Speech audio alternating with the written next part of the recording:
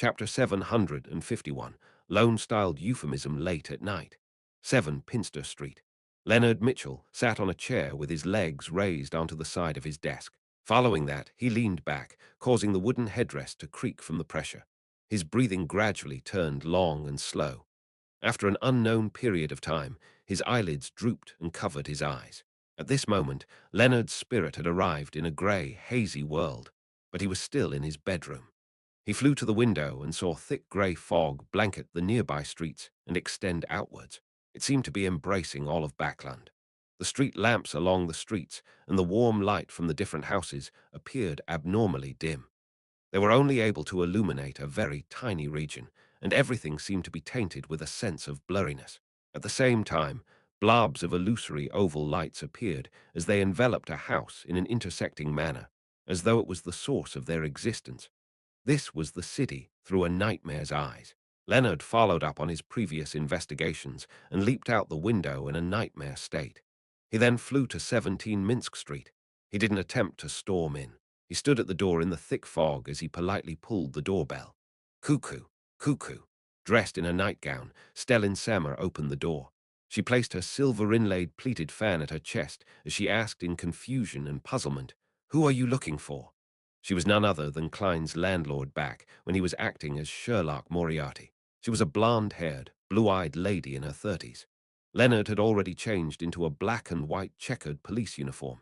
He casually showed his identification and asked, "Do you know Sherlock Moriarty?" Trapped in the dream, Stellin's reaction was very slow. She asked after a few seconds, "Did something happen to him?"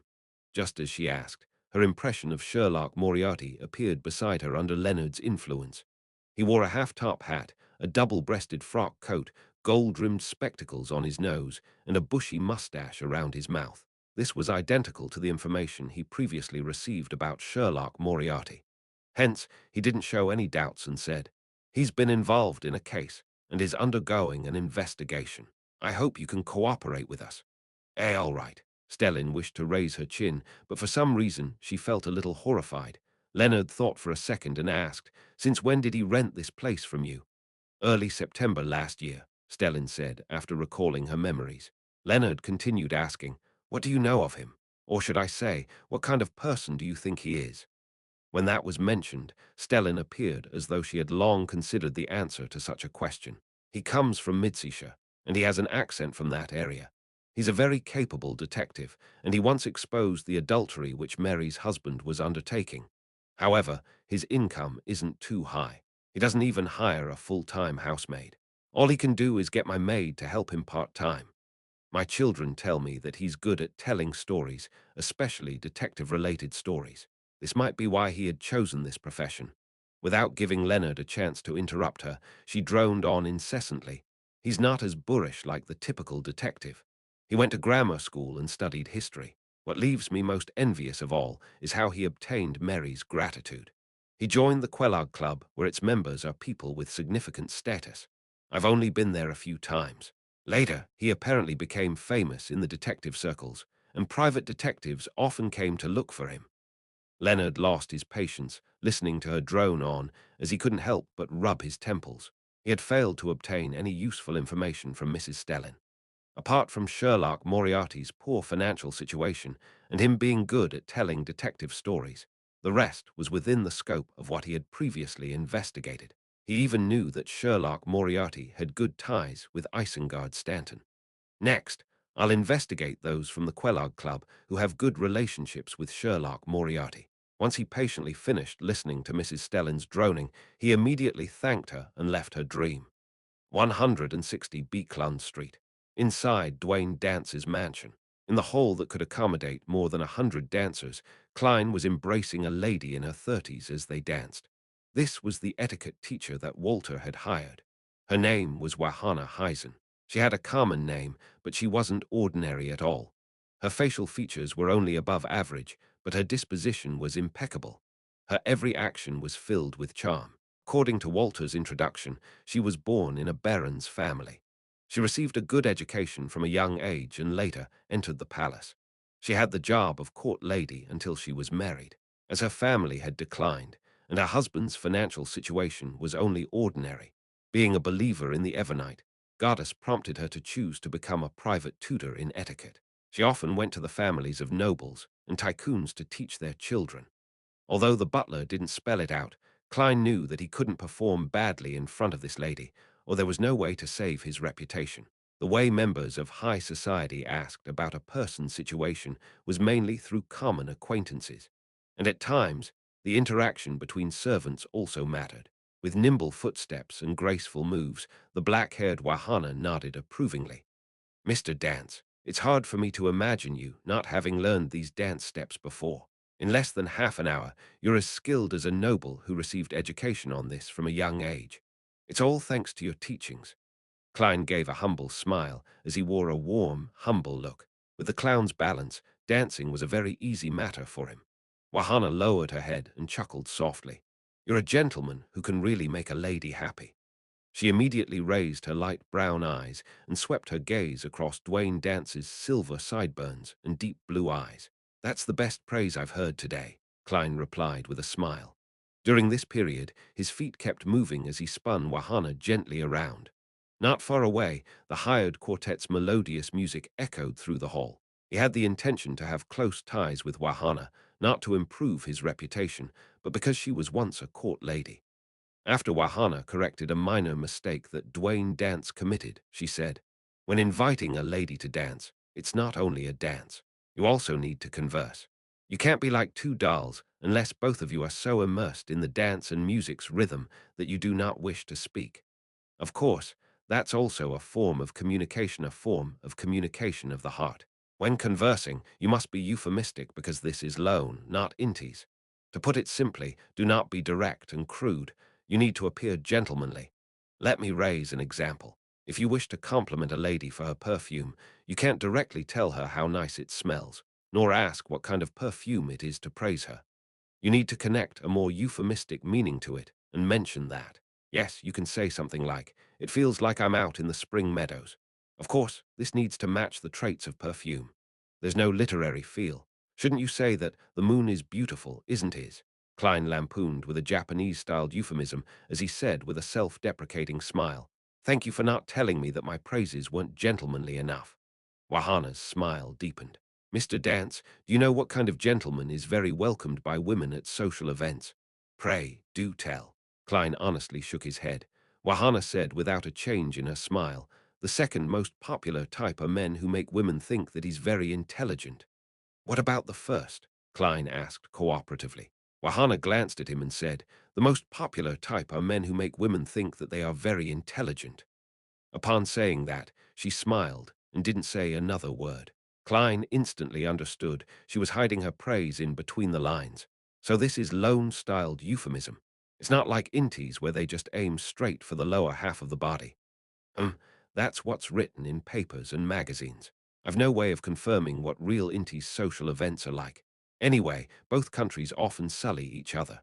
The Emperor's era does match that description, though. Klein nodded in enlightenment. The 2-hour etiquette lesson ended in a harmonious mood. Klein walked teacher Wahana Heisen to the door with butler Walter and valet Richardson before giving her a tiny gift. It was moonlight, a perfume from the Dream Company.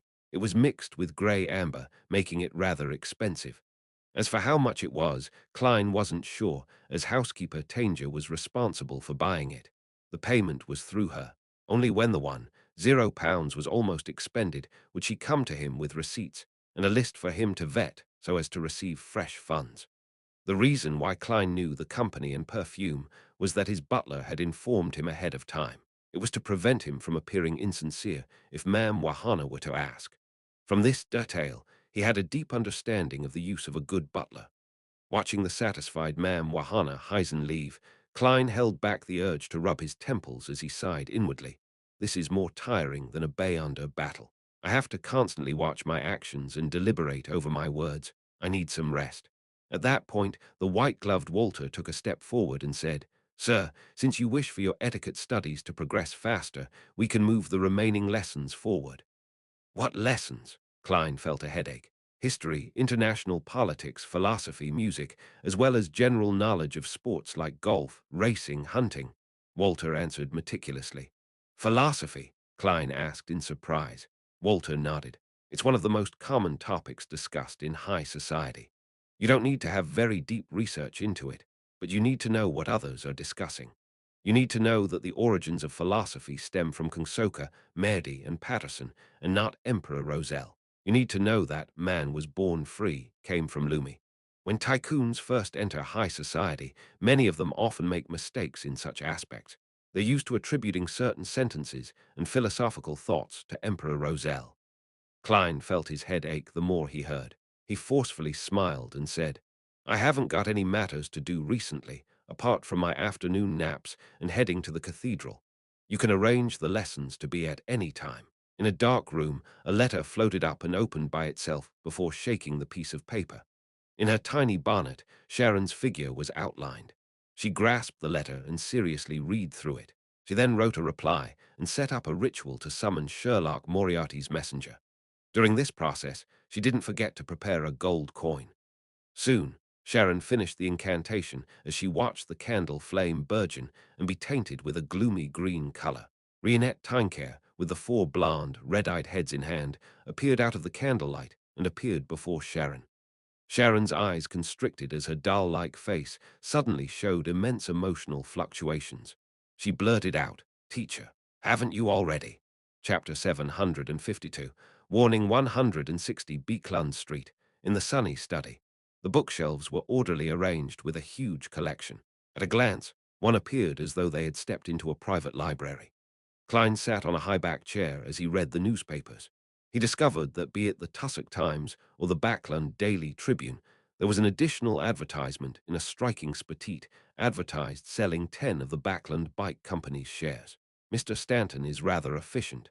It's only been a few days, and he has completed the financial checks and evaluation. Klein silently reflected on the matter when his spiritual perception was triggered. He quickly activated his spirit vision and saw Rionette Tinecare walk out of the void. She still held the four blonde, red-eyed heads in her hand, with one of them having a letter in its mouth. It's likely a reply from Miss Sharon. As Klein had these thoughts, he reached out to receive it and nodded. Thank you. As he spoke, he subconsciously glanced at the door because standing outside was his valet, Richardson. After tearing open the envelope and unfolding the letter, Klein quickly scanned it, confirming that it was written by Sharon. She indicated that she had no intention of buying biological poison bottle, and she might only consider it after a period of time if it was still available. She's in a tight financial situation, or is she saving money to do something important? Klein casually thought and instinctively felt that it was the latter. This was because it was impossible for the demigod named Zatwin to keep staying in Backland. For now, Sharon and Merrick had escaped the pursuit of the Rose school of thought, and with their Beyonder powers and unique traits about their sequences, it wasn't difficult for them to amass money in a relaxed environment. Furthermore, they seemed to be in charge of the illegal arms dealing in the Bravehearts bar, and they were the backers behind Ian. Just this alone would make them plenty of money. As he thought about it, Klein looked up and saw Miss Messenger's 8 red eyes looking at him intently. He jumped in fright, imagining that she was urging him to pay the debt he owed her. He cleared his throat and said, There's no need to reply. I'll be paying the first installment within the week. Rionette Tincare's 4 heads spoke one after another. There's no rush. There's no interest. Miss Messenger is quite nice after all. As Klein sighed, Rionette Tinecare vanished from her spot, returning back into the depths of the spirit world. After burning the letter and resting for half an hour, he walked to the door to inform Richardson to prepare the carriage. He planned on heading to the cathedral before his philosophy class in the afternoon. The journey there was smooth sailing, and Klein arrived at the square outside St. Samuel Cathedral after a few sips of tea. After gaining the serenity from taking in the sights of the pigeons, he strode towards the cathedral's main door, entered the prayer hall, and randomly found a pew to sit at. Like before, Richardson sat diagonally behind him with his master's hat and cane. As he emptied his mind during his prayers, Klein's spiritual perception was triggered once again. He instinctively opened his eyes and looked left. He saw the black-haired, green-eyed Leonard Mitchell. This nighthawk wasn't wearing a trench coat. He looked casual with his white shirt tucked out while matching them with straight trousers and a black vest. Seeing the middle-aged man with grey streaks at his sideburns look at him, he smiled with a nod, retracted his gaze, and closed his eyes in a bid to pretend to pray. He wasn't worried that the man would discover that he was watching him, because he had only done a cursory sweep without any additional actions. Many believers present had similar actions as well. It was inevitable for a good-looking, dignified gentleman to attract some attention when he entered. Leonard Mitchell was someone who often attracted such attention, so he knew this very well. At this moment, the slightly aged voice sounded in his mind. It's him. Heh, he didn't make my hard work of running over to the cathedral yesterday, and today be in vain. Leonard thought smugly, as his expression remained stoic. Klein was also pretending to pray as puzzlement surfaced in his thinking mind. When did this fellow, Leonard, become so pious? Although he's definitely more pious than me, he's not the kind of person who would come to the cathedral every day. He would come once or twice a week at best. What's his goal for coming? He seemed to be observing me just now. Upon having this thought, Klein suddenly realized something. The grandpa in him is the angel of the Zoroast family, which makes him an angel of the marauder pathway. Blasphemer Ammon is a king of angels of this pathway. He could discover the grey fog and even tried to infiltrate it. So it's very possible that the grandpa in Leonard can also sense the grey fog or the traces of its powers on me. Upon making this judgment, Klein immediately felt his heart in his throat. He felt like dangerous traps were surrounding him. He maintained his praying posture, and the eyes under his eyelids remained motionless. His entire person was calm and reserved, completely identical to the cathedral's atmosphere. After an unknown period of time, he slowly got up and walked to the altar. He came before the donation box and threw in a total of £50 in cash. Following that, he did the same as before, smiling at the bishop and priest on duty while nodding. He received a rather friendly response. The moment he walked out of St. Samuel Cathedral, Klein received his hat from Richardson, and he fed the pigeons on the square for about 10 minutes. And behind him, the believers who had finished their prayers walked out, including Leonard Mitchell. Without looking at the entrance, Klein leisurely clapped his hands, took his gold-inlaid cane, and walked to the nearby four-wheeled carriage. Leonard was similarly feeding the pigeons on the square, but he didn't have any intention of following when he saw his target leave on the carriage. Since the person had an ancient aura and that the parasite in him placed such importance on him, he obviously didn't dare to be careless. He didn't act directly, as it was extremely dangerous. He planned on making superficial investigations to gather the required intelligence. I'll see what old man has to say when the time comes. Besides, it's not like there's no direction for investigation at the moment. There can't be that many of that particular type of high-end carriage in Backland. No matter if it's his or if it's rented, it's easy to determine the source. Then I'll know the identity and background of that gentleman. Leonard glanced at the pigeons as he thought leisurely. He was an experienced nighthawk, and he was even an elite red glove among the nighthawks. At this moment, a pigeon spread its wings and flew over. In its beak, there appeared to be a paper slip. Leonard frowned as he reached out his left palm and saw the pigeon fly down before dropping the slip. Then it flapped its wings and flew off. Raising the paper slip, Leonard warily unfolded it while feeling puzzled. He saw 2 lines of text on it. Zoroast, parasite, this. Leonard's pupils suddenly constricted as he felt all his hair stand up. His emotions nearly exploded at that very instant. That gentleman has seen through my secret, as expected of someone with an ancient aura. He might be one of the undying monsters that remained from the 4th epoch. He's warning me that I shouldn't involve myself in his matters or even come close to him. At that moment, Leonard felt that every action the middle-aged man with white sideburns and blue eyes had done had left him shocked when he recalled them. He was someone not to be looked at directly or approached. He immediately lost all thoughts of investigating the man. As he watched the pigeons land, he said with a suppressed voice, "Old man, he might be an old friend of yours. If you wish to investigate, then it's best that you wait till your strength recovers." Old friend. The slightly aged voice repeated the 2 words as though he found it suspect but couldn't be certain. Leonard quickly converged his emotions and chuckled. "So you're someone from the Zoroast family." At this moment, about 100 meters away, at the intersection of Phelps Street and the other streets, the black-haired Dwayne Dance, who had streaks of grey hair, leaned onto the wall as he slowly closed his eyes, hiding his wrinkled facial features in the shadows of the carriage. To the side of his valet, Richardson, a middle-aged man wearing a dark red coat and old triangular hat appeared. bowing to his master before disappearing. No one saw this illusory figure. The carriage slowly turned as a flock of pigeons flew up from the square.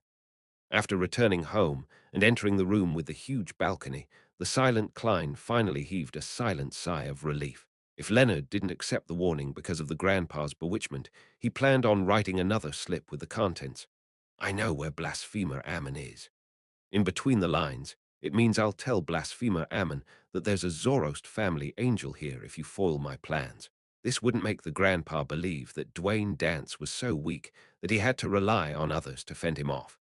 It was more of a friendly warning that wouldn't number beyond 3 times, a form of respect towards an angel. If 2 warnings weren't enough to rein him in, there was no other choice but to inform Blasphemer Ammon.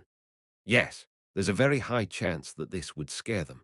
There must be other ploys or difficulties for this grandpa to choose to parasitize in such a shallow manner. He likely doesn't wish for me to flip the table.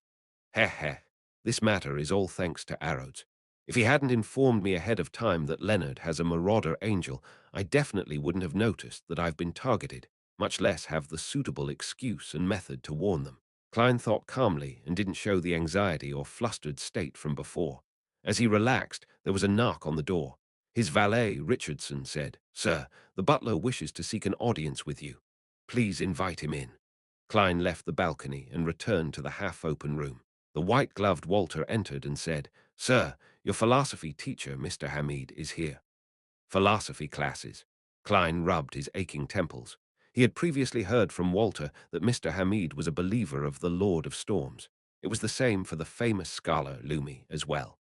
Many of the philosophers in the Lone Kingdom shared the same faith. This made him rather surprised because, to him, believers in the storm were irascible bros. From the looks of it, I have to change my stereotypes and subjective impressions. Heh, the prerequisite to being a philosopher is to not have a wife or not have a cordial relationship with their families. As Klein lampooned, he straightened his clothes and walked to the door. He said to butler Walter, "All right, I'll head over there now." Chapter 753. Bishop visits after the philosophy class. Klein had a feeling as though he hadn't slept in 3 days. His mind was filled with names and concepts like skepticism, metaphysics, a priori and a posteriori, nominalism, Roselle socialism, existentialism, and positivism. If it wasn't because the original Klein had studied history, which included some mastery of philosophy, he doubted that he had the ability to last through the lesson. This wasn't his college lessons on Earth. They were one-to-one, making it impossible for him to sleep, daydream, or read novels on his cell phone when he didn't understand the content. Actually, Mr. Hamid was quite different from what I had imagined. He was humorous, candid, and extroverted. His lesson wasn't dull, making him unlike a philosophy teacher. He also doesn't possess the stereotypes of a Lord of Storms believer. Klein rubbed his temples, turned to leave, and walked to the staircase. He returned to the 3rd floor as his valet, Richardson, followed him in silence. During this process, he discovered that his servants were busy with their own duties. None of them were lazing about, and they would only stop when their employer walked past. They would bow and greet him, clearly indicating how well-mannered they were. Tanger is very capable when it comes to the arrangement and management of household matters after all. Klein walked through the corridor on the 3rd floor and walked to the half-open room. Before he walked in, Klein saw butler Walter hanging 2 double-barreled hunting rifles on the wall, making the interior have a raw and bold feeling. This was a decoration every tycoon's home had. It's very easy to get approved for a hunting license. A double-barreled hunting rifle is potent, enough to allow the servants to fend off any criminals who wish to burgle or kidnap me. After hanging the rifle up, Walter took 2 steps back and observed the hunting rifle. He then took out a golden pocket watch from his inner pocket. Pa! He opened the pocket watch and looked at the lid's interior. His stern, old-fashioned face softened significantly. Klein coughed gently to inform his butler before pushing open the ajar door and walked in. Walter closed the pocket watch, returned to his spot, and bowed. "Sir, we applied for 6 hunting licenses and bought 6 double-barreled hunting rifles and the corresponding canister cartridges." Klein had Death Knell hiding under his armpit, so he didn't mind it too much. All he did was nod as a form of acknowledgement. He then revealed a warm smile and asked as though having a casual chat, "Back when I saw the information from the Family Servant Assistance Association, I noticed that you already have a wife and child. A butler was the assistant to the employer. He was a confidant that knew many matters. Therefore, establishing rapport with the butler was something every employer had to do. Klein didn't wish to be an exception. Furthermore, he remembered Arrod's mentioning that butler Walter could result in additional developments. Walter answered in all seriousness. Yes, back when I was a servant at the Viscount Conrad's manor, I had to have constant contact with a lady due to work. We began having feelings for each other, and under the goddess's watch, we walked down the aisle of marriage and ended up having a daughter. She's currently studying at a grammar school and wishes to pass the Backland University's entrance exams. However, that's something to consider only 2 years later. Upon mentioning his wife and daughter, this unsmiling butler's tone unknowingly turned mellow. At present, all the churches were emphasizing the importance of family. It was to stem the stress and mental problems that arose due to the tide of technological progress. The only difference was that different churches emphasized different matters. For Evernite, men and women were equal as they helped one another in the family. For Storm, men were to work outside, while women were to handle the family to be the former's supportive angel. For Steam, it was more about learning more and to have technology do more of the work. All of them had their strengths, and they complemented each other. Klein felt wistful hearing that as he said, Ma'am Tanger seems to be single. Yes. Walter's expression turned solemn again. In modern society, male and female servants still do not enjoy equal treatment. I'm not referring to the salary, as a housekeeper is at the same level as a butler or butler assistant, earning 25 to 50 pounds a year. Instead, I'm talking about a deeper idea and belief. The church is trying to change it, but there's plenty of resistance. After all, the goddess isn't the only belief in loan. He paused and added, male servants can get married, but if a female servant were to have a family, it implies the loss of her job or becoming the lowest laundress who's only a part-time employee that doesn't need to live at the employer's residence. All of these will change only when one reaches the rank of housekeeper. But this isn't something a young and inexperienced lady is qualified for. Klein didn't continue on the topic as he nodded gently. He then walked towards the reclining chair. At this moment, his gaze swept by the piled newspaper by the coffee table. His mind stirred as he paused, turned to the side, and said to his butler, I saw an advertisement on the papers regarding the sale of Backland Bike Company shares. Find a professional lawyer and accountant to inquire about it to figure out the exact situation.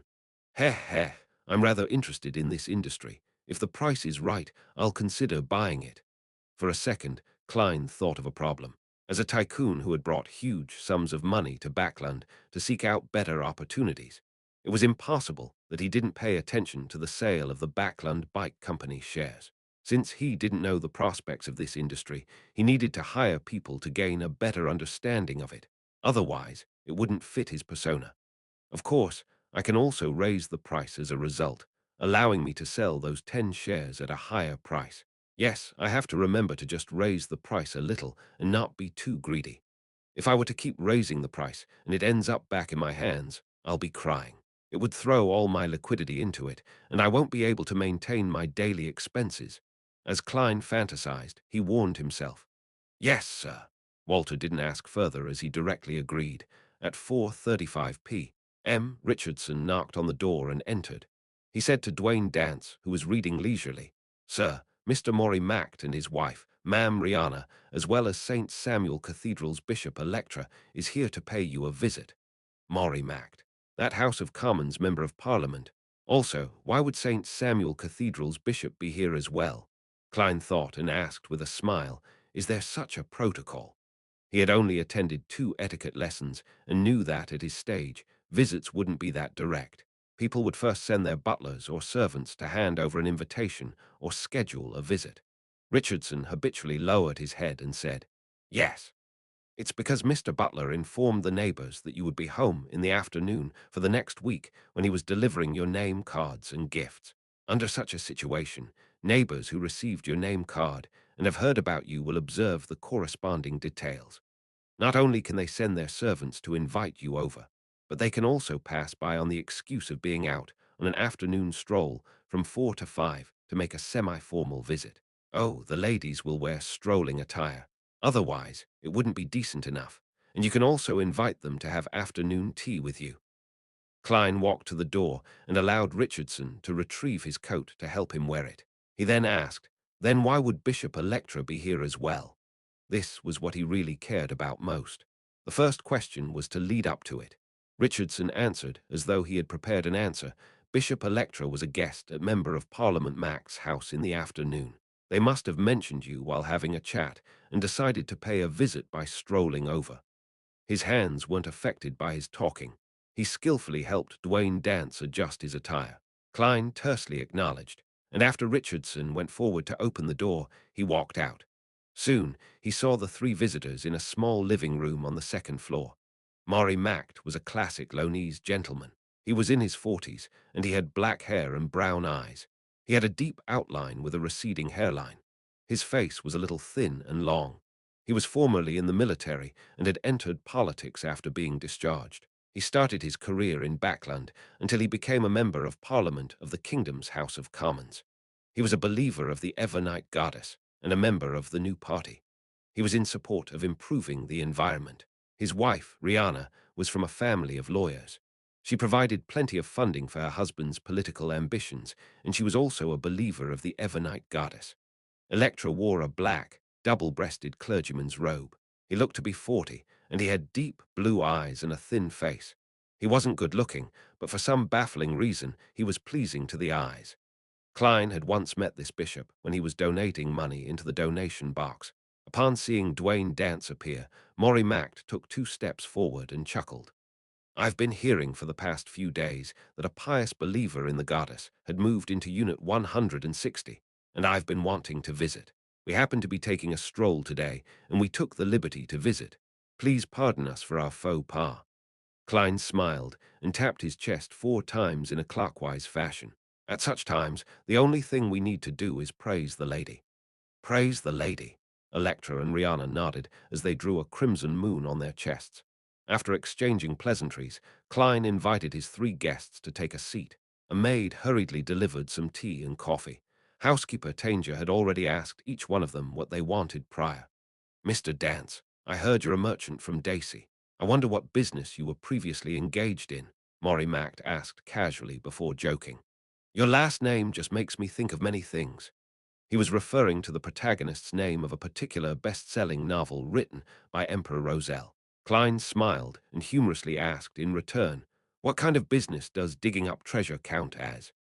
This was also related to the content of said best-selling novel. Without waiting for the Member of Parliament to answer him, he said the answer he had long fabricated.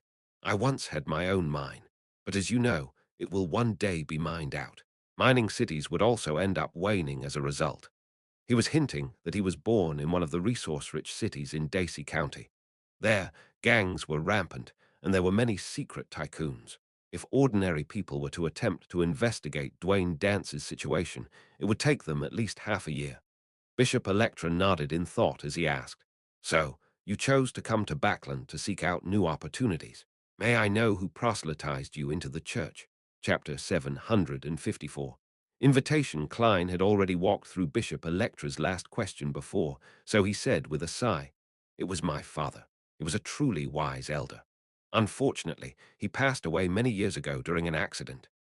When he said that, he infused the original Klein's emotions of losing his parents, him being in an alternate world with no home to return to, as well as the scars that resulted from his time in Tingen City. He sounded calm and wore a slight smile, but there was a sorrow that lasted forever that remained hidden deep inside. "I'm sorry for your loss.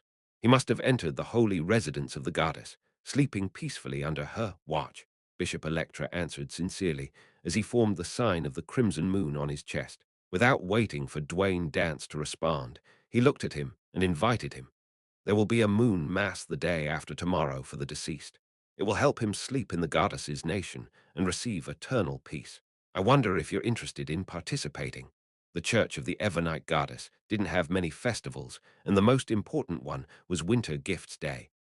The second most important was the Mass held during the full moon, also known as the Moon Mass. The rest were just normal masses and prayers on weekends. However, different dioceses and different cathedrals had their own patron saints and angels, which would have a corresponding special festival for them. I would love to. Klein stood up and bowed, saying it from the bottom of his heart. This gave him the perfect excuse to interact with the bishops and priests of St. Samuel Cathedral or even the diocese bishop. He had a firm foundation for entering particular regions in the cathedral. Meanwhile, he came to realize why the Evernite pathway was interchangeable with the death pathway. Both wielded the authorities of serenity, eternal sleep, and darkness. It represented the end and a destination. Following that, Maury Mact didn't continue the topic regarding Dwayne Dance's identity and background. It appeared as though he had only been asking in passing. He and his wife, Rihanna, began idly talking about their vacation experience in Daisy Bay last year. Having filled the gaps on this by staying there for 2 days, Klein replied with a native tone as he shared his thoughts on the Daisy specialty, roasted fish. During this process, he also pretended to unintentionally mention his hunting activities while he was doing business in West Balam, and how he was extremely familiar with the primitive forest over there. This was to build up the necessary foundations for the second layer to Dwayne Dance's identity. Furthermore, West Balam was different from East Balam.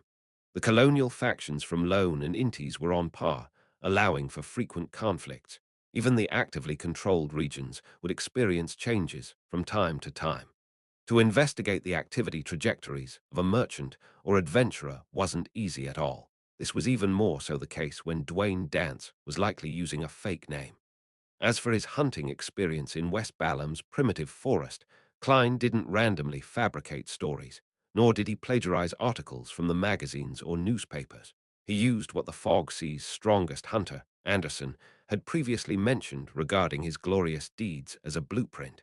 He drew on the details and abandoned the main storyline. What he fabricated was partially true and fake as well.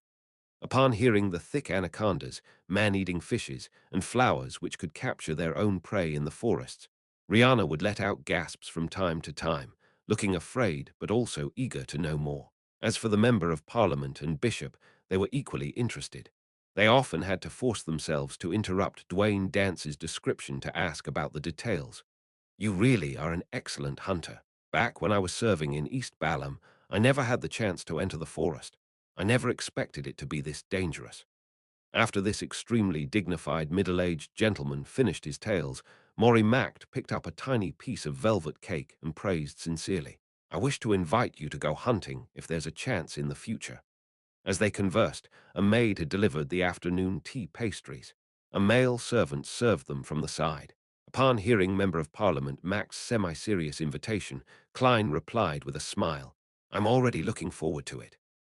After chatting a little more and discussing Backland's pollution control, the three guests suggested they take their leave. As they had only acquainted themselves and weren't considered familiar with each other, Klein didn't retain them. He sent them to the door with his valet, Richardson. As he watched the bishop, Member of Parliament, and his wife leave, Klein's smile slowly disappeared until there was nothing left. He was rather pleased with the progress he had made. Bishop Electra was directly related to the Church of the Evernite Goddess, which was the main goal for him to return to Backland. Maury Mact was a discharged soldier and a Member of Parliament at present. Without a doubt, he belonged to certain military officer clubs, and he would be beneficial to his continued investigation of the great smog of Backland. Next up, I should slowly deepen our relationships. Klein returned to the small living room and saw that the maid had taken away the remaining pastries and tea. He originally planned on having a little more. Regardless of the other types of food, the pastries and desserts in Lone, especially Backland, were outstanding. As for the cook which Dwayne Dance had hired, he was skilled in that. Even Ma'am Rihanna was filled with praise about it. Klein also agreed from the bottom of his heart. Retracting his gaze, Klein didn't say a word as he steadily walked to the staircase that led to the third floor. Before dinner, Butler Walter finally returned to the house and briefed him on the situation regarding the 10 of Backland Bike Company's shares. Sir, we are lucky enough. Someone had hired a professional lawyer and accountant to investigate the situation of the Backland Bike Company, and they had offered a price to the seller before the advertisements were published. But in subsequent negotiations, the price exceeded the buyer's expectations. He had no choice but to give up. This way, we don't have to wait for the investigation report. We can directly hire that original team. Klein nodded and asked without hiding anything, "What's the current bid?" The buyer that gave up had offered £60 with a bottom line price of £70. The seller didn't divulge the situation about the other buyer. However, from the feedback from various channels, it's at least £80. £80. Not too bad. Should I raise it a little more? If I were to raise the price a little and the other party just gives up, wouldn't it be awkward? Klein nodded slightly and said, "Give me the corresponding report. I'll consider it."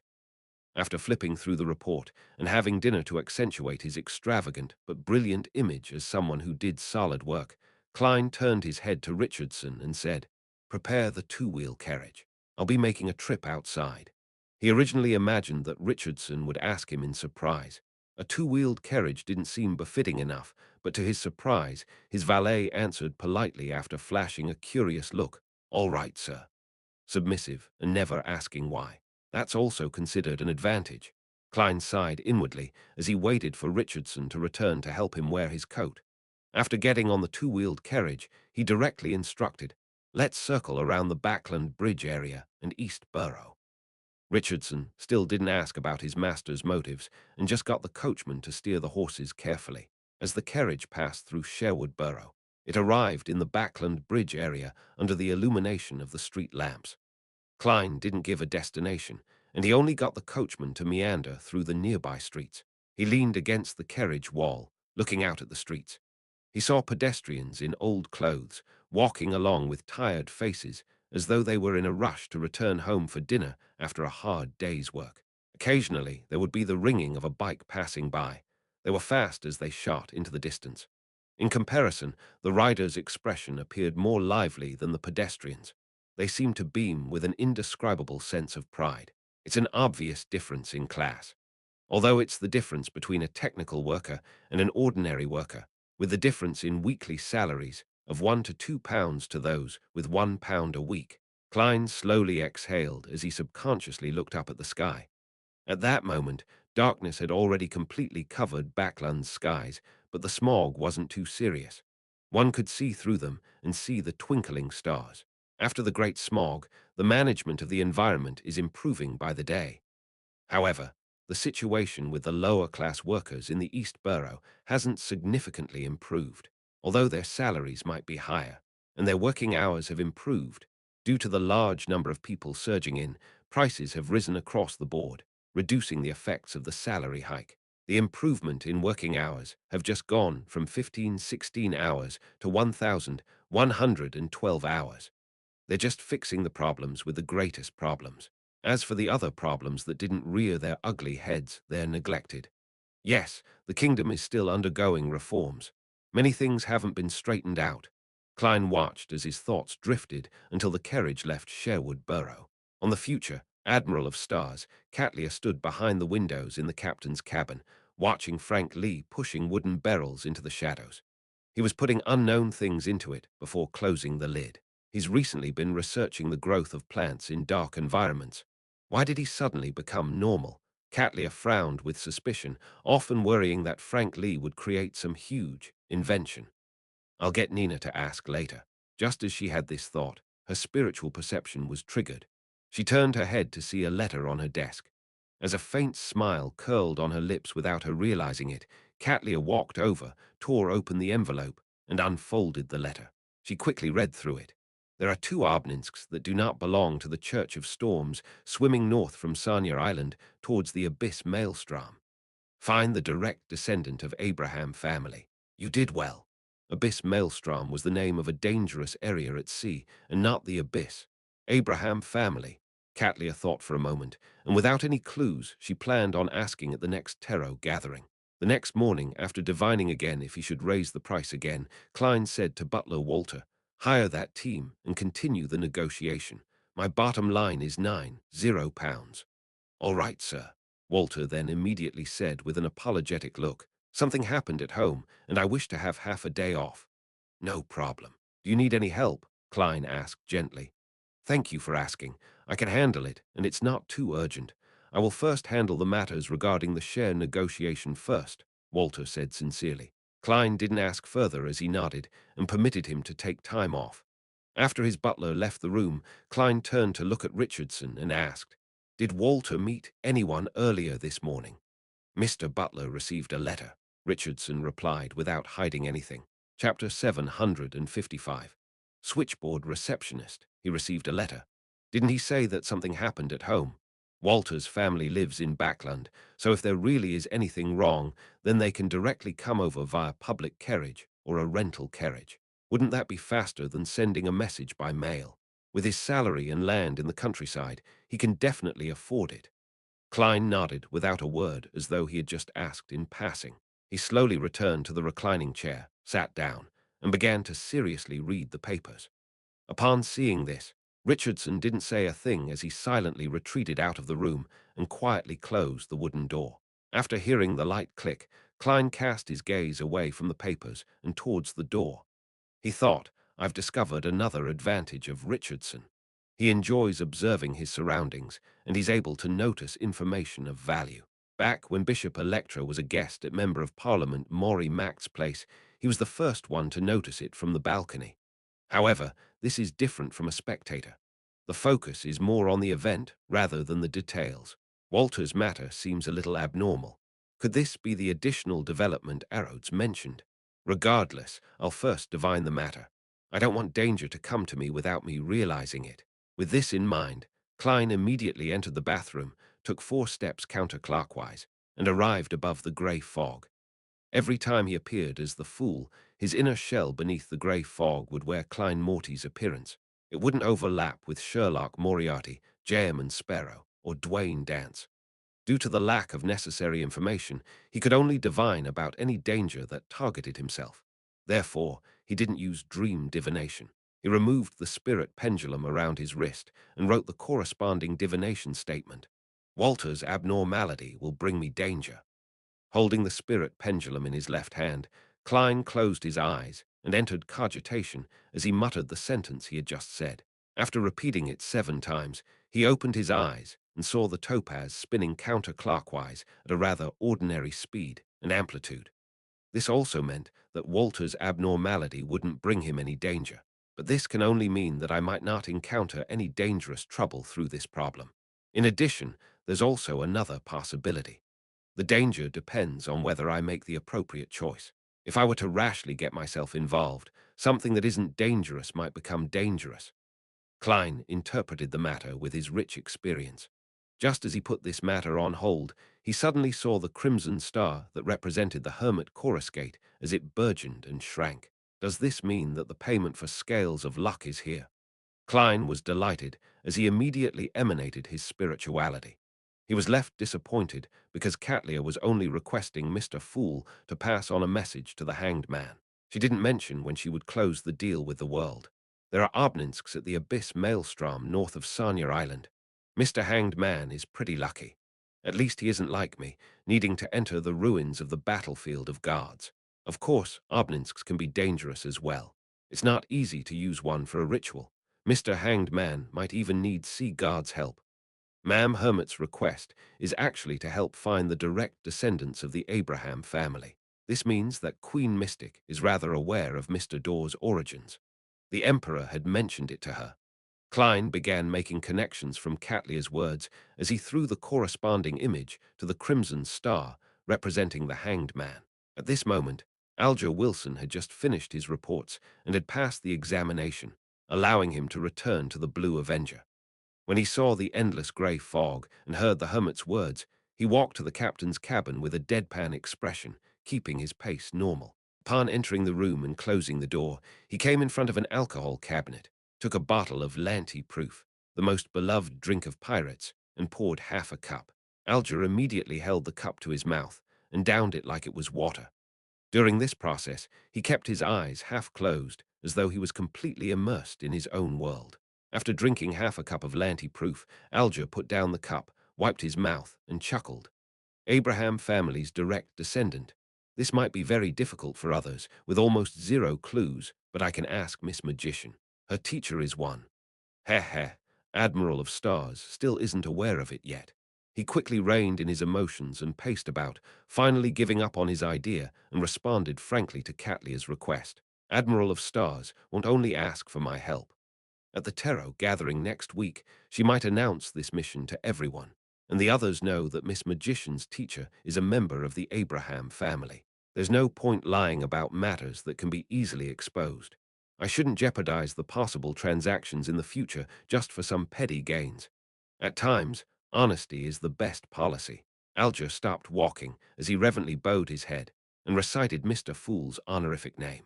Please inform Ma'am Hermit that she can directly ask Miss Magician for clues regarding the direct descendants of the Abraham family.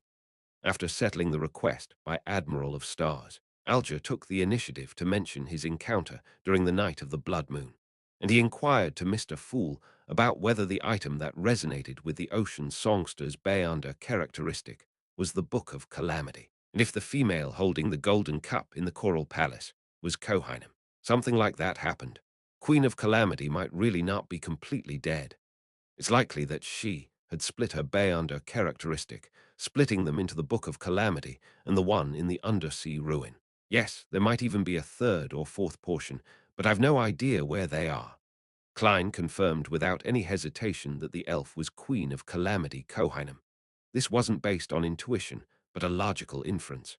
He had once obtained the golden cup that elf Queen Kohainem loved, and a similar vessel had appeared in the dream. Elven songster Saetas knew of Queen of Calamity's daily trivialities, and she had quite a strong relationship with the angel, which strongly implied that she was an elf that attended to Kohainem. It was completely understandable that the Bayonder characteristic she left behind resonated with the Book of Calamity on the night of the blood moon. With this in mind, Klein suddenly recalled a matter. He had given Kohainem's beloved golden cup to Vice Admiral Iceberg Edwina for her to bury in Saetas' tomb. If Queen of Calamity really isn't completely dead, will the golden cup cause any form of mutation to the corpses of any elves close to her? Klein did a count of the time, and he discovered that he couldn't be certain if the golden dream had reached Sanya Island. After some thought, he calmly replied to the hanged man, "That's right." Following that, he forwarded the message to the Crimson Star representing the Hermit. After doing all of this, Klein conjured the world Jaeman Sparrow and made him pray. Honorable Mr. Fool, please tell Danitz to pass on a message to Vice Admiral Iceberg Edwina Edwards about the existence of any abnormalities between Elven songster Saetas' corpse and the Golden Cup. Phew. After doing all of that, Klein exhaled and threw the corresponding image to the specially labeled point of light beside him. He then returned to the real world and left the bathroom. Coming before his changing mirror, he looked at his grey sideburns and blue eyes as he curled up the corners of his lips. He knew that he had returned from being Mr. Fool to the mysterious merchant, Dwayne Dance, Bayam inside a primitive forest. Danitz, who was having a feast in a particular base of the resistance, suddenly trembled as he nearly choked on the liquid in his mouth. Although this wasn't the first time he was receiving an answer from the mighty Fool, he still felt apprehensive and afraid. After he identified the figure and heard his words, he heaved a sigh of relief and knew that Jaeman Sparrow was getting him to do something. Ask Captain, that's simple. The Golden Dream will be picking me up in a few days. He, Jaeman Sparrow isn't crazy, and he's even very sincere and reverent before the mighty Fool. Danitz quickly relaxed as he leisurely thought. Meanwhile, on the future, Catlia, who had received a response that surprised her, muttered in silence, directly ask Miss Magician. Yes, she seems to be a Bayonder of the apprentice pathway. She's actually related to the Abraham family. As I expected, she's not simple. Catlia considered a moment and decided if she ought to give the hanged man a new mission because she wasn't too sure if Miss Magician was willing to divulge clues to the Abraham family. Walter returned to 160 Beekland Street in the afternoon with a normal expression like before. He had apparently resolved everything easily. Klein didn't ask. He felt that their relationship hadn't reached a point in which his butler could be totally frank with him. Furthermore, the problem hadn't fully blown up before him in a way that couldn't be hidden. Time quickly passed as he had his lessons. The next evening, with the arrival of the full moon, Klein brought along Richardson and rode his high-end carriage to St. Samuel Cathedral for the moon mass. He wasn't worried about the donation that would happen, because Miss Justice had paid him £10. He now had £186, so it wasn't too difficult for him to donate a few £100. It's only not too difficult. Klein sighed inwardly as he looked at the bell tower outside, left the carriage, walked across the square, and stepped into St. Samuel Cathedral. Chapter 756. Grand Mass. After waiting nearly 10 minutes outside the prayer hall, Klein and the other believers who were here to join the moon mass entered under the priest's lead. In the dark and serene atmosphere, they heard uniform and ethereal chanting. Full-faced above the land stood the crimson moon, and sweet it was to dream of themselves, of child and wife and parents, but evermore. Holy and rhythmic voices echoed in the prayer hall as the believers involuntarily quietened down, as though they had forgotten all their frustrations in life or the different challenges they faced in the real world. Under the guidance of a few priests, they found their seats. In front of the altar, Bishop Electra, who was in charge of celebrating the Mass, held the revelation of Evernite and began preaching. As this segment came to an end, the priests held up water and bread, and they began handing them out to Klein and company. This was the loving grace of Evernite, food that people both alive and dead could share. Having not had dinner, Klein naturally didn't waste the bread of average quality and the water in the cup. Then he saw candles light up on the altar, and under the darkness they appeared like stars in the night sky, emitting light and warmth that eased one's heart. At that moment, Bishop Electra led the few priests and everyone in the choir to chant in unison. We look upward into the night sky, we tenderly say her name, Evernite Goddess. We know no other words except Evernite Goddess. May the goddess draw out from the angel chorus with the silence sweet to gather, and hold both within her right hand which is gentle. Goddess, if she heard us, she would surely agree, smiling with purity at the dead. Come, rest and sleep well, my children, the empty voice filled with holiness drilled into every believer's ears. It felt as though all the spirits present were resonating in unison. As a sequence 5 under, Klein felt as though his soul body was being cleansed as his spirituality naturally flowed out in comfort. Following that, a tranquil darkness seemed to appear before his eyes, a darkness without any sound. In the darkness, corpses lay there, their faces calm and at peace, as though they weren't dead and were actually in a deep sleep. Klein calmly traversed the darkness in a staid manner when he suddenly stopped and looked diagonally ahead. At a spot where moonflowers were silently blooming, there were a few people sleeping. They were the hatless Dunn's Smith in a trench coat, old Neil, who still wore his black classic robe, and the short Kenley, who worked hard to save up money. They closed their eyes in a relaxed manner as a faint smile appeared to show on their lips. Around them were erected tombs, each of them having the same word written on them, Guardian. Klein instantly closed his eyes as a holy and ethereal voice resounded by his ears. Cross your hands humbly over your breast, make the silent prayer, and shout from the bottom of your heart. The only escape is tranquility. Klein lowered his head, closed his eyes, and raised his hands up before crossing them before his chest. He then repeated silently, the only escape is tranquility. The only escape is tranquility. This repeated again and again until the prayer hall reached a state of extreme silence. Only then did Klein open his eyes again and rubbed the corners of his eyes. He slowly exhaled and glanced around him. With the light from the candles, he discovered that most of the believers were covered in tears without realizing it. Even his valet, Richardson, was constantly tearing up without wiping his tears. The moon mass is akin to a ritual with Bayonder powers involved. Its effect is likely to make everyone's spirit resonate, allowing different people to see the deceased who they share deep relationships in the darkness. It relieves one's grief in order to obtain tranquility. Yes, this isn't an abnormality that's targeted at Bayonders, so I can be at ease. To ordinary people, this might be an illusory outlet that's instantaneous. They would only believe that it's a result of the goddess's greatness, and not some extraordinary powers. Sequence 5 Bayonders of the Evernite pathway seemed to gain a significant enhancement in their control of spirits. Klein withdrew his gaze as he made a judgment. Right on the heels of that, he recalled the darkness and the deceased that lay amidst the moonflowers. Closing his eyes, Klein allowed his thoughts to drift. That dark plain filled with moonflowers, night vanilla, and slumber flowers is a manifestation of the goddess's divine kingdom. What does the source of danger in the night time inside that battle of the gods' ruin correspond to then? Klein gradually outlined the cold darkness and the fog that enveloped the sea on the eastern front of the Sanya Sea. In the fog, There was an ancient, pitch-black cathedral with a steeple. Ravens spiraled above it as though they were holding a memorial or were in grief. And around the cathedral were ordinary residents, simple wood huts, greyish-white mills, and indistinct figures. Logically speaking, this foggy scene that's intricately tied to the night, and dreams should be formed from the aura left behind when the goddess slayed annihilation, demonic wolf. But it doesn't have any similarities with the corresponding divine kingdom. Yes, mortals can't pry into the secrets of deities, so perhaps the dark plains filled with flowers isn't the projection of the divine kingdom, but rather an outcome of the ritual. Seeing that the moon mass was coming to an end, Klein reached into his inner pocket and took out his wallet.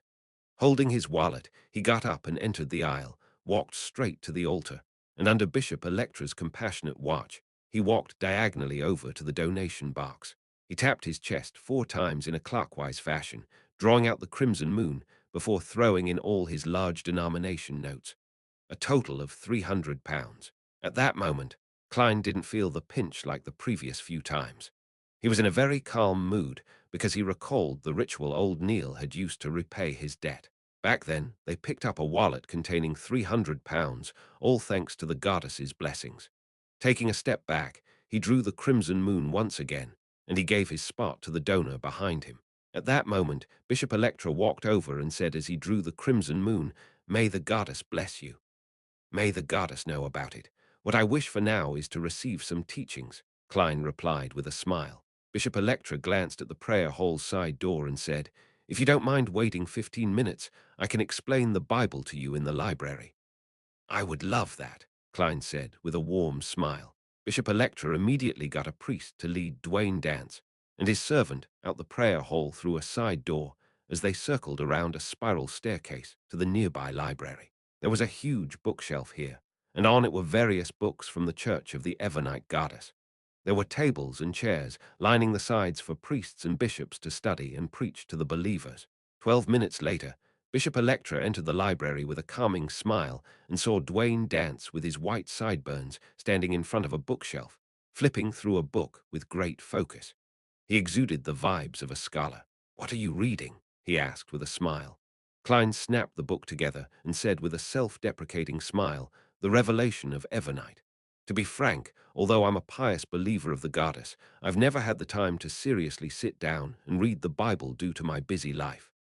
As he spoke, he didn't show any odd signs on his face, but he felt uneasy deep down. He was afraid the goddess would smite him with a bolt of lightning to reward this pious believer, Dwayne Dance. Well, lightning isn't in the goddess's domain. Klein consoled himself. Bishop Electra smiled and took the revelation of Evernite from his hands. It's never too late to begin.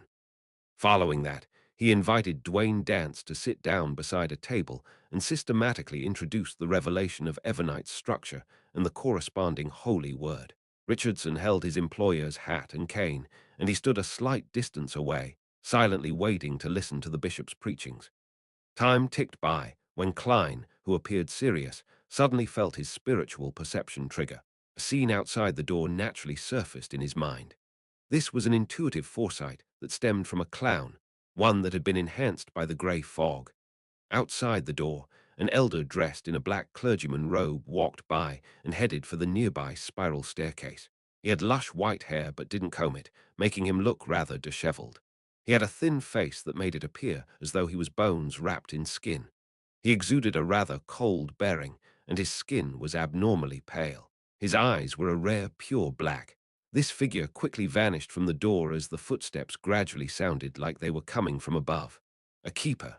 But it's not the one I met at the prayer hall. It's his turn today. Klein paid attention to Bishop Electra as he wore a contemplative look over the Bible's contents. He wasn't surprised that a keeper would appear inside the cathedral and pass by the library at this time. This was because the sealing forces behind Channy's gate would reach its peak at night. It wasn't suitable for living creatures to remain inside. Therefore, the keepers only entered at sunrise and left at sunset. It had just turned dark. I need to remember what day and date it is today. Later, with more information, I'll be able to figure out the keeper's rotation schedule. This way, I'll be able to act as the corresponding target at the right time. Klein reined in his thoughts as he listened attentively. Finally, he got up and bade farewell 30 minutes later. He smiled and said to Bishop Electra, "I'm wondering if I have the honor to listen to your preachings in the future." "No problem." Faced with a tycoon who had just donated £300, Bishop Electra couldn't reject him. He even happily nodded. "As long as you come to the cathedral and I have the time." Klein didn't harp on the details to prevent any suspicion. He earnestly thanked him and left St. Samuel Cathedral with Richardson. He returned home before 8 and enjoyed dinner as he leisurely spent the rest of his night. Late at night, inside the master bedroom, the sleeping Klein suddenly opened his eyes. His spiritual intuition told him that someone had infiltrated his mansion. Adapted from the Lodo's Eaters by Tennyson. Adapted from The Cry of the Children by Elizabeth Barrett Browning. Adapted from The Bridge of Sighs by Thomas Hood and Lodo's Eaters by Tennyson. Chapter 757, Dream Encounter, Someone Has Infiltrated the Compound. Klein didn't immediately sit up. All he did was turn his body to the side and reached his left palm under his pillow. He secretly held death knell, and at the same time, he slowly spread his left hand open, preparing to activate creeping hunger. After knowing that it was difficult to find food for creeping hunger in Backland, he had infiltrated the prisons in Daisy Bay's Canant City, found an inmate on death row, and confirmed that there wasn't any mistake in the judgment before feeding him to the glove. The Rose school of thought has locked onto me. No, it's impossible for them to be that quick. Besides, if it's them, they wouldn't just come but would wait for an opportunity. They will seize the opportunity when I'm passing by a secluded spot and strike so as to not alarm Backland's official organizations. I donated too much money at the Moon Mass, causing criminals to target me. A generous tycoon who just came to Backland from a foreign land is indeed an easy target. Of course, I can't rule out the routine investigations of the Nighthawks. As thoughts flashed through his mind, Klein heard a soft noise coming from the balcony in the adjoining half-open room. Right on the heels of that, there was the sound of a lock turning as the floor-to-ceiling window was pulled open nearly silently. Klein carefully listened and sensed the footsteps pass through the half-open room and into the corridor. After a pause, the footsteps walked towards the master bedroom before passing it, turning the doorknob to his valet's room. He went into the wrong room, or could it be that he's here to find Richardson? Klein's heart stirred as he released his grip on death knell. He then reached out to the iron cigar case, which wasn't too far. After he removed the wall of spirituality, an illusory figure in a dark red coat and old triangular hat appeared beside him. It then walked into the full-body mirror. When Senna, the Wraith marionette, jumped to the glass window in Richardson's room, he saw a figure with orange-yellow skin, raven-black hair, and soft facial features walk out of the room. As for Richardson, he was silently sitting by the edge of his bed, his body leaning forward. His back was hunched up like he was fused into the darkness. Horror colored his face as he showed a weak and stumped expression. Finally, he fell silent. The person is indeed here for Richardson. His traits resemble that of someone from the southern continent. He's agile and skilled. He's likely not an ordinary person. This is a friend that Richardson got to know at the manor in the southern continent, or could it be a maternal relative? Richardson is only a valet with an annual salary of £35. What matter would need his help? Klein guessed as he used Senna's vision to observe. At that moment, he suddenly realized why Richardson was good at observation and often stayed in the balcony to size up any pedestrians. He was afraid of being found. I hope it's not too big a problem and won't affect my plans. I'll later divine the matter. If Richardson is unable to resolve the problem, I'll have to find an excuse to terminate his services. Seeing his valet lie back down, Klein pulled back his wraith marionette. Meanwhile, Leonard Mitchell, who lived at 7 Pinster Street, once again entered the fog-immersed Backland. He had previously questioned the Daily Observer reporter, Mike Joseph, and received the news that Sherlock Moriarty didn't proactively involve himself in Lanevis's matter. Instead, he participated in a discussion after being hired. This made any suspicions regarding him drop drastically. If it wasn't because this detective had been slightly involved in Capham's matter, and how he had a close relationship with Emlyn White from the Harvest Church, Leonard Mitchell would have had thoughts of giving up the investigation to continue his search for Incy Zangwill. As Sherlock Moriarty didn't have many friends at the Quelog Club, with one of them dying in the matter involving Prince Edisac, while the other was reporter Mike Joseph. Therefore, Leonard only had one target left, Dr. Aaron Series. From the dossiers, this doctor was once involved in a bay-under matter of the monster pathway. After the item was swapped, he stopped being unlucky or having nightmares. His life returned back on track. Heh, most people that Sherlock Moriarty know are involved in bay-under matters. This detective sure isn't an ordinary someone. As Leonard thought, he rang the doorbell in Aaron Sirius's dream. Upon entering the dream, he casually found a sofa to sit in and said to Dr. Aaron, who was opposite him, "Tell me in detail how you got to know Sherlock Moriarty." In the dream, Aaron didn't lie. He started from how Mrs. Merry had introduced Sherlock Moriarty into the Kellogg Club and how he was one of the recommenders. He continued until the detective suggested that he inform the Church of the Evernite Goddess's bishop about his abnormal matters. The truth is described in the dossiers. Sherlock Moriarty seems rather friendly towards the official Bay-under organizations, and he was endorsed by Isengard Stanton. Leonard glanced at the mustached Sherlock, which Dr. Aaron conjured and retracted his gaze as he listened attentively. After Aaron finished recounting everything in detail, he said, "He headed to the south for a vacation, and he hasn't returned. I've been worried about him all this while. However, he's a detective filled with wisdom and a kind heart. I believe nothing bad will happen to him. I just wish that he can participate in the celebration of my child's birth." Perhaps. Leonard suspected that Sherlock Moriarty might never return to Backland. He then politely bade farewell and walked out of Dr. Aaron's dream. After taking a few steps forward, he subconsciously looked back and saw that inside the house, with a garden, blurry spherical lights that represented different dreams filled the entire space. Everything was fine. Was it a mistake on my part? I keep feeling as though something about me is changing, Leonard muttered as he turned to fly to Pinster Street. Everywhere he could see was covered in dense fog. The street lamps were gloomy and pale. Suddenly, Leonard stopped flying as he cast his gaze at a building. In that house, there were about 5 spherical lights floating in silence, making it look different from the other buildings. However, Leonard's spiritual perception told him that there was apparently a black blob in the house which could absorb all light. Furthermore, he discovered that he didn't recognize the street he was at. He felt alarmed, suspecting if he had seen something he shouldn't see. He hurriedly retracted his gaze as he prepared to leave and head for his residence. At that moment, the building that looked ordinary sounded with a teasing voice. "Why don't you come in for a cup of tea?" Thoughts erupted in Leonard's mind as he flew up at high speeds without even thinking. In his spiritual perception, the terrace houses lining the back, the garden and tiny buildings were burgeoning in size as the windows and doors turned into mouths that were biting at him. The nearby black street lamps were extending in height, making the surroundings appear like a forest of steel that seemed to stop Leonard. Leonard didn't stop or turn back. He felt a chill down his back as it became more obvious and deeper. His body slowly stiffened, as though he was being grabbed by countless invisible hands. Just as he felt that he couldn't hold out any longer, he saw a familiar house where a familiar window and lights stood. He held his breath, plunged down abruptly, and fell back into his dream. Phew! He jolted awake and found himself drenched in cold sweat. Old man, what did I actually encounter?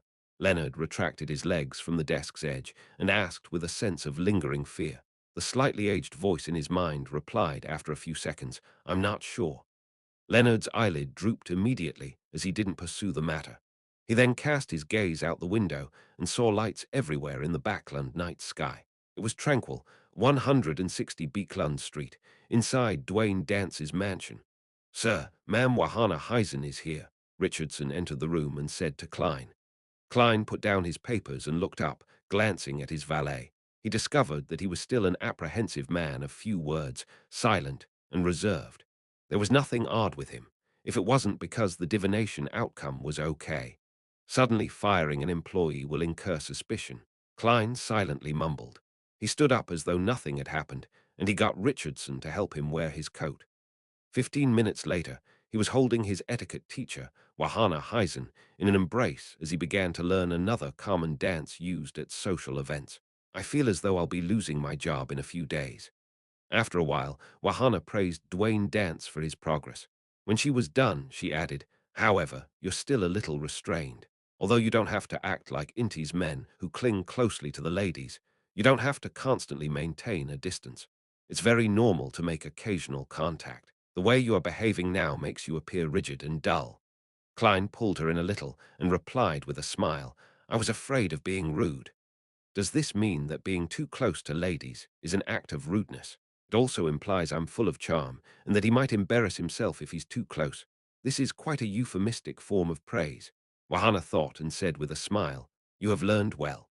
The dance continued as Klein looked at Wahana Heisen's face as he asked warmly in a casual manner, Ma'am, you seem frustrated. Wahana lowered her head and chuckled. It's nothing serious.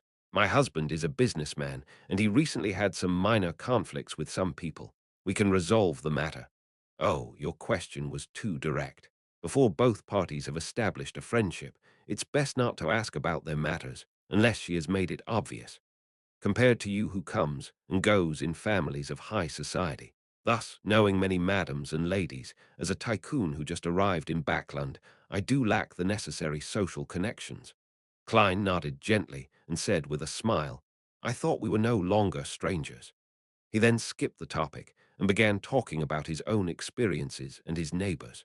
Wahana would mention a few things in response, allowing Klein to better grasp the traits and preferences of his neighbor. After Wahana left, Klein stood at the door for some time before turning to say to his butler, Walter, find out what trouble Ma'am Wahana is facing. If she can't resolve it, we will provide her with some timely assistance. Chapter 758. Efforts will ultimately pay off in the evening. Klein, who had just returned from St. Samuel Cathedral, was just about to enter the dining hall on the second floor when he saw butler Walter walk over and say with a polite bow, Sir, the matter you wish to be investigated has been completed. Klein didn't inquire further in front of the other servants as he staidly nodded. Let's talk in the study. Walter followed behind him and came all the way to the third floor. Richardson then opened the door and lit the gas wall lamp inside. Klein unhurriedly walked to his desk, sat down, and looked at the butler for the report. As Walter gestured Richardson to guard outside the door, he approached the desk and deliberated over his words. After the door closed again, he said, Ma'am Wahana's husband is a cloth merchant. He had been cooperating with someone and had invested £10 into it, but the other party ran off with the goods. She has already sought the help of Member of Parliament Mact and Ma'am Rihanna to urge the police department to crack the case as quickly as possible. However, the police usually doesn't dare to guarantee that they can find the target for such cases. Klein picked up the black fountain pen on his desk and stroked it. To Ma'am Wahana's family, £10 isn't a small sum. Based on what he knew, an ordinary home tutor didn't earn more than £150 a year. If the employer provided boarding and lodging, the salary would be even lower. Although Wahana served high society and had many employers, her annual income capped out at about £400 to £500. Furthermore, a large amount of her expenses would be spent on her dressing, posture, and looks, to prevent her employers from finding her unfitting as an etiquette teacher. Yes, her husband's income as a cloth merchant can only be considered average. To him, a £10 investment is a rather huge investment, Walter said by mincing his words. It's a lot for me too. Klein sighed and smiled. I just came to Backland, so I'm not very familiar with the police. Walter immediately replied, Sir, back when I was under the service of Viscount Conrad, I knew a few members of a Backland High-Ranking Police Officer Association. Backland High-Ranking Police Officer Association. That would be the most important members at Civilhouse Yard. Even the chief superintendents who are in charge of an entire borough might not be qualified for induction. Civilhouse Yard referred to the Backland Police Department. It got its name from the street it was located at, as expected of a butler who served under a noble family. Klein sighed inwardly as he smiled with a shake of his head. There's no need to do so for the time being. On this aspect, I'm sure Ma'am Wahana is able to seek the help of many people. Be it Member of Parliament Mact or others, all of them have the ability to make Civilhouse Yard place importance on the case.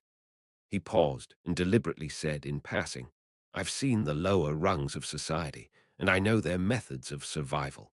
At times, the police might not be as useful as gang members or bounty hunters. Walter, go to the police department to retrieve the corresponding details and head over to the famous bars in the Backland Bridge area and East Borough to commission a bounty mission. Regardless if they find the corresponding criminals or the batch of cloth, I'll be giving them £200 in return. Heh heh, let's hope that those cheats had chosen to remain in Backland. A reward of £200. Walter repeated the sum, as he couldn't help but steal a glance at his employer, as though he found it unbelievable that he would offer so much for Wahana's matter. He turned agape and was just about to say something but ultimately kept silent. All he did was seriously reply, "All right, sir. I'll give you this money directly." Klein slowly got up and took out his wallet. As Walter received the thick wad of cash, he asked in thought, "Should I tell Ma'am Wahana?" Klein smiled. "There's no need." Enlightened, Walter nodded with a bow. "Your generosity will spread through this street.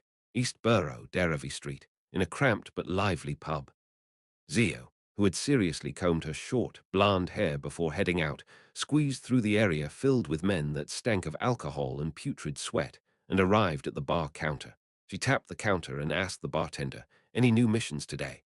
If it were anyone else who asked without ordering any drinks, the bartender would have ignored them, but upon recognizing Zio, a bounty hunter who no one wanted drinking, he could only sigh and say, "A very handsome reward, £200. £200. Zio nearly suspected that she had heard wrong. Apart from Miss Audrey's missions, she had never seen such a handsome reward in East Borough or the Backland Bridge area. Even the mission to seek out Azek Eggers that drove bounty hunters crazy had only offered £150. For an ordinary bounty hunter, completing a commission like this was enough for them to not work for a year. To Zio, it was equally important because she had been helping the mysterious man in the golden mask over the past few months. She had learned that the man was from M in an E, and she was trying to earn enough contributions to exchange for the interrogator potion formula. Therefore, the reward she received when completing his tasks only paid a little. Most of it was exchanged towards her contribution goals, so all her savings came from the advantages that her sheriff sequence had given her to capture criminals. Once I receive the potion formula, I still have to spend money to buy the bay under ingredients, and I only have 300-odd pounds. Fours is right. Money isn't omnipotent, but it's sufficiently important. Upon having this thought, she looked at the bartender and asked cautiously, "What's the mission? Who commissioned it?" "Find a few cheats. They cheated the victim of cloth costing £10." As the bartender handed the details to Zio, he said, "The person who commissioned the mission looked like a butler. He called himself Walter, and he's in service of a Mr. Dwayne Dance from Beekland Street. If you capture the cheats or find the cloth, you can head there to retrieve the bounty." Zio quickly flipped through the documents as something quickly formulated in her mind. She instinctively knew the direction in which to continue the investigations. "I'll take this mission," she said immediately with a nod. The bartender shrugged and said, "You aren't the only one. All the bounty hunters have taken on this mission. Besides, they have other ideas." "Like what?" Zio asked out of curiosity. The bartender chuckled. "They say that since Mr. Dwayne Dance is so generous, they're willing to recommend themselves if he lacks a bodyguard. However, they later gave up on the idea since being a bodyguard isn't as free as being a bounty hunter. Even having drinks will have to wait until they're given time off. That's not a problem for me, but I can only be a bounty hunter." Zio nodded, jumped off the high stool in front of the bar counter, and didn't waste time heading for the door. The next day, just as Klein finished breakfast and was preparing to head to his garden to have a stroll to aid in his digestion, butler Walter came in from outside and silently followed behind him until there wasn't anyone around. "Sir, there are two matters that need your attention," he said politely. "Two matters?" Klein was somewhat surprised. He thought that there would only be one. Walter nodded. "Yes, the first matter involves the 10 shares in the Backland Bike Company. Someone has already offered £10. Sir, do you still wish to continue in the bid? It has been raised to £10. Not bad at all." Klein deliberately acted stumped as he thought. "I'm new in Backland, and there are many things that need me to hold back on. Let's leave it at that." "All right, sir," Walter then said. "The cheats who scammed Ma'am Wahana's husband of the cloth have been captured. The bounty hunter has already arrived and requested payment." "That quickly?" Klein turned his head in shock as he looked at his butler. If he had taken action himself, he was indeed capable of settling it that very day. After, he had dowsing rod seeking to find people, but the problem stemmed from the fact that most bounty hunters weren't seers. "Yes, Perhaps it's a Beyonder good at tracking and searching for people. Klein made a preliminary judgment. Walter answered in confirmation. Yes, it's much faster than I imagined. According to that bounty hunter, she did a reverse search from black market sales before finding the cheats. The black market peddlers gave in so easily. From the looks of it, they must have been taught a lesson with the fist. Klein nodded and said, "What's that bounty hunter's name? She's quite capable." "She calls herself Zio," Walter answered truthfully. "No way," Klein almost stumbled. Thankfully, he had the impressive balance of a clown. After calming the upheavals through his heart while acting calm, he deliberated and said, "Keep the bounty hunter's contact method. Perhaps there might be a chance to gain her assistance in the future." "All right, sir." Walter didn't find any problems with Dwayne Dance's instructions. Any decent member of high society kept some unofficial means to their chests. Klein didn't continue on the topic of Zio as he tersely said, "How much was reclaimed?" The cash and the yet-to-be-sold cloth from the cheats came up to about £850. Walter had apparently anticipated his employer's inquiry on the matter and had asked ahead of time. "Very good," Klein nodded and said.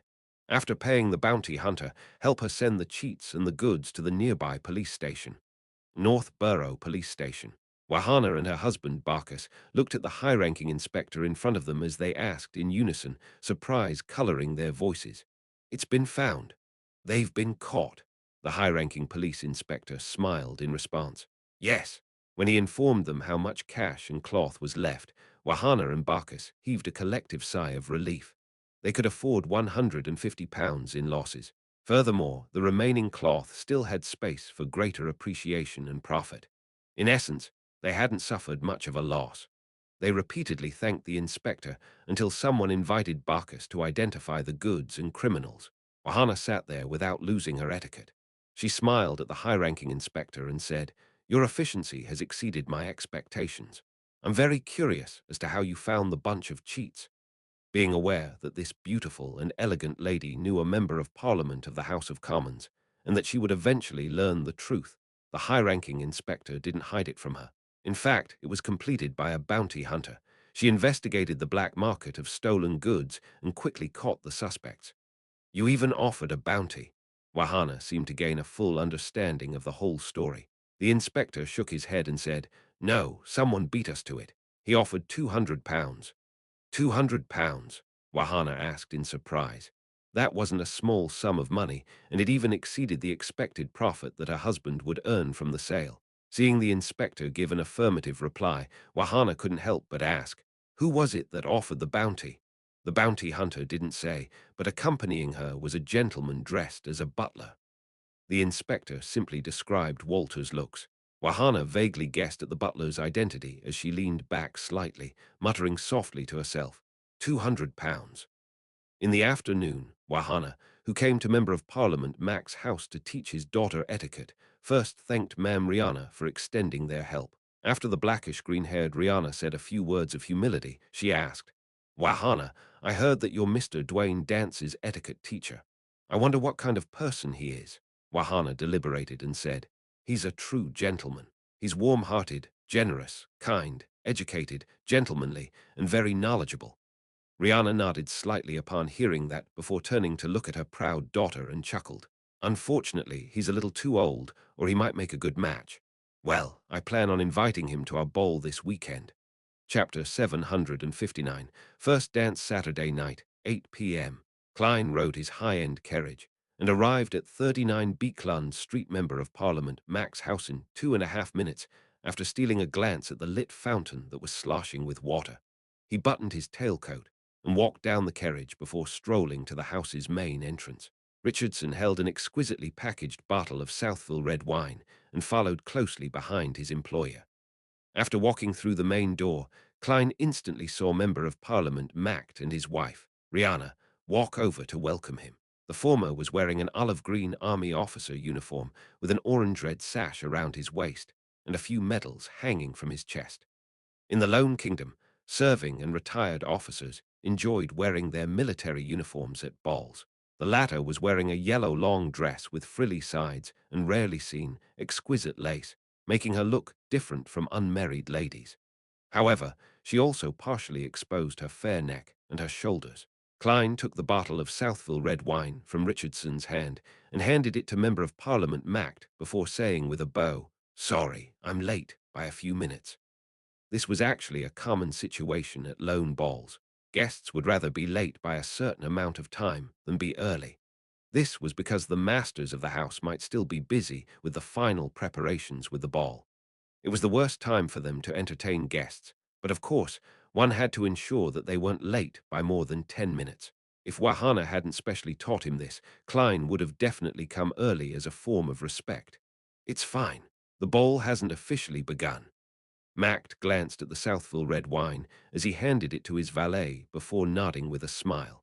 At Lone's high society engagements, one had to bring a gift for the master if it was their first time attending a ball.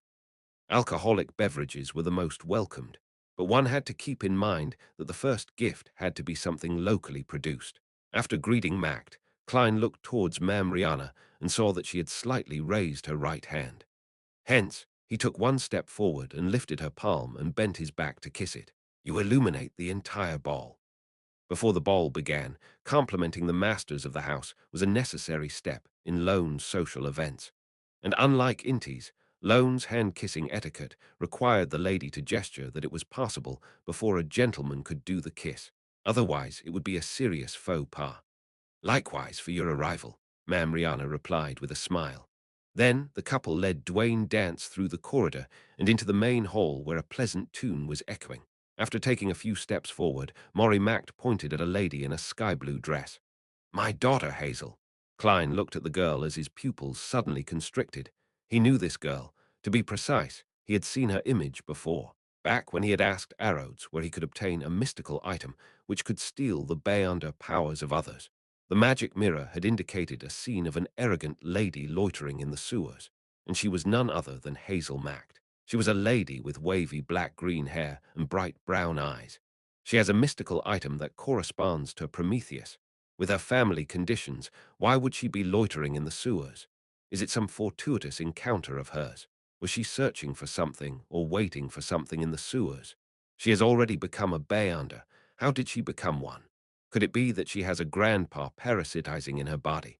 Klein, who was donning the skin of Dwayne Dance, instantly thought of many questions, but he pressed his hand to his chest as he bowed with an unperturbed look. "Good evening, Miss Hazel." During this process, he stole a glance at Hazel Mac's face and discovered that she wore a composed look. There was an arrogance in her eyes, and all she did was smile politely and answer, "Good evening, Mr. Dance." She didn't have any abnormal reaction, which means that she's unable to sense the aura of the grey fog. At the very least, there's no grandpa parasitizing her. I can't be certain for now, and I'll have to continue observing. Klein stood up straight as he took a cup of pale gold champagne from a waiter's tray. He then began chatting with Member of Parliament Maury Mact. "I never expected you to be a major." He could tell from the epaulet on Mac's shoulder. If he was a colonel, Klein would have even suspected if the gentleman was also a Beyonder, but it was hard to tell for a major. "Ha, it's nothing. There are many opportunities to render meritorious services in Balam," Maury answered. "Of course, the weather there is especially unsuitable. I've always been suggesting to the army's higher-ups to design a uniform for West Balam and to get rid of the traditional dark colors. Otherwise, the officers will only feel as if they are beef waiting to be roasted. As for the enlisted soldiers, most of them wore red tops and white bottoms. Yes, the weather there is completely different from what it's like in the country. Even Daisy Bay isn't that hot." Klein indicated that he had been to the southern continent, and he had been to either East or West Balam to corroborate his hunting experiences that he had mentioned a few days ago. After a few minutes of small talk, Mact apologized and walked to the staircase with his wife. At the second floor, he raised a cup of red wine while standing by the railings facing the main door and said, "Thank you everyone for coming to our ball. First, let us toast the deities. They are the source of everything beautiful." He and Mam Rihanna tapped 4 times on their chests as they softly praised the goddess. The other guests also praised the deities they believed in via their own means. Mact continued having his cup raised as he said with a smile, "Second, a toast to the kingdom. It is a stable bedrock." "To the kingdom." Klein raised his cup of champagne and spoke with the other guests around him. Following that, Mact surveyed the area and asked humorously, "Finally, what shall we toast to?" Klein's mind whirred as he said loudly with a smile, a toast to the improvement of the air in Backland. Mact was taken aback as he couldn't help but smile in response. Excellent, that's a great suggestion. A toast to the improvement of Backland's air. This is a symbol of us living better lives. Cheers. The fixing of the atmospheric pollution issue had always been one of his political ideals as a House of Commons member of Parliament.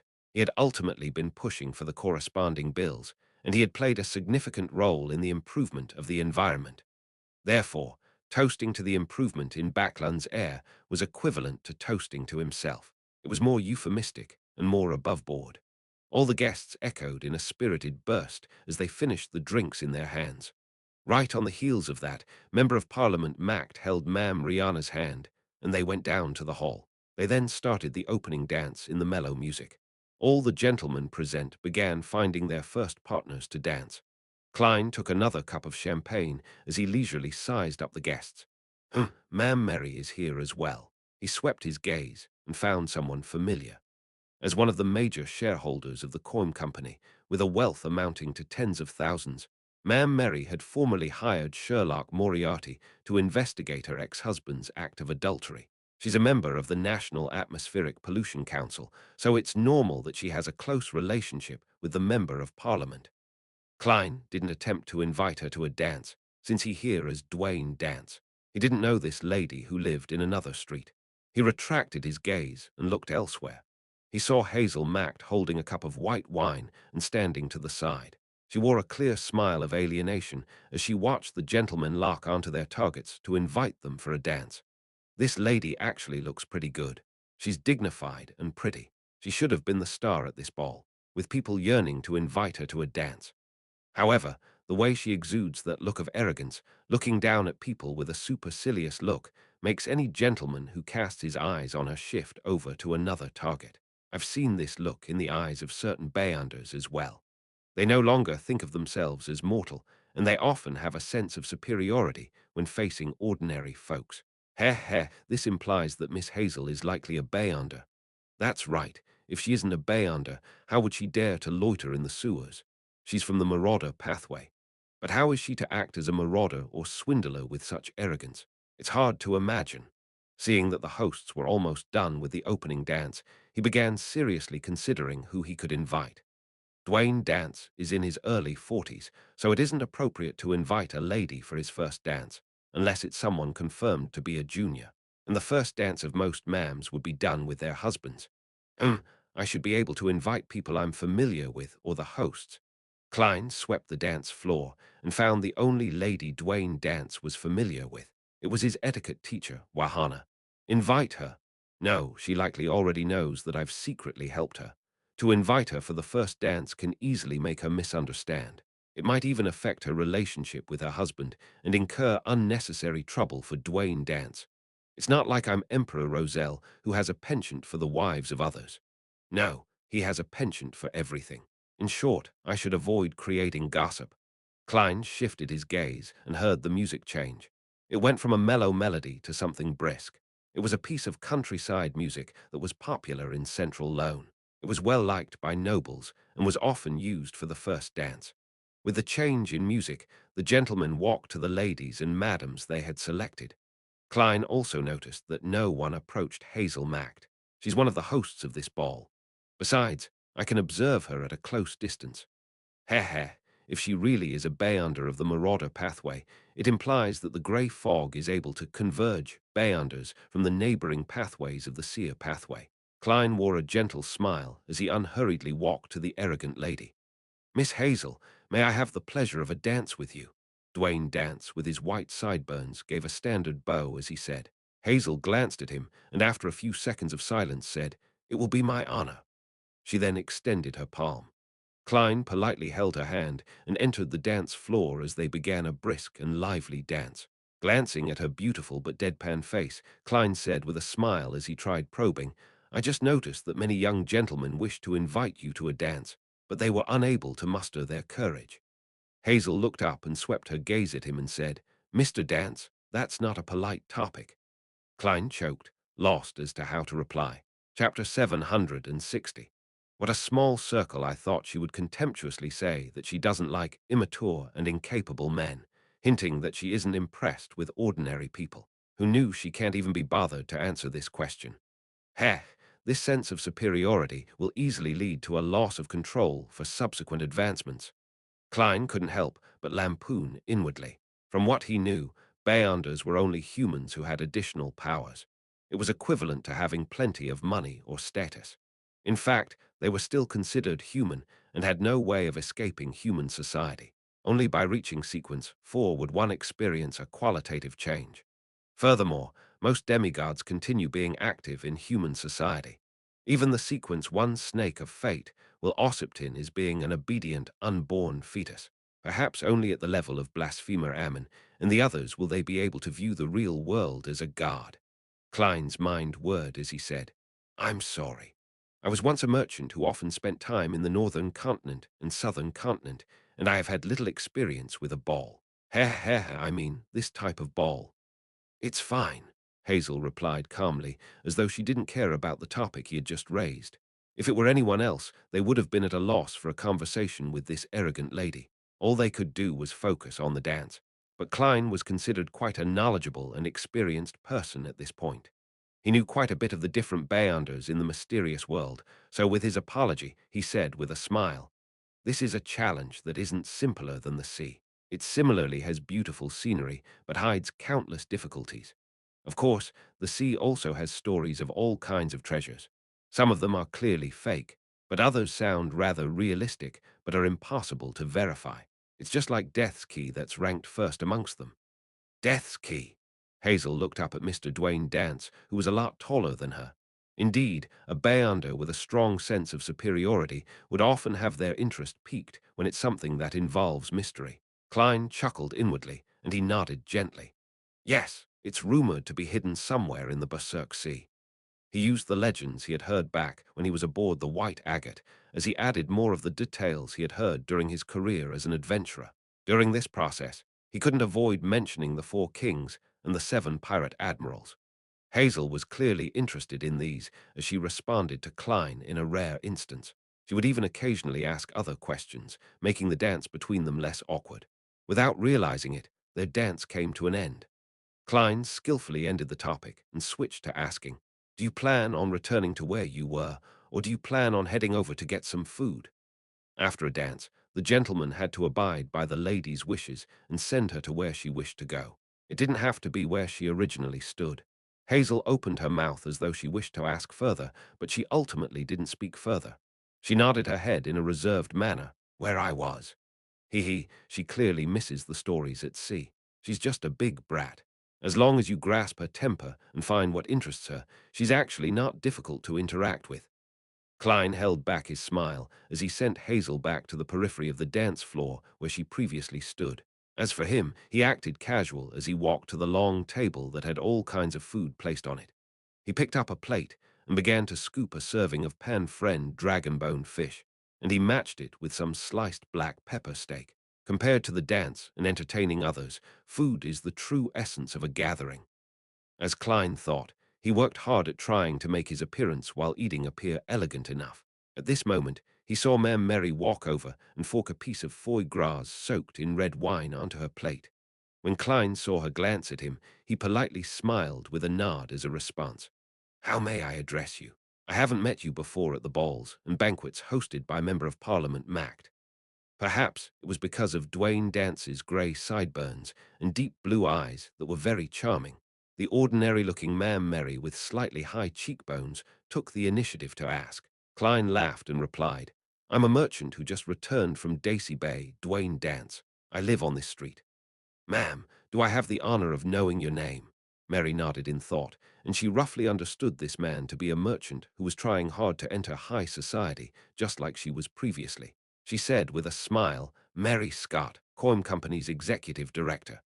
She didn't mention that she was the biggest shareholder of the Coim Company, or mention that she was a member of the National Atmospheric Pollution Council. This was a loan-styled euphemism, Mary Scott. She has taken up her original last name. Right, she is already divorced. Klein silently thought to himself and said with a smile, I know of this company. Its main business is in anthracite and high-quality coal. It has expanded rapidly in the past few months. Heh heh, to be frank, I have the intention of investing in it, but I don't seem capable of competing with the rest.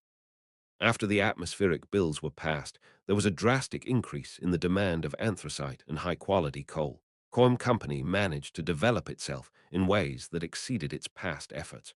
Its overall valuation had already exceeded 250 pounds. Klein wasn't shooting his mouth when talking about investing, but that he believed that this industry would become even more important in the coming years until humanity found a resource to replace it. Mary had always been very proud of the National Atmospheric Pollution Report she pushed for, as well as the development of the Coim Company, so she couldn't help but smile when she heard that. This is because people are beginning to pay attention to the environment that they are living in. Having said that, she gently sighed and said, as it gets better, trouble also increases as a result. Having just acquainted himself, Klein didn't ask about the trouble. With his prior acquaintance with Ma'am Mary, he easily found a topic of interest and had a good conversation with her. Heh heh. Her attitude towards Sherlock Moriarty and Dwayne Dance is very different.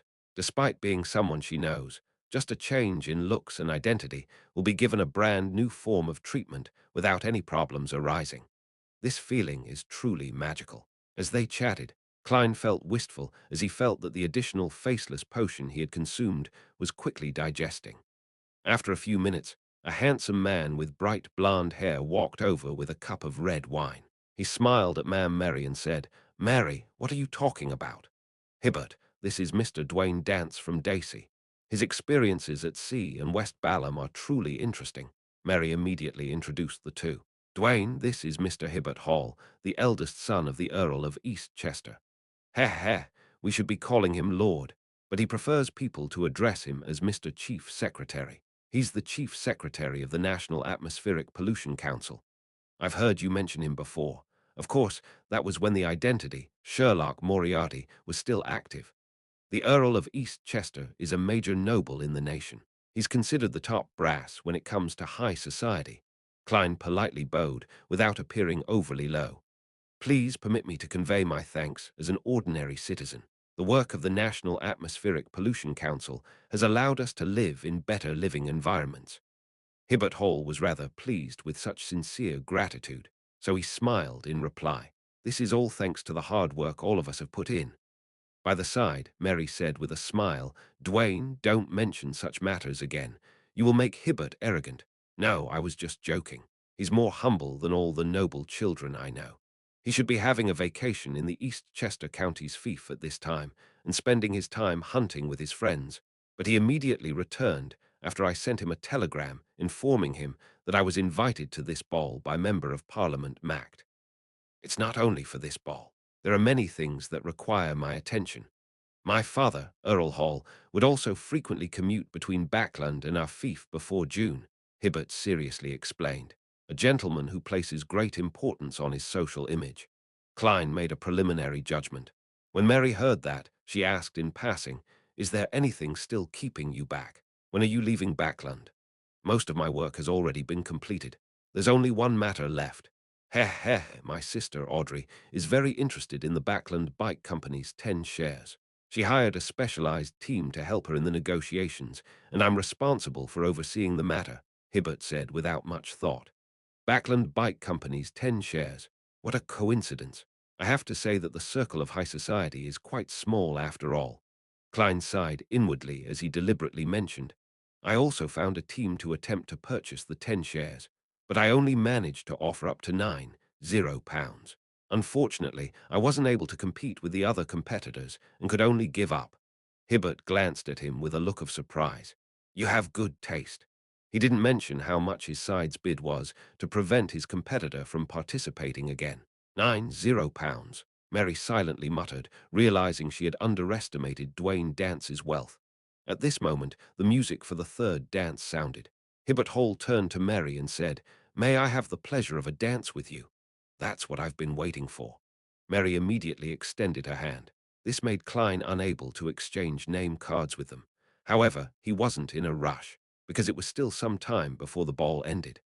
After getting another plate of food, he enjoyed it while looking at the dance floor admiring the madams and ladies dancing.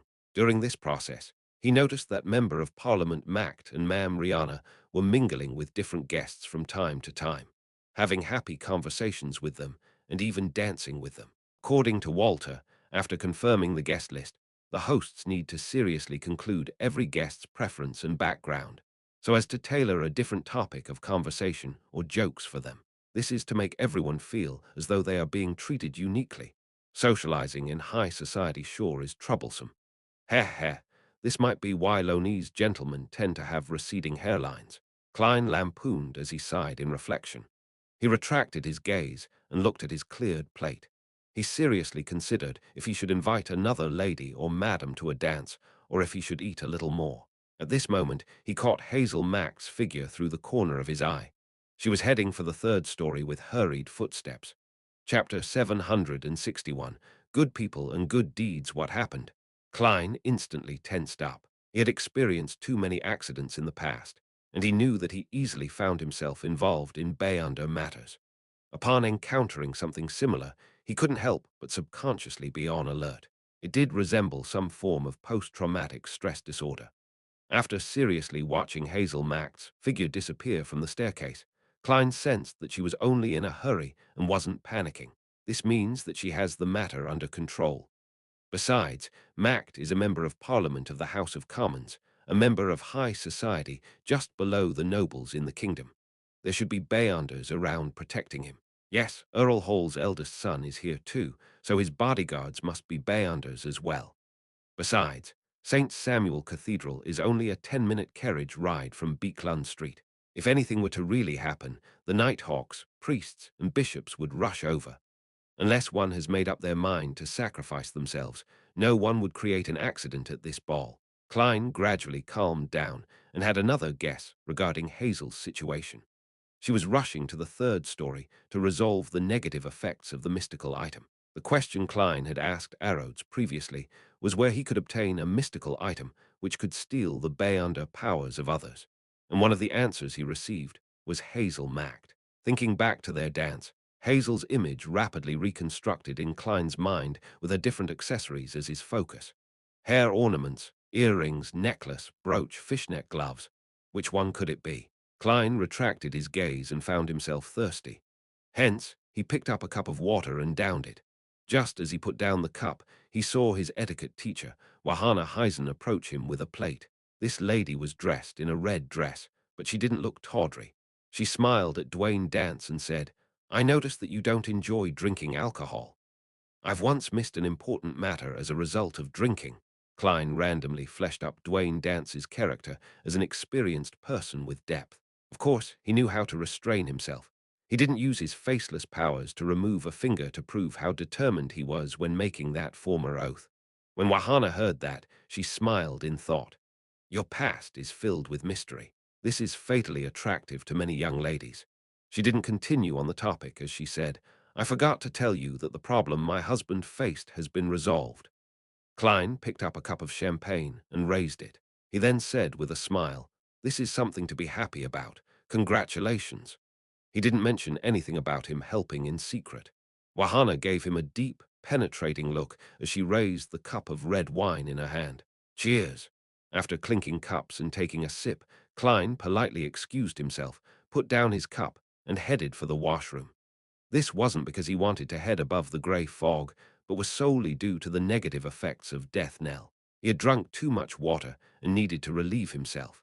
When he walked out of the washroom, Klein looked up at the staircase that led from the second story to the third story. He found Hazel Mact walking down with unhurried footsteps. She wore an unperturbed expression. Indeed, it wasn't a huge problem. It's likely a result of the negative side effects of the mystical item she possesses. I wonder what it is. Klein heaved a sigh of relief as he casually swept the dance floor. During the interlude between two songs, he walked over to a lady and invited her to a dance. With Dwayne Dance's appearance and bearing, his invitation was undoubtedly accepted. With him dancing, eating, chatting, and eating again, the ball slowly came to an end as the guests bade farewell one after another. Having completed his mission of exchanging name cards, Klein did the same. However, he wasn't the first or last person to leave. The hall soon turned silent as Ma'am Rihanna monitored the servants while they cleaned up the area. Meanwhile, she beckoned for her daughter, Hazel Macked. Mr. Dwayne Dance's performance was better than I imagined. Many ladies had even asked me about him in private, Ma'am Rihanna said, in a veiled manner. Hazel, what's your impression of him when you were dancing and chatting with him? You're a lot more mature than girls your age. I believe in your taste and judgment. She knew her daughter very well, and she had deliberately added the last sentence. Otherwise, Hazel was unlikely to be interested in giving a detailed answer. Hazel wasn't that arrogant when facing her mother. She said after some thought, "He's not very familiar with this circle, and he easily mentions topics that can be offensive, but he's very knowledgeable." Very knowledgeable. Ma'am Rihanna was slightly surprised as she repeated her daughter's words. With her understanding of Hazel, this was a rather good compliment. She couldn't help but be worried that her daughter had taken a liking to Dwayne Dance. Hazel thinks little of the eligible bachelors around her because they are too young, inexperienced, and incapable. Dwayne Dance happens to be the kind of man that girls who mature early like. Rihanna suddenly felt a little regret inviting the gentleman to the ball. She knew that with Hazel's personality, she might very well elope if she were to suffer any objection to her newfound love. Hazel seemed to sense her mother's thoughts and said without emotion, "I only like men who are sufficiently powerful." Phew. Rihanna silently heaved a sigh of relief as she was no longer worried about the problem from before. This was because Hazel was a girl who found lying beneath her. Late at night, Hazel got up from bed. With her night vision, she changed into clothes that facilitated movement. She climbed down from her bedroom's balcony and carefully avoided her family's bodyguards. She went all the way to the garden and came to the middle of Beekland Street. Not every sewer manhole allowed a human passage with vertical metal ladders. Hazel adeptly moved the manhole cover away and climbed down before closing the cover from underneath. Nearly 45 minutes after, she moved the manhole cover again and returned into the shadows of the street. At this moment, Hazel saw a shadow nimbly flip into a garden nearby. Unit 160. She read the corresponding address. It was none other than Dwayne Dance's residence. On the manor's third story, Klein was once again awoken from his sleep due to his spiritual intuition. He had the urge to capture the infiltrator that disturbed his sleep and feed it to creeping hunger. This time, he directly opened his iron cigar case and released his wraith marionette. Senna, in his dark red coat, first walked into the full-body mirror before leaping over to the oriel window in his valet's room. He observed Richardson and saw the valet sit up as he looked at the door with fear and anxiety. The door silently opened as a shadow flashed in. Under the crimson moonlight, the infiltrator exposed brownish-yellow skin, a soft outline, and short, curly black hair. He obviously hailed from the southern continent. With a gloomy, cold aura, he stood by the door and looked at Richardson, saying in a deep voice, "Have you decided? Do not believe that you can attain your calm life by leaving. Inside of you flows the blood of death's subjects. You are destined to give up everything to restore God's glory. Think about your deceased mother. Think about the insults you once suffered. Do you wish that your child will grow up under the contemptuous looks of others, to be a servant of others forever? But what can I do?" Richardson lowered his head as he said with great difficulty, "Wait for the mission." The infiltrator's voice turned gentler. Richardson didn't commit to an answer as he seemed to be struggling inwardly. As for the infiltrator, he didn't seem to care about his hesitation. He treated it as though Richardson had agreed, turned around, left the room, and traced his steps back. Death's subject. Someone from the numinous episcopate or another organization that's trying to restore Balaam. Having witnessed everything, Klein leaned back into bed and silently said, "What mission would they give Richardson? Steal my money to provide funds for the organization? Or will they create a terrorist incident at one of the bowls of high society?" At that moment, the infiltrator had climbed down from the balcony, passed through the garden, and flipped over the perimeter fence made of steel bars. Suddenly, he saw a figure pounce over from his left. He dodged as he clenched his fist and threw a punch. Thud, the punch hit the black figure, but it pierced straight through. It was as though he had struck a shadow created by the street lamp. Meanwhile, he suffered a heavy blow to the back of his head as he fainted onto the ground. Hazel's figure immediately surfaced behind the infiltrator as she wore an excited expression. It was as though she had completed a successful scam. She quickly reined in her emotions as she maintained her arrogant demeanor. She turned to look at the black metal gates of 160 Beekland Street. This girl bent her back and held the infiltrator by the arm as she dragged him to Dwayne Dance's doorstep. Immediately after that, Hazel let go of her left hand, cleaned up any traces, walked forward with her chin slightly lifted, and pulled the doorbell. Then she quickly departed, heading straight to her home through the shadows in the street. And on a street lamp outside Unit 160, on the black metal gate, was a piece of glass.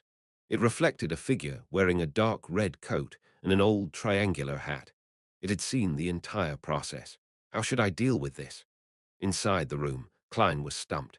He knew that Hazel was doing a good anonymous deed for her neighbor to finish off an infiltrator. But this way, if his butler were to make a police report, the matter would be investigated in detail, causing the matter to be transferred to the Nighthawks. When the time came, whoever struck the infiltrator unconscious would become an important question. If Klein was really an ordinary person, it wouldn't have mattered, could allow the Nighthawks to carry out their investigation. However, not only was he a powerful Sequence 5 Beyonder, but he was also scheming to steal an item from behind Channy's gate. He didn't wish for any external setbacks to spoil his plans, or else he would have to change identities once again. To be frank, his earliest solution was to find a way to terminate Richardson's services. However, what he had heard changed his mind a little. If I were to terminate Richardson's services, it would be equivalent to pushing him into the abyss despite his desire for a quiet life. It will force him to mix with those people. Unfortunately, Dwayne Dance has a mission. Otherwise, helping him in passing wouldn't be difficult. Klein sighed as he thought. 10 seconds later, the unconscious infiltrator suddenly stood up, cracked his neck, and hid in the nearby shadows. And at this moment, Butler Walter had walked out of the house's main door after hearing the doorbell. Chapter 762. Nation Re-establishment Society. At the gates, Walter used the light from the street lamps and discovered no one was outside through the gaps. The street was silent. For an instant, Walter suspected if he had heard wrong and that the doorbell hadn't rung. He composed himself, and he quickly walked to the servant quarters at the back of the compound. He woke up a few servants and got them to carry double-barreled hunting rifles to begin patrolling the main building so as to prevent any bandits or burglars from infiltrating. Walter didn't immediately get the police because nothing had happened yet. The doorbell from earlier might have been a prank from a tramp. Meanwhile, under the nearby sewers, the infiltrator was holding onto the metal handles as he slowly headed down into the unlit area. He soon came to a halt, leaned back onto the moss-covered wall, and slowly slid down to sit down on the dirty ground. His eyes closed again, as though he was still in an unconscious state. In front of him, a middle-aged man wearing a dark red coat and an old triangular hat instantly appeared. He was none other than Klein's marionette, Wraith Senna. Senna bent down, rummaged through the infiltrator's pockets, and found 7 soldi and 11 pence, as well as tiny cloth bags containing different kinds of powders. Inside the room, Klein remotely controlled his marionette from dozens of meters away. As he identified the powder, he discovered that his theories were correct. They were all herbal powder in the death domain, and a portion of them could be used for spirit channeling. He was very likely to be a Beyonder from the corpse collector pathway that hailed from Balaam. Even if he hadn't reached Sequence 7 spirit medium, it was very normal for him to prepare the corresponding herbal powders, essential oils, and extract. After all, these materials weren't only used for spirit channeling. Immediately, Klein controlled Senna to set up a ritual to pray to the fool. Then, he went above the grey fog to respond, allowing Senna to complete what followed. After doing all of this, he returned to the real world and continued controlling Senna, allowing him to channel the spirit. Passing through a storm of glimmers, Klein saw the infiltrator's spirit. He appeared listless, blurry, and translucent. "What's your name? What faction do you belong to?" Senna asked with a deep voice. The infiltrator answered blankly, "Gadapos. I belong to the Black Skeleton Gang." Black Skeleton Gang. I believe it's a gang that's active around the border of East Borough and the dark area close to the Backland Bridge area. It's mainly filled with people of Balam heritage. Although they aren't as barbaric and boorish as the Z-Manger gang, they aren't strangers to violence. As Klein recalled the intelligence he had previously gathered, he made Senna continue asking, "What do you mainly do? Why are you looking for Richardson?" Gadapos answered in a muddled state. We are fighting for God. We were originally members of the Balam Nation Re-establishment Society. We established the Black Skeleton Gang to grasp various intel and obtain funds. Apart from that, we also have another mission. It is to seek out any items related to death and send it back to the southern continent. This time, we obtained verified information that in Earl Wolf's collection is a mask taken out from the Eggers family mausoleum. This family is a descendant of God. For this mask, we need to send someone to infiltrate Earl Wolf's household as a servant or infiltrate during one of the balls and banquets he hosts. And Richardson is an excellent choice. He has no history with any of the other organizations, and he's an experienced servant. The servants of nobles are often inherited. It's obviously not easy to infiltrate. Only short-term employments will be made if there's a sudden need for plenty of manpower. Speaking of which, there really is such a situation. At the ball today, a few ladies had mentioned that some nobles who are financially tight will sell lots of their lands and manors, and also dismiss nearly all their servants, leaving fewer than 10 to serve them, so as to barely maintain a decent lifestyle. When there are large-scale balls or banquets that require manpower, they would spend money to hire a bunch of temporary workers from the Family Servant Assistance Association to keep up a front. Also, Earl Wolf actually has a mask from the descendants of Death's family. I recall Mr. Azik's last name to be Eggers. Unfortunately, I don't wish to be disturbed by any accidents at the moment. Otherwise, I might have come up with a way to help Mr. Azik obtain that mask. Klein mumbled silently and made Senna continue asking. How do you know Richardson? Gaddapo said blankly. We got to know each other at a manor in East Balam. Back then, we were both slaves. Among the slaves, there are people who secretly spread the faith of death. Richardson, his mother, and I couldn't help but become believers of death in such a life. We secretly joined an organization that had a lot of influence among the slaves there. Later, Richardson's mother passed away from an illness, and he was brought to Backland, while I stayed in East Balam before I found an opportunity to escape. A few years later, I was sent to Backland, and I chanced upon Richardson. He actually forgot about his mother's death and the abuse he had once received. He forgot his faith towards God and had his will eroded by what he called a peaceful life. To avoid me, he deliberately made mistakes and kept switching employers. But how could he have guessed that his former companion is no longer an ordinary human? Everyone has the right to choose as long as they don't harm others. However, Richardson and I are two different kinds of people. In the room, Klein closed his eyes and made Senna ask in a deep voice, What's the organization that is very influential among the slaves? Gadapos hesitated for a moment and said, The Eternal Life Society. Those who believe in death will obtain eternal life in the underworld once they leave the real world that's filled with pain and sorrow. Eternal Life Society. I'm aware of this. It's a branch of the numinous episcopate. As a former Nighthawk, Klein knew quite a lot about such matters. He continued controlling Senna to interrogate Gadapos, and he obtained plenty of information regarding the Eternal Life Society, East Balam Nation Re-establishment Society, and the Black Skull Gang, while confirming that Gadapos and his gang had their hands covered in the blood of the innocent. After finishing the spirit channeling and clearing up any traces, he waited 30 minutes before letting the wraith enter Gadapos' body, controlling him to climb out of the sewers and returning back into the shadows of the streets. And at this point, the servants in 160 Beekland Street, who were wielding double-barreled hunting rifles, were no longer as vigilant while doing their patrolling rounds. They seemed to believe that any latent danger had passed. Klein pretended as though he didn't notice anything as he continued sleeping in his master bedroom. However, he had already set up a ritual to summon and respond to himself. With Azik's copper whistle, the iron cigar case, and creeping hunger, he silently left his residence in the form of a spirit. He followed behind Gadapos and constantly maintained a distance of 80 meters. By using his marionette to possess this hostage, he made him circle to another street and board a rental carriage by the side of the road. About an hour later, Gadapos returned to the headquarters of the Black Skeleton Gang, a tiny house situated near the docks.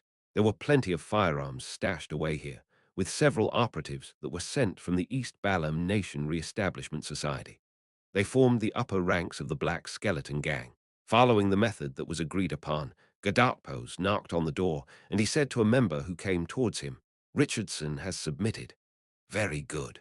The member inattentively shot Gadapos a glance, made way for him, and gave him passage. Gadapos surveyed the area and found the high-yield explosives and a bunch of rifles stacked in the corner of the house. A few of the top brass of the Black Skeleton gang were gathered together, discussing something. "Gadapos want a smoke." The member from before handed him a cigarette. This was a cigarette fashioned to the preferences of the southern continent.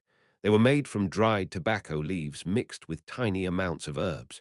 Gadapos received the cigarette and casually picked up a box of matchsticks from the table, took out a few sticks, and lit them. Then he threw the few burning matchsticks to the corner where the easily flammable explosives were. Everyone present looked at Gadapos with a dumbfounded look, momentarily at a loss as to what had happened. Rumble. On a public bench dozens of meters away, Klein sat there as the flames blazed behind him, a hot gust of air swarming out of the house. A few seconds later, Senna in his dark red coat appeared beside him, with some signs of being burned. The wraith held his hand to his chest and bowed before returning inside the gold coin inside the iron cigar case. "Unfortunately, I won't be able to pick up the Bayonder characteristics. Otherwise, it wouldn't appear like an accident. It'll definitely be suspicious if the upper echelons of the Black Skeleton gang don't have any Bayonders." Klein silently sighed as he cleared any traces before ending the summoning and returning above the grey fog. The next morning, he got up and washed up as though nothing had happened. He then waited for his valet to bring in a change of clothes. Richardson entered in silence as he finished his work skillfully. Following that, he took a step back and bowed his head. "Sir, after serving you this week, I wish to resign." He typically received a weekly salary from housekeeper Tanger. "Why?" Klein looked at himself in the mirror as he adjusted his vest. Meanwhile, he leisurely thought, "Not bad at all. You know how to resign by your own volition and not bring trouble to your employer." Richardson had already thought of an excuse. "I believe I'm lacking in ability to be a valet. At last night's ball, I realized how lacking I was when I was interacting with the servants of the other guests." Klein smiled. "Everyone begins with zero experience. Few grew up with experience. Consider it again and give me your final answer tomorrow." "Yes, sir."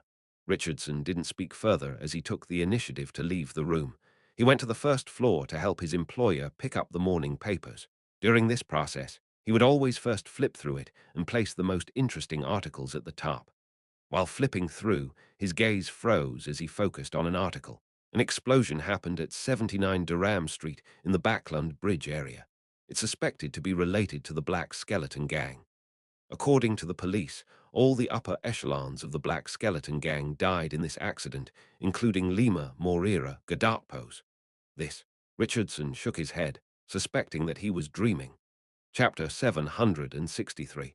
Mr. X 160 Beekland Street, inside the dining hall on the second story. Klein had just bitten into the buttered toast his servant had served him when he saw his butler walk in.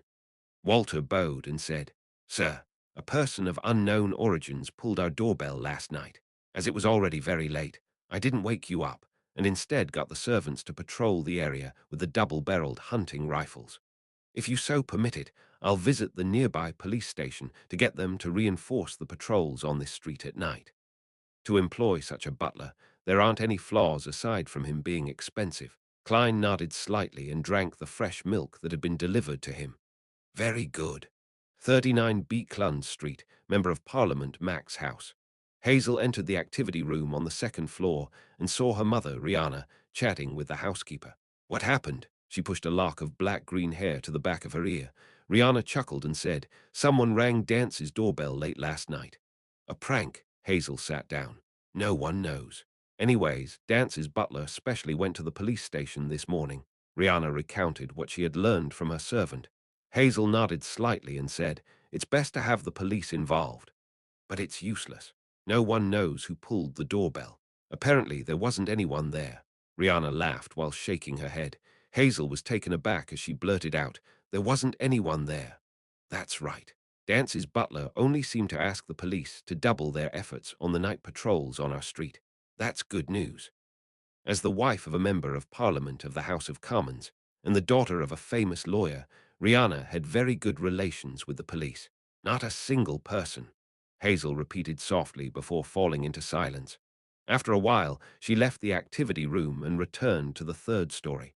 Along the way, she couldn't help but clench her fist and swing it as though she was testing something. In between her brows was a clear look of puzzlement. Inside his bedroom, Klein looked at the large pile of gold coins in front of him. All he saw was the shiny color of gold. There was a total of 40 pounds of gold coins. After a week of gathering funds, Admiral of Stars Catlia had finally completed the transaction for the scales of luck. Apart from the gold coins, she had also paid another 500 pounds in cash. To be honest, having a pile of gold coins is way more visually shocking than a pile of cash of the same size. As Klein sighed, he took out the 13 lone gold coinskins he received from Senor from his pocket and threw it into the pile. After doing all of this, he took out the adventurer's harmonica and blew into it. Silently, Rionette Tanker appeared in front of him with the 4 blonde, red-eyed heads in her hand. "Ma'am, this is the first installment, a total of 13 pounds. Klein retracted his gaze from the pile of gold coins and looked at Miss Messenger. He was actually quite curious as to how Miss Messenger would move such a huge pile of gold coins. He remembered that she always used her teeth when collecting letters. "Very good. You still have 5,987. Rionette Tinker's head said one after another. "There's no need to remind me." Klein forced a smile and said, "I'll try to gather the rest as soon as possible." Rionette Tinker didn't speak further as one of the heads tried hard to open its mouth. Suddenly, the area before her turned dark and deep. All the gold coins were sucked up by vortex-like surging water. In a few short seconds, the large pile of gold coins vanished. Rionette Tinker's 4 heads nodded at the same time before returning to the spirit world. "I still have 156 pounds and 5 lone gold coins. I can barely be considered a tycoon. I could actually afford any investment opportunities if they appear, and it won't just be me raising the price and mentioning it in passing. This way, I won't be suspected to be a cheat for the time being. Heh heh, be a little optimistic. Perhaps the investment opportunity might allow me to earn back the money I spent. It's always fast to make money work for you." Klein silently exhaled as he cast his gaze out the window, forcing himself to enjoy the thinly fogged streets. At night time in the East Borough, the surrounding area was pitch black due to the few street lamps available, along with many of them being damaged. It was as though there were countless monsters and criminals lurking within. Zio Derecha wore a hooded cloak, turned into a small alley, and came outside to what seemed like a dilapidated house. This was the new gathering in East Borough she had previously mentioned to Fours. Zia wasn't in a rush to knock on the door with the agreed-upon signal. She first looked down to check her attire. Unlike how she usually dressed, she wore a pair of long boots. They didn't look odd, but Zio knew very well that the soles were very thick. She had stuffed plenty of things inside, allowing a person to magically appear taller, and this effectively hid Zio's greatest characteristic. Feeling assured by the presence of her triangular blade, Zia pulled her hood up and knocked on the door with the signal. Soon, she was led into an activity room inside as she randomly found a spot to sit down. After the participants had mostly arrived, the host of the gathering finally walked in. He was of medium build, with a height of about 1.75 million. He wore a black classical robe, a pointed mage hat with a brass mask on his face. He gave off an ancient and mysterious vibe. Rather dark skin, but it's not exactly brown. He resembles someone from Fainapotter or Daisy Bay, but I can't be sure. It might be a tan. He has raven black curly hair. This does match my first guess. Zio sized him up as a sheriff. The man in the brass mask looked around the room before laughing deeply. "You can call me Mr. X, Mr. X. Zio couldn't help but twitch the corners of her mouth.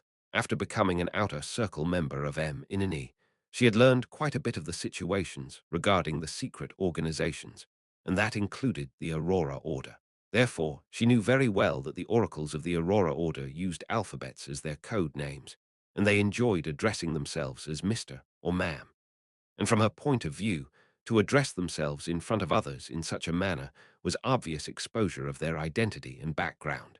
After all, the members who participated in these gatherings were mostly Bayanders who were lacking in knowledge. Isn't he afraid that others would report him? It's no wonder the gentleman from M. Inini said that the Aurora Order is filled with lunatics, that there's no way to understand their actions with the logic of the average person. Ever since Mr. A vanished, there have been a few gatherings in Backland that had impersonators, or gatherings that were hosted by his associates for their own benefit. The hosts were quickly reported and ended up being arrested.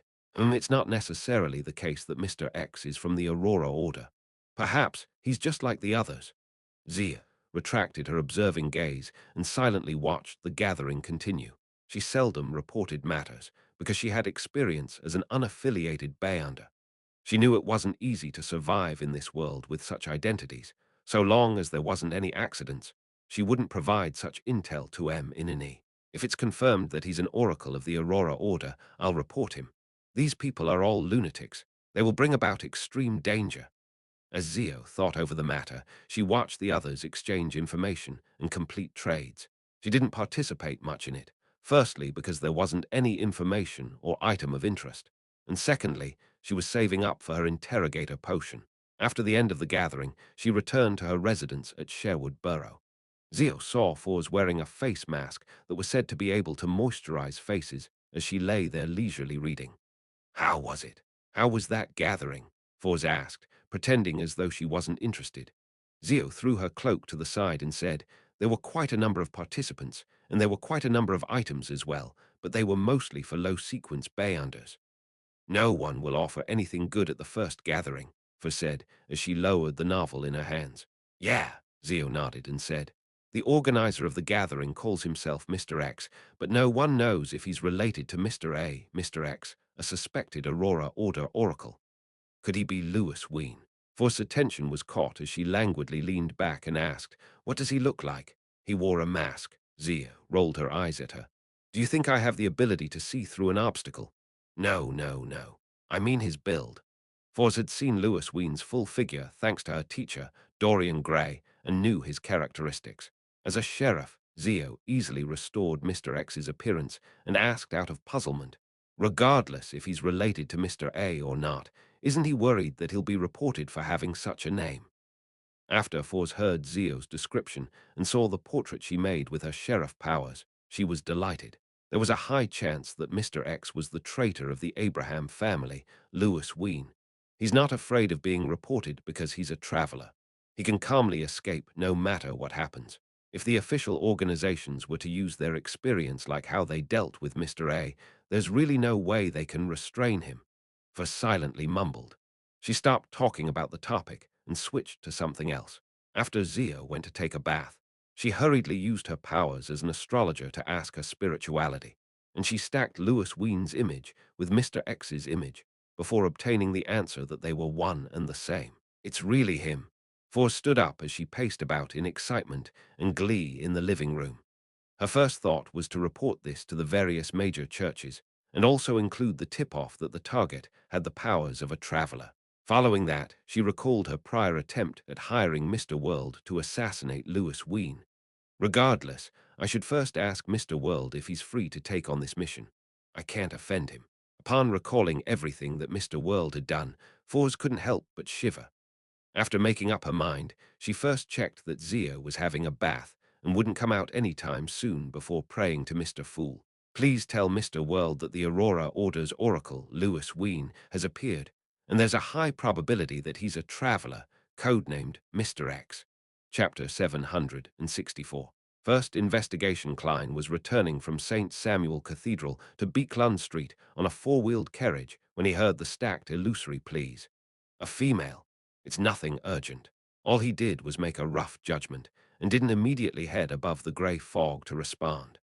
Sweeping his glance at the street lamps which were dispelling the darkness, Klein retracted his gaze and raised the white porcelain with gold rims to take a sip. Beside him, Richardson noticed this and said after mustering his courage, Sir, I've thought it through. You're very right.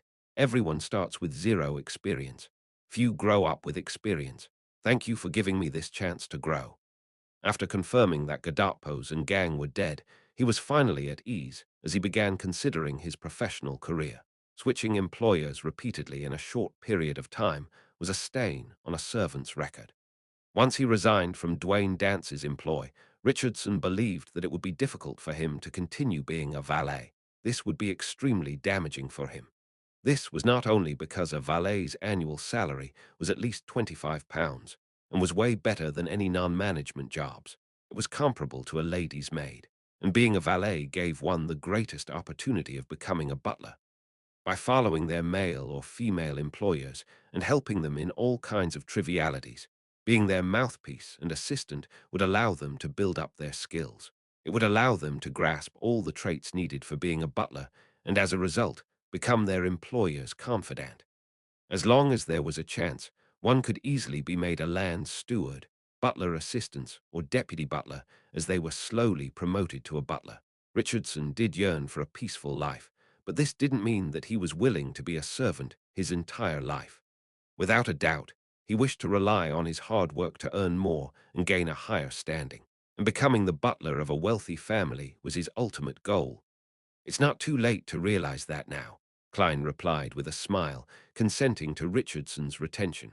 After returning to 160 Beekland Street, he instructed housekeeper Tanger to prepare supper for him at 11:30 as he headed to the third story, where he took off his coat and entered the bathroom. At that moment, the bathtub had already been heated to an appropriate temperature by a maid 5 minutes ahead of time. Klein wasn't in a rush to take his bath, as he went above the grey fog to determine who had prayed to him. Mr. X Traveller, Miss Magician is rather efficient. Without realizing it, she has matured quite well, Klein muttered to himself. After some serious consideration, he conjured the world jam and sparrow and made this fake person pray amidst the veil of the grey fog. Give me the time, location, and provide more information. Only then will I take action. Klein's idea was very simple. He found a traveler's powers rather useful, but it was difficult for Dwayne Dance to have a period of prolonged absence from Beekland Street or stay in his room all the time. It would be fine if Miss Magician could provide detailed and reliable intel, allowing him to carry out the assassination once. But if she were to get the world to slowly gather information bit by bit, there was no way he could do it, as it affected his own plans. Soon, Fors gave a reply. I'll try to gather it as quickly as possible. As the location and timing for Mr. X's next gathering hadn't been confirmed, all she could do was patiently wait. After settling this matter, Klein returned to the real world, took off his clothes, and placed himself into the bathtub. The warm water enveloped him as he closed his eyes in comfort. He felt that the fatigue that plagued his body and mind were being washed away bit by bit. During this period of time, he had been to St. Samuel Cathedral a few times to listen to Bishop Electra's explanation of the revelation of Evernite. He had grasped the looks and characteristics of another two keepers, but he hadn't seen any repeated sightings, preventing him from determining the schedule of the keepers. And doing such acts would similarly bring him trouble. Klein opened his eyes as he looked at the steam above him, sighing inwardly. The first investigation should be coming soon. A person who often entered St. Samuel Cathedral's interior would likely be investigated by the Nighthawks, and with his origins still an unknown, such an investigation was almost necessary. If there aren't any investigations, it would be a serious case of negligence for the Nighthawks. Klein slowly exhaled. In the basement of St. Samuel Cathedral, Leonard slowly walked out of a quiet room. His green eyes had a tint of strange black water as countless illusory bubbles and ripples appeared and disappeared. Not bad. You're already a soul assurer and are almost catching up to me. Standing in the corridor was Dali Simon as she congratulated him in a self-deprecating manner. She was still wearing her hooded black robe with blue eyeshadow and blush. She had quite an uncanny sense of beauty. When Leonard looked at this familiar lady, he found her bearing even colder than before. There seemed to be countless shadows hidden around her, in layers that went deep and felt cold. Clearly, I'm still very far from you. With your condition, you should be able to advance to gatekeeper, right? Leonard didn't act too casual in front of Dali, speaking rather formally. This was because, if he attempted to make any jokes, the one who would eventually be left blushing in embarrassment would definitely be him instead of the lady. Gatekeeper was sequence 5 of the death pathway. I was ready 2 months ago, Dali said without concealing anything, her expression slightly warped. Leonard roughly understood what she meant as he nodded slightly. You haven't contributed enough. Dali curled her lips immediately. That's right. It's like I'm already in bed with everything in place, only to realize that there aren't any condoms at home. Worst of all, it's late at night, and most of the stores around the neighborhood have closed for the day. What an amazing analogy. Leonard didn't think it was right of him to respond as he said with a smile, "You can choose to handle certain cases." Without giving Dali a chance to speak, he pointed at the other end of the corridor. "Captain Sost is still waiting for me to report on my advancement." Dali didn't say a word as she watched him leave. By the time his back disappeared around the corner, this lady's expression seemed to turn adrift as she muttered softly, "Captain Sost." In the room where Leonard's Red Gloves team was temporarily stationed in, Sost, who had just become a spirit warlock, saw his desultory subordinate walk in as he casually threw a dossier over. "Very good, you've already advanced. I'll congratulate you later. First, investigate this target's dream." It was already late at night, but for the Nighthawks, who were mainly staffed with sleepless, it was no different from day. They even felt stronger at night. "Isn't this something the local Nighthawks do?" Leonard received the dossier and asked in passing. "They've recently been swamped with cases and are lacking in manpower. They've requested our help," Sost explained without much care. Leonard didn't ask further as he looked down and flipped through the dossier. The first thing that he caught sight of was a photograph, and the middle-aged gentleman on it had given him a deep impression. Dwayne Dance. Leonard's pupils instantly constricted. He knew this man, aware that this person was an undying monster who had survived since the fourth epoch.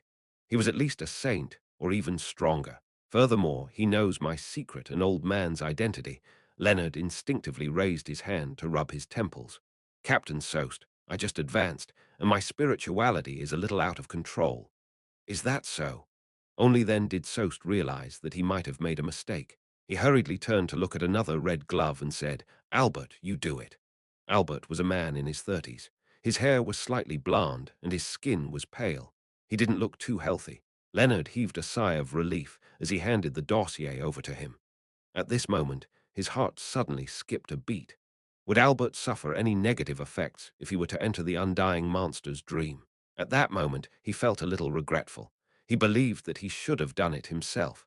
At the very least, he knew the level of danger and had faced him before. It wouldn't result in him provoking him. Dwayne Dance likely won't do anything to Albert. If he has any excessive reaction and causes anything abnormal to happen to Albert, he would immediately expose his problems to us.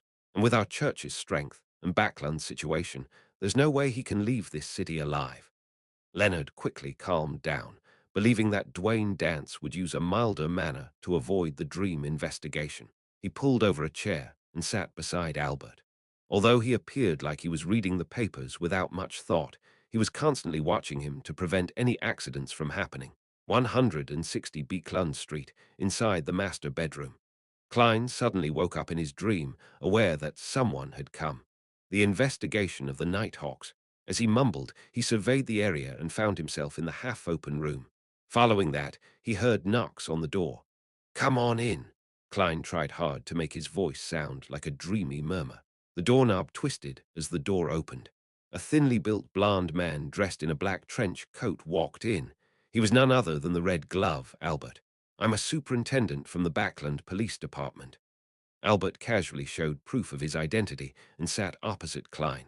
"How may I help you, officer?" Klein got into character. He knew that due to the influence of a nightmare, he needed to appear normal.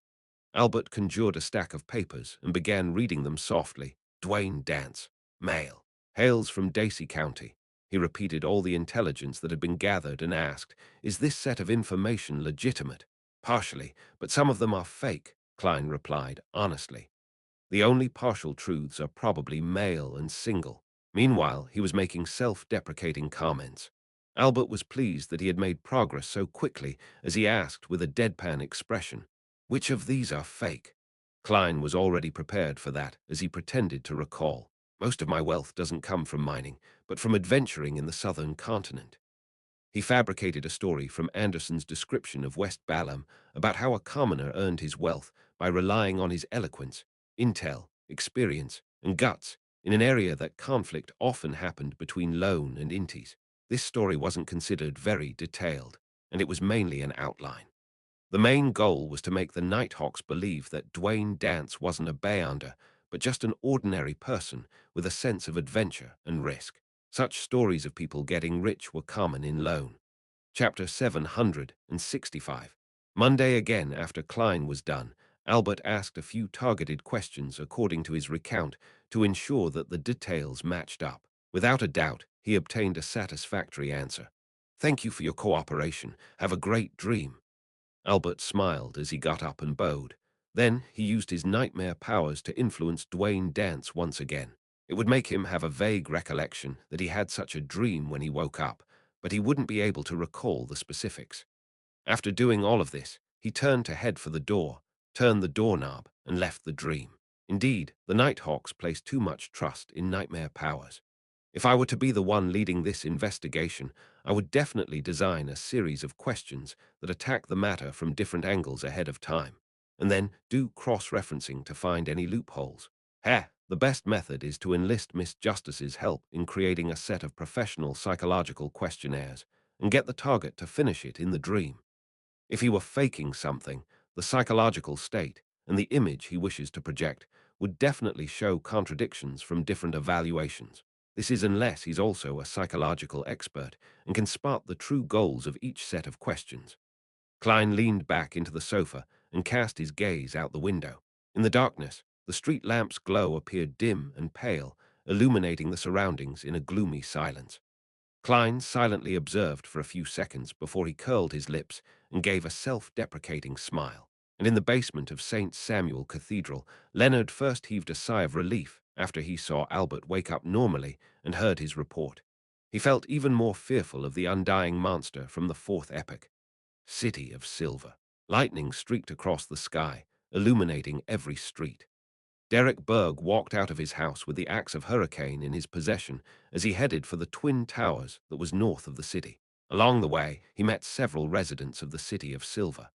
They were either busy, sending their children for general education lessons, or patrolling every corner in groups. It was to prevent anyone from turning into an evil spirit after dying from an accident at home and being without a relative to end their lives. The existence of these people made the City of Silver appear lively, and from time to time, Derek could hear the laughter and cheers from little children. He couldn't help but recall the days in Afternoon Town. The number of humans he met every day had numbered about 20, and most of the time, they needed to stay in a garrisoned building. Outside were monsters that lurked in houses under the cloak of darkness. They were eradicated again and again, but they would appear time and time again from unknown places. Every team member from the expedition felt a sense of helplessness towards this, as though there was no way of gaining true safety. They could never feel at ease with the need to go all out at any time. There was no chance for them to relax at all. No ordinary creature would wish to maintain such states of high stress and vigilance for prolonged periods of time. Therefore, in regards to that, the City of Silver had already developed a rotation system. It didn't take much time for the first expedition team to go from Afternoon Town back to the City of Silver.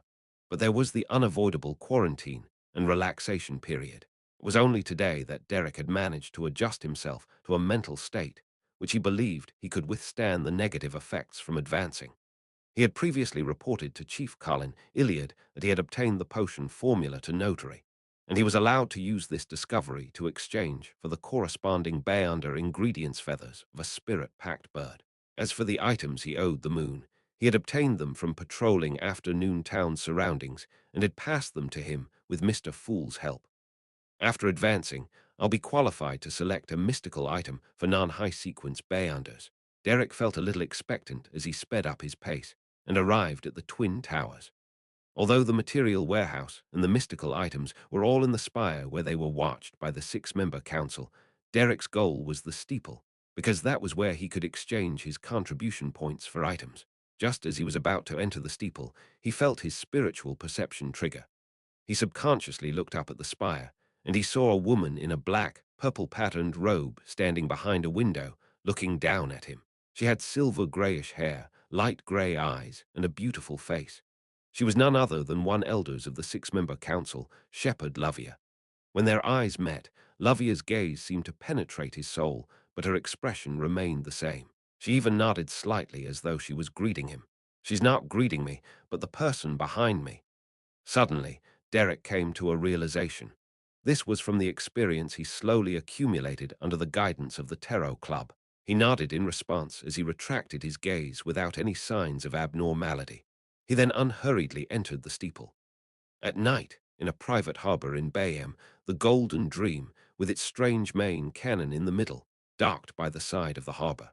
Danitz carried the local specialties that the Resistance had given him as he waved at them with a beaming smile while he headed up the gangway to the deck.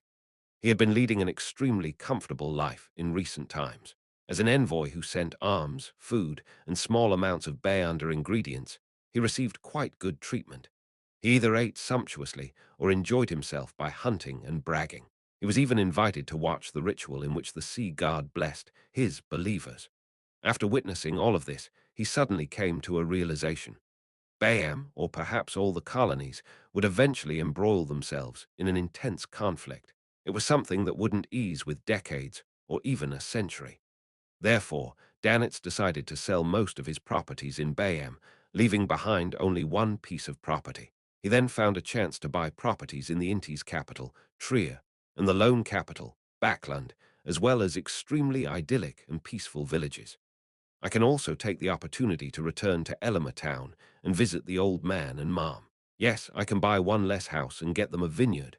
Danitz waved passionately at the Resistance once again. He then puffed up his chest and said smugly to Flowery Bow Tie Jodson, "Where's Captain? I need to report to her on the recent developments." Jodson tusked in contempt. "She's obviously in the captain's cabin." Meanwhile, he lampooned inwardly, "This fellow is becoming more and more arrogant after establishing ties with Jam and Sparrow. However, that crazy adventurer is really terrifying. He actually managed to hunt Admiral of Blood." "Heh!" Danitz scoffed as he walked with a provocative gait and entered the cabin where he met Vice Admiral Iceberg Edwina Edwards. He instantly stopped his provocative look as he smiled. "Captain, I've completed the mission." "Details." Edwina put down the book in her hand as she asked. Danitz was already prepared as he gave a detailed description of what had happened recently while exaggerating his importance. When he was done, he said, "Captain, I met Jam and Sparrow, and he got me to ask you if there have been any abnormalities with elven songster Cyatus's corpse and that golden wine cup." Edwina didn't answer him directly as she walked to a corner in the captain's cabin. Sitting, there was a black wooden chest. The Golden Dream was setting sail for Sanya Island, so Cyatus's and Mobbit's remains remained on the ship. They were stored by Edwina in a specially prepared chest. Bending one knee in genuflection, Edwina opened the wooden chest, allowing the interlocked remains to see the light of day. The mostly squashed golden wine cup was held silently in a bony palm without any abnormal signs.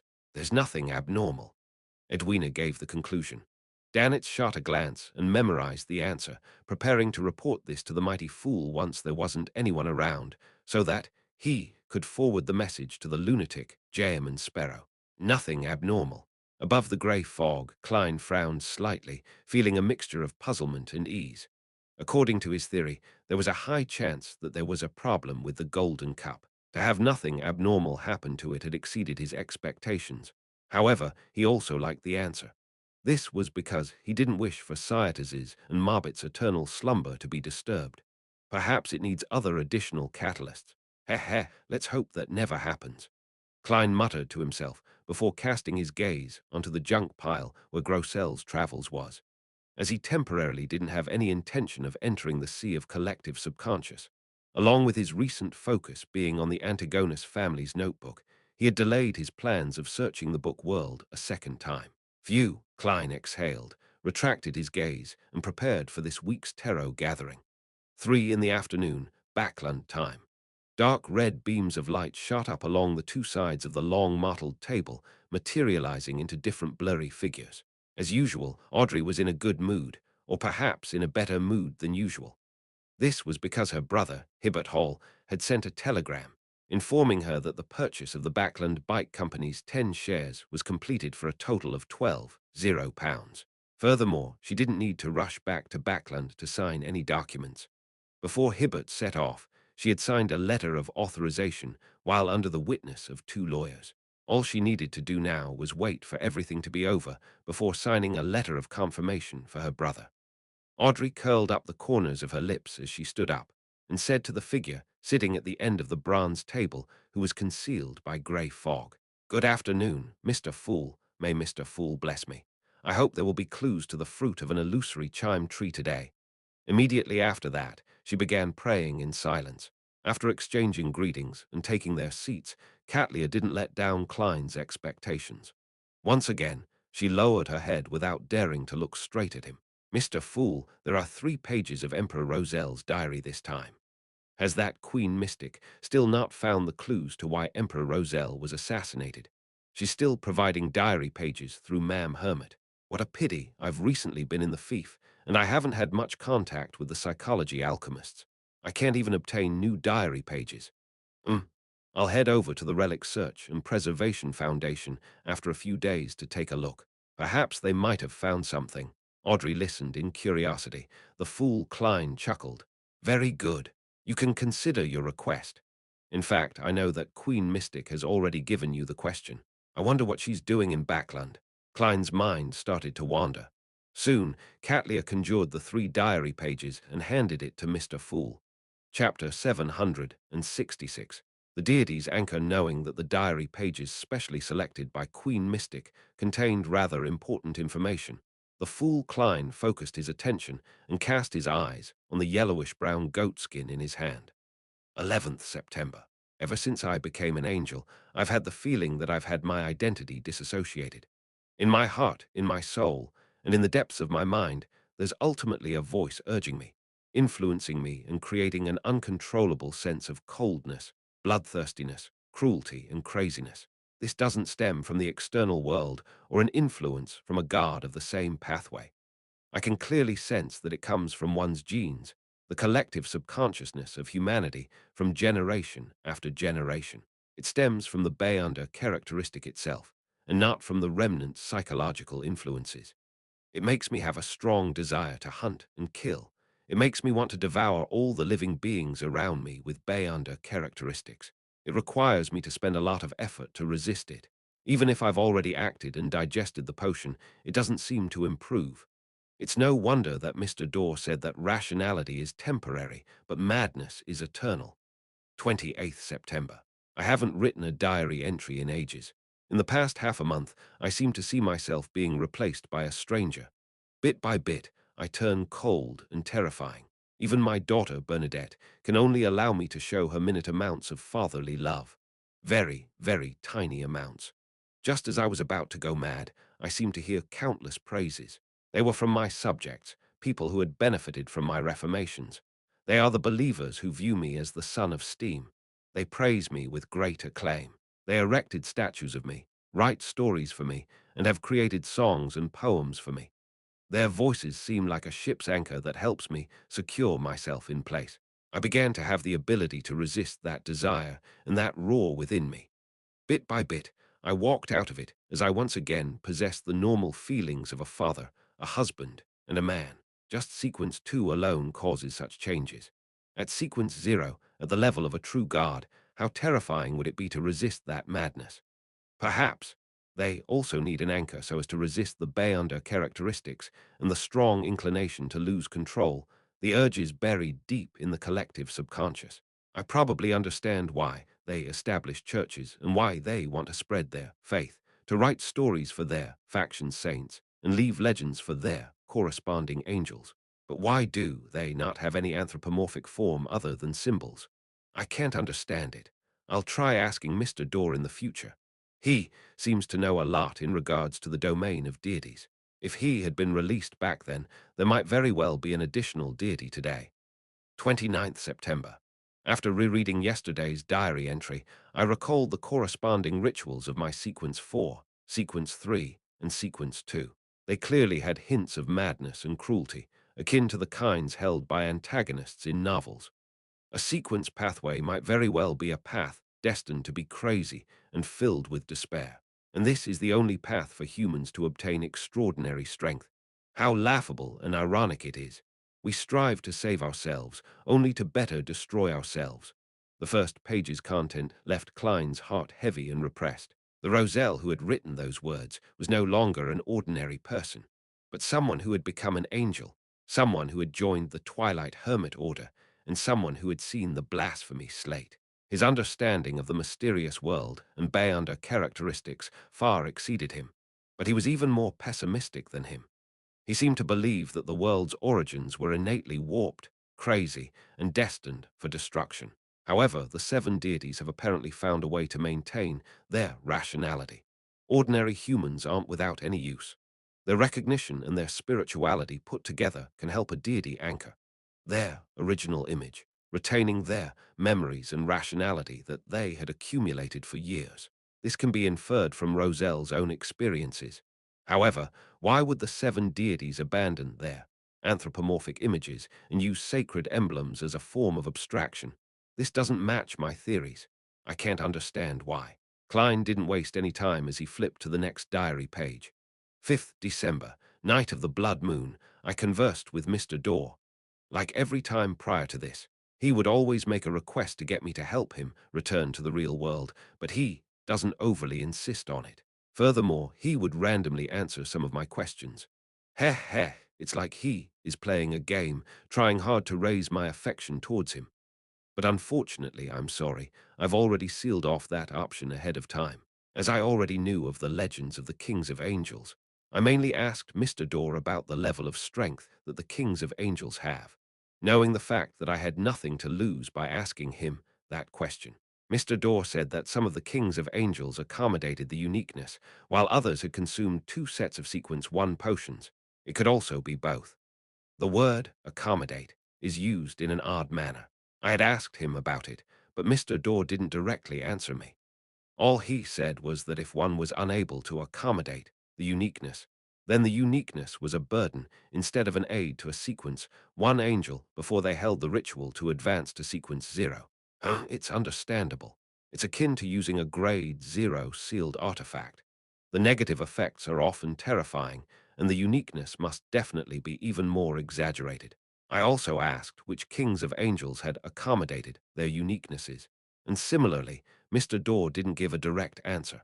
He only said that Ammon and Adam make all the angels feel a sense of envy because they were born with a uniqueness and didn't need to consider the problem of accommodation. From another point of view, does it mean that Ammon and Adam's state is equivalent to having consumed a sequence 1 potion and the uniqueness, as expected of the Creator's sons? That Creator, who's also known as the ancient sun god, was actually so powerful that he could pass on a uniqueness to each of his 2 sons, as well as sequence 1 Beyander's characteristics. Was he trying to purify himself to eliminate any unneeded interference? Then, does Mr. Dorr also accommodate a uniqueness, and also possibly have even consumed 2 sequence 1 potions? I didn't ask because I knew he definitely wouldn't answer me. During the conversation, Mr. Dorr warned me not to directly say out Adam's full name. Otherwise, it would be detected and the conversation would be discovered. I had an inkling why as I laughingly asked him that didn't he just say Adam's full name. Mr. Dorr said it didn't matter. This is because the Apprentice Pathway Sequence 4 is called Secret Sorcerer. It has the meaning of maintaining secrecy. And although it's inferior to the Servant of Concealment of the Evernight Pathway, it's enough for him to block any detection at his level. I asked another few questions regarding the deities, but Mr. Dorr didn't answer. All he said was that when I had the ability and opportunity, I could head above the moon to take a look. I would then understand many things. This is somewhat in line with some of my previous thoughts, but I'm suspecting if he is luring me there to get a chance to return to the real world. After all, his appearance each time is related to the moon. As long as Mr. Dorr appears, there will be plenty of information, usually covering an entire page. His explanation of the level of strength that kings of angels have does match my theories. The generalized meaning of king of angels implicitly refers to a quasi-deity who exceeds sequence 1 by using a variety of means, but they have yet to reach the level of a sequence 0. This includes accommodating the uniqueness or consuming additional sequence 1 potions. The simplified meaning of King of Angels will point out to the Creator who the City of Silver worships 8 kings of all the angels that are ruled by the ancient sun god. Of course, they must also fulfill the general definition. Thoughts rapidly flashed through Klein's mind. As for Roselle's theory about the ancient sun god, he was in strong agreement. He believed that the creator who the City of Silver worshipped had reclaimed too many authorities of the ancient gods, causing him to show signs of chaos and insanity. Hence, he decisively gave birth to two sons to eliminate a portion of the waste. To put it simply, Ammon and Adam are freebies that come with drinking potions. From the looks of it, Angel of Imagination Adam clearly possesses the uniqueness of the spectator pathway. He is likely the mysterious leader of the Twilight Hermit Order. Since ancient times, he has been interfering with the direction of the times in order to revive his father. I wonder if he has advanced to sequence 0. Even if he hasn't, the number of angels the Twilight Hermit Order can mobilize probably exceeds my imagination. Oh, secret sorcerer actually has the meaning of keeping secrets, as well as the implications of concealment. Klein instantly recalled the symbol on the back of the fool's chair. It was the pupil-less eye, a symbol representing secrecy, and the contorted lines that represented change. He quickly reined in his thoughts and flipped to the third diary page. 28th November. I dreamed of Grimm again. He was the smartest among my subordinates, but unfortunately he died in the fog sea due to some unknown infection while exploring that nameless island. He didn't even leave a child behind. Back then, I knew that the nameless island hid secrets with unimaginable danger, but due to my lacking strength, all I could do was hold back. The dream this time is likely a result of my spirituality reminding me that I can explore that island, grasp its secrets, and completely resolve Grimm's matter. 29th November. I summoned 3 subordinates, and with Benjamin Abraham's help and some searching, I finally found that nameless island again. I didn't directly enter, and I decided to rest for a day along its periphery. Edward said that he also often dreams of Grimm, feeling a deep sense of guilt for not having managed to save him back then. This is not your responsibility, but my problem. That was what I said to Edwards because I'm their leader. 30th November. We ventured deep into the island. Existing here were Beyonder creatures that large sources of data claim that they have gone extinct. They gathered there without any conflict, as though they were consecrating something. This bunch of Beyonder creatures without any intelligence appeared to be holding some ritual. They were praying to an unknown deity. In the ritual, I saw Grimm. Chapter 767. Passing a message Grimm, who got infected on the nameless island and was undeniably deceased, appeared once again on the nameless island. Emperor, when did you start writing horror stories? Also, where's the rest? Klein's gaze froze onto the last line of the third diary page, and he discovered that there wasn't any new information. Apart from that, he was similarly alarmed by Emperor Rosel's description of the Beyonder creatures' strange gathering and their worship of an unknown entity. One had to understand that not all Beyonder creatures had intelligence and could be communicated with. Many of them were monsters who had lost control or had madness as an innate property. And these monsters that had lost control were gathered together, worshipping some unknown existence. Unfortunately, the Emperor didn't leave behind the coordinates of the nameless island. However, even if he had recorded it, I wouldn't dare to head over for fear of any infection. If I were to die only to be revived on the island, that would be troublesome. I'll need to be at least a sequence 4 or even a sequence 3 before I'll have what it takes to explore it. As Klein thought, he made the diary in his hand vanish. He then turned to look at Katlia and asked with a smile, "What's your request?" Katlia asked without even thinking, "Honorable Mr. Fool, I wish to know if Emperor Roselle once participated in a very secretive and very ancient organization." Very secretive and very ancient. Twilight Hermit Order. Emperor Roselle used to be a member of it. Audrey suddenly recalled Mr. Fool's previous mention of that organization.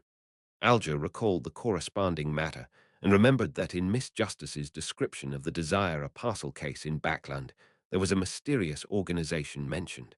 Back then, Mr. Fool had told the members not to say the organization's name in the outside world because any mention of it will be known. Such an organization does match Emperor Roselle's status. Alger nodded inwardly. As for Klein, he thought of something else. Queen Mystic's choice of diary pages are vague. She isn't able to accurately and precisely ask questions based on the content. It also means that she roughly knows that diary pages from certain periods are very important with key information within them, or she is able to discern Roselle's emotions from when it was written. As for Ma'am Hermit's question, it didn't pose any problems for Klein. He smiled and said, "Yes." At the same time, he silently warned himself, in the future, I need to be careful that Queen Mystic's questions might be completely unrelated to the diary pages she hands over. Thankfully, I've read quite a number of Roselle's diary, and I have quite a good understanding of the Emperor. After saying that, he added and said with a smile, "It's your turn." He didn't directly mention the Twilight Hermit Order, wishing that he could answer another question based on this topic in the future. Catlia bowed and expressed her gratitude before looking at the magician. I wish to obtain clues regarding the direct descendants of the Abraham family, £1,000. She had no psychological burden when it came to offering a price, as Queen Mystic could definitely provide compensation for her. Why did you directly look at me? She already knows that my teacher is a member of the Abraham family. Fours was first alarmed before realizing that it was nothing surprising.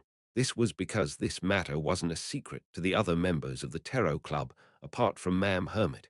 It was very normal for them to mention it after completing a transaction with her.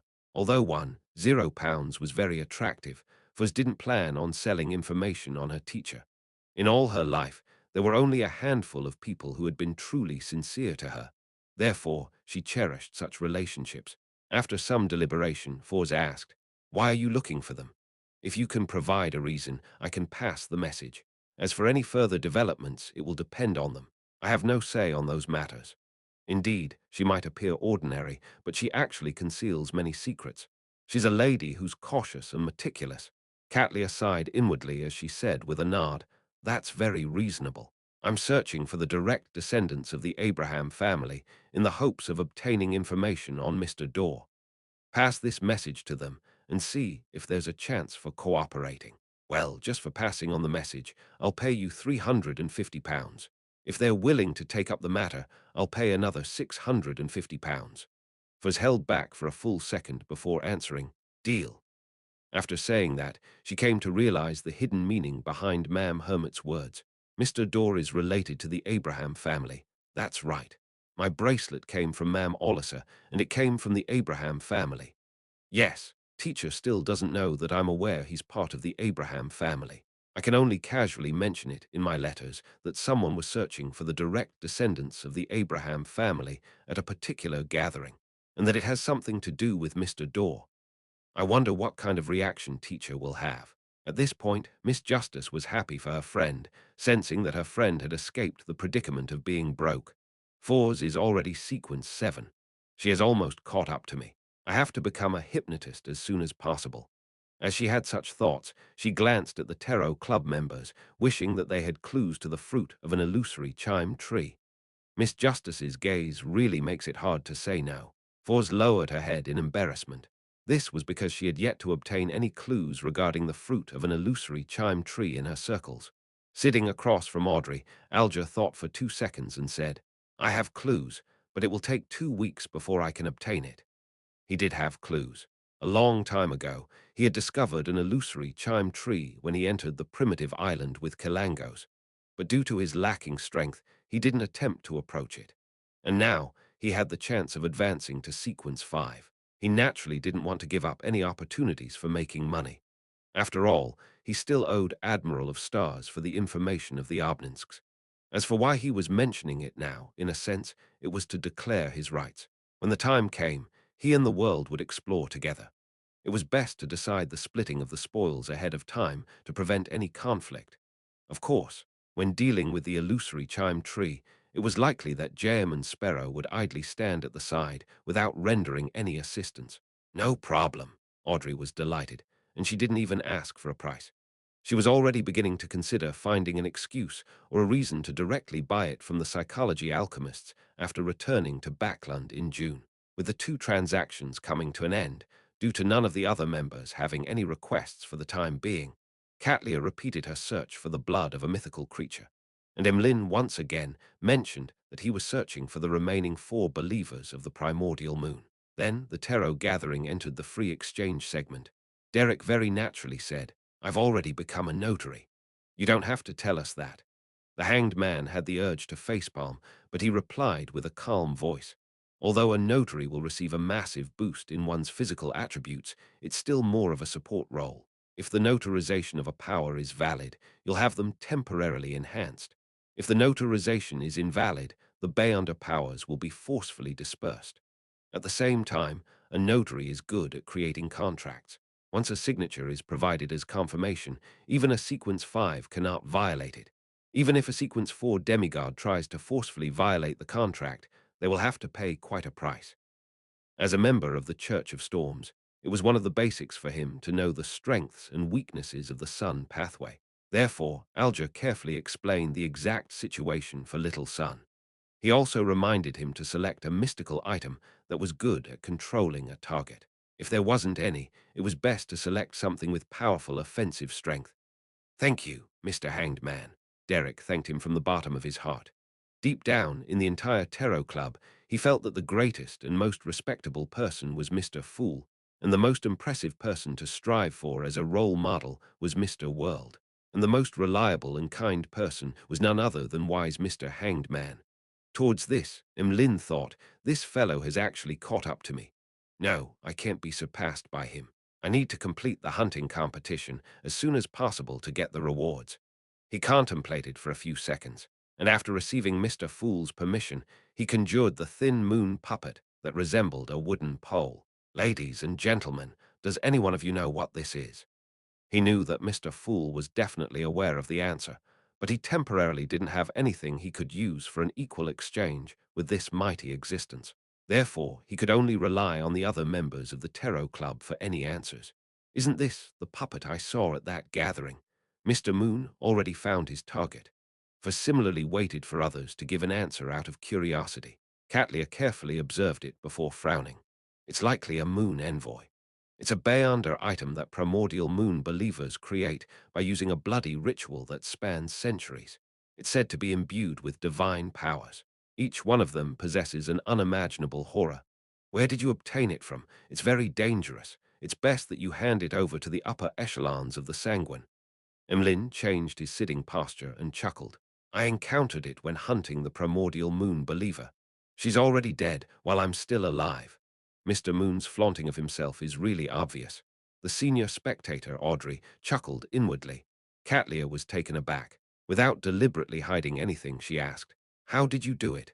Did the upper echelons of the Sanguine provide you with assistance?" Emlyn gaped, somewhat at a loss for words. Only then did he realize that this topic wasn't suitable for a deeper discussion. "Ahem!" He cleared his throat and looked towards the end of the long bronze table. "I sought help from Mr. Fool." Chapter 768.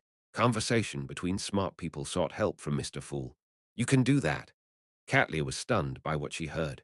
Having been punished and discovering that his blessed German sparrow was becoming more and more impressive, she no longer had any doubts regarding Mr. Fool's status or abilities. She even knew that when Mr. Fool pulled her in through the use of an ancient item, allowing her to escape the pursuit of knowledge, she had come to realize that he was in existence at least at the level of the hidden sage or primordial moon. However, for certain reasons, he wasn't able to interfere with the real world, making her suspect him to be an ancient god that was undergoing an awakening process. The moon's words left her surprised that Mr. Fool was able to provide substantial help to the Tarot Club members, and wasn't just someone who could only provide knowledge or pull them above the grey fog. On the one hand, this means that in times of danger, I can also pray directly to Mr. Fool for help. This is more ridiculous than any ritual. On the other hand, it reveals the fact that Mr. Fool's recovery process is faster than I had imagined. Many thoughts instantly flashed through Catlia's mind. Audrey, Derek, and company weren't that surprised. They had more or less sought Mr. Fool's help in the past, and they had even witnessed the angel under this great existence. Seeing everyone's gaze fall on him, Emlyn shrank his neck as he lifted his chin. "I paid a price. It was a fair and equal exchange. Fair and equal exchange. A mighty existence's immediate and effective response is priceless." Catlia couldn't help but retort inwardly. She didn't directly say it, because she too wished to use the opportunity of such a fair and equal exchange in the future. It would imply that she would have an additional life compared to others. Fours was quite puzzled by Mr. Moon's deliberate emphasis on the principle of fair and equal exchange. Everyone who had sought Mr. Fool's help had made a corresponding payment. Mr. Moonshaw is a man who cares about his reputation, Noah sanguine. Audrey seriously evaluated Emlyn's emotional changes that happened over a span of seconds. As the exchange continued, the tarot gathering slowly came to an end. After returning to the City of Silver, Derek first recalled a notary's strengths and weaknesses mentioned by Mr. Hanged Man. Then he once again headed for the Twin Towers that was north of the city to select a mystical item. He didn't do this before, because his condition wasn't stable after advancing. He was worried that making contact with a mystical item would lead to him losing control. Inside the spire, Derek Berg listed his requirements after finishing the paperwork. He saw a filtered list of items and obtained the corresponding documents that contained the information. After having a careful read and observation period, he quickly narrowed down the choices to two. The first was Cardi's ring. It was ancient and simple in appearance, and it was completely iron black in color. It was engraved with dark and complicated patterns. It was left behind by a resident of the City of Silver a long time ago. It could aid the wearer in awing a target, causing them to stop. It could also make ordinary humans temporarily lose their reason, or it could awaken the hidden emotions and memories of a crazy monster, allowing them to enter a brief period of confusion in which they wouldn't deliver any attacks.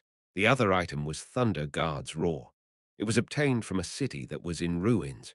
It was rather heavy and resembled a sledgehammer.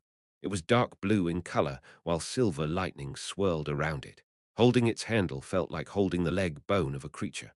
It could produce sounds that left the enemy in fear and chaos while in combat, as though a thunder guard had descended upon the ground as he kept roaring. Every strike brought with it a potent destructiveness with no lack of terrifying lightning. The negative effect of Cardi's ring was that the wearer would unknowingly produce another self. Therefore, one needed to periodically receive treatment from a psyche analyst. If there were any missed treatments, then it could result in the aggravation of the problem, making it harder to treat. And eventually, the two selves would enter a fight, ultimately leading to losing control. In contrast, Thunder Guard's roar didn't have that many latent risks. It would only make the user be a little irascible bit by bit. As long as one periodically vented their emotions, there wouldn't be a problem. However, it also had another side effect. In a completely dark environment, the chances of being attacked by terrifying monsters from the depths of darkness was 100%. The chances of being attacked is 100%. Upon seeing this number, Derek turned gloomy. This meant that many City of Silver residents had vanished because of this reason. They were the former owners of Thunder Guard's Roar. Which should I choose? Generating another self is terrifying. Miss Justice has mentioned before that it's called dissociative identity disorder. Thunder Guard's Roar not only has a power that affects the enemy's state, but it also has a rather powerful offensive capability. My axe of hurricane has been used too many times, so it will likely be damaged ahead of time. I can produce light by myself, so I don't have to be worried about absolute darkness. Derek thought for a moment and pointed at the dark blue sledgehammer. I want Thunder Guard's Roar. 160 Beekland Street. Klein walked out of his master bedroom and saw butler Walter waiting for him with a few invitation letters in hand. Sir, there are a total of 3 invitations this week. There's an afternoon tea session on Wednesday, a literary salon on Friday, and a banquet on Saturday. They were sent from. Klein listened with a warm expression before saying with a smile, "Tell these friendly inviters that I'll be participating." "All right, sir." Walter bowed and left the third story. Seeing the figure disappear from the stairwell, Klein couldn't help but sigh inwardly. After another week of such invitations, it will be my turn to invite my neighbors for a banquet or a ball. By repeating this act of inviting others and being invited, I'll really enter their circles and would be recommended by them to important figures at even higher levels. I'll be able to enter different clubs. Such recommendations are definitely established on a foundation of having sufficient wealth. A person without any value wouldn't be recommended. Socializing for high society is truly troublesome. It'll take at least another month before I'll get to make contact with people who are slightly involved in the great smog of Backland. The church is easier.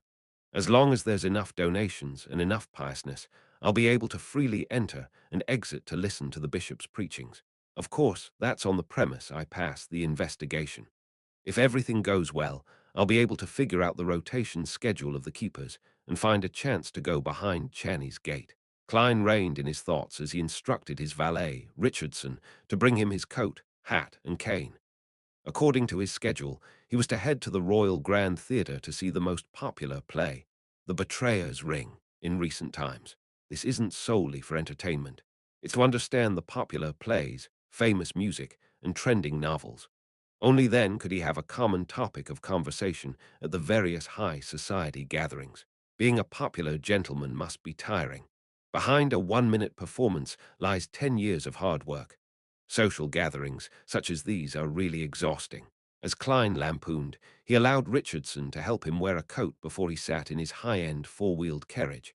He headed for the Royal Grand Theatre in Westborough, where he had a luxurious box to himself and watched The Betrayer's Ring. It's different from television and movies. A play's acting is more exaggerated and impactful. Yes, this is determined by the acting environment. The story isn't bad, but why does it seem familiar?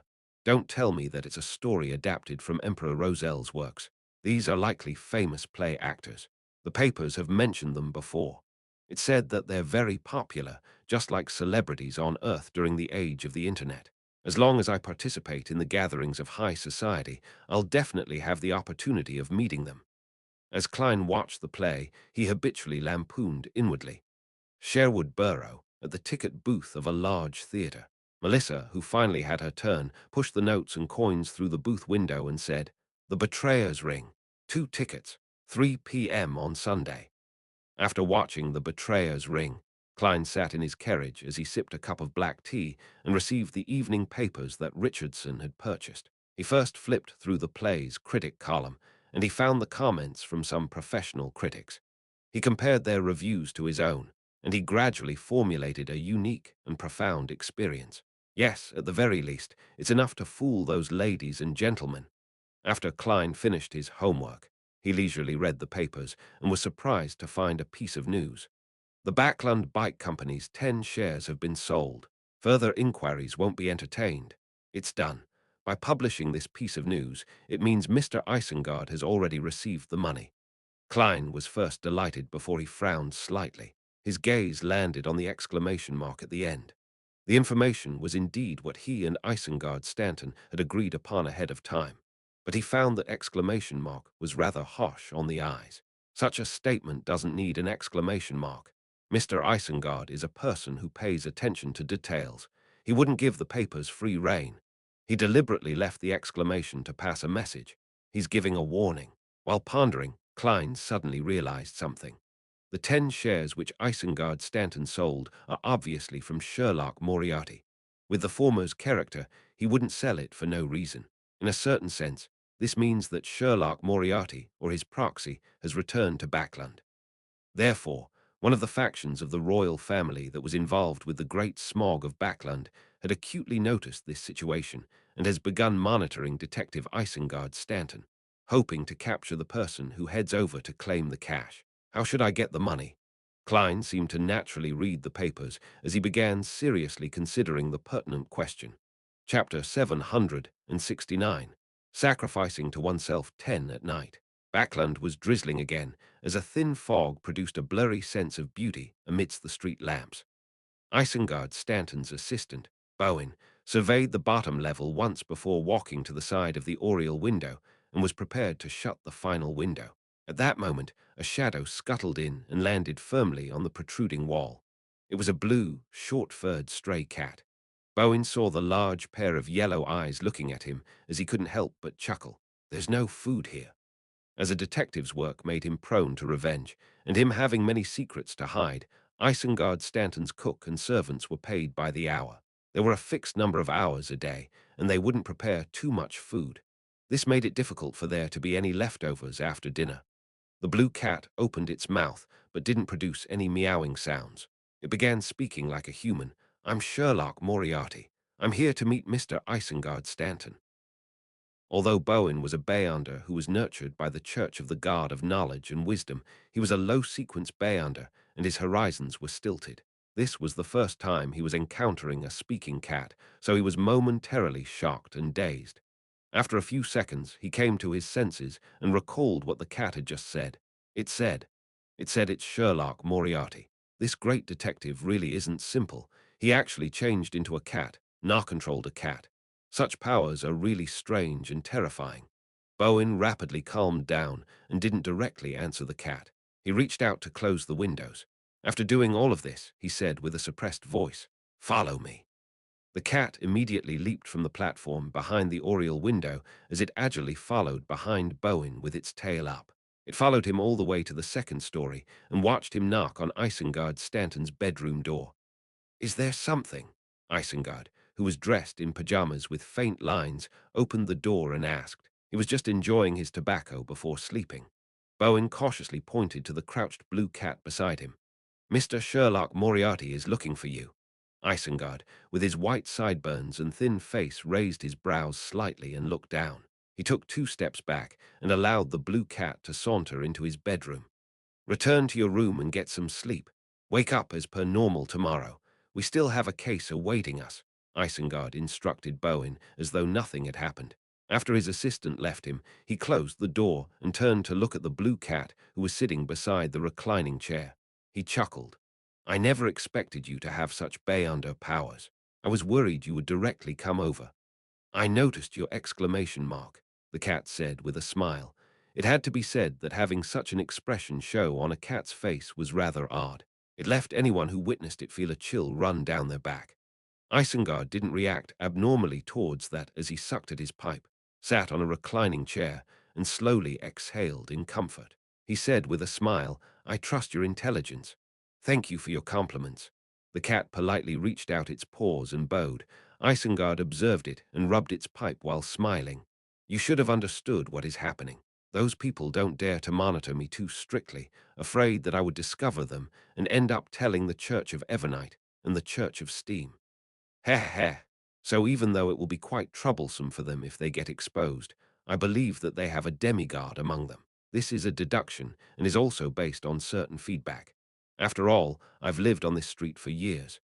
Therefore, humans and animals wouldn't be stopped from entering my house. I believe you've already figured that out. But when leaving, you'll definitely be tailed and tracked. Do you have the means to evade their tracking?" The sum of money isn't a small one. Bringing it out would be quite conspicuous. Let me think. Were you planning on conferring with me in order to get me to deposit the money into a particular bank account, and then you'll find many people to withdraw them in different parts of Backland? Upon saying that, Isengard said with a self-deprecating smile, "This is the best solution I can think of, but carrying it out would be extremely troublesome."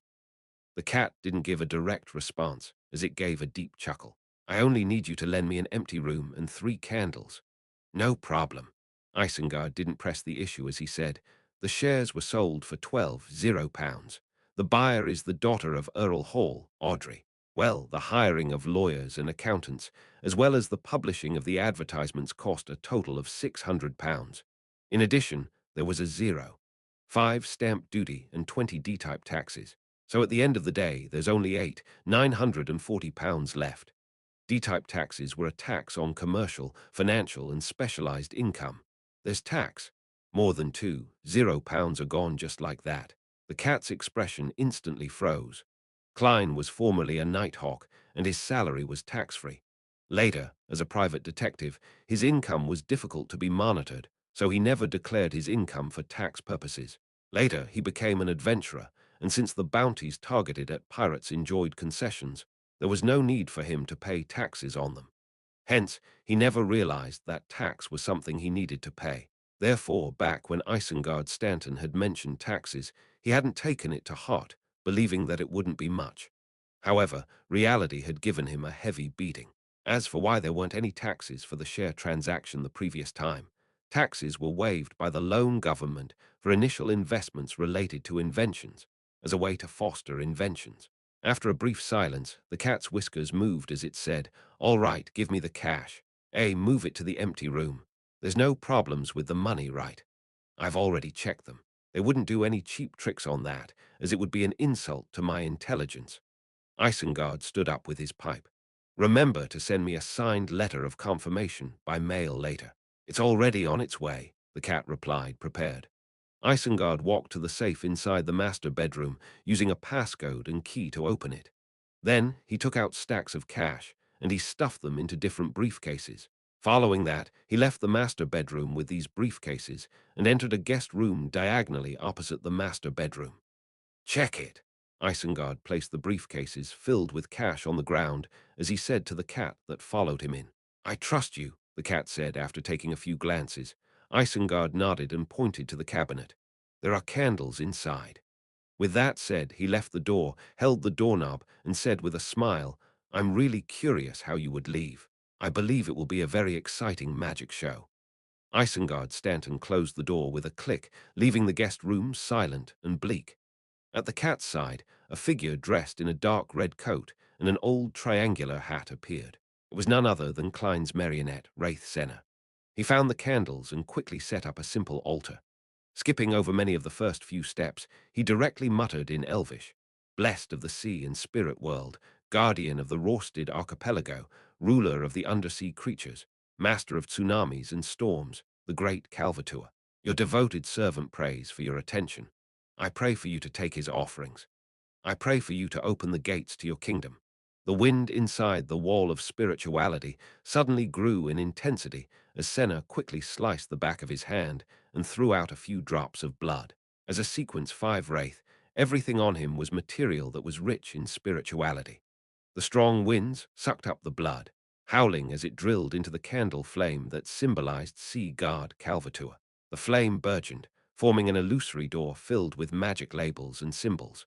After about 10 seconds, the door let out a heavy creak as it slowly opened.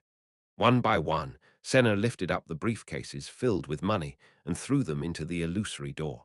When there was almost none left, the gold coin he stored in his body flew out and landed on the altar. The wraith's figure then disappeared, projecting onto the smooth side of the gold coin.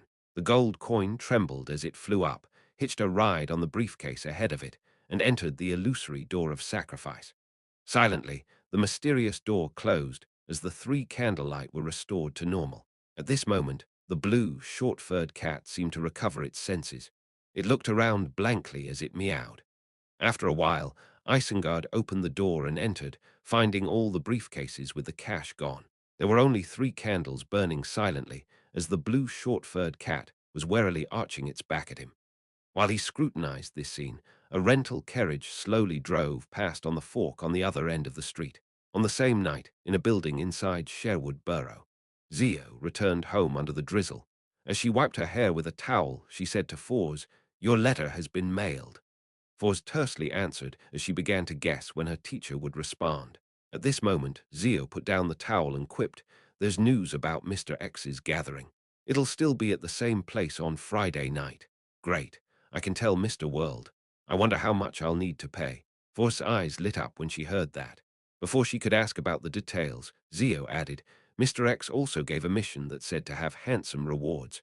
It's to inform him of people around them who have abnormal luck. People with abnormal luck, Fors muttered in puzzlement. Is this man's brain working? Who would divulge things around them at such a gathering? This will make it easy for others to discover their true identities. Who knows? Perhaps he really is a lunatic. Zio didn't know anyone with abnormal luck, so she answered without much thought. Fors carefully thought for a moment, but she failed to figure out the true intentions behind this mission. All she could do was throw it to the back of her mind. She planned on praying to Mr. Fool once Zio went to take a bath, passing the relevant information to the world Jam and Sparrow. Chapter 770. A child should act like a child. Mr. X is looking for people with abnormal luck. Above the grey fog, Klein ruminated over the information Miss Magician had provided in an attempt to analyze anything of use. After thinking to no avail, he decided to approach it from another angle.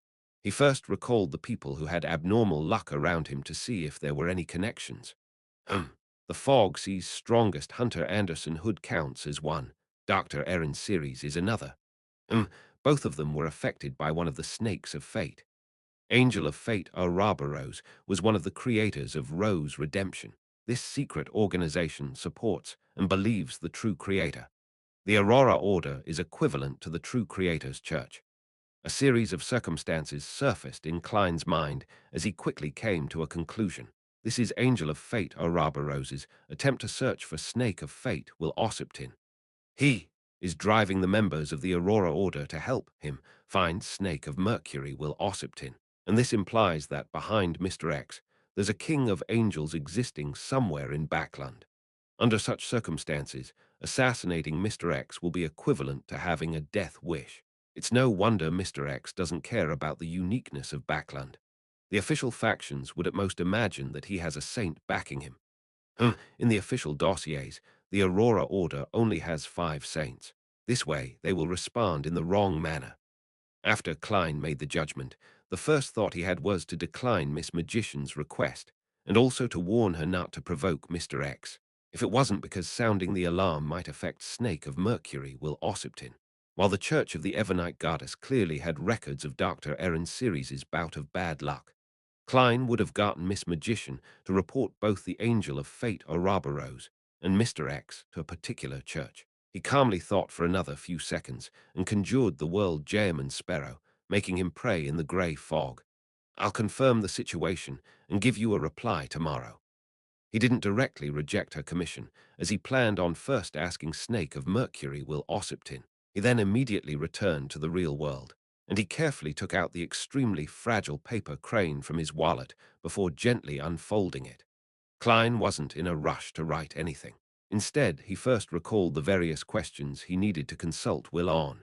After thinking up a draft, he got out a pencil and sharpened it with a blade. After stretching his muscles, Klein wrote, "The members of the Aurora Order are searching for people with abnormal luck. I wonder if you know how to use the Worm of Time to create charms. Does your placenta blood count as a mythical creature's blood? If it does, I hope to obtain 1 drop. What price would I have to offer?" Klein had originally planned on asking Will Ossiptin how he was able to maintain his rationality. After all, the Church's information indicated that there had been no public faith in the Snake of Fate. However, he ultimately curbed himself from doing that, afraid that Will Ossiptin in his infant state replied, "How did you conceive the notion that I'm rational?" That way, he had no idea if Will was joking or speaking the truth.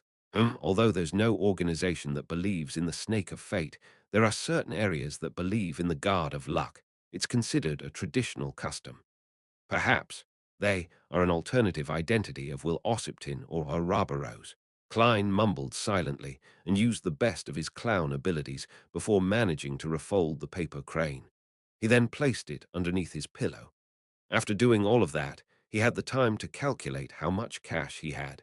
17.46 pounds, 5 gold coins, 3 soldi, and 8 pence in change.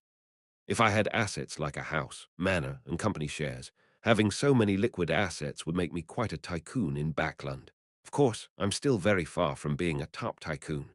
To reach them, one's overall assets need to be £1 million. As Klein was glad that he had quite a bit of money, he recalled his debt, as well as the large investments that he needed to make in order to develop his persona's image. He then drank a mouthful of water, got into bed, and covered himself with a light but warm blanket before he slowly fell asleep. Amidst his reverie, Klein suddenly snapped awake and saw the desolate black plains.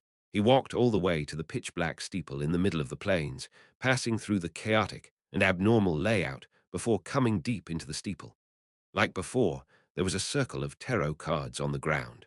However, the protruding area in the middle of the tarot cards didn't have any silvery lines written. Will Ossiptin didn't give a reply. Then, why did he pull me into this dream? Amidst Klein's puzzlement, he suddenly saw a black baby pram roll out of the shadows. In it was an infant whose looks were indiscernible while it was wrapped in silver silk. "Mr. Snake of Fate," Klein politely and cautiously asked. The infant immediately said in a clear voice, "What makes you so sure it's a mister? Isn't that determined from your name? Don't mind such details." Klein lampooned and relaxed due to the attitude he was given. "Then how may I address you?" Will Ossiptin in baby form tersely answered as it said, stumped, "I haven't decided. As you know, you don't. Every time I start again, I try to make myself a little different so as to maintain a good mental state. A child should act like a child while they're a child." Klein's heart stirred when he heard that. Is this the way the monster pathway maintains its reasoning so as to resist madness? In the black pram, Will Ossiptin replied briskly, "Yes, every beginning washes away the madness. However, it still needs certain anchoring from faith. Otherwise, I wouldn't be able to maintain my state as a sequence one for too long. Heh heh, compared to before, you're becoming more and more knowledgeable. Oh, apart from anchoring oneself with faith, there are other ways to resist the madness. However, restarting is clearly an ability of sequence, one snake of fate of the monster pathway. Other Beyonder pathways aren't able to emulate that. Mr. Azik is constantly losing his memories and repeatedly finding himself. Does it also involve the same concept? Klein nodded in thought as he made every second count by asking, I suspect Arabaros is searching for you through the Aurora Order members. Will Ossipton scoffed. I've been playing hide-and-seek with him for a very long time. He isn't good at such matters. It's quite obvious that he doesn't have a childhood. Every time he restarts, he grows up beside the true creator. He lacks the psychological experience of the different stages in life, causing him to be very crazy at times. But of course, he doesn't mind. I did inform Rixardo to use the die of probability in certain places and leave marks. This will mess up Araba Rose's judgment. He will soon leave Backland once again. That means there's still chance of assassinating Mr. X. Yes, when the time comes, I'll divine the level of danger above the grey fog. Klein didn't continue on this topic as he asked, do you know how to use the Worm of Time to create charms? Will Ossipton didn't directly answer and instead returned with a question. You obtained a Worm of Time from Palace Zorost. How did you know? Klein was taken aback as he asked. He wasn't surprised that Will Ossipton had managed to mention the origins of the Worm of Time after all. There weren't many demigods in the Marauder pathway who could create avatars, but why hadn't he assumed that it was blasphemer Ammon? The latter could also leave behind a Worm of Time. Will Ossipton smiled and said, Palace Zorost isn't in good condition, and he had to parasitize your former colleague. All right, your former colleague was investigating Sherlock Moriarty, and he had entered my house in the middle of the night. I sensed that there was something problematic about him, and had given him a short period of bad luck, causing him to encounter other demigods hidden in Backland. And when he was in danger, Palace Zorost had taken action. Haha, it would have been fine even if he hadn't taken action. It's only a prank. I would have given your former colleague sufficient good luck at the critical moment. Leonard is investigating Sherlock Moriarty. The grandpa in his body is called Palace Zorost. Klein frowned slightly, unsure where the problem stemmed from. Will Ossipton continued. The creation of a Worm of Time charm isn't too difficult for you. You can pray to that uniqueness trait about you and use a compound of mercury and pure silver as a medium to draw the corresponding symbols. It's not too difficult. Pray to the fool, that's right.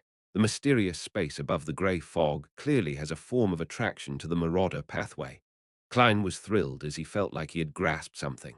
At this moment, Will smiled and added, as for what the corresponding symbol is, I've no idea. What a huge reversal. Klein couldn't help but twitch the corner of his lips. When he noticed that Will Ossipton wasn't speaking any further, he hurriedly smiled and said, There's another question. About your placenta blood. Before he could finish his sentence, Will suddenly opened his mouth and let out a cry. Wah! He began wailing like a real infant. Can't we talk normally? Klein froze in his spot. If he hadn't already confirmed it, he really would have suspected whether the entity before him was a sequence one, the president of the Life School of Thought. All right, all right. I just wanted to ask if it's the blood of a mythical creature, Klein said as he raised his hands midway. Will stopped crying and said with a laugh, Of course, but I'll swap it ahead of time. Otherwise, everyone will die on the spot. He paused for a moment before saying, If you can give me something suitable, it's not impossible to give you one drop. All right, goodbye. Just as Will Ossipton said that, Klein felt the steeple shake as the dream rapidly shattered. Soon he woke up. Chapter 771. Fate Siphon. What item would a snake of fate be interested in? Klein slowly sat up and leaned against a pillow. He thought for some time and decided to consider it at a later date. After all, he was still at least a month away from Will Ossipton's birth. He could also leave the question for the Hermit Catlia and Queen Mystic Bernadette, who was backing her, to rack their brains over. Of course, Klein didn't eliminate the possibility of Will Ossipton's sudden choice of having an early birth. He slowly turned his attention into creating a Worm of Time charm. According to Will Ossipton's explanation, he had most of the conditions required. but he was just short of the corresponding symbol. Pray to the fool and use the powers of the mysterious space above the grey fog. I wonder if a symbol corresponding to the marauder pathway would work. Even if it does, I don't know what it is. Unless I pull a marauder above the grey fog and let the high-back chair produce the corresponding pattern. As Klein thought about the details, he suddenly had an idea. In that case, perhaps he could try the symbol behind the fool's chair. It was the pupil-less eye, a symbol representing concealment, and the contorted lines that represented change. I wonder if it will work. Divination won't be able to rule it out by elimination, but I can predict if the attempt will be successful.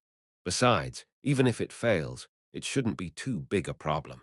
After all, I'm praying to myself. Even if the material were to be wasted in the experiment, it would enter above the grey fog and not be lost. With this in mind, Klein felt pumped. He couldn't help but get out of bed to try out the experiment that very night. A material like the worm of time that's left behind by a marauder demigod at Ammon's level still has its essence and level even if it's dead. When using it for a charm, it might not reach the level of an angel for various reasons, but it wouldn't be too far off. It'll be about the peak strength of a saint. If Klein succeeded, it would be equivalent to having an additional trump card. At critical points in time, it might give him an additional life. So how could he not be excited and expectant? I can only stir some of the powers of the mysterious space above the grey fog.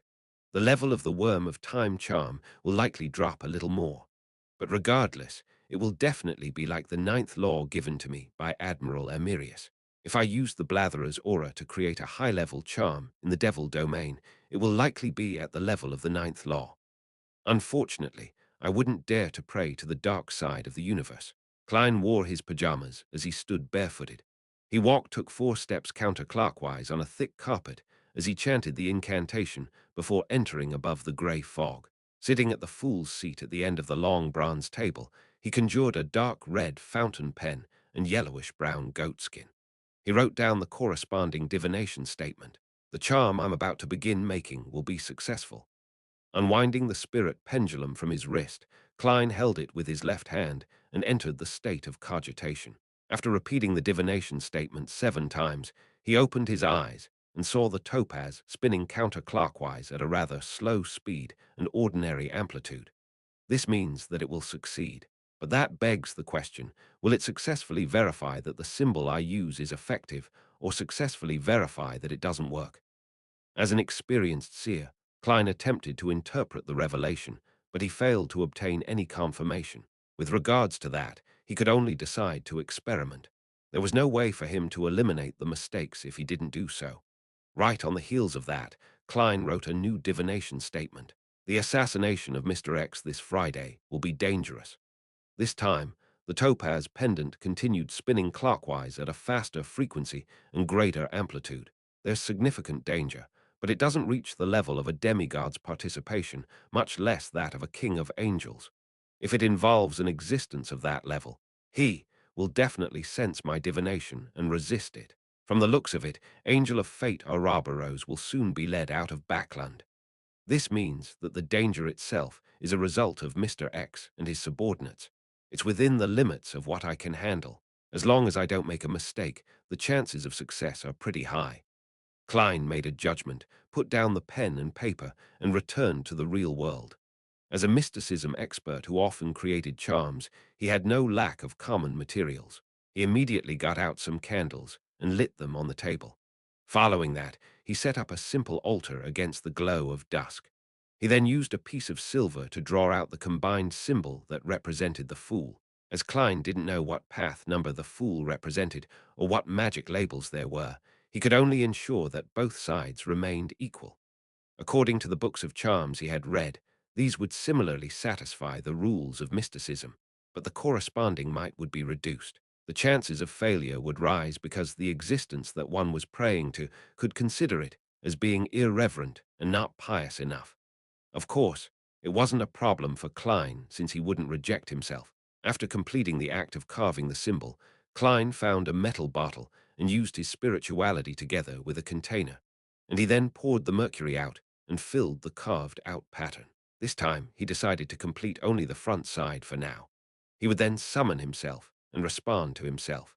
He would then bring the worm with the 12 translucent rings back to the room and then place it on a silver sheet. After doing all of this, Klein adjusted the altar and took 2 steps back. He then said in ancient Hermes, "The fool that doesn't belong to this era." Following the process, he completed the necessary steps before taking 4 steps counterclockwise and entered the space above the grey fog. After imbuing himself with the Black Emperor card, he used his spirituality to stir a tiny amount of the powers above the grey fog to respond to his prayers. While the surging energy poured into the circle of light, Klein didn't hesitate to return to the real world. He saw the altar had turned dark and gloomy, as though there were countless secrets hidden here, and the silver sheet had already floated up, fusing with the worm of time's corpse. Klein took 2 steps forward, flipped the silver sheet around, and he filled the carved symbol on the back with mercury. As the lines lit up, they effused a hazy luster. Klein rapidly retracted his arms and saw the luster grow richer. He then enveloped the silver sheet and the worm of time's corpse inside. Suddenly, the darkness around the altar distorted as the entire space seemed to turn abnormal. This change disappeared as fast as it came. The charms filled with strange patterns slowly landed on the desk. It was entirely translucent in color and was dark black. It was like a miniature card made out of a special crystal. It also resembled the eyes of a particular existence that was watching this world. It succeeded. It really works. Klein was delighted as he hurriedly picked up the charm. He found it cold to the touch as if he was touching snow. Regardless of the resulting effects of the charm, just its formation had meant a success. Klein had once again obtained a high-level charm at the demigod level. He busied himself again, bringing the completed item above the grey fog. He then used dream divination to figure out how to use it. The charm, which was in the shape of a black crystal card, had only one effect, but it was highly potent. It was to siphon off the luck of others. And to be precise, it was to graft fate. A period of the target's fate would be grafted onto the user. The simplest situation would be when an enemy is about to kill me. I'll use this charm, siphoning off his fate of surviving, as well as grafting the fate of impending death onto them. Then the situation would be developed into him clearly succeeding, only for him to die. It does match the Marauder pathway's usual traits, but it's more sinister and terrifying. It's going from stealing wealth to stealing fate. If the Worm of Time were alive, and I was able to fully employ the power of the mysterious space above the grey fog, this charm might even point towards the domain of time. As Klein thought, he felt a sense of fear. If it wasn't for the assistance that this mysterious space had given him by obstructing and purging things, he had no way to deal with a Worm of Time. Phew, now it's mine. I can't call it a Worm of Time anymore. I'll just call it Fate Siphon. Klein once again got busy as he brought back the Fate Siphon charm to the real world. After dealing with the traces of the ritual, he gravely placed the high-level charm into the iron cigar case, putting it together with Azic's copper whistle and the Senna gold coin. He then sealed and isolated the case with a wall of spirituality. Being in a good mood, Klein didn't feel sleepy. He drew the curtains a little and allowed the crimson moonlight to shine in, illuminating his room with tranquility and silence. While he was enjoying the scenery, he suddenly saw a figure sneak out from Member of Parliament Mack's house as it approached amidst the shadows. It was none other than Hazel Mack. She once again headed for the sewers, removed the manhole cover, climbed down, and didn't forget to close the cover. Why is she always heading into the sewers? It's not likely for her to be heading to other areas from here to act like a superhero in the mysterious world. After all, each trip doesn't take her more than an hour. Unless she has very reliable intelligence, it's difficult to achieve anything. Besides, this will make it easy for her to be caught by the official Bayanders. Together with the scene provided to me by Arrows, she's likely finding something. Uh, it's very easy for her to encounter danger if she keeps heading into the sewers. Klein stood behind the curtain gap as he observed what was happening under the serene night. He didn't attempt to warn Hazel or let the wraith possess her to let her understand the dangers of the Bay underworld. Firstly, this was because he had quite a subjective view that Hazel's sense of superiority was due to a result of her lacking knowledge in mysticism, so he couldn't be sure. Secondly, he wasn't sure how she had obtained Bayonder powers and a mystical item. Warning her out of gratitude for her kind deed earlier would easily attract unwanted attention or even trouble. After enjoying an evening of peace, Klein returned to bed and slept till daybreak. Before Richardson entered, he turned into Jam and Sparrow and prayed to the fool. I can accept the mission, but regardless of the outcome, I want a stone from that bracelet of yours, as well as the ability to use that spellbook of yours for some time. If it succeeds, all spoils of war will be mine. You can only take the target's head. If required, you will need to provide assistance. Chapter 772. Walter's abnormality. He wants a stone from my bracelet, and the right to use Lemano's travels for some time. How does he know that I have those two items? I don't remember mentioning it during the tarot gatherings. After hearing Jem and Sparrow's response, Fours was bewildered and rather shocked. It felt like he had seen through all her secrets. She tensed up as she quickly tried recalling how this information could have been leaked. Aside from Teacher Zio and Mr. Fool, no one knows that I have these two items, especially Lemano's travels. I haven't even used it. Mr. Fool. Mr. World appears quite strange during the tarot gatherings. He never hands over Emperor Roselle's diary pages, and he doesn't seem to put any effort into this, nor does he show any concern. He and Mr. Fool have a deeper connection. He obtains the relevant information from him, a believer or a blessed. Fors carefully thought over the matter as she grasped something, easing her horror from before. Only at this moment did she have the time and energy to consider if she could accept Jem and Sparrow's requests. To Fors, such a price was too cheap, far lower than she had expected. Furthermore, it was reasonable.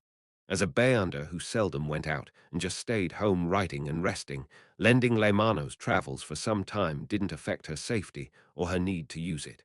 And likewise, giving one of the two remaining stones in the bracelet that allowed her to travel through the spirit world didn't cause her to lose all her trump cards. The only problem is that Mr. World seems to be willing to only try it once.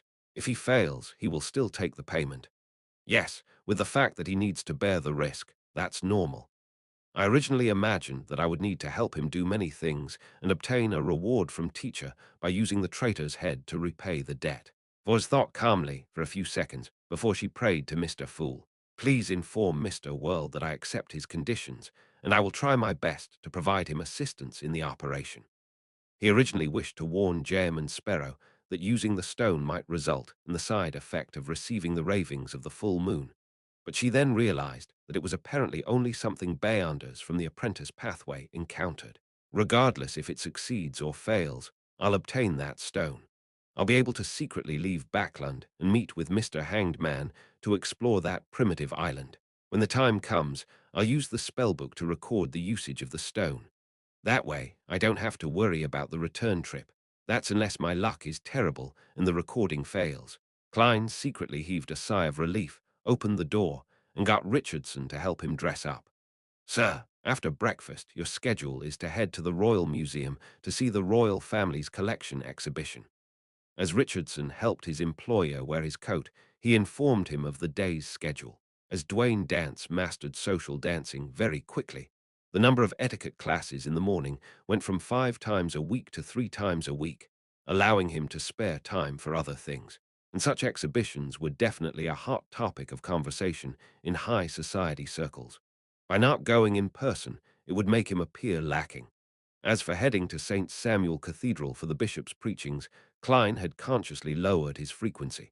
This wasn't because he needed to donate tens of pounds each time, but that he was afraid that heading there frequently despite having the novelty period wear off would incur suspicion. Being natural and reasonable were the core traits of his plans. Other than on a Sunday, he planned on randomly heading to church on 2 of the remaining 6 days. He wanted to rely on an even longer period of time to accumulate intelligence so as to figure out a pattern. He couldn't be impatient or in a rush. I'm already looking forward to it. Klein looked at the dignified reflection of himself as he said to his valet with a smile. Upon thinking of St. Samuel Cathedral and the Church of Evernite, he naturally connected it to Leonard Mitchell's secret investigation of Sherlock Moriarty. He didn't understand what he was suspicious about. Is it because of Emlyn White's purchase of Tinder that drove Leonard to investigate the people related to him? Or was it because of the fleeting appearances of the detective in the cases of Capim and Lanevus that made the Red Gloves, who are in charge of the investigations, notice something? Or could it be both? Klein thought about the clues that he had left behind and had a rough guess. He wasn't afraid that Sherlock Moriarty would be wanted by the Church of Evernight and given a bounty. After all, apart from contacting a few people that he was familiar with, the detective wasn't to appear again.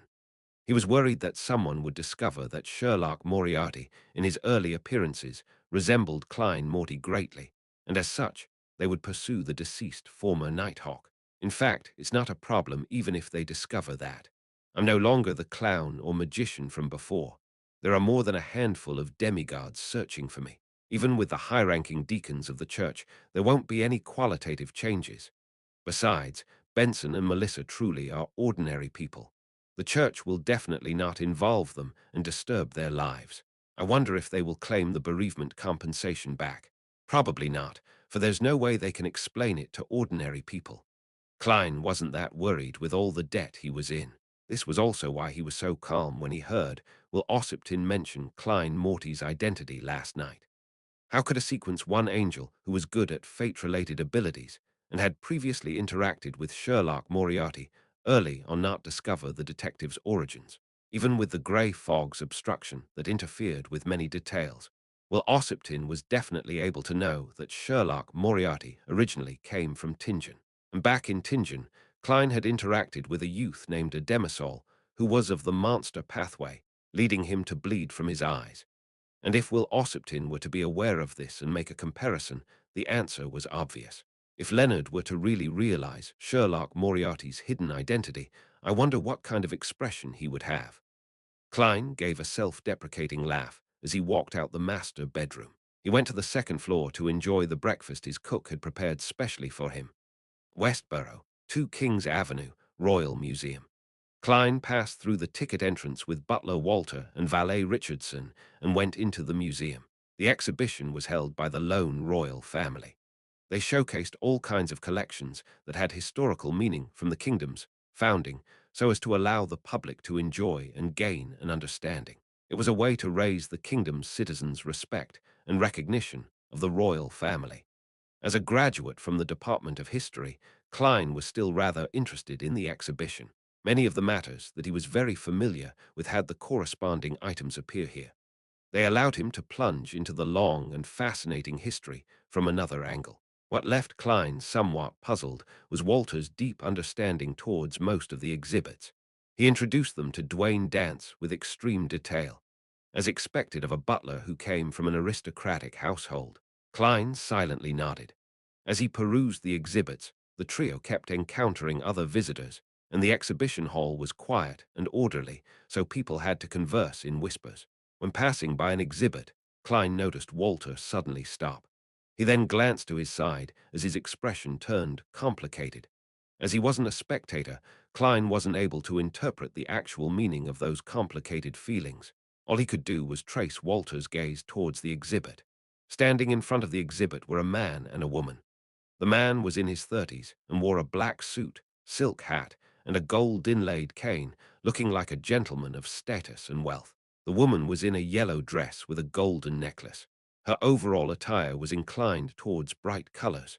Mr. Butler is looking at that man. Klein instantly made the judgment as he swept his gaze past the target without anyone detecting him. He realized that the man looked rather old. His skin was dark as a result of frequent exposure to the sun. The back of his hand was like dried wood, and his fingers were extremely rough. If I didn't look at his attire, I would have believed it if someone told me he was a farmer, gardener, or carriage driver.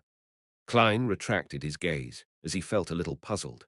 The reason why he noticed these details was because he had seriously considered the appearance of an ordinary person who had ventured in the southern continent for extended periods of time back when he was constructing the identity of Dwayne Dance. He believed that apart from his gaze, bearing, and natural facial features that were etched by his rich experience, Dwayne Dance also needed to have details such as skin that had experienced long periods of suntanning, unobvious scars, and rough but strong palms. Otherwise, it wouldn't be enough to prop up such a character's inherent traits. I have to say that from the moment I became a faceless, I'm getting more and more experienced and wise in the aspect of creating a new character. If I were to return to Earth, even without my Beyonder powers, I'll have strong acting skills. As Klein made self-deprecating comments inwardly, he saw Walter recover from his stern look, as though nothing had happened. As for the man with somewhat old facial features and rough skin, he pointed at a flag inside the exhibition case. This is the flag that the Earl of Lastings, Prince Herod's Augustus, used during the White Rose War. Unfortunately, he perished in that war. However, his death was the turning point of the entire war and the reason why Lone eventually clinched victory. Look, the flag still has his blood. He's quite knowledgeable in the field of history. Klein's gaze swept towards Walter from the corner of his eye, thought for 2 seconds, and smiled. He approached the couple and interjected in a friendly manner. I never expected such a neglected tidbit of history would be known by someone else. I originally believed that the people's understanding of the White Rose War was only limited to Lone's victory against Intis. Sir, your eruditeness leaves me amazed. To be praised in front of his female partner, the man's expression turned from a wary one to a relaxed one. A gleeful smile appeared on his face. I'm just a person who likes history. He casually swept his gaze towards the servant of the gentleman in front of him as he suddenly frowned before easing his brows. There were remnant looks of puzzlement. Indeed, he knows butler Walter. Klein smiled while maintaining his composure. Hello there, I'm a merchant from Dacey, Dwayne Dance. How may I address you? The man hesitated and said, William Sykes, a land steward at a manor. Chapter 773, Additional Development. William Sykes, a land steward.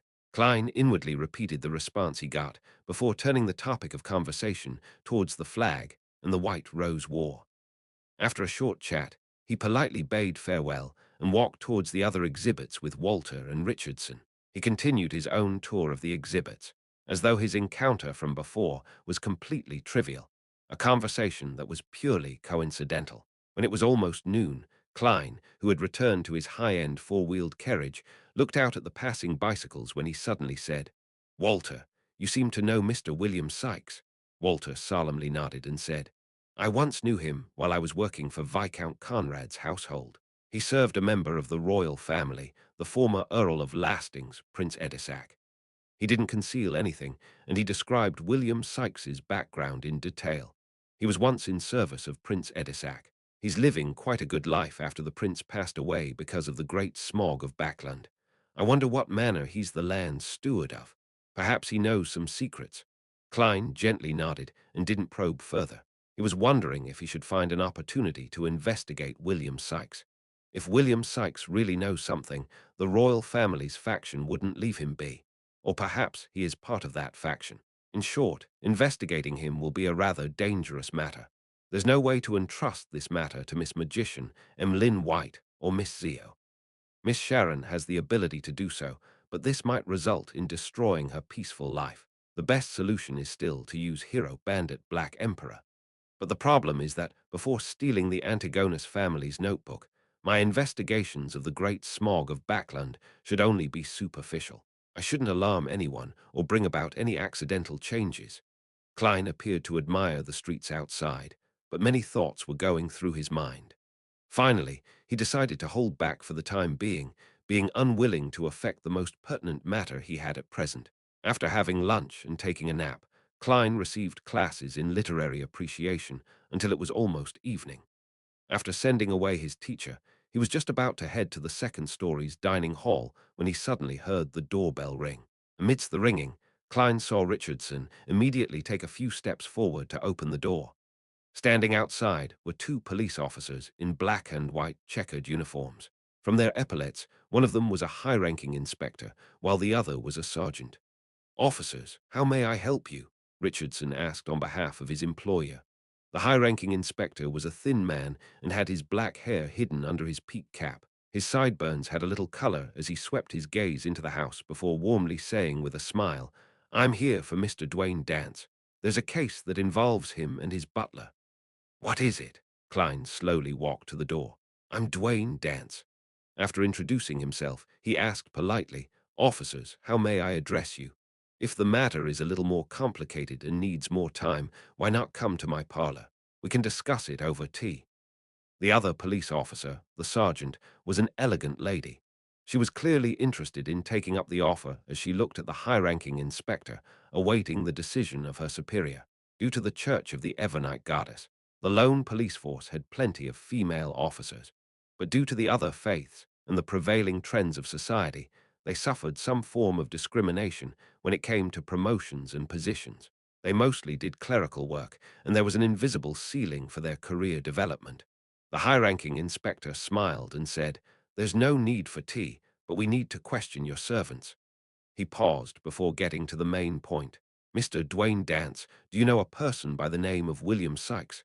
I got to know him this morning at the Royal Museum." Klein vaguely sensed that some sort of unexpected development had occurred as he asked, "Did something happen to him?" The high-ranking inspector wiped away his smile and said, "He's dead. He died at a hotel near the Royal Museum." "He's dead." Klein didn't hide his puzzlement and shock. "I just met him, and he's dead. Had he already been targeted?" The inspector nodded solemnly and said, "Yes, the cause of death is rather complicated, and we aren't ruling out the possibility of murder." "What about his female partner?" Klein frowned as he asked. "He had a female partner when I met him. That lady was his mistress. When she left the hotel, William Sykes was still alive. This can be confirmed by the attendants at the hotel because they had later sent him red wine." The inspector simply shared the situation and said, "After leaving the Royal Museum, where did you go?" "I came back here directly. I had lunch, took a nap, and attended lessons. My servants, neighbors, and literary appreciation teacher can prove that," Klein frankly replied. He then turned his head to Richardson and said, "Bring Walter here." Soon, Walter walked down from the second story with a white glove and answered similar questions. After receiving Dwayne Dance's permission, the two officers questioned the rest of his servants, but they failed to find any problems. They didn't stay for long, politely bidding him farewell and visiting the other neighbors. Klein's appetite wasn't affected by this matter as he went to the second story to enjoy his dinner. Time quickly flew by as he spent the rest of the time reading books and newspapers. Before sleeping, Klein took in the scenery outside the window as he awaited his valet, Richardson, to take away the fruits in the room. Suddenly, he asked without turning his head, "What did Walter do in the afternoon?" "He was busy handling various matters. He never left," Richardson answered softly. Klein nodded gently without asking further. He began suspecting if he had been overthinking matters. Phew!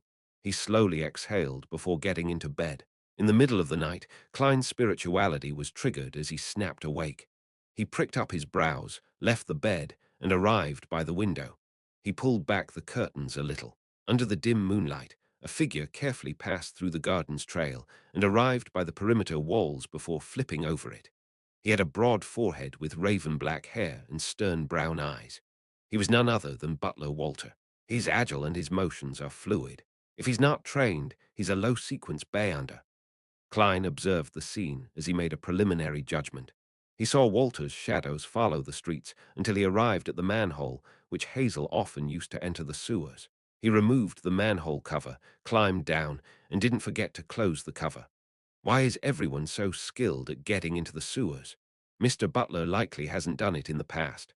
Otherwise, my spirituality would have warned me. After all, he's leaving from my territory.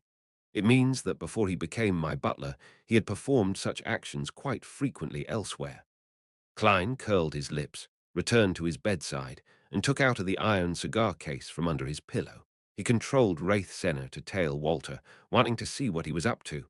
"I hope it doesn't exceed 100 meters. Otherwise, I'll need to enter the sewers as well." As Klein silently muttered to himself, he returned to the gap in the curtains. His marionette, Senna, immediately used the mysterious connection between different mirrors to jump to the street lamp beside the manhole before passing the manhole to silently tail Walter. Klein saw that Walter turned into a more secluded and dark passage after taking 10 meters forward.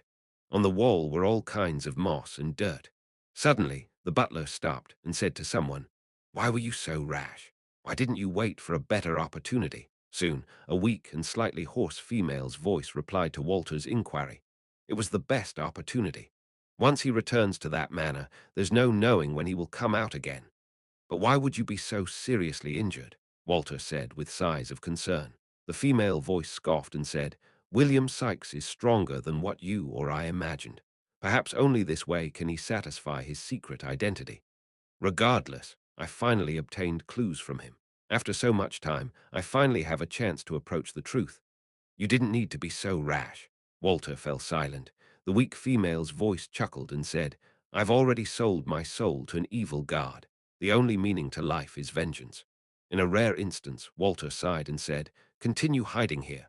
I'll prepare food for you until you recover. If there aren't any accidents, use the old method to contact me.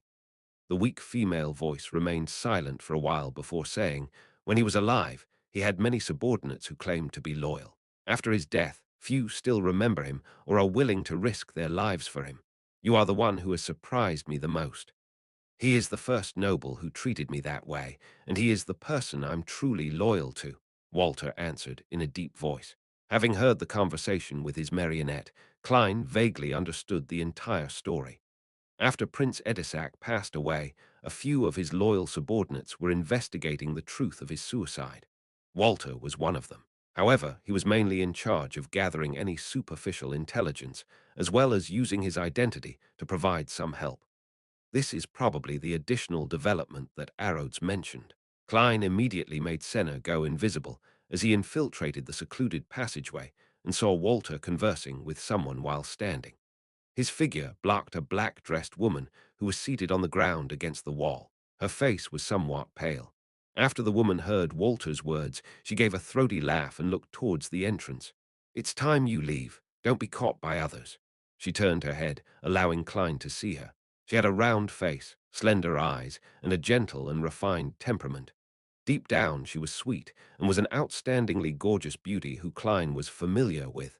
Trissy Cheek. Chapter 774. Clues she isn't dead. She managed to escape. She's actually trying to seek revenge for Prince Edisac. At that moment that he saw Trissy, Klein nearly lost control of his expression. Although he had guessed it based on the conversation, he still felt it exceeded his expectations when the truth was placed before him. Without even the need for a dream divination, he could still recall the great smog of Backland. Trissy had conversed with him, and back then she was eager to escape Prince Edisac's control and escape the manipulation of her fate by the hidden person behind the scenes. She felt her daily life was filled with pain. This demoness who was once a man had sold her soul to an evil god to help avenge Prince Edisac. What kind of crappy trite romance plot point is this? The corners of Klein's lips twitched as he saw Walter throw a bag of food to Trissy. After hearing him give a few words of advice, he turned and left the secluded path. At this moment, a figure appeared from Member of Parliament Mac's house. It was within Klein's line of sight from where he was standing.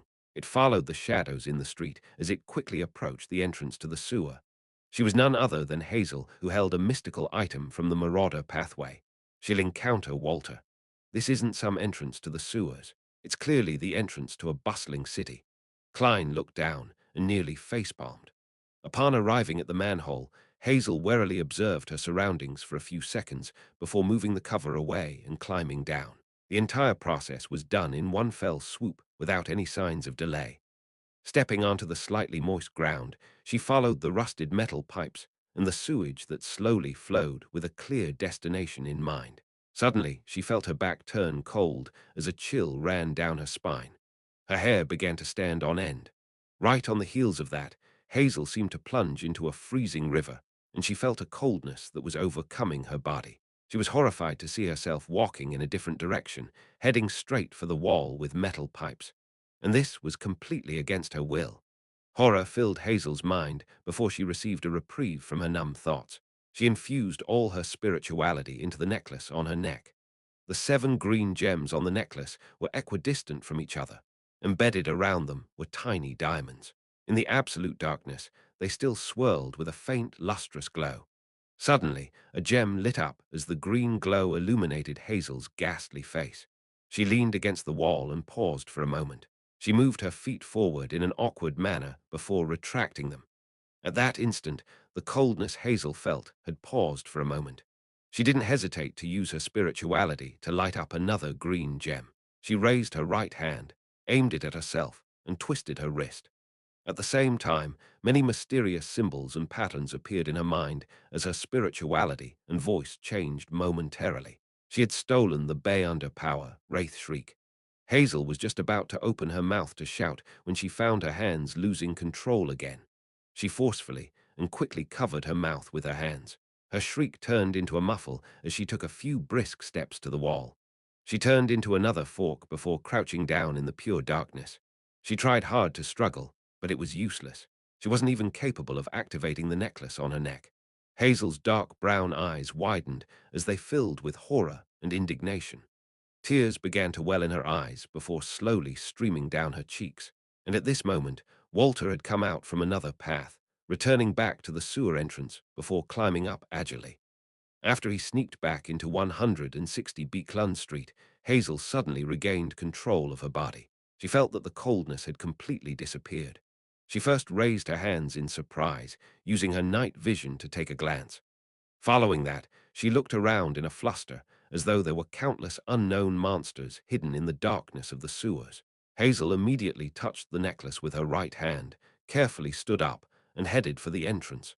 She didn't flee in panic, but she instead warily prepared for any attack that would appear from the darkness.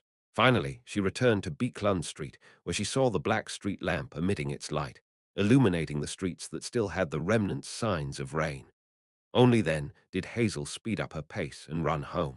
Midway, she suddenly turned back, nervously and frantically closing the manhole's cover. After doing all of this, she followed the shadows and entered her garden. With the help of the gas and water pipes, she entered the balcony to her bedroom. Only at that point did she really have any room to think. She widened her eyes and subconsciously looked around. Slowly, her body began to tremble. She raised her left arm, hoping to use her clothes to wipe her face, but she paused midway, switching to using a handkerchief from her pocket.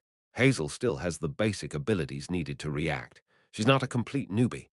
In the sewers, Senna appeared with his dark red coat and triangular hat as he spoke silently. Following that, under Klein's control, he went invisible again as he entered the hidden fork where Trissy was. Just as the wraith approached, the black-dressed Trissy looked up and revealed a weak but stubborn smile. From the looks of it, you have no ill intentions. That lady was quite lucky. She had sensed Hazel and discovered the wraith. Senna's figure appeared as he chuckled. Perhaps killing her will only bring you greater trouble. To be honest, he wished to report Trissy to the authorities because he knew of the evil deeds she had done. He knew how she had incited the passengers and crew on the Alfalfa, causing them to kill each other out at sea. He also knew how she had many innocent lives die ahead of time. However, after realizing that Trissy was investigating the mystery behind Prince Edisac's death, Klein had a new plan in mind. He would incite the demoness and cooperate with her on certain matters. The mystery of Prince Edisac's death was equivalent to the truth of the great smog of Backland. Investigating this matter is bound to be very dangerous. Roping others in will make me feel guilty, afraid that harm or even death will happen to them as a result. By getting Trissy to do it, I wouldn't have such a psychological burden. The crimes she had committed had long doomed her to hell. The only problem is that she might be using the investigations of the mystery to Prince Edisac's death for her own ploys. I have to be wary about this to prevent myself from being used, thus causing a disaster. As Klein thought, he made Senna take 2 steps forward. Trissy looked at the middle-aged before her and chuckled. Since you have ill intentions, go ahead, Mr. Senna. At this instant, the marionette's senses revealed countless threads floating and flailing around Trissy, and seated in the middle was her black-dressed self with a pale face. It resembled a spider in the middle of her web, but it was filled with temptation and pity that made one approach her. You know me. The marionette halted in his footsteps. Trissy's expression was somewhat adrift as she answered in reverie, I once spent an unforgettable period of time at sea. Back then, you were still a man. Klein lampooned and chuckled. Why are you investigating Prince Edisac's death? Didn't he commit suicide? Trissy immediately looked up as anger colored her face. Suicides can be different. Some people do it willingly, others are forced. No way, she really seems to mind Prince Edisac's death. Lady, have you forgotten that you were once a man? Have you forgotten the pain you were previously talking about? Don't tell me that this is the so-called Stockholm Syndrome, where you end up bonding with your captor due to the minute amount of kindness they've provided. Well, I'm not a spectator, and I can't determine if she's being truthful or not. Klein made Senna chuckle. So, you believe that Prince Edisac was forced to commit suicide? You sought William Sykes to investigate this matter. The angry look on Trissy's face vanished as a miserable but beautiful smile appeared. That's right. It was he who forced Edisac to commit suicide with a spirituality obliteration bullet. However, he was also under orders by others. Heh, to obtain the final bit of pleasure, he revealed everything. Heh, he was still unable to really touch me. I even showed him my former photo. He died filled with even more misery and despair. I can't imagine what William suffered. Trissy is as twisted as she was before. Demonesses at the stage of pleasure are really filled with charms. Every expression and every action are filled with enticement.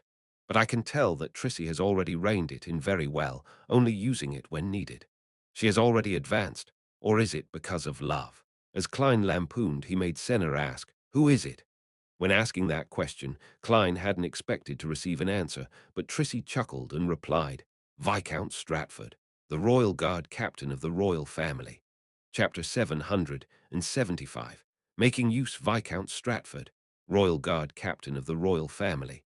From this post, the great smog of Backland does have inklings of a particular royal family faction being behind it. As for who it is, it will require investigation. Klein temporarily didn't have the time to verify Trissy's answer, so all he did was make Senna scoff. "I'm a little doubtful since you are telling me this so easily," Trissy said, in a scoffing and self-deprecating manner. "That's because it's something good for me. I can tell that you and the faction you represent are very interested in the true motives of those pulling the strings of the royal family. I would be very happy if I can provide some useful clues that cause you to have conflict with them, causing the real conspirer to surface. This will aid in my revenge and also be of the greatest help to me."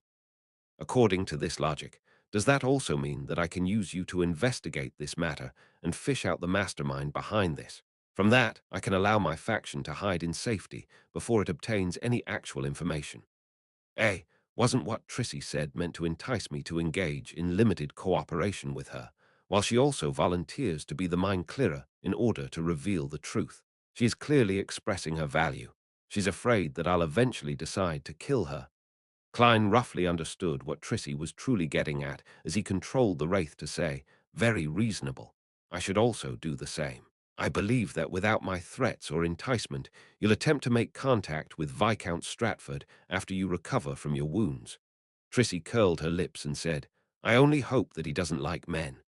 This isn't something that cannot be resolved. If you're already sequence 5, then you can consider switching to the Hunter Pathways sequence 4 Iron-Blooded Knight. Also, have you forgotten your past self? Why are you getting used to the powers of a demoness of pleasure to deal with men?" Klein lampooned before making Senna smile. "This isn't a problem. You can always show him your old photo." Trissy was taken aback as a slightly twisted expression colored her face. A humiliation that she had buried deep inside her had been dug out, exposing it beneath the sun. Her beautiful eyes were tainted with what stemmed from anger from the humiliation. Her face, which was pale due to her injuries, instantly flushed red. Trissy quickly reined in her emotions and scoffed, speaking with a suppressed voice, as expected of Admiral of Blood. "It appears you know plenty about the demoness pathway." She wasn't sure before. I made that joke because I thought the demoness sect and the Rose School of Thought had worked together, making her believe that Admiral of Blood would know the secret of the assassin pathway. Regardless, it's not nice marking the gender of others. This is in line with Admiral of Blood's persona. A marionist's principle is, remember that every marionette has its own setting. The reason why Trissy had mentioned her past photo was apparently just to vent and grind off an enemy's joy and excitement. She wasn't taking notice of the details she mentioned. Klein nodded in thought as he controlled Senna. "At my level, there will always be plenty of secrets I know." He didn't continue on the topic as he said, "How can I contact you? I might be able to provide you with some help during the investigations of Viscount Stratford." Trissy reached her hand towards her ear and grabbed a clump of smooth, raven-black hair. Then blue ice formed, allowing her to crack it off. She then spread out her palm, allowing a silent, pitch-black flame to appear, burning the hair to ashes. These ashes weren't lifted up by the cold winds in the sewers, but they had shrunk, forming a sticky black object. "Smear it uniformly over a mirror, and then I'll know that you're looking for me. I'll subsequently use that mirror to communicate with you." Trissy shook her wrist and threw the pasty black object to Senna. "It can be used about 5 times, and that should be enough."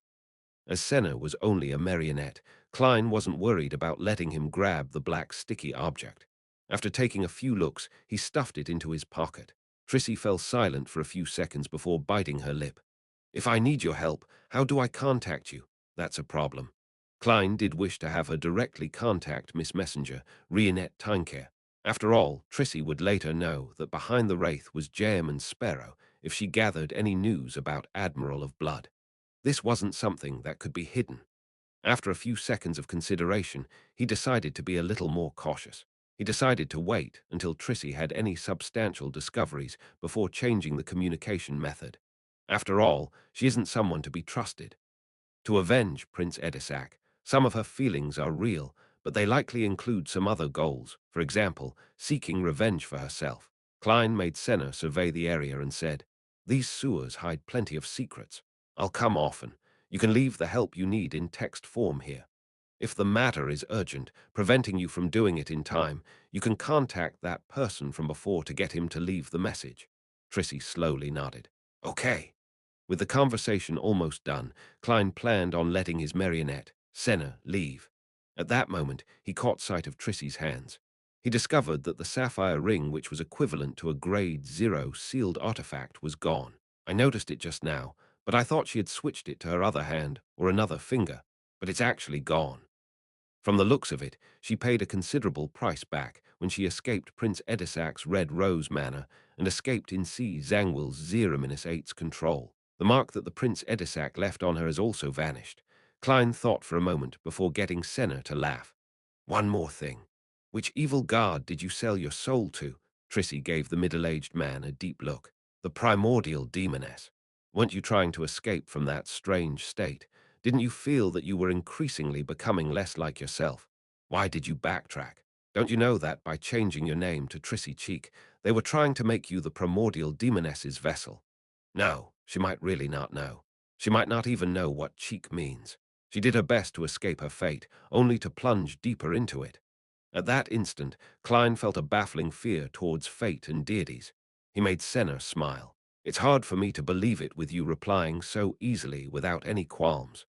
Trissy's eyes had a slight tinge of confusion as she said in a self-deprecating manner, "That's because it's a problem for me, not a secret. With one more person knowing, there might be one more chance of a solution presenting itself. Even if the chances are slim, it's better than nothing. While solving the problem, there's also a high chance that you'll be finished." Klein didn't continue the topic as he said after some thought, "When you approach Viscount Stratford and the mastermind behind all of this, take note of any coincidences that often happen around you. The deeper the investigation into the great smog of Backland is, the more likely it would gain the attention of Insi Zangwill and 0-8. Coincidences." Trissy was taken aback as she repeated the word. At that instant, she recalled all the coincidences she had encountered back at Red Rose Manor. Amidst her thoughts, she suddenly looked up, only to realize that Admiral of Blood Senna had vanished. The next morning, Klein woke up punctually, and with the assistance of Richardson, he wore his coat. Just as he arrived in the dining hall, he saw Walter standing by the door, politely awaiting his arrival. "Sir, your schedule for today is to participate in a tea session at Member of Parliament Mac's residence." Walter professionally reminded his employer. He was stern, old-fashioned, and conscientious. He looked no different from his usual self, making it impossible to tell that he had headed for the sewers in the middle of the night. Klein nodded with a smile, as though nothing had happened. "I haven't forgotten." He then entered the dining hall and enjoyed an exquisite meal that had started showing signs of being repetitive. There's not enough variety for breakfast. Klein focused on eating, and after he was done, he put down his cutlery and sighed. "I miss my hometown a little. Get the cook to prepare some daisy pie tomorrow." "Yes, sir. I should have thought of that earlier," housekeeper Tanger replied apologetically. Klein waved his hand as a gesture for her not to take it to heart before he headed to the garden for a stroll. After doing all of this, he returned to the third story to continue reading the papers he hadn't finished until his etiquette teacher, Wahana, arrived. Wahana was still dressed decently with an elegant bearing. She smiled at Dwayne Dance and said, "I heard you would be heading to Mam Rihanna's place for high tea later today. Then, this lesson will focus on high tea." Klein maintained his smile as he listened attentively, asking questions from time to time. About 30 minutes later, Walter knocked on the door and entered. "Sir, Member of Parliament Mac's servant just came over to inform us that the high tea session has been cancelled because Ma'am Rihanna's daughter, Miss Hazel, is sick. She's very apologetic for that, and she wishes to invite you again next week. Hazel is sick, a result of last night's fright. It's not impossible if it's an ordinary person, but a Beyonder has their physical qualities enhanced. The chances of that happening are very low. Furthermore, Hazel clearly hasn't seen the changes that result from the loss of control brought about by potions. Her mental state is still well, allowing her to feel a sense of superiority and having no fear. Even if she was frightened, it wouldn't result in any psychological ailments. Ailments. Sequence 5 of the demoness pathway can make people around them get infected with ailments. Last night, Trissy secretly released her ailment after seeing a stranger enter the sewers. And as a wraith, Senna wasn't affected, so I didn't discover it. Such a problem isn't too serious. Hazel didn't spend much time in the area for too long. She's just a little shaken, preventing her from recovering quickly. From the looks of it, Trissy has really advanced to sequence 5. Klein nodded gently and said, "Please give Miss Hazel my regards." Chapter 776. Preparations without the high tea session, Klein decided to pray at St. Samuel Cathedral so as to show his devoutness. Of course, he didn't forget to stop and admire the white pigeons on the square, allowing himself to appear leisurely and calm. He entered the cathedral, passing through the murals that were illuminated by the sun from high above and arriving at a dark and deep prayer hall. This place wasn't as gorgeously decorated like the other churches that had all kinds of dazzling, elegant taste that produced a visual impact. Instead, it was mild and peaceful, allowing one to feel a natural sense of tranquility. As for the pure light that resembled twinkling stars up ahead, they were filled with the intense solemnity of holiness. Klein removed his hat and handed it to Richardson along with his cane. Then he walked down the aisle. At this moment, two figures stood up in the front pew and turned towards the entrance. One of them was the black-haired, green-eyed Leonard Mitchell, who looked suave with his untidy hair. Almost at the same moment, Leonard Mitchell also saw the middle-aged man with the white sideburns and deep blue eyes. Dwayne Dance. He tensed up momentarily as his body showed signs of indiscernible stiffness. Klein gave Leonard a side look as he nodded with a smile. He had a friendly and casual expression. Leonard forced a smile as he nodded in a slightly sluggish manner. Following that, he turned to the side, made way, and brushed shoulders with Dwayne Dance. This made Klein see who the person was behind him. It was also someone he knew Darley, who was wearing a spirit medium's black robe. This lady still wore blue eyeshadow and blush, presenting quite an uncanny sense of beauty. Darley glanced at the middle-aged gentleman when her expression suddenly went adrift. She retracted her gaze as she silently approached the exit. "No way, I was just mimicking Captain's profound eyes. Even the color is different, yet Ma'am Darley could still find it familiar. A woman's intuition is truly terrifying." Klein had a vague guess when he noticed Darley's brief abnormality. A long time ago, as an insensitive man, he believed that Ma'am Darley was secretly in love with Captain. Otherwise, she wouldn't have endured the risk to rush to Tingen to get Klein to find an opportunity to teach the acting method to Dunn Smith. As for Captain, Klein wasn't sure about his thoughts. After all, Dunn Smith at that moment was often unable to distinguish reality from a dream. His bad memory was rather pronounced, and he might unknowingly have forgotten certain things that lay at the bottom of his heart. However, Captain often mentions Ma'am Darley, using her as an example to educate us. He was so familiar with how many years she took to advance, and the kind of talent she had that it seemed like he had memorized it. Yes, whenever Captain mentioned these matters, he would occasionally add that he spent 9 years going from midnight poet to nightmare. See, could it be that he was feeling a little inferior when facing Ma'am Darley? Inferior. Klein recalled the past as his mood suddenly felt dampened. He realized that he didn't really understand Dunn Smith. He didn't understand how many things the man had hidden inwardly. And Ma'am Darley isn't much younger than him. She appears to be very open and doesn't care about marriage. Klein silently sighed and reined in his thoughts. He found a nearby pew and bowed his head, closing his eyes to pray.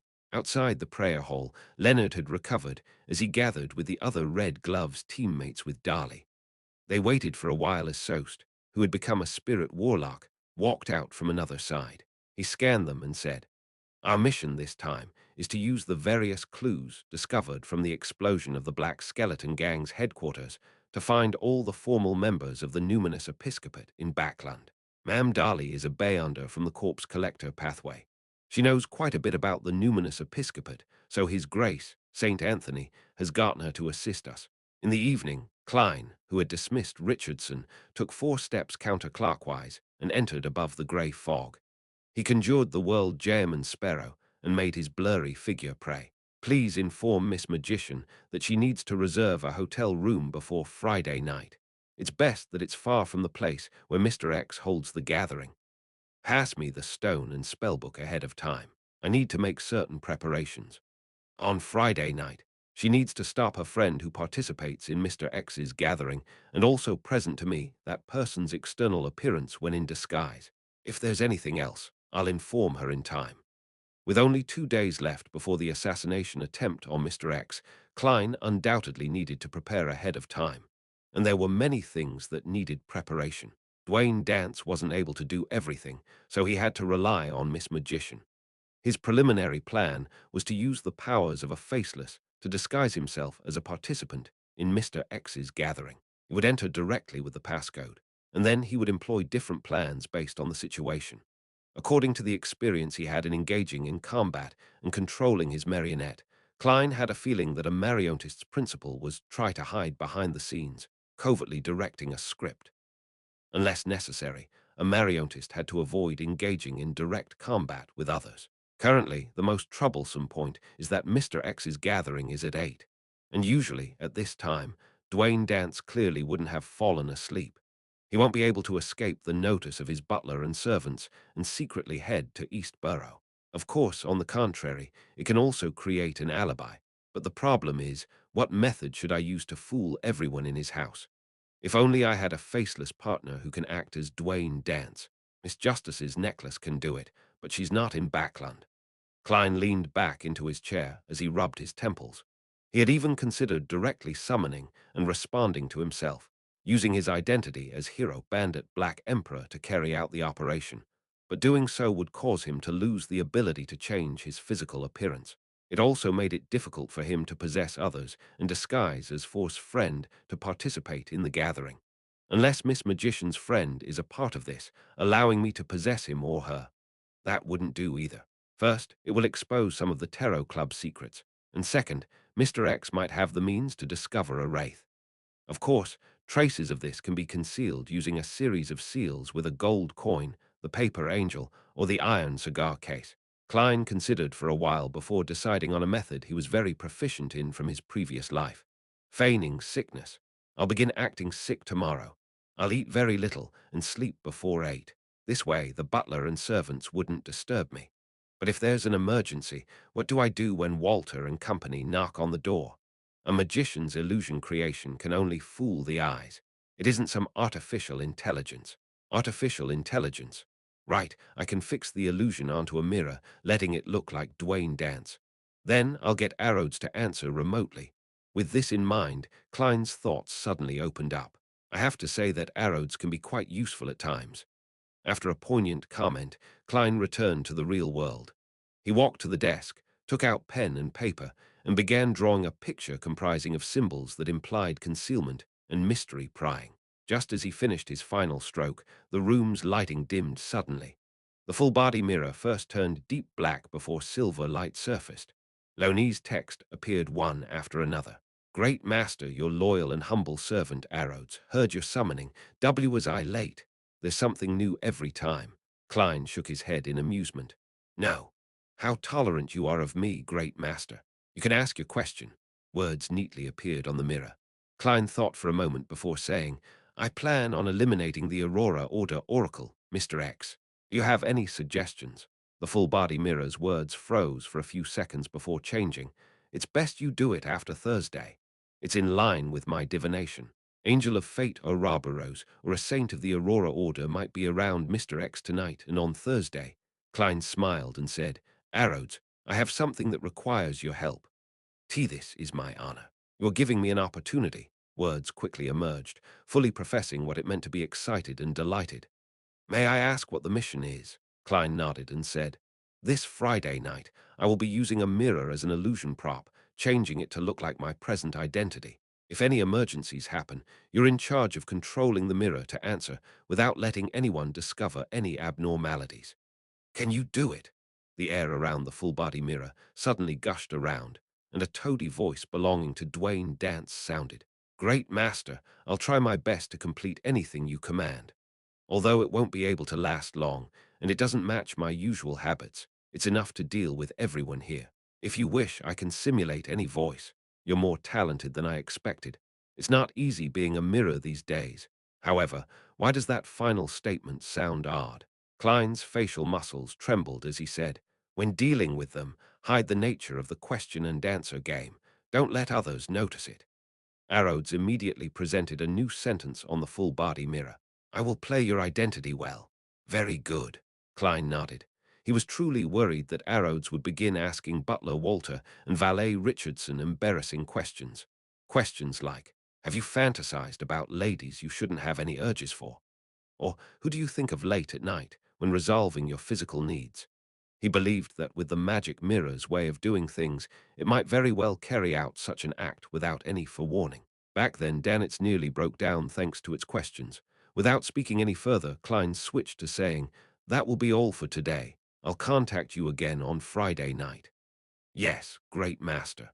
Your humble servant already looks forward to serving you." Arrows first conjured a single line before producing a drawing of a hand waving. Chapter 777. Sick and crazy setup on Friday afternoon. Klein, who had skipped a literary salon because of his feigned sickness, arrived above the grey fog once again. In front of him was a hard-covered, palm-sized notebook which was bronze green in color. It was Leimano's travels which the magician Fours had provided. After flipping the item which was closer to a spellbook over to a certain page, Klein looked at the yellowish-brown page, raised his hand, and summoned the Sea God scepter from the junk pile. As he injected some of his spirituality into Leimano's travels, making it light up with a faint luster, he made the blue gem on the scepter's tip emit a bright light. A sizzling sound was produced as bolts of silver lightning appeared out of thin air. They were thick and menacing as they zapped about, meshing together to form a hurricane. At the same time, complicated symbols and labels quickly outlined themselves on the page of Leimano's travels. They overlapped each other and fused together, slowly taking shape. Just as the page was about to be colored in silver, bolts of lightning snaked out from it, causing all the patterns to be destroyed. It failed again. Klein sighed silently as he repeated the same process. This wasn't his first attempt.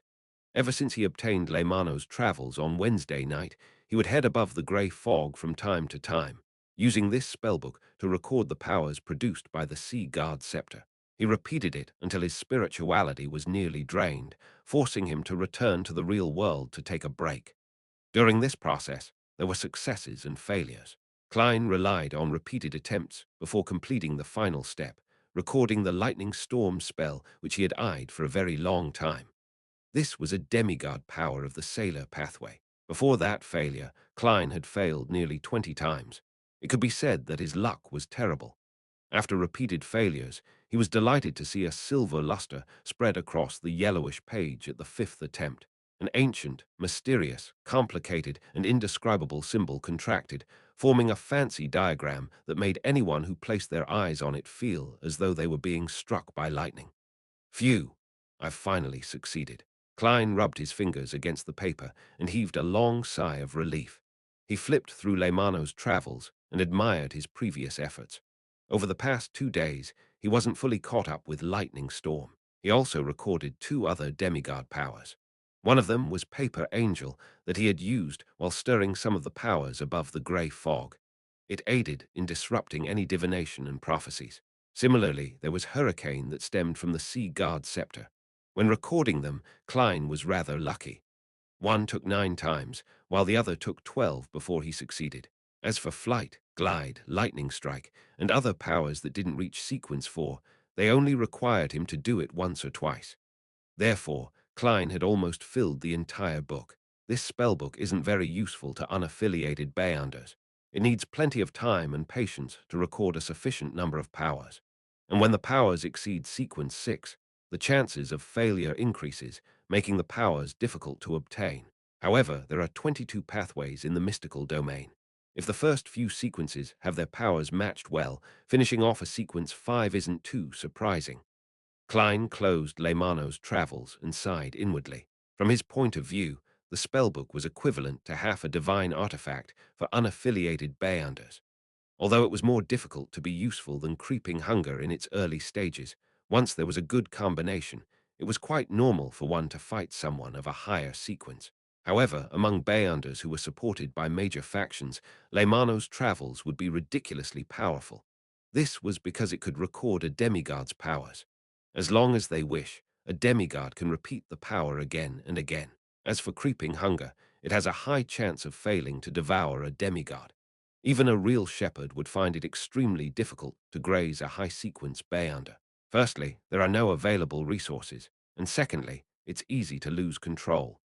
Elder Lovia from the City of Silver was someone lucky enough to be able to graze a sequence 4 evil spirit.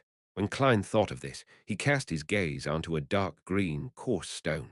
It was rough and uneven with signs of burn marks. It was none other than forced stone that allowed the traversal of the spirit world. With Leymano's travels and this stone, along with the Fate Siphon Charm and Wraith Marionette, even if Mr. X has a saint protecting him, I should still be able to complete the mission and leave without problems. Klein rubbed his temples and returned to the real world. After setting up a bestowment ritual, he brought the corresponding items back. After making all the preparations, he walked to the full-body mirror and looked at himself. He made himself look haggard. After dinner, Klein had used the excuse of not being well to return to his room. After taking in the night scenery, he took out a palm-sized mirror from the drawer and placed it on the soft and elastic pillow. Then Klein went over, making the mirror reflect the blue-eyed, white-sideburned Dwayne Dance. He then slowly straightened his body and took a step back, creating another Dwayne Dance in bed. This gentleman was wearing silk pajamas and leaning against a pillow. He held a book in hand with his eyes half closed, as though he was in thought. Not bad, the mirror illusion isn't weaker than a paper figurine illusion. Klein returned to the desk and picked up a fountain pen, drawing the strange symbol that was a mixture of concealment and mystery prying. After a brief silence, the Dwayne Dance in bed suddenly opened his eyes and gave a toady smile. "Great master, your loyal and humble servant, Arrodes, is here." I have to say that even with Dwayne Dance's face, there's no way he can look normal with that kind of smile.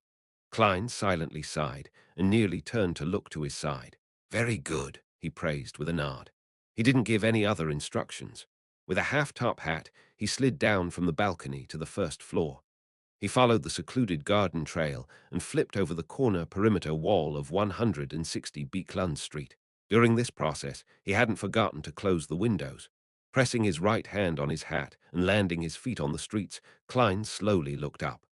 At some point in time, his facial features and outline had changed. He had black hair and brown eyes, with a thin and angular face. This was the crazy adventurer, Jayman Sparrow, who had a bounty of 50 pounds from just a single country. The hunt was about to begin. Sherwood Borough.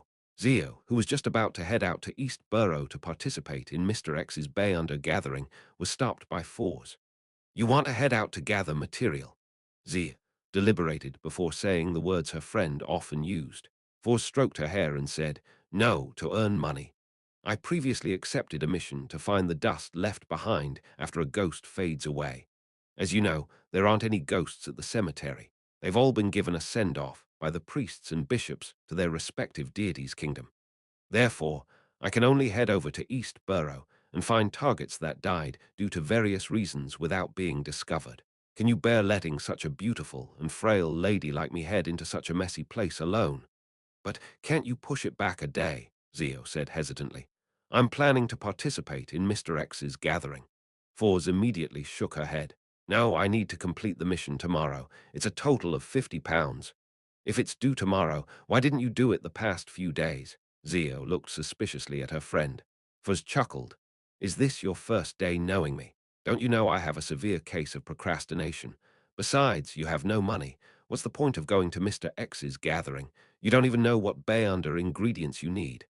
That's true. Zia was convinced before she smiled. Does every author have a sickness of procrastination? Probably. As Fors perfunctorily replied, she secretly heaved a sigh of relief.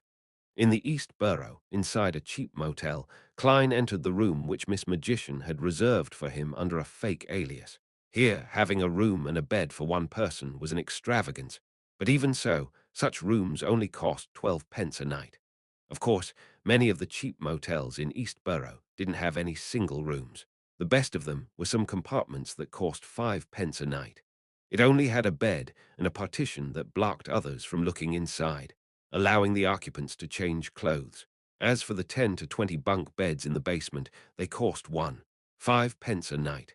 The motel didn't hold any responsibilities for the items that one stored there.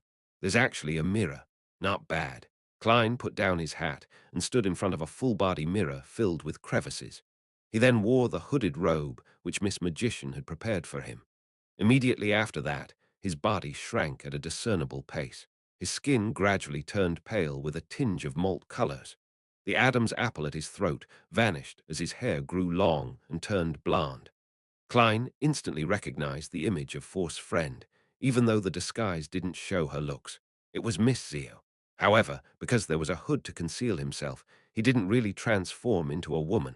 All he did was handle the easily noticeable spots. I can't do anything about the height of 150 centimeters. I'll need to digest the entirety of my potion before I can reach this limit. Thankfully, Miss Zio disguises herself by raising her height. I don't have to vex over this. Klein looked at the 160-centimeter tall figure in the mirror, switched to a pair of leather boots that looked to be and was flat-soled. After donning the disguise, Klein hooded himself and silently left the single room from the window. He came to an alley in East Borough, taking a detour until he arrived outside the building where Mr. X was hosting the Bayunder gathering. After recalling the passcode which Miss Magician had provided, Klein rapped the door with his fingers 3 light taps and 3 heavy taps, separated by 2 long and 3 short intervals. After 10 seconds, the door silently opened. An attendant wearing an iron mask first observed the visitor before making way. Klein calmly walked past him and entered the building without showing any signs of panic. Chapter 778. 112. While passing through the living room, Klein's spiritual perception was triggered. He felt that there was an invisible gaze scanning him from an unknown location. He feigned ignorance as he entered the activity room ahead. He surveyed the area and found a spot that wasn't too far or close to the host's seat. And at the moment he passed through the activity room's door, all the attention on him vanished. If not for the wraith having 3 seals to isolate it, it probably would have been noticed. Mr. X doesn't appear to be as bold and crazy as he seems. Klein sat down and moved his hood, hiding his face deeper in the shadows. After about 10 minutes, when most of the members had arrived, a brass mask-wearing Mr. X appeared by the door without causing a commotion. He walked in and headed towards his seat. He was dressed in a black classical robe with a pointed mage hat. As he walked, he had a converged aura, but it was enough to make everyone present bow their heads without realizing it. Turning around and slowly taking his seat, Mr. X surveyed the room and said in a deep voice, "Let's begin." He's within 4 meters. Klein wasn't in a rush to take action. He retracted his gaze and patiently watched as a few gathering members exchanged information about people with abnormal luck for money. Occasionally, Mr. X would reply. Time ticked by as the gathering's focus went from Mr. X's act of handing out rewards to the transactions between the members. Klein didn't hesitate as he tapped his left thumb on the first segment of his index finger twice, activating his spirit-body thread's vision. Illusory black threads immediately surfaced before his eyes as they emanated from the bodies of different people, out into the void towards some boundless distance. After making a simple distinction of the threads, Klein began to secretly control Mr. X's spirit-body threads. There were 2 difficulties to this mission according to his plan. The first was that having astrologer as one of the earlier jobs in his pathway, Mr. X, or the other hidden Aurora Order saint, might be able to sense the danger when he began controlling the spirit-body threads, acutely sensing some abnormality. Klein wasn't sure about Mr. X's spiritual intuition, because back when Miss Sharon existed in a wraith state, She failed to notice Mariontist Resego's controlling of her spirit-body threads. However, for a saint who was a demigod, a high-sequence Beyonder who had obtained godhood, no special trait of this being would surprise Klein. It wasn't surprising if that being's spiritual intuition was triggered due to the changes in another person's spirit-body threads. For other Mariontist, they were probably helpless regarding this. But Klein was different. He had another identity as the Fool. He had the powers of the mysterious space above the grey fog to aid him, allowing him to rely on paper angels to produce interference and eliminate any hidden problems. The gathering continued without any abnormalities. More than 10 seconds passed. As Klein was close to gaining initial control of Mr. X, there was only 3 seconds left. But this Aurora Order Oracle didn't notice at all. He continued observing the completion of another transaction with a deep look in his eyes, his thoughts a mystery. At the critical moment, Klein stopped. He barely maintained his progress as he extended his hand, reaching into the pocket of the hooded robe and touching the iron cigar case which had been sealed with a wall of spirituality. Klein moved his fingers, prodding it gently to remove the wall of spirituality, allowing it to disperse into a swirling wind inside his pocket. He pulled back his palm and waited for a few more seconds until Mr. X's gaze looked to the side before he continued controlling the spirit-body threads. 2 seconds, 1 second, 0. Mr. X's thoughts turned sluggish as though someone had poured stirred cement onto him. An enemy. Danger. Slow thoughts appeared in his head as he quickly made his decision. He planned on seeking help from his subordinates and the entity who was watching in secret, and put up an effective resistance. At this moment, coldness drilled into his body, preventing his limbs and mouth from answering his will. Admiral of Blood Senna, a wraith's possession. There were many flaws to a Mariontist's control of spirit-body threads. The biggest problem was the target immediately realizing that there was a problem once initial control was attained. They would then have the ability to carry out any contingencies. If it was one-on-one, without anyone around them, Klein could naturally use the target's increasingly impeded state to effectively disrupt and interfere with any resistance they put up. But if the target had any aids, it was very difficult for a Mariontist's control to fool others. It required help from the environment or partners to conceal the matter without exposing it. And on this point, a wraith who was able to possess a target and forcefully control them was the best support for a Mariontist. The reason why Klein didn't directly enter a state of initial control was because he needed to release the wraith. After the initial inspection at the door, the vigilance in the activity room at the gathering location was definitely lower. Mr. X's eyes widened as his thoughts turned sluggish.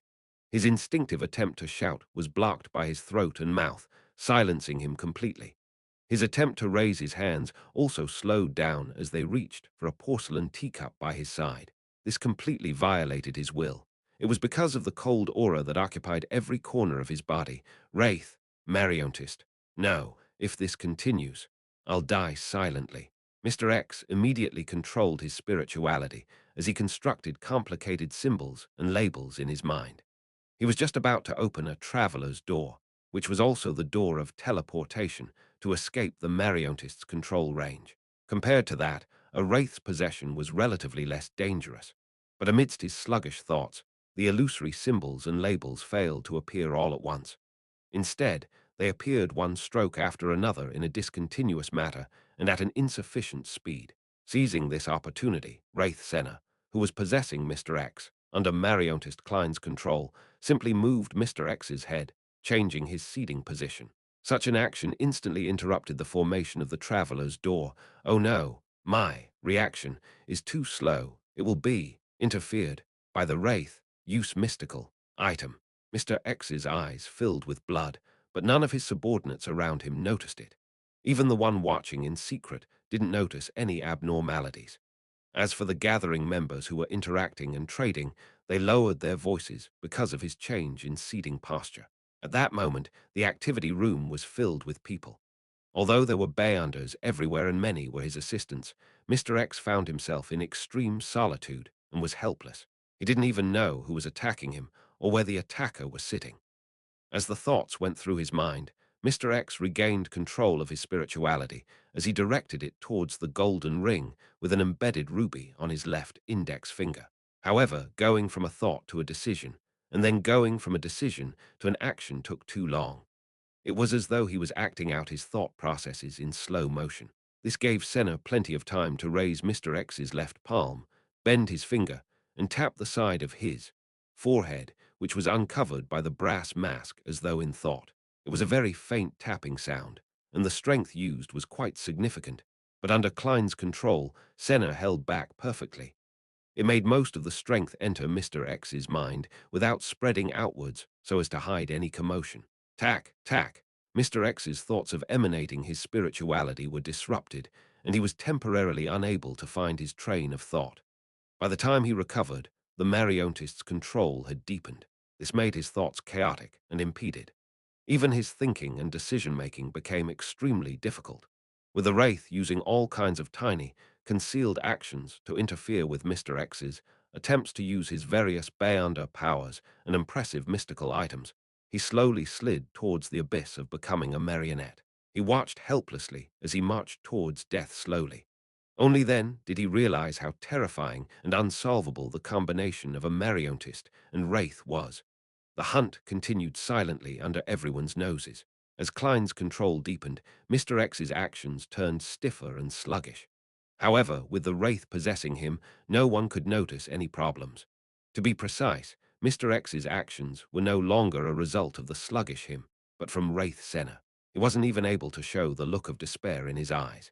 Amidst the transactions that either succeeded or failed, ranging from arguments to negotiations, 5 minutes quickly passed. Klein was just one last step from killing Mr. X and turning him into his marionette.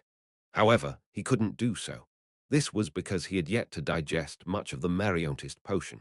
He could only control one marionette at present, so if he wanted to convert Mr. X, he had to give up Wraith Senna. But once he gave up Senna, this Admiral of Blood who was long dead would immediately surface and be discovered by everyone. It would bring about extreme trouble. Similarly, if Klein didn't give up his Wraith marionette had and assassinated Mr. X while he wasn't able to resist, he needed to consider the Aurora Order Saint who was lurking in the shadows. This was the second most difficult part of his plan. To silently control Mr. X and remove his ability to resist wasn't difficult with the combination of Mariontist and Wraith. The way to kill him wasn't difficult as well. Mr. X, in his present state, could easily be finished off by Klein with an air bullet. The difficulty was in leaving safely after pulling off such a stunt. This actually required sufficient patience. Time slowly passed, with Klein appearing calm despite his tensed nerves. He pretended that he wasn't interested in the items that appeared as he kept silent the entire time. Finally, when the gathering came to an end, Mr. X said in a deep voice with complete normality, "The end." His words were succinct, just like the way he ended the previous gathering. This was what Zio described to Fours. As the gathering's members stood up one by one, Klein mixed in among them, looking inconspicuous. At the same time, he reached his hand into his pocket, and he flipped open Leymano's Travels based on his sense of touch. Chapter 779. One shot, the three types of paper in Leymano's Travels clearly had different textures. The white paper that could only record sequence 7, 8, and 9 powers was thin, smooth, and flat. The yellowish-brown goatskin, which could record sequence 5 and 6 powers, were very pliable like tanned leather. The three charred yellow pages that could record godhood powers were thick and textured. Together, they allowed someone to quickly distinguish between them simply from touch. Klein's fingers quickly found the thick and textured 3 pages as he gently pinched the middle page. Although his pocket wasn't large enough, preventing him from fully opening Leymano's Travels, the hooded robe was personally modified by Force herself. The pocket had plenty of space, allowing the palm-sized spellbook to be flipped to a right angle. As Klein used his palm to prevent Leymano's Travels from closing, he used his finger to slide across the corresponding page's surface. The surface had slight bumps and depressions, making the strange patterns and symbols that were filled with mystery and ancient vibes be directly presented in his mind. He injected his spirituality into it. This charred yellow page recorded a demigod power of the storm pathway, Hurricane. Klein wanted to use it to create chaos so as to interfere with the Aurora Order Saint who was lurking in the darkness. By doing so, he could seize the opportunity to assassinate Mr. X and escape with the help of the wind. Aside from this goal, the chaos could also effectively hide his tracks by letting the members of the gathering scatter, and with everyone's identity being a mystery, doing so made everyone be a suspect. The Aurora Order would then find it difficult to pinpoint Zeo. As his thoughts whirred, Klein locked his gaze onto a spot, and he slowly pulled out Leymano's travels. Meanwhile, Mr. X took 2 steps to Klein's side, standing near him like he was a friend he hadn't seen in years. Following that, there was a loud buzz as a terrifying hurricane spiraled out of control in front of everybody. It was where Klein had targeted his spirituality at. The tables, coffee tables, sofa, and high-back chairs in the room flew up as the violent hurricane ripped through the walls, carrying the roof away as it headed for the alley. Some of the gathering's participants were in the way of the hurricane and were thrown far away, while others fell forward due to the wind pressure as they ran in another direction. If Klein hadn't purposely controlled the timing and direction of the hurricane, not only would Mr. X's old house be destroyed, but even the series of condominiums around it would suffer damage. As for the gathering participants, they would have been swept up in the hurricane, having their survival depend solely on luck. The buzzing sounds quickly intensified as the hurricane that reached into the sky was like a terrifying giant. It stomped across the alley towards the street, leaving nothing behind in its wake. Klein was similarly swept up as he and the possessed Mr. X were thrown onto another street. During this process, as both of them were standing close to one another, along with how a wraith could float, these could control the target's body to a certain extent even with the hurricane. Therefore, the distance between Klein and Mr. X ultimately stayed within 5 meters. His control of the spirit body threads had never been terminated. In midair, with the howling winds in his ear, Klein suddenly yanked at his chest with his right hand, tearing away the hooded robe's surface, reached under his arm, and drew death knell. Although in Mr. X's current state, where just air bullets alone could finish him off, Klein decided to be cautious. He was afraid that certain mystical items on his body would suddenly be triggered, just like Admiral of Blood Senna's necklace. When hunting, it was necessary to do his best. Klein's vigorous action of drawing his revolver had obviously affected his control of the spirit body threads. If it wasn't because Mr. X was on the brink of being fully controlled, just this alone was enough to recover his usual lucidness. However, even so, Mr. X's thoughts were no longer impeded as his mind sped up. He attempted to resist, but with Wraith Senna's possessing him, it had forced his efforts to be in vain for a brief moment. Then Mr. X's eyes reflected an enemy who swooped downward. It was a thin face with pronounced facial lines. In his vision, the person coldly cocked the revolver, pointing the black barrel at him. Bang! Klein didn't hesitate to pull the trigger as the gunshot was drowned by the howling winds. Mr. X's head jerked backwards as though an invisible hand had pressed onto it. His head and brass mask shattered into pieces, splattering red and white liquids everywhere. It was a lethal shot. Death knell had sounded the knell for him. Plop! After the shot, Klein fell to the ground on his back. With a thud, Mr. X landed beside him as the blood and fragments that scattered in midair had strangely flowed back, gathering by his neck and forming a head filled with cracks and crevices. This was the ability of a wraith. At that moment, the hurricane was starting to disperse, and the huge commotion had undoubtedly caught the notice of faraway demigods. Inside the Holy Wind Cathedral, the new Backland Archbishop, deep blue efficient Randall Valentinus, instantly flew out of his room as he floated in the air. Klein, who had fallen on the ground, noticed that the wind pressure had weakened. With Death Knell in one hand and Leymano's travels in the other, he flipped the latter to the first yellowish-brown goatskin page. After obtaining this spellbook, he realized that there were a few pages recorded in it, with one of them being Traveler's Door. Klein originally imagined that it was a coincidence, but on careful thought, he found it inevitable. This was because Leymano's travels belonged to the ancient Abraham family. They wielded the apprentice pathway and several corresponding mystical items, so they had the resources to easily record a traveler's powers. After all, this was something very, very useful. At that moment, as long as the traveler's door was formed, Klein could leave unharmed with Mr. X's corpse that was being possessed by Wraith Senna. He hadn't used it in the building because it was possible that the Aurora Order Saint might intercept it. Furthermore, Mr. X was also a traveler. He had a chance of successfully escaping via Traveler's Door. Therefore, Klein didn't dare risk it before he was completely dead. At that moment, Klein's vision went black as he realized that the surrounding streets were filled with a pitch-black and strange liquid. They surged over and quickly coagulated to form a strong cage. In such darkness, shadows began to come alive as cold gazes landed on him. A demigod's power. The Aurora Order does have a saint nearby. There's no way to directly teleport away. Klein's heart tensed up as he calmly flipped Leymano's travels to the charred yellow page. Sizzle. A silver python snaked out of thin air, embroiling itself with the darkness as it illuminated everything. Lightning storm. The coagulated pitch blackness shattered instantly. And without any hesitation, Klein stuffed his death knell-wielding right hand into his pocket, pinching the dark green stone that was filled with burn marks. Door, he chanted in ancient Hermes with an abnormally calm tone. A light blue brilliance burst out as Klein's figure rapidly turned into a blur. Even Mr. X's corpse, which had come close to grab onto his shoulder, had experienced similar changes. The two figures instantly turned invisible as they vanished from the spot. They quickly departed into the spirit world with overlapping saturated colors, pulling off an ingenious escape. In the shadowy alley with the flattened gathering building which had planks, rubble, clothes, and all kinds of random items strewn all around, someone harumphed. Damn it!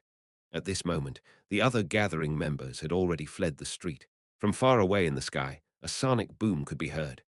Zio and Fours, who were searching for ghosts in East Burrow, were alarmed by the sky that suddenly lit up.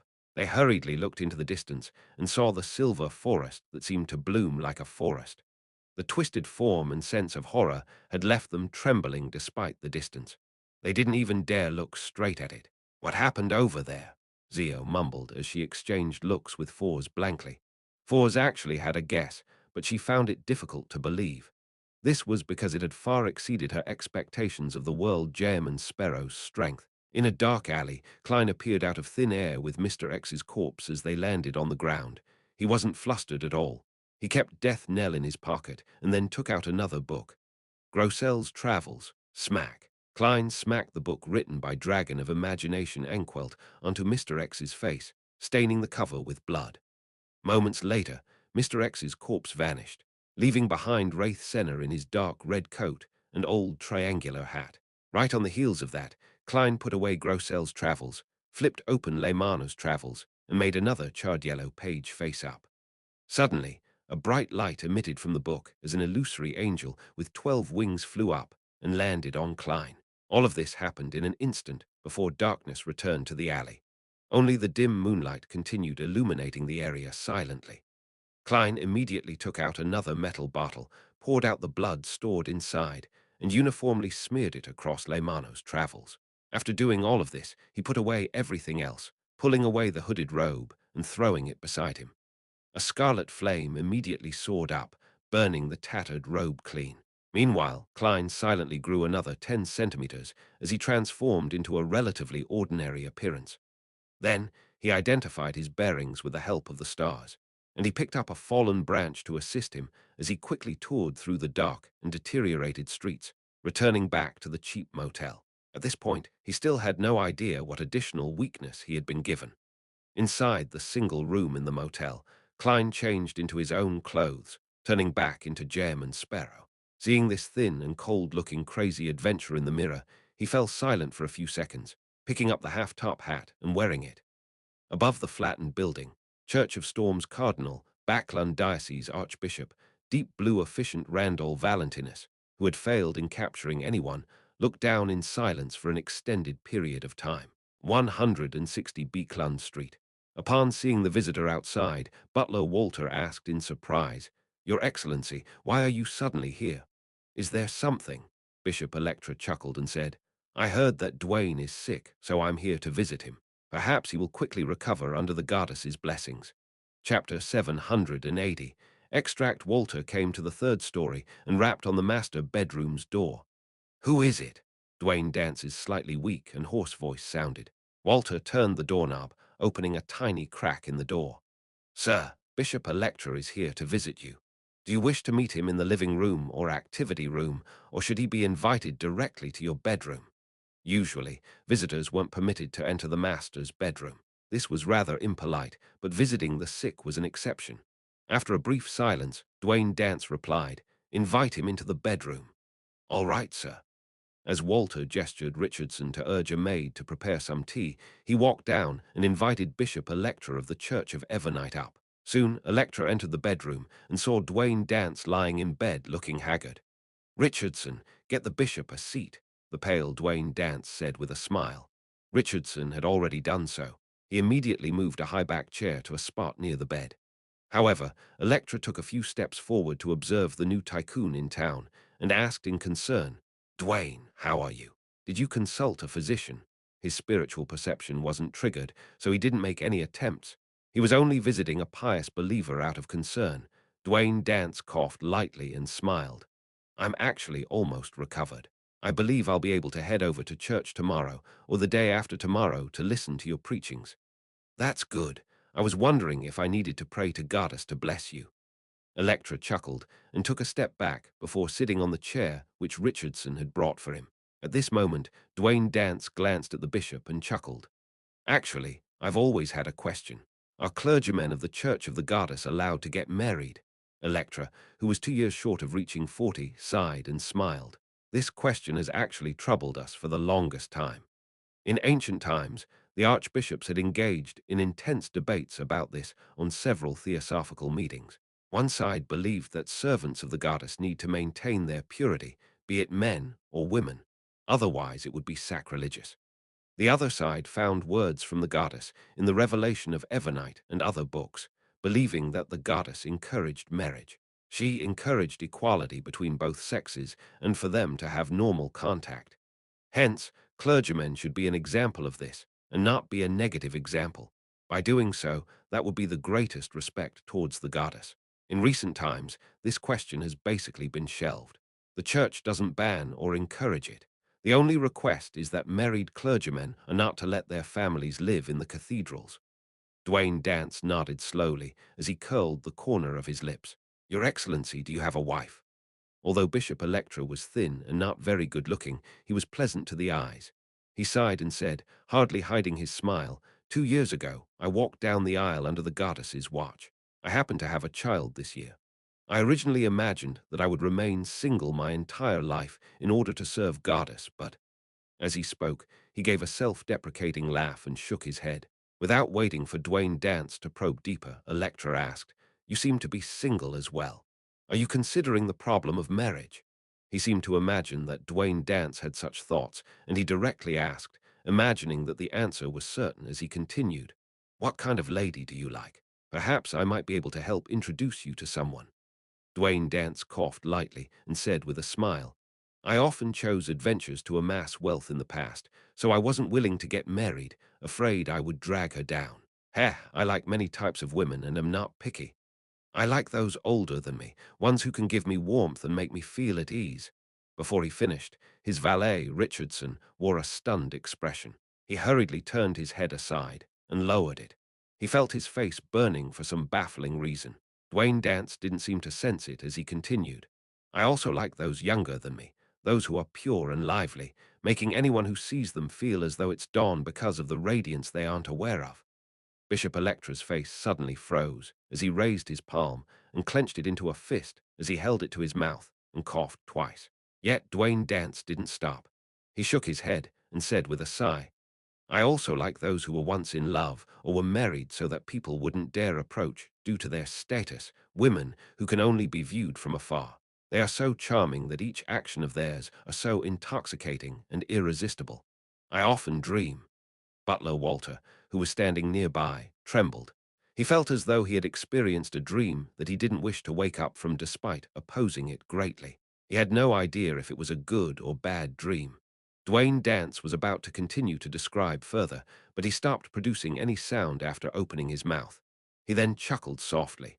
"That's all very normal. When humans are at their limits and are under the influence of their senses, they often have some abnormal thoughts.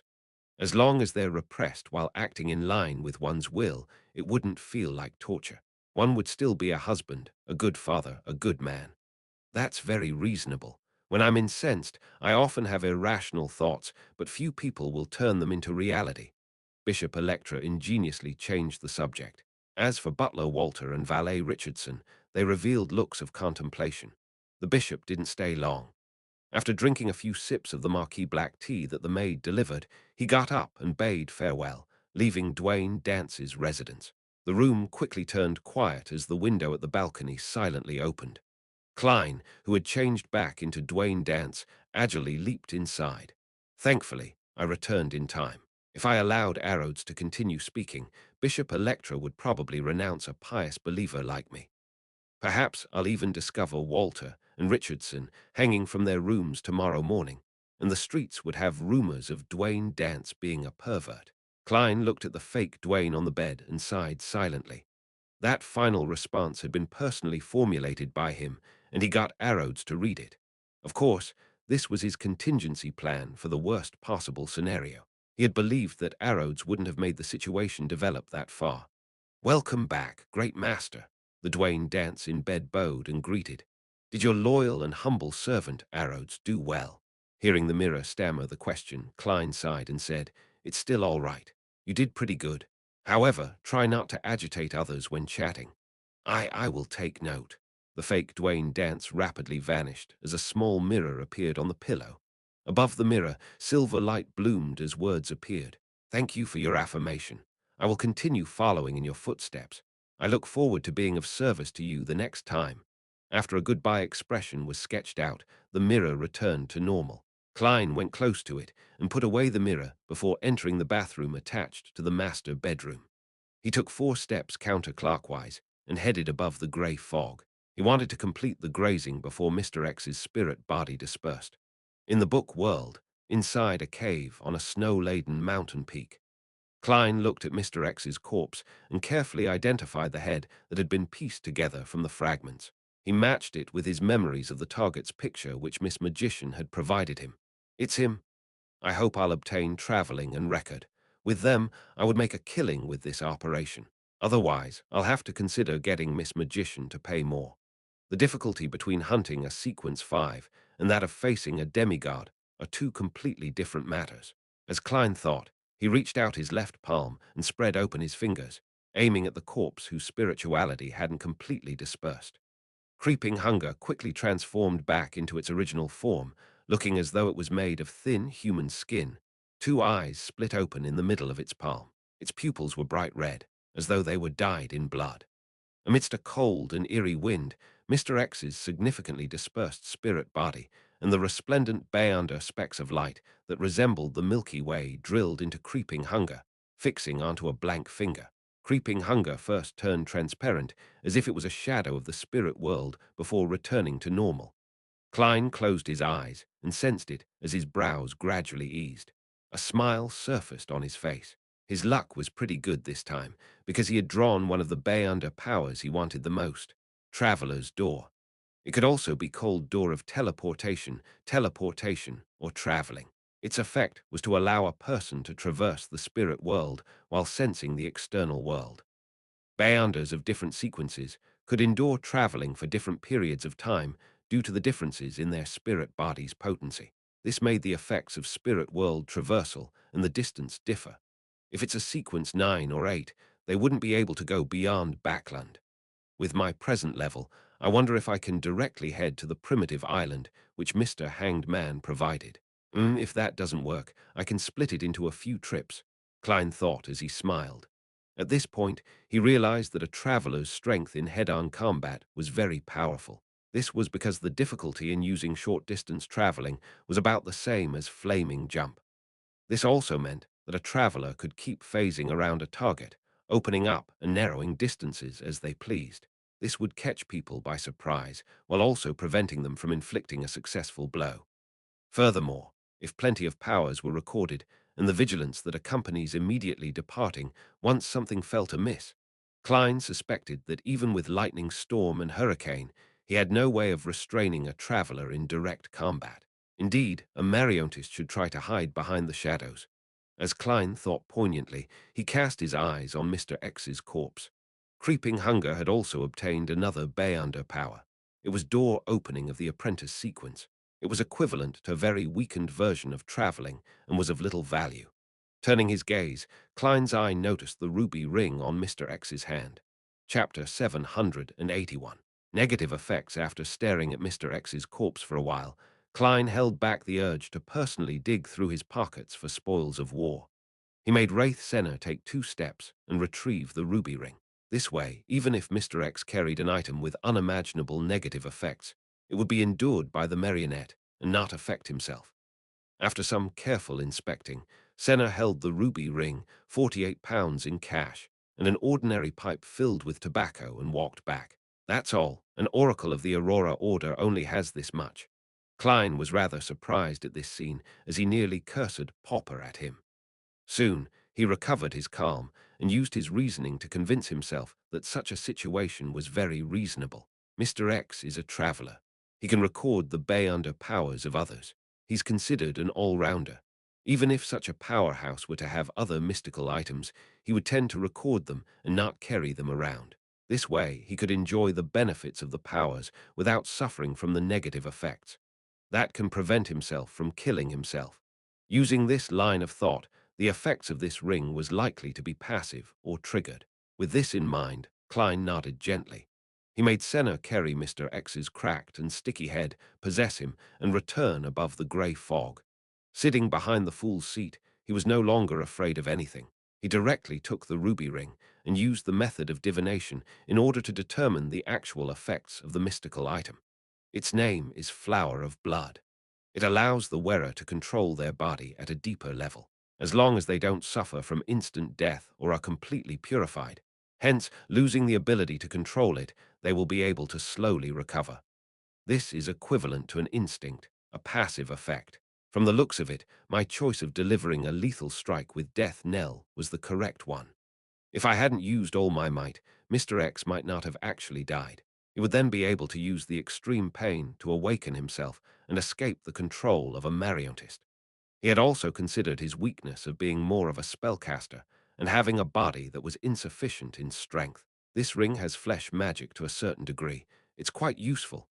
As Klein held the ruby ring, he rapped the edge of the mottled table and muttered silently.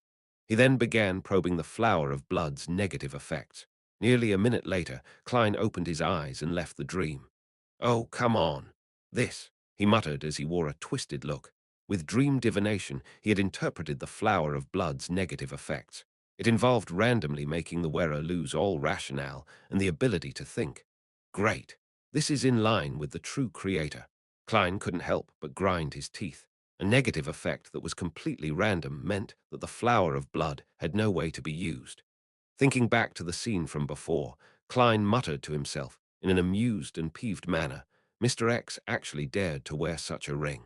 That's right, people who change their faith to the true creator often don't have any facility to think.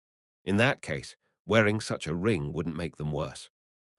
Losing rationale isn't losing reason. It wouldn't be as bad as suddenly hurting others. But clearly, he would be very rigid and foolish, acting only on instinct. Phew. Klein heaved a sigh of relief. He decided to throw the Flower of Blood into the junk pile and not vex over it. From his point of view, it was a piece of crap that he couldn't use, nor was anyone willing to buy it unless he sold it to the Aurora Order. However, that would only make the true creator very happy. At that moment, he caught sight of Admiral of Blood Senna, who was standing beside him through the corner of his eye. Klein's heart stirred as he clapped. Why didn't I think of that? I might not be able to use it, but I can let my marionette use it. After all, he's dead and he follows all my instructions. He doesn't need to think. Admiral of Blood, Flower of Blood. It's destined to be a pair. Although Senna has lost his control over his body because he's dead, I can provide that. This way, he can still be fixed even if he can't phase into a wraith in time, or if his zombie body isn't strong enough to withstand a blow, causing him to lose a limb or two. Of course, to a marionette, that's not important, as it doesn't affect his intrinsic character. The main goal is to obtain the additional flesh magic. A few seconds later, a delighted Klein made Senna pick up the ruby ring and wear it on his left index finger. After doing this, Klein made the wraith return to the gold coin before he raised his left palm and spread his fingers. He wanted to release the interrogator from creeping hunger. This was a promise he had made a long time ago. This was the last spirit body that had been grazed when he received creeping hunger. It was time to set it free. Amidst an indistinct cold wind, a blurry soul appeared by the side of the bronze table. He was a man in a navy uniform. He was in his 30s and had the rank of commander. He had brown whiskers on his painful and dazed face. "What's your name? How did Kalangos kill you?" Klein asked in a deep voice. The man jolted from his reverie and answered, "My name is Andy Hayden, the second mate of the Enmat. I died at a battle at sea. No, I didn't die immediately. I was captured by a Phasacian before I entered that glove of yours. I do not know of a Kalangos, much less heard of him." This interrogator was already inside the glove when Kalangos obtained creeping hunger. As psychic piercing is very useful, he didn't switch it. "I wonder who the previous owner of creeping hunger was," Klein asked with piqued interest. "Who was the Phasacian who caught you? What does he look like?" Andy Hayden thought seriously and said, "I don't know his name. I only remember his epaulet was that of a captain. I remember that he had a big, impressionable nose. I remember his eyes were blue and his hair was close to blonde. He was almost 2 meters tall. Such people from Fasak are common. Other than his identity as a captain." Klein considered for a moment and said, "Which year did you die?" Andy Hayden's figure slowly dissipated away, and finally it said, 1338. "That's 12 years ago. Vice Admiral Hurricane Kalangos got famous less than 10 years ago. That captain might already be an admiral." Klein gently nodded and discovered that he had failed to ask if Andy Hayden had any last wishes. "Forget it, setting him free is already a good deed." Klein quickly threw the matter to the back of his mind as he conjured the world jam and sparrow. "Please inform Miss Magician that Mr. X. Lewis Ween is dead. Please get her to take receipt of the item and the spell book. I'll request it from her when I need it again." An endless grey fog filled Force's eyes as the world gem and sparrow's words emotionlessly rang in her ears. Although she was already prepared for this piece of news, she still found it unbelievable and unacceptable. He really succeeded. That storm in East Borough was created by him. Force held down the upheavals in her heart. Taking advantage of the silent night, she set up a bestowment ritual in her bedroom. Before long, the candlelight and spirituality items created an illusory door. 2 items flew out and landed gently on the table. When Fours took a careful look, she nearly screamed as she hurriedly covered her mouth. She took 2 steps back and kept close to the wall of spirituality. One of the 2 items was her Lemano's travels, while the other item was a hideous head covered in cracks. It was stained with blood as if they had pieced together, as it seemed to shimmer with what appeared like reflected light on glass. As a graduate of med school, and having worked as a doctor at a well-known clinic, Fours had seen her fair share of corpses, but never had she seen such a disgusting, creepy, and terrifying head.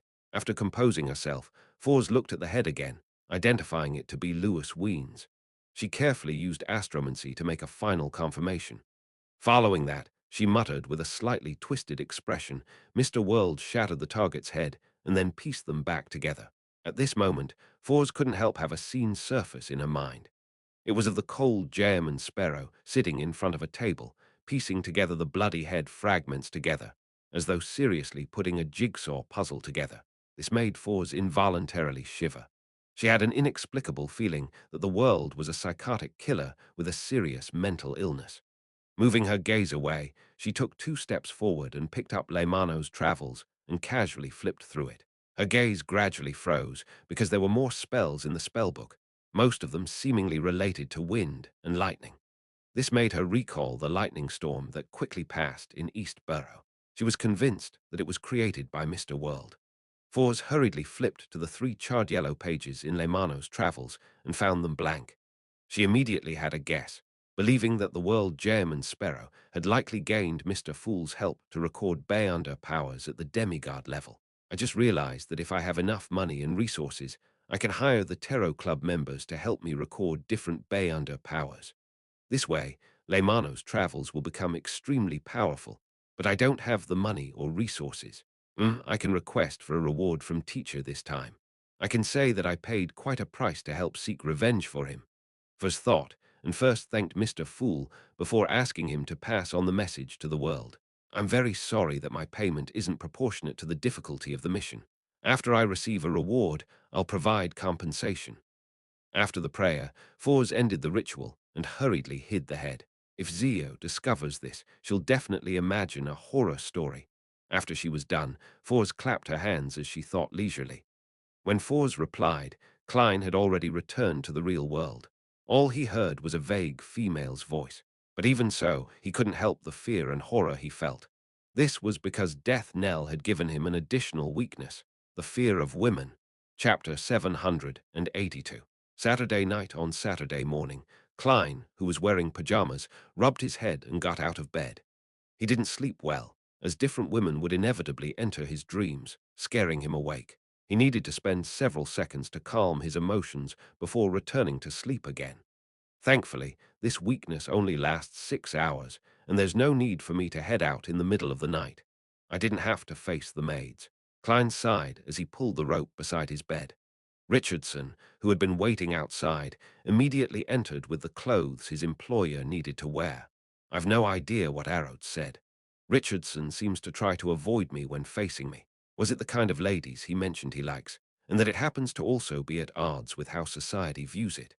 Klein happened to only hear the magic mirror mention the kind of women that Butler Walter liked when he rushed back. He wasn't sure what had happened prior to that. He didn't use dream divination to obtain the corresponding information, as he didn't feel that it was necessary. After all, with Richardson's personality, he wouldn't have the courage to take action no matter who he liked. It wouldn't have had any additional effects. After changing into his clothes, Klein headed to the second story and walked to the dining room. Walter was wearing white gloves as usual, waiting by the entrance. Upon seeing Dwayne Dance approach, he took a step forward and bowed politely. "Good morning, sir. You have 2 lessons today. In the evening, you will be participating in the banquet at Mr. Portland Moment's place." Portland Moment lived at 100 Beekland Street. He was a full-time professor at Backland University's Department of Engineering, a fellow at the Lone Kingdom Imperial Science Institute. As he had discovered a few metal alloys, he had received the Light of Machinery Award, and he was just second to people like Tyranny von Helmasuin in the world of academics. Furthermore, the few metal alloys were widely used in ship and steam engine construction. Just the licensing patent was enough to make him a tycoon with a wealth of hundreds of thousands of pounds.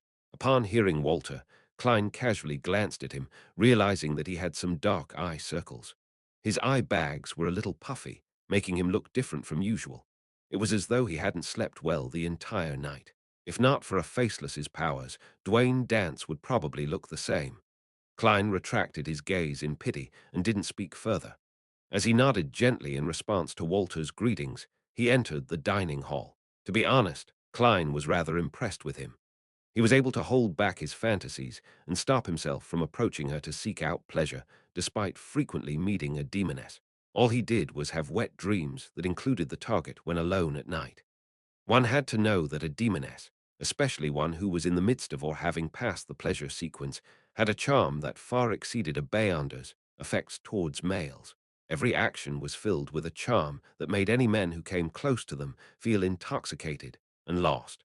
It was like consuming opioids and gradually developing into something more serious, to the point of not being able to extricate oneself from the pleasure given by a demoness. Perhaps only gay men could effectively resist such charms. Of course, Klein suspected that gay men were not immune to it either. This was because one's mind and hormones would be affected, creating changes that originally didn't exist. Furthermore, a large number of demonesses were men to begin with.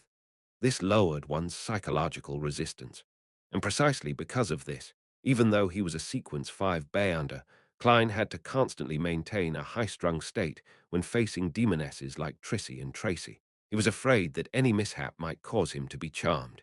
Even he wasn't immune to such effects, much less an ordinary person like Butler Walter.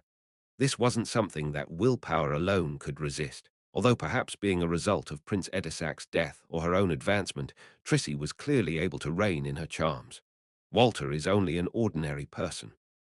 Even if he is one, he's at best a Sequence 9 or 8. For him to maintain his present state implies how strong his self-restraint is. He's very loyal to Prince Edisac, and he loves his wife and daughter. As Klein sighed, he sat down. Breakfast today was his favorite daisy pie. The oil that effused out of it made him salivate. The sea late at night was nearly black, as it was faintly dyed with a sliver of crimson red.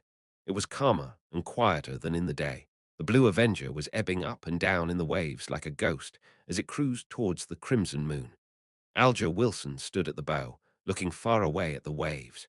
On the surface, he appeared staid as usual, but deep down, he could hardly hold back his agitation. Ahead of him was the abyss maelstrom north of Sanya Island. As it was a dangerous vortex that was famous for appearing without any signs, no ship was willing to enter these dangerous waters.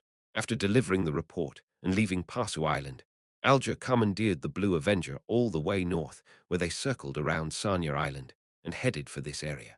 Midway, they had docked at a harbor for resupplies without wasting any more time. As for whether he would be suspected for heading north, Alger wasn't worried.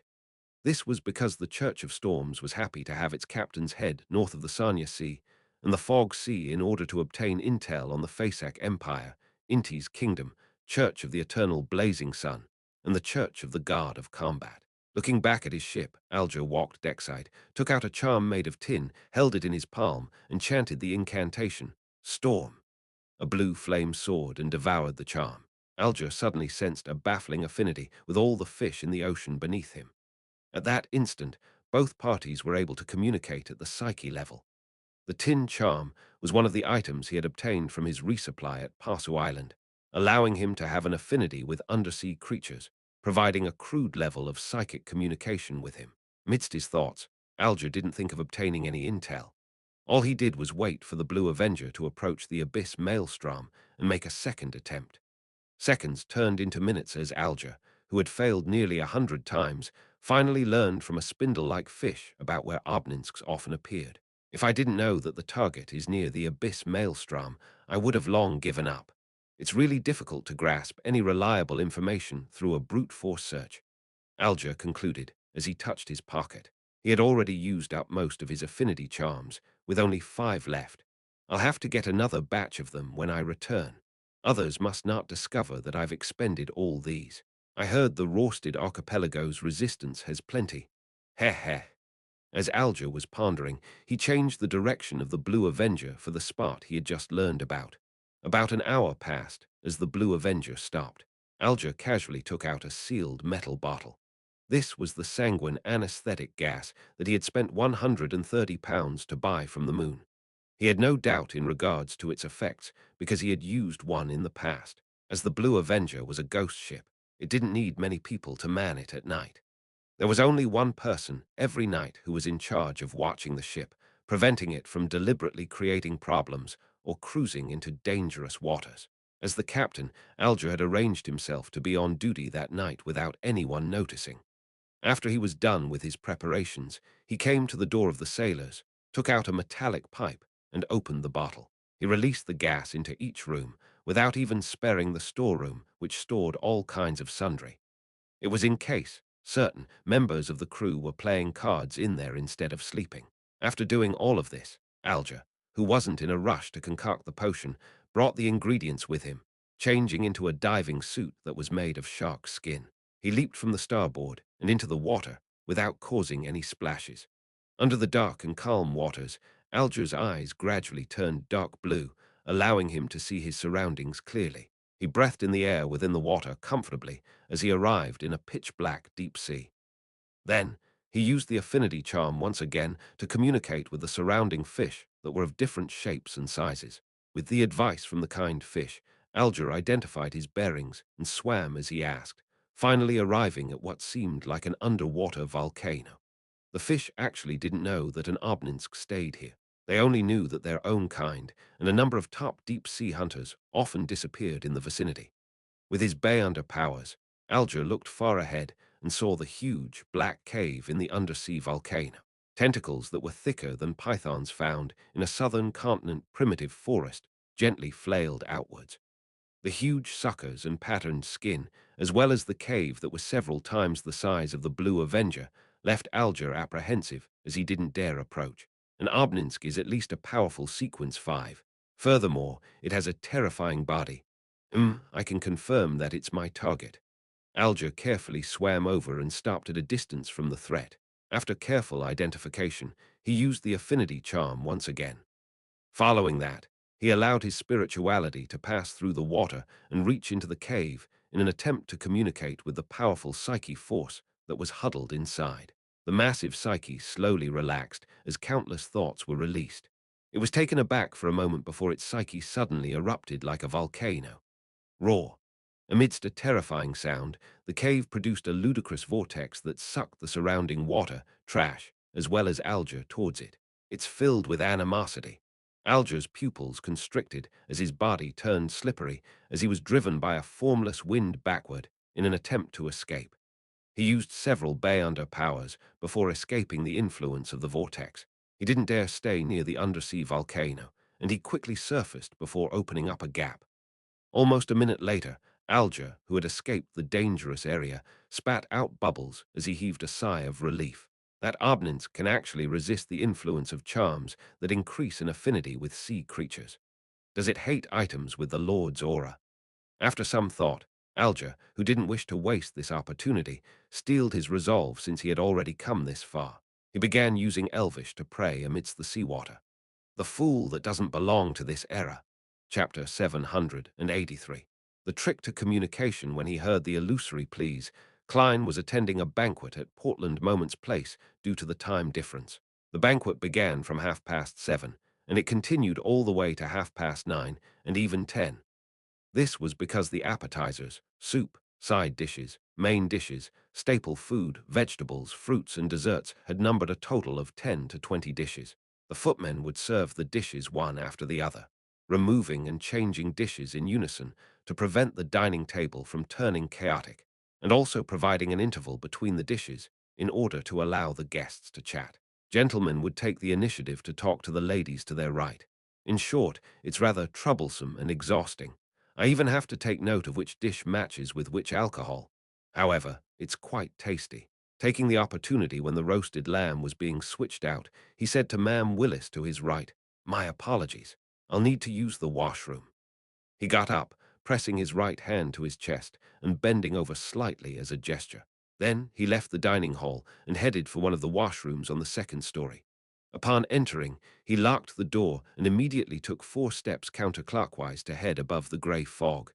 Mr. Hanged Man's prayer. He wishes for me to help him in gaining the goodwill of an Obninsk, and he's willing to find 15 pages of Roselle's diary or help me do something of equal value. His progress isn't slow. Klein sat at the fool's seat as he emanated his spirituality and touched the constantly burgeoning and contracting crimson star. After pondering for a few seconds, he said, "Investigate all FASAC captains who participated in the Konotop Sea battle in 1338. As a historian, Klein immediately knew which sea battle it was when he learned that the interrogator had died at the hands of a Phasacian in 1338. In 1338, the relationship between Lone and Fasak was tense with occasional conflicts. However, there was only one battle that resulted in the death of someone that was at the level of a commander. It was a sea battle that happened in East Balam's Karnatop, and on a Phasacian fleet, there were definitely not many captains. In the deep, dark waters, Alger Wilson saw the endless grayish-white fog and heard Mr. Fool's answer. Investigate all the captains from the Fasak Empire that were involved in the Karnatop Sea battle in 1338. Why would Mr. Fool pay attention to such a trivial figure? Is there some immense secret hidden in this matter? Alger's heart stirred. Without any hesitation, he directly agreed. Your wish is my wish. Such a mission was difficult and very complicated for him, but it wasn't dangerous. It was something that the present him could accept.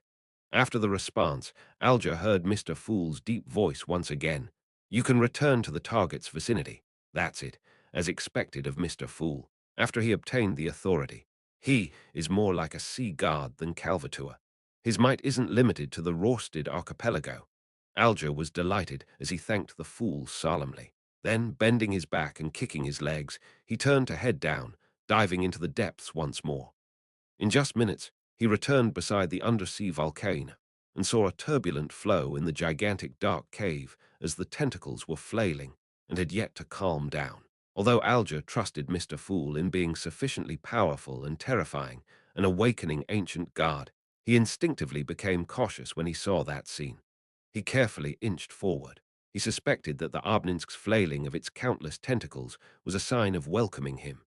And at this moment, above the grey fog, the Sea Guard scepter-wielding Klein frowned slightly.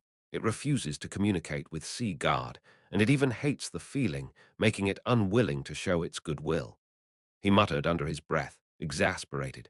His influence on the surrounding waters through the prey had failed. For some unknown reason, the Obninsk strongly resisted Beyonder powers that promoted an affinity with sea creatures. Through the prayer scene, he could see the thick tentacles thrashing about, and he vaguely sensed that the target was infuriated. It was trying to rip apart all living beings that dared approach it. Mr. Hanged Man has gone over. He's going over. The corners of Klein's mouth twitched as he decided to switch his approach. He raised the Sea Guard scepter a little higher, allowing the blue gems at the tip light up one after another, emitting a bright, blinding light. Right on the heels of that, he directed the violent aura of lightning storm over, casting it on the Obninsk. The thick tentacles that thrashed about at the bottom of the sea suddenly froze before falling down. They clung close to the seabed as countless green points of lights appeared in the dark cave. Amidst a jarring rumbling sound, a terrifying monster that could devour a sailboat crawled out. Its patterned black body was massive and distorted. It had a total of 3 heads, and each head had more than a dozen eyes. All of them were emitting a green light. The monster then prostrated, appearing as obedient as a trained hound. Indeed, tricks are needed in communication. Klein nodded in satisfaction, and once again used the Beyonder affinity powers to make the Obninsk open the mouths of its 3 heads via a psychic connection. This made Alger instantly see 3 dark caves, each of them large enough to provide a sailboat passage inside. Praise be to Mr. Fool. Alger looked at the magnificent scene before him as he couldn't help but mutter inwardly. He didn't waste any time, and he chose the middle head by quickly swimming towards it. A spiraled and warped passage quickly appeared in Alger's vision as the walls were made of flesh. The width was comparable to the bow of the Blue Avenger. Whoosh! Water flowed into the passage, heading right for the deep depths. Alger took the opportunity to let his body go with the flow. Suddenly, he felt as though he was back as a sailor, engaging in combat amidst waves, groggy from being tossed around. It couldn't be sustained. By the time Alger used his Beyonder powers and got a hold of himself, he had already left the tunnel of flesh. He was in a dark, spacious world, with a sticky sensation by his feet. There was a putrid stench everywhere around him. In just a second, Alger realized that the liquid inside was corroding him. He hurriedly produced a water membrane as he made it swell into a transparent sphere. He knew that he was already inside the Obninsk's stomach. Without any hesitation, he took out all the bottles he had long prepared and began concocting the potion. As the supplementary ingredients were thrown into the wide-mouthed metal bottle, they mixed into a dark blue liquid. Following that, Alger carefully threw in a jellyfish that enveloped azure blue seawater in its translucent membrane. The distant and ethereal singing grew in intensity before calming down. In the bottle, there wasn't any ripples or bubbles. The liquid was dark, just like the ocean before a storm. Alger calmed his mind, entered cogitation, and picked up the metal bottle before cleanly downing the ocean's songster potion inside. The liquid was cold as it brought about a numbness that slid down his gullet and into his stomach. It then spread throughout his body cells at an unimaginable speed. At that instant, Alger vaguely heard countless voices. They came from all life at sea, but the Obninsk's body blocked most of it, leaving a relatively screened-out version. Plop, plop, plop. Alger felt his heart beating violently as it spewed blood outwards. His spirituality and the sound waves began to remold his voice and soul. He couldn't help it as he opened his mouth, letting out a loud sigh. Amidst the sigh, Alger felt his spirit body being ripped slightly. As the sound waves spread outwards, they first turned into mottled scales on his skin before pulling out long flesh tendrils that appeared like flailing tentacles. The sound wave continued spreading outwards with his spirit body fragments, making contact with the sticky liquid within the Obninsk's stomach, and they magically bounced back, infusing Alger's body once again. Alger, who was on the brink of losing control, instantly felt better as he seized the opportunity. Without any fear of embarrassing himself, he began singing loudly in a bid to vent the invisible sound waves that would blast his body apart. Rough, messy, off-tune singing, filled with a metallic quality spread outwards. wave after wave, mixing with the numerous spirit body fragments before bouncing back on the Obninsk's sticky stomach walls. In this process, Alger was like an ingredient being baked in sound waves as he was molded into form. Finally, he regained control of his body, and he grasped his spreading spirituality. At last, Alger closed his eyes as a smile couldn't help but appear on his face. He had completed the first goal he had for all these years to advance to ocean songster. I've gained superficial control of lightning, gaining a more all-rounded underwater mobility, as well as the ability to use singing to affect targets. The latter ability is different because of every person's uniqueness, producing different branching paths. One of them is to use beautiful singing to disrupt an enemy's spirit body, causing him to turn adrift and fall into a daze. Another is to raise one's explosive strength. Another is to simulate a thunderous boom to leave others in awe.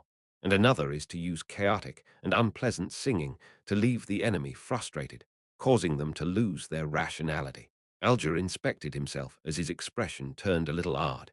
He soon put these thoughts away, picked up his items, and swam towards the Obninsk's mouth before gently tapping on the already closed mouth. The mouth slowly opened as it roared suddenly, spewing out everything in its mouth. Alger instantly felt as though he was in midair as he nearly collided with a shark. After a series of actions, he surfaced and swam towards the Blue Avenger. Only after the ghost ship's outline was reflected in his eyes did he truly heave a sigh of relief. Alger was only worried that something out of the ordinary would happen to the Blue Avenger while he was advancing. Although an hour or two wasn't a huge problem, there were always all kinds of surprises in this world. After receiving Mr. Hanged Man's gratitude again, Klein returned to the real world, washed, and dried his hands before leaving the washroom and walking towards the dining hall. As the fragrance of food inundated his olfactory senses once again, he slowly drew a breath as he returned to his seat with a smile. As he gestured to the guests, he sat down. At this point, it was already time for dessert. From the looks of it, I stayed too long in the washroom. I hoped that after today there wouldn't be talks about Dwayne Dance having constipation. Klein silently muttered to himself as he smiled at Ma'am Willis to his right and said, "When I was young, I ate all kinds of strange food in the southern continent. One of them was called tennant tree plums. They taste like bland butter, just like these desserts." He euphemistically explained the reason for his delay by implying that he had weakened his stomach from his younger days. Chapter 784. Character Assassination. Ma'am Willis glanced at Dwayne Dance and said with a smile, completely unfazed, "Your past and your experiences in Daisy Bay and the southern continent are more interesting than any novel I've read. It makes me feel like having a similar experience of my own. Of course, they're just real-life stories that have been tweaked. It's all thanks to Anderson Hood, a hunter that goes everywhere." As Klein cast his gaze on a tiny butter cake, he chuckled. "It's because those are only the interesting ones. There are many that I'd rather not be reminded of." After that simple statement, he began enjoying the dessert. However, when Ma'am Willis and the other ladies heard that, they were somehow reminded of a best-selling novel, A Man with a Story. To them, Dwayne Dance was such a man. Although he looked like a placid lake, there was more deep down. Hidden there were more pleasant surprises and plenty of pain. The banquet ended 20 minutes to 10. A number of gentlemen and ladies went to the card room to play 2 hours of Texas Hold'em, while the remaining men headed for the activity room to have a chat. They didn't bar women from joining, but as it was inevitable for them to broach on sexual matters while smoking, no women joined them. They either circled the piano at the first story and listened to and sang along with the performer, or they grouped up to play chess. Klein chose to head to the activity room on the second story. Private conversations with a few people had helped him speed up his admission into the circle. After entering the room, he observed the environment and went straight for the windows to open them. Then he pulled a nearby high-back chair to sit down. Just as he did this, he saw the banquet's host, Portland Moment, laugh with a pipe in hand. Men often need some space for themselves. His voice was sonorous, and he had a big build. He was an elder in his 60s, with a ruddy complexion and rather thick hair despite being all white. His facial features were the most classic features of a Lonese man, with nothing that stood out. Yes, men have to take note of their image when the ladies are around. We have to be considerate about their thoughts. I've already wanted to kiss this an hour ago. Hazel's father, member of Parliament Mact, took out a gorgeous silver box, taking out a cigar from inside. The other men in the activity room did the same as pipes or cigarettes appeared in their hands as though they were pulling off a magic trick. As the flames flickered, wisps of smoke began to billow, filling the room as though the smog from yesteryear hadn't dispersed. After enjoying it for a few seconds with his eyes closed, Portland Moment looked to the guest by the window and asked, "Dwayne, do you not smoke?" Klein clenched his fist and placed it to his mouth, coughing slightly as he said, "I have yet to recover. The doctor advised me not to smoke for the time being." To be frank, he was almost choking. Thankfully, he had smartly chosen a seat by the window. This group smoked like chimneys. Klein curled his right index finger and rubbed against his nostrils.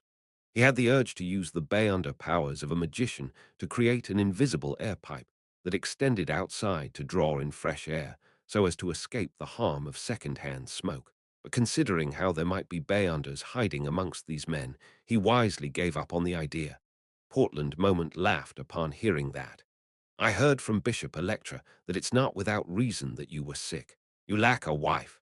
This professor was a believer of the god of steam and machinery, but his wife was a believer of the Evernight goddess. Therefore, they had taken up residence in Beeclun Street near St. Samuel Cathedral. He often had bishops visiting him and having exchanges. Is he mocking me for thinking about women despite being sick? I really couldn't tell that Bishop Electra is actually a man who likes spreading gossip. It's all Arrodes's fault. Klein lampooned and shook his head with a smile. I place great importance on marriage. I'd rather remain single if there's no one suitable.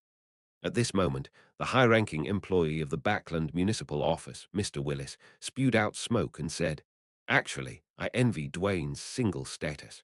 It allows him to be able to pursue any kind of woman that he likes."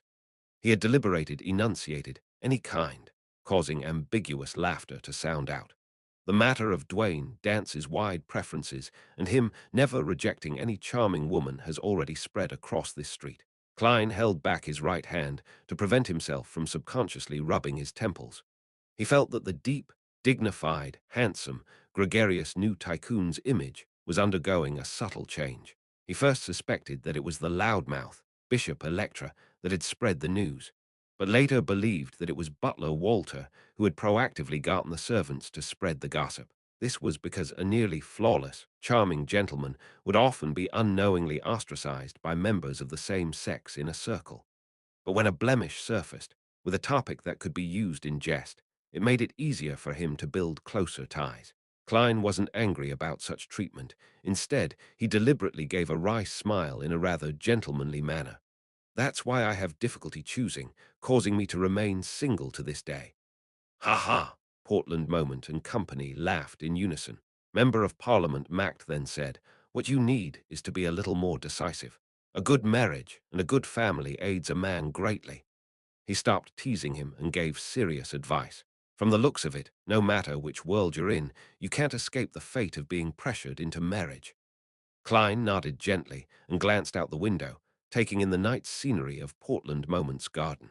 At this moment, he saw a figure. It was Hazel Mact, who was dressed in a black-green gown, following a trail going deeper into the garden, pausing from time to time to look around as though she was looking for something. Wasn't this lady playing the piano just now? Why would she suddenly be in the garden? When Klein retracted his gaze, Hazel's figure was blocked by flowers. When guests attend banquets or balls, leaving the hall to head into the garden isn't something impolite. After all, it's a very stylish habit to take a stroll under the moon and take in the flowery aroma of the night winds. However, this often implies a rendezvous. Who's Hazel rendezvousing with? No, it doesn't seem like it. No one that came today is truly her equal. Although she doesn't appear as arrogant after the fright she suffered in the sewers, making her occasionally look depressed, she still seems to belittle ordinary people deep down. She's dealing with the negative effects of the mystical item. That doesn't make sense. Entering a lounge or the washroom would be better than the garden since there's more privacy. Furthermore, back at the ball held at her place, she also went to the third story and not the garden. Klein eliminated the various impossibilities and finally had a theory. From the way Hazel is trying to sense or find something, she seems to have noticed some abnormality and plans to observe and deal with it up close. Does this also mean that there's some paranormal activity happening in Professor Portland Moment's house. If that's true, this professor or someone in his family isn't simple at all. The bishops of the St. Samuel Cathedral haven't realized anything despite them visiting often. A marauder's senses and observation skills in certain areas definitely stand out. Klein didn't have any thoughts of intervening in the situation outside. After all, something that Hazel could sense was definitely nothing too dangerous. Besides, St. Samuel Cathedral was nearby. If there were any hidden secrets, no one would attempt to escalate matters and would instead try to lay low. At this moment, Mact finally calmed down from an untasteful joke and looked towards Portland Moment. I heard you'll be leaving Backland University. Professor Portland Moment sucked at his pipe and said, That's right. The Higher Education Commission wishes that I become the Chancellor of the reorganized Backland University of Technology. Heh heh. Although a large amount of my wealth comes from metal alloys, what I'm best at is mechanical engineering. They've promised to build me a better laboratory there and also provide me with more funding. At my age, having more autonomy and helpers is more important.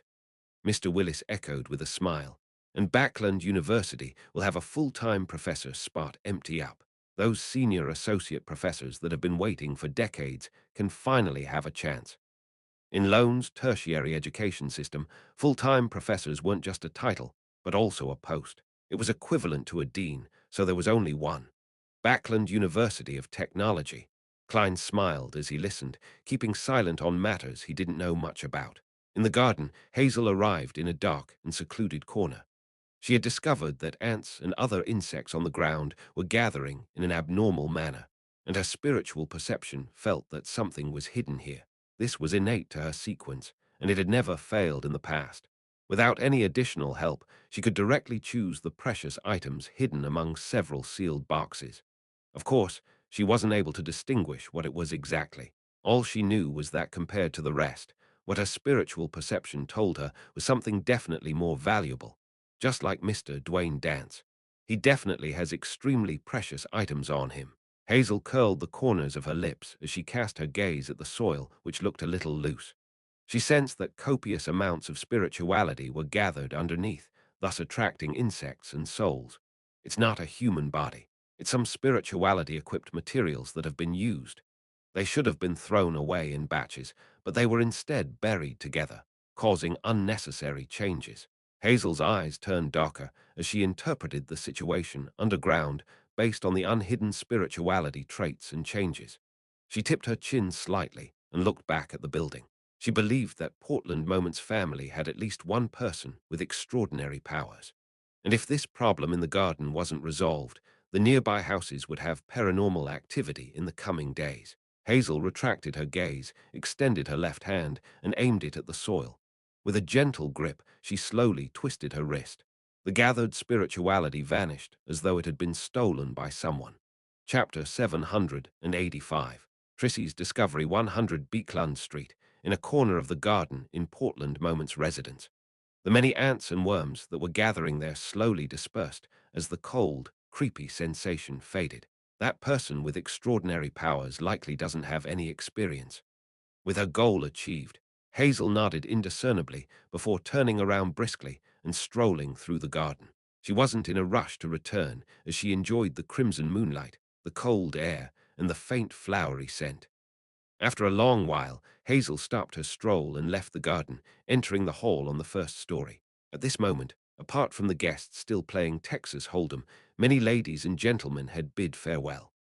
Moments after Hazel found her mother, Ma'am Rihanna, she saw her father, Member of Parliament Mact, and a few other gentlemen walking down as they conversed with lively expressions. Are you ready to head home? You have to visit a very important guest tomorrow morning. As Rihanna gestured for her daughter to come close, she walked towards her husband and greeted the others with a smile. Mac nodded and said, I would have loved to try another of Portland's cigars if not for that matter. Rihanna swept her gaze to Willis, Dwayne Dance and company, and she asked in passing, Gentlemen, what are you talking about? It sounds interesting. Mac turned his body to the side and said with a smile, Dwayne said that he encountered ghosts when he was in the southern continent. He and his companions suddenly woke up in the middle of the night and found themselves unable to open their eyes. Their bodies were heavy, as though someone was pressing on them. They used a great deal of strength before escaping such a state and left their beds. However, they discovered their rooms were extremely cold. You might not know this, but East Balam's weather is hot most of the time. Then, Duane and his companions each held double-barreled hunting rifles and stood guard the entire night. They frantically left the town after the sun rose. After hearing that, Mam Rihanna looked at Duane Dance with piqued interest. "Is that true? Do ghosts really exist?" Klein shook his head with a smile. "That I'm not sure of. Perhaps my companions and I had just experienced a harrowing adventure, and our bodies and minds weren't in the best of conditions. This might have resulted in all kinds of problems." The stories he told were sourced from one of Anderson's experiences. Back when the strongest hunter of the Fog Sea was exploring a temple in the primitive forest, he chanced upon a specter, creating a large-scale breakout overnight. Ghosts. Hazel turned her head to look towards the garden as the corners of her mouth curved up slightly before she held back. She didn't say a word as she quietly listened to her parents, bidding the rest of them farewell before returning home together. Late at night, Hazel, who had changed into a sleeping gown, walked to the balcony and stood behind a gap in the curtains.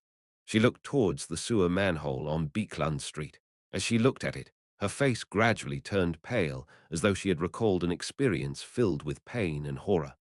She forced herself to retract her gaze, took 2 deep breaths, and turned around to walk to her bedside. During this process, she bit gently on her lip and muttered silently, "That was likely a wraith. Definitely. I need items or charms in the sun domain." While Hazel was looking at the manhole, Klein was also doing the same. "It's been days. I wonder how well that demoness Trissy has recovered and whether she has left or not." Thankfully, after Hazel was given a scare by me, she hasn't dared to approach the manhole. Klein's gaze swept the iron-black street lamps as he nodded slightly. He opened the iron cigar case and made his wraith marionette appear within the full-body mirror. He had already decided to send Senna down the sewers to check the area to confirm Trissy's condition. He didn't want that demoness to cause any trouble. Furthermore, the sewers were just physically too close to his identity as Duane Dance. Klein didn't wish for Trissy to be in the vicinity any longer, wishing that she could recover soon and take action. That would prompt her to leave Beekland Street. Having Admiral of Blood Senna appear every once in a while would fulfill the character setting I previously created. It doesn't live nearby, and because the sewers contains a secret, it often wanders around in search of it. As Klein was thinking, he made the marionette in the ancient triangular hat leap onto the street lamp's surface before passing through the manhole cover in a wraith form, quickly approaching the hidden fork where Trissy hid herself at. Before reaching the dead end, Senna, who had night vision, could see that the area was empty. "She's already recovered and left," Klein thought as he made the marionette continue forward, stopping at the spot where Trissy was previously sitting. He discovered that the place was tidied up. Not only was the ground not muddy and moist, even the moss on the walls and corner had vanished. There isn't any leftover food either. That fellow became a germaphobe after becoming a woman. No, perhaps he was like that to begin with. With Senna's vision, Klein surveyed the area and determined that either Trissy hadn't left, or she hadn't left for more than a day. Otherwise, it was impossible to maintain the cleanliness of the place. Just as this thought flashed through his mind, light footsteps sounded into the wraith's ear. Under his control, Senna retraced his steps and wasn't surprised to see Trissy in her black dress. This demoness had her luscious black hair cascading down, unlike peers her age who had different hairstyles. It was simple and neat. Matched with her pale face that had just recovered some of its ruddiness, Trissy looked like a dreamy flower that was silently blooming in the night, as expected of a demoness. Thankfully, there's a marionette in between us. Otherwise, I would just end up staring at her. Heh heh, a dead person won't be enticed. No matter how charming a demoness is, there's no way they can make the deceased climb out of a tomb like a zombie. Klein lampooned as he looked at Trissy, who had a blank expression but was secretly wary, having released the invisible threads. "Where did you go?" Trissy pricked up her brows and said, "Would you like to relieve yourself where you sleep?" "Ah, I thought a demoness wouldn't need to use the washroom." Klein gave a self-deprecating comment and made Senna chuckle. "Are you referring to pissing and shitting?" He had deliberately made the marionette say such words, as it matched Admiral of Blood's persona of a boorish pirate. Trissy indiscernibly frowned and said, "Is there anything else?" Senna didn't continue on the topic as he said, "You look like you've almost recovered." Trissy smiled. "Not bad. I'll be leaving tomorrow." She paused as she slightly narrowed her slender eyes. "To be frank, I doubt whether you're the real Admiral of Blood at times." "Of course it's real. You should ask if he's alive or dead." With his interest piqued, Klein made Senna ask, "Why do you say that?" Trissy's gaze swept over the wraith's face and said, "It's said that Admiral of Blood is someone who indulges in his desires, and he has no resistance towards beautiful females and males. Yet I don't see any sparks of desire when you face me. I believe the real Admiral of Blood would have added the condition of doing something I wouldn't want to in the agreement." Klein deliberated for 2 seconds and made Senna give a self-deprecating smile. "I'm afraid of finding myself lost to pleasure and ending up being controlled by you." Trissy's expression instantly changed. This was indeed one of the reasons why she had raised the topic. To a demoness of pleasure, beyonders who habitually indulged in their desires were natural prey. Klein actively ignored the topic and made the marionette say, "You're seeking out the target tomorrow. Very clearly, the Royal Guard captain knows you and knows what you look like. After all, you were arranged by them to be by Prince Edisac's side." Klein silently added. Trissy lowered her head and looked at her toes before chuckling. "Rest at ease, I have the perfect plan." As she spoke, she turned her body sideways and casually looked deep into the sewers. "If you set off from here, at the end of the sixth left fork is a hidden passage. It has signs of prolonged human activity. Heh heh, I discovered it while walking around in the past few days. I believe it has something to do with that girl, right? It's also the reason why you're here." Hidden passage. Klein didn't confirm or deny it. He made Senna smile and say, "Did you discover anything?" Trissy shook her head. "There was nothing at all. Perhaps only a certain pathway or someone with a specific item can find the clues. A marauder's intuition or something on Hazel's person." Klein didn't make Senna continue on the topic as he pressed his hand to his chest and bowed with a smile. "Since you've recovered, I can be at ease." The moment he said that, he suddenly vanished. Trissy focused her eyes into a stare, but it was to no avail. Only when the invisible thread she had released was hit by a breeze did she retract her gaze, confirming that Admiral of Blood had really left.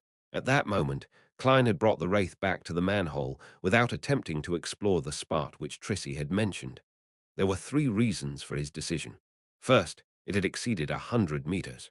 Second, he suspected that he wouldn't find anything since he wasn't from the Marauder pathway, nor did he have the corresponding items. Third, Trissy was still around. Vors woke up naturally on a Sunday morning as she got up to wash up. As she chewed on a fresh piece of toast, she retrieved a stack of items from her mailbox. As she walked to the coffee table with a cup of coffee on it, she casually flipped through the items and discovered a reply letter she had been looking forward to. Throwing down the papers, bills, and other letters, Vors tore open the envelope. "Teacher is already in Backland." Vors quickly read through the letter as she muttered in surprise. At the same time, she saw the toast in her mouth plunge to the ground. Chapter 786. Accounting Fraud Hat, Trick In on Sherwood Burrows, 22 Hope Street. Just as the attendant at the front desk was about to drink some water, she saw a lady walk in. The lady was about 165 meters tall, and she wore a light-colored dress with frilly sides. Her brown curly hair cascaded down as she wore colored glasses. She looked casual, just like someone who had just returned from Daisy Bay. She held a dark brown leather suitcase as she unhurriedly walked to the front desk. A lady with extraordinary disposition. Her attire is nice. How I wish I could see what she looks like without her glasses. As a female, the attendant habitually sized up her clothes and accessories. She then heard the lady say in a languid tone, "1 night, a single room, 2 solely and 8 pence." The attendant gave her the room rate for the day and directly asked, "Do you have any identification documents?" She wasn't too adamant about registering her identity because the inn had no means of confirming the authenticity of the documents. "Yes." The lady put down her dark brown suitcase and took out an identification document from her handbag before passing it to her. "Margaret Taylor." The attendant muttered as she registered her before finding a bunch of keys. "Room 2012. "Thank you." The lady in fashionable attire received the keys, carried the dark brown suitcase, and walked towards the staircase. At this moment, an attendant in a red vest came over. He bowed and asked, "How may I help you?" He immediately cast his gaze on the dark brown suitcase. The lady curled her lips into a smile as she shook her head. "There's no need. It's very light." With that said, she didn't stop as she walked up the stairs and entered room 2012. Only after she closed the door and put down the suitcase did she raise her right hand to her chest, letting out a long sigh of relief. "Why do I feel like a psychotic murderer?" She was none other than the disguised Fours. There was nothing in her suitcase except for Mr. X's head, which was wrapped in newspapers. The two attendants from before probably wouldn't have guessed that a fashionable lady didn't have any clothes, facial products, or makeup in her suitcase, but a cracked, bloody head. If they were to discover that, everyone in the inn would be given a fright. This is source material for a detective novel. Fours calmed her feelings of anxiousness and picked up her suitcase again and opened the door. She observed the corridor and saw no one walking through it. She hurriedly walked out and headed for room 2016 and rapped on the wooden door. Her teacher, Dorian Gray Abraham, was living in the same room he previously used. After sensing someone sizing her up through the peephole, Fours heard the doorknob twist as the gears unlocked. Dorian Gray was dressed in a black suit with very broad shoulders. He looked to the left and right warily before making way, allowing his student to enter. "No one noticed you, right?" Following that, he closed the door and asked cautiously. Fours put down the suitcase and removed the colored glasses that hid half her face. "No, I used a fake identity." As a Beyonder in Backland, with rather rich experience as a low-sequence Beyonder, having a few fake identification documents was necessary. Furthermore, she had Zio's expert help in such matters. The only problem was that it was ultimately a fake identity that couldn't stand up to police scrutiny. However, Fours had heard that there were places where real identity documentation could be obtained. Furthermore, they were documents which the police department had a record of, with the pictures swapped. Of course, the price was much more expensive. Dorian nodded gently and silently exhaled. As he got forced to sit, he brought a chair over and said, "You mentioned that someone is paying to find the direct descendants of the Abraham family at a Beyonder gathering in Backland, and the goal is to find information on Mr. Dorr." "Yes, teacher," Four said nothing but the truth. "I don't know much about the family, so I thought of asking you to see if you knew anything." She hid 2 points, namely the Beyonder gathering being called the Tero gathering, and that she long knew that her teacher was a member of the Abraham family. Dorian sat down and drank a sip from a white porcelain teacup. He asked with a calm expression, "Who was the one asking?" "I'm not sure. I can only confirm that it was a woman. She had concealed her appearance. She seemed very powerful and must have quite a strong backing." Fours described her impression of Ma'am Hermit. What she didn't say was that this woman had close ties with Queen Mystic Bernadette. Dorian Gray pondered for a few seconds before saying, "I don't know much either. All I know is that Mr. Dorr is the ancestor of the Abraham family. He vanished during the War of the Four Emperors. You can try using this piece of information to get some of the bounty. Mr. Dorr is the Abraham family's ancestor. Mr. Dorr, who made the Abraham family suffer the curse of the full moon, causing many members to lose control, is actually the Abraham family's ancestor." Fours was alarmed. Having already learned some of the problems of the Abraham family from Mr. Fool, she couldn't believe that the cause of all of this was the source of the bloodline. Does Mr. Dorr not know the consequences of his actions? Fours muttered silently as she couldn't help but frown. Dorian Gray noticed his student's abnormal reaction as he asked, somewhat puzzled, "Is there a problem?" "Oh no, I didn't manage to hide my expression." Fours deliberated and said, "I just don't understand. It's been more than 1,000 years, so apart from the Abraham family's direct descendants, who would wish to gather information on Mr. Dorr and why. Perhaps they're trying to find Mr. Dorr. All right, Queen Mystic is Emperor Roselle's daughter, and Mr. Dorr has appeared in Emperor Roselle's diary. Therefore, the Queen is trying to find Mr. Dorr to figure out the truth of the past. That's normal. However, Mr. Dorr vanished in the War of the Four Emperors more than 1,000 years before Emperor Roselle's era.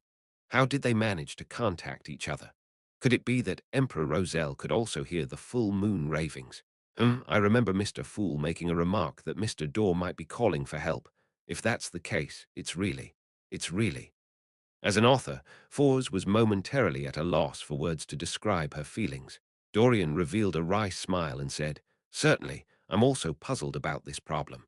Remember to tell me if you find the answer. Fors didn't harp on this matter, afraid that Dorian Gray would notice anything amiss. She then said, "Teacher, why did you suddenly come to Backland?" Dorian smiled and picked up a cigarette as he raised it to his nose to give it a whiff. Without lighting it, he said, "I happen to have some matters that need me to be in Backland. I also decided to check on your digestion progress." In fact, he had been alarmed by Fors' letter. He couldn't believe that anyone in the world would still be asking about Mr. Dorr. One had to know that even the Abraham family had given up such attempts. He was the only one who kept at it, teaching students on his own accord. This also made him recall a prophecy that was passed around within the family. Abrahams were increasingly approaching their destruction. When he connected the two matters together, he rushed over to Backland to confirm his student's situation. He wished that she could advance as soon as possible, leaving some hope for the Abraham family. "I just grasped the various astrological knowledge," Fors replied, feeling a little guilty. Due to her lack of money, she hadn't bought the high-quality crystal bowl needed by an astrologer. To not continue on this topic, Fors began asking Dorian Gray about the acting principles needed for astrologer, obtaining advice such as astrology isn't all-powerful. Towards the end, Fors glanced at the dark brown suitcase beside her and said, "Teacher, there's one more matter." "What is it?" Dorian leaned back into his chair as he leisurely drank a mouthful of black tea. Fors followed the script she had prepared and said, "After knowing that Lewis Ween betrayed the organization, inflicting a great deal of harm upon all of you, I've always had the thought of finding him and exacting revenge for all of you." "Give up that thought." Dorian sat up straight. "Even if you have Leymano's travels, you are no match for him, much less able to kill him. I'm very glad that you have such thoughts, but there's no need to take unnecessary risks." "I'm definitely not able to do it alone." Fors mumbled silently before saying, "I got to know a very powerful bounty hunter. I spent about 10 pounds to seek his help." She wasn't able to estimate the cost of the job, so she had used the price that Miss Audrey paid when previously entrusting them to kill the Inti's ambassador. That might be a cheat. Lewis Ween is likely a traveler, and he has the support of the Aurora Order. Dorian didn't hold any hopes of any bounty hunter being Lewis Ween's match when he heard his student say, "He has already succeeded." Cough, cough, cough. Dorian choked on his saliva as he broke out into a fit of coughs. He dropped the teacup to the ground, but it bounced up like magic, firmly landing on the coffee table. "He has given me Lewis Ween's head." Fors held up the dark brown suitcase and opened it, taking out the spherical object which was wrapped in newspapers. With the newspapers unfolded bit by bit, Dorian saw that face he would never forget. The smug smile on Lewis Ween's face back when he attacked the Abraham family's headquarters was gone. His head was covered in cracks, as though it had been glued together piece by piece. It was gruesome, filled with pain and despair. As an astrologer, Dorian Gray's spiritual intuition told him that it was undoubtedly Lewis Ween's head. "Good, very good," Dorian muttered in excitement before looking up at his student. "Who was the bounty hunter? I can't imagine Backland having such a powerful bounty hunter." Fors hesitated for a moment before saying, "Jayaman Sparrow." Chapter 787, Dorian's Warning. Jayaman Sparrow. Dorian felt the vessels on his forehead pulse when he heard that, as he held his hands together, tensing up without realizing it. Situated in Pritz Harbor, he inevitably learned of the various news at sea, both actively and passively, knowing far more than the residents in Backland who relied on the newspapers. In recent months, he often heard from different channels of information about Jayaman Sparrow. From killing Steele Mavetti to severely injuring Vice Admiral Ailment Tracy to successfully hunting Admiral of Blood Senna, all these stories were colored with mania. He left the sea and came to Backland. He hasn't changed his trait of craziness. Dorian held back the horror and wariness that subconsciously rose in his heart as he looked at his student and said in a deep voice, "It's best that you minimize your communication with that bounty hunter. He's bound to get into big trouble one day, and it wouldn't take long for that to happen." Teacher is indeed experienced and has great acumen. He instantly saw through Mr. World's intrinsic nature. "Unfortunately, I'm already a member of the Tarot Club, so it's impossible not to communicate with him." Fors adjusted her state of mind and sincerely nodded. "Yes, teacher." Dorian composed himself and once again looked at his former student and current enemy, Lewis Ween. However, this traveler could no longer speak. He didn't even have an iota of spirituality left. After a few seconds of silence, Dorian leaned back slightly and looked at Fours. You mentioned paying £10 for the job. He wasn't aware of Force's financial situation, other than knowing that his student was a best-selling author who likely earned quite a bit from her royalties. Furthermore, she seemed to be doing quite well in the few Bay Under circles with transactions that rewarded handsomely. Therefore, it wasn't too surprising or unacceptable that she could save up £10. Force fidgeted, feeling a slight guilty conscience as she said, "Is it too expensive?" She deliberately asked a question in order to hide the fact that she had mentioned a fake number, so as to show that she didn't have much experience in such matters. Dorian shook his head. No, it's too cheap. It's so cheap that I suspect whether Jamin Sparrow has other motives. As a member of the Abraham family, which had suffered numerous setbacks, he often maintained a relatively high level of wariness. In the professional terminology of various clubs and gatherings, that's called a membership fee. Was lampooned as she frankly said. There were other conditions, including everything on Lewis Ween's person belonging to him, as well as the requirement of me providing him help. Also, I promised that if he's in need of cash in the future, I will compensate him an additional £30. That's reasonable, but just barely. Dorian nodded gently and said, usually, assassinating Lewis Ween, who had the Aurora Order backing him, would cost at least £30. And if there are other situations, the price will be higher. Back then, Mr. World had used demigod powers recorded in Leymano's travels. He probably encountered something else, an Aurora Order saint. Having had an edifying experience exerted on her by the Tarot Club, Fuzz wasn't unfamiliar with the Aurora Order's structure. She didn't hide her frown as she said, from the looks of it, it's indeed a little abnormal. Perhaps he's in desperate need of cash, Dorian thought and said. Perhaps he cares more about Lewis Ween's Bay Under characteristic. To the Bay Unders of other pathways, it can be forged into a rather useful mystical item as long as he finds a suitable artisan. Dorian paused for 2 seconds before adding, there's no need to worry about that. Just stay away from him in the future. Perhaps he had long targeted Lewis Ween, and he was just using the information you provided to carry out the assassination while still getting an additional bonus. Dorian didn't continue on the topic, as he took out a fist-sized pure crystal ball from his pocket. It's made of star crystal, and it can effectively raise your astromancy. The light shone in from outside the window as resplendent waves surfaced within the crystal ball. Without waiting for Fours to reject, Dorian chuckled. Lewis Ween is my enemy. The payment used to get rid of him should be paid by me. I don't have that much cash at the moment, and I can only use some items to deduct from the payment. No, there's no need. Fours shook her head, partially genuine, but partially in contradiction to her will. It was genuine, because she only wanted to seek revenge for her teacher back when she thought of getting rid of Lewis Ween without considering the possible rewards she could later receive. It was in contradiction to her will because she couldn't reject the reward. Dorian said with a stern expression, do you wish for me to be ashamed and uneasy? Don't worry, I still have quite a bit of wealth. Fuzz nodded in response. All right then, Dorian smiled once again. Also, I've brought you the scribe potion formula. You can gather the corresponding ingredients as you digest the astrologer potion. Heh heh, I'll prepare one of the main ingredients for you, the brain of an Asman. You'll have to rely on yourself for the rest. An Asman was said to be a monster that existed in ancient times. It looked like an unprotected human brain that could fill a room. Not only could it create terrifying illusions, but it could also make its attackers die from their own attacks. As he spoke, Dorian took out a yellowish-brown goatskin and passed it to Fours. Fours received it in gratitude and quickly scanned the list of main ingredients. One complete brain of an Asman, cursed artifact of an ancient wraith. I hope I can gather the remaining ingredients before I finish digesting the astrologer potion. Just as Fours rolled up the goatskin, she saw Dorian take out a pure golden box from his suitcase. After removing the wall of spirituality, Dorian opened the box as he said, without the gold enclosing it, the brain of an Asman will constantly affect you, causing you to hallucinate until you lose your mental facilities.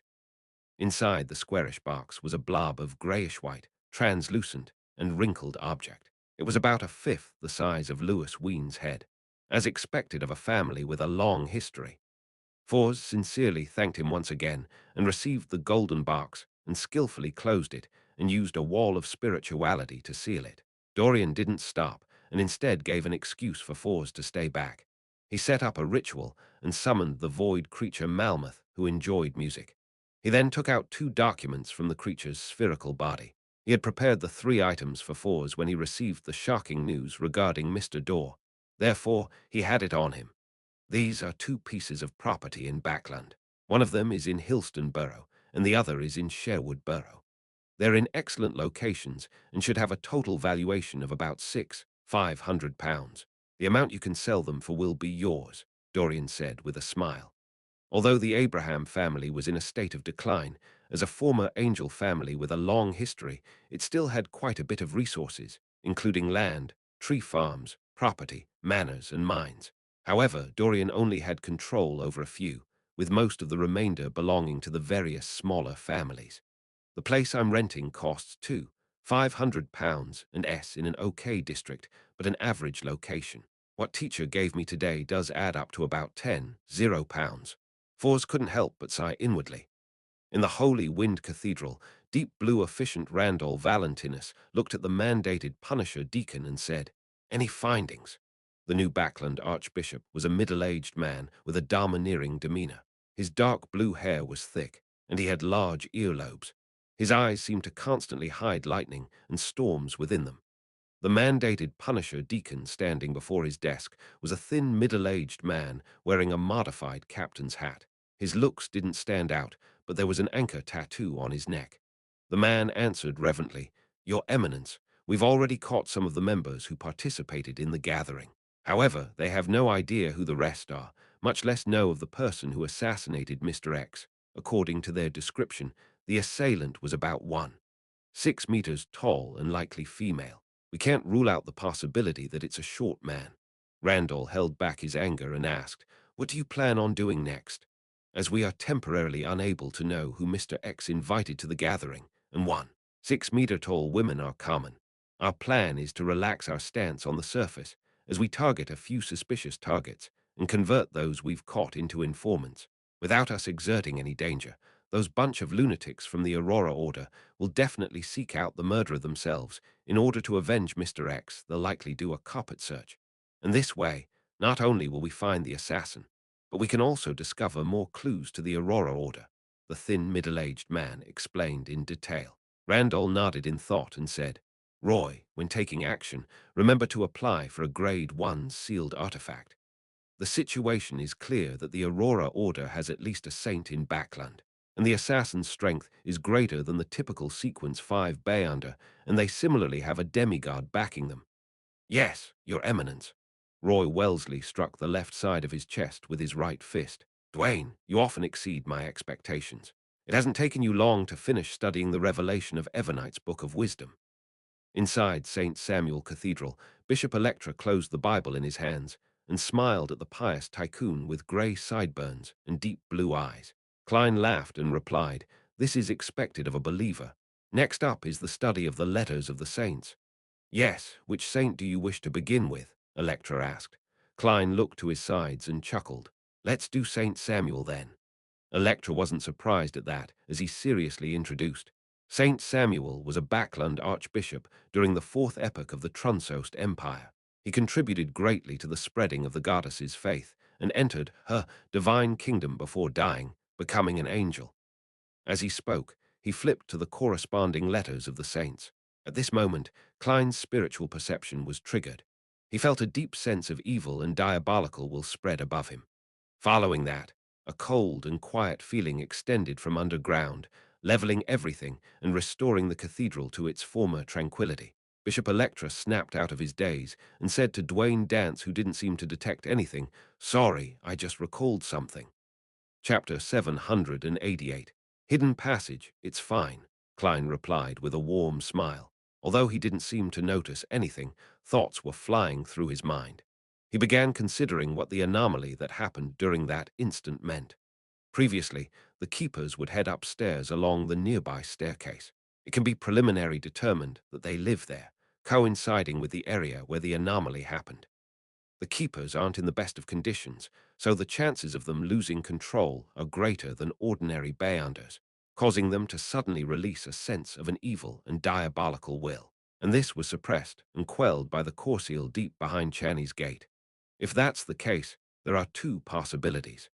One, the core seal behind Channy's gate can sense all the anomalies in St. Samuel Cathedral and then react instinctively. Second, during the Keeper's watch over the years, they are constantly corroded by the core seal's powers. In a certain sense, they are a part of it, or they bear the weight of the corresponding traits. Once any abnormalities happen, their bodies will immediately intervene. If it's the former, that means that when I knock a keeper unconscious and replace him, it will easily be detected by the core seal behind Channy's gate. It will produce an anomaly like before, causing my plan to fail right at the beginning. If it's the latter, I'll definitely be repelled when entering Channy's gate, even when disguised as a keeper. I need to figure out the problem before coming up with a direct countermeasure. It's really difficult to steal sealed artifacts from the various churches. It's no wonder almost no one is willing to do so. As Klein's thoughts wandered, he superficially paid attention to Bishop Electra's explanation of St. Samuel's experiences and letters that he left behind. When it was almost time, he politely bade him farewell. After returning to 160 Beeclun Street, he saw his butler approach just as he handed his hat and cane to Richardson. "Sir, do you plan on holding a ball or banquet next weekend and invite the neighbors?" Walter wasn't using a suggestive tone, but a tone of inquiry. However, Klein knew very well that since his butler had raised the matter, it meant that it was almost time. He nodded gently and said, "Saturday night, then. A ball. I'll have to trouble you and Tanger to make the preparations. Is there enough money?" When saying the last statement, Klein looked to his housekeeper. Tanger sternly nodded and said, "There's enough. The various alcoholic beverages in your wine cellar is enough to handle several banquets." When moving into 160 Beeclun Street, Klein had handed her £10 in cash for the household expenses. From the looks of it, even with the need to replenish fine wine, tea leaves, and coffee beans, it wasn't something that could be spent in a month. The gold pound is rather strong after all. Klein nodded and smiled. "Let's not use wine that's too expensive for our first ball. It's common to be reserved in loan." "Yes, sir." Although Walter was very aware of how to run a ball, he still paid serious attention to his employer's instructions. He paused and said, "There are only two things you need to do. First, it's to settle the guest list with our help, thinking up some small talk for each guest, matching the person's corresponding status and experience. Second, it's to order a suit for the ball." How troublesome. When greeting Hazel, can I say that the sewers here are cleaner than the squares in the southern continent? As Klein sighed and lampooned, he nodded slightly. "No problem." Deep into the night, the crimson moon hung high in the sky. The smog, which had significantly thinned, made Backland have an additional sense of tranquility. In Dwayne Dance's master bedroom, Klein set up a ritual to summon himself. He planned on entering the sewers tonight to confirm that Trissy had left. He then planned on heading for the fork she had described, to explore the so-called hidden passageway to see if he could discover anything. Klein didn't have extravagant hopes of gaining anything. He was only worried that the secret hidden in the sewers would pose a hidden risk that would one day explode. This could easily involve Dwayne Dance, who lived nearby, spoiling his plans and stealing the Antigonus family's notebook. On this matter, I can't be an ostrich that buries its head in the sand and pretend not to know anything. I should discover the problem early and destroy what needs destroying or report what needs reporting before it completely erupts. That's the most effective solution. Of course, I also need to be sufficiently careful. I mustn't let my exploration end up lighting a fuse. Klein's spirit body tore out of the candlelight, and with Azic's copper whistle augmenting him, he possessed the physical body of Dwayne Dance, controlling him to walk to the boundary of the wall of spirituality and sit in the reclining chair. To the external world, it looked as though the tycoon had dozed off reading the papers. Summoning my soul to possess my own body feels different from returning to my body. There's an obvious barrier in between. Klein did a comparison of the experience and floated to his desk, cleaning up most of the items on the altar and leaving behind the candle that maintained his summoning to burn silently. After doing all of this, Klein wore creeping hunger, and with Azic's copper whistle, death knell, and the Senna gold coin in possession, he flew out of the master bedroom and left 160 Beeclun Street, drilling into the sewers. Just as Klein found himself in the moist and dirty environment, he immediately released Wraith Senna and made his marionette open up a distance from him, turning into the hidden fork where Trissy was previously recuperating. This time, he saw that the clean region in the sewers was already stained with dirt containing signs of rats. From the looks of it, Trissy has really left. Klein, who was following far behind, heaved a sigh of relief. As a spirit body, he didn't need to breathe, nor did he need to walk on the ground. Therefore, he didn't mind how disgusting the sewers were. Senna walked out of the area and continued walking ahead and turned on the sixth left turn. Klein constantly maintained a distance of 50 meters, perfectly acting the role of the person behind the scenes. At the end of the fork was a corroded wall covered in moss. At a glance, there weren't any abnormalities to it. If Trissy hadn't mentioned it, Klein wouldn't have got his marionette to observe every inch of the area in detail. A few minutes later, Senna suddenly straightened his back and walked forward, entering the wall. Passing through the rather thick obstacle, Klein's eyes opened up. With the marionette's vision, he saw a half-natural, half-artificial cave. It wasn't more than 8 meters high and was about 3 meters wide. The ground was littered with tools like shovels, which were wrapped in oilskin, and large piles of mud and rubble. Right up ahead were two hidden passageways that extended downwards. The left one was about 5 to 6 meters deep, while the one on the right was nearly 10 meters deep. However, nothing seemed to have existed in them, as though they were still being excavated. This was dug up by Hazel. In the day, she's an arrogant lady of high society, and at night, she's an excavator in the sewers. Furthermore, she's moving the dirt and rubble one pail at a time. She was loitering around to find the exact spot, and digging was the subsequent step. That wall must have been a secret door. Klein hid himself at the fork's entrance as he made Senna scrutinize the area. Following that, he made the wraith enter the left passage until he reached a completely sealed-off area. Senna's figure slowly turned faint as it turned incorporeal. In this state, he passed through the soil and explored deeper. But even when reaching the 100-meter limit, he didn't discover anything of use. All he saw were ordinary insects and worms. Klein made the marionette switch directions, swimming in the sea of soil without finding anything. Senna soon returned to the cave from before and entered the right passageway without being affected by any obstacles. There's still nothing. It's not without reason that Trissy determined that it will only work for a particular pathway or being in possession of a certain item. She must have probed the area with the invisible threads of a demoness of pleasure. Unfortunately, I've already lost Tinder. I wonder if the grey fog's aura on me would work. It seems to strongly attract Bayanders from the Marauder pathway.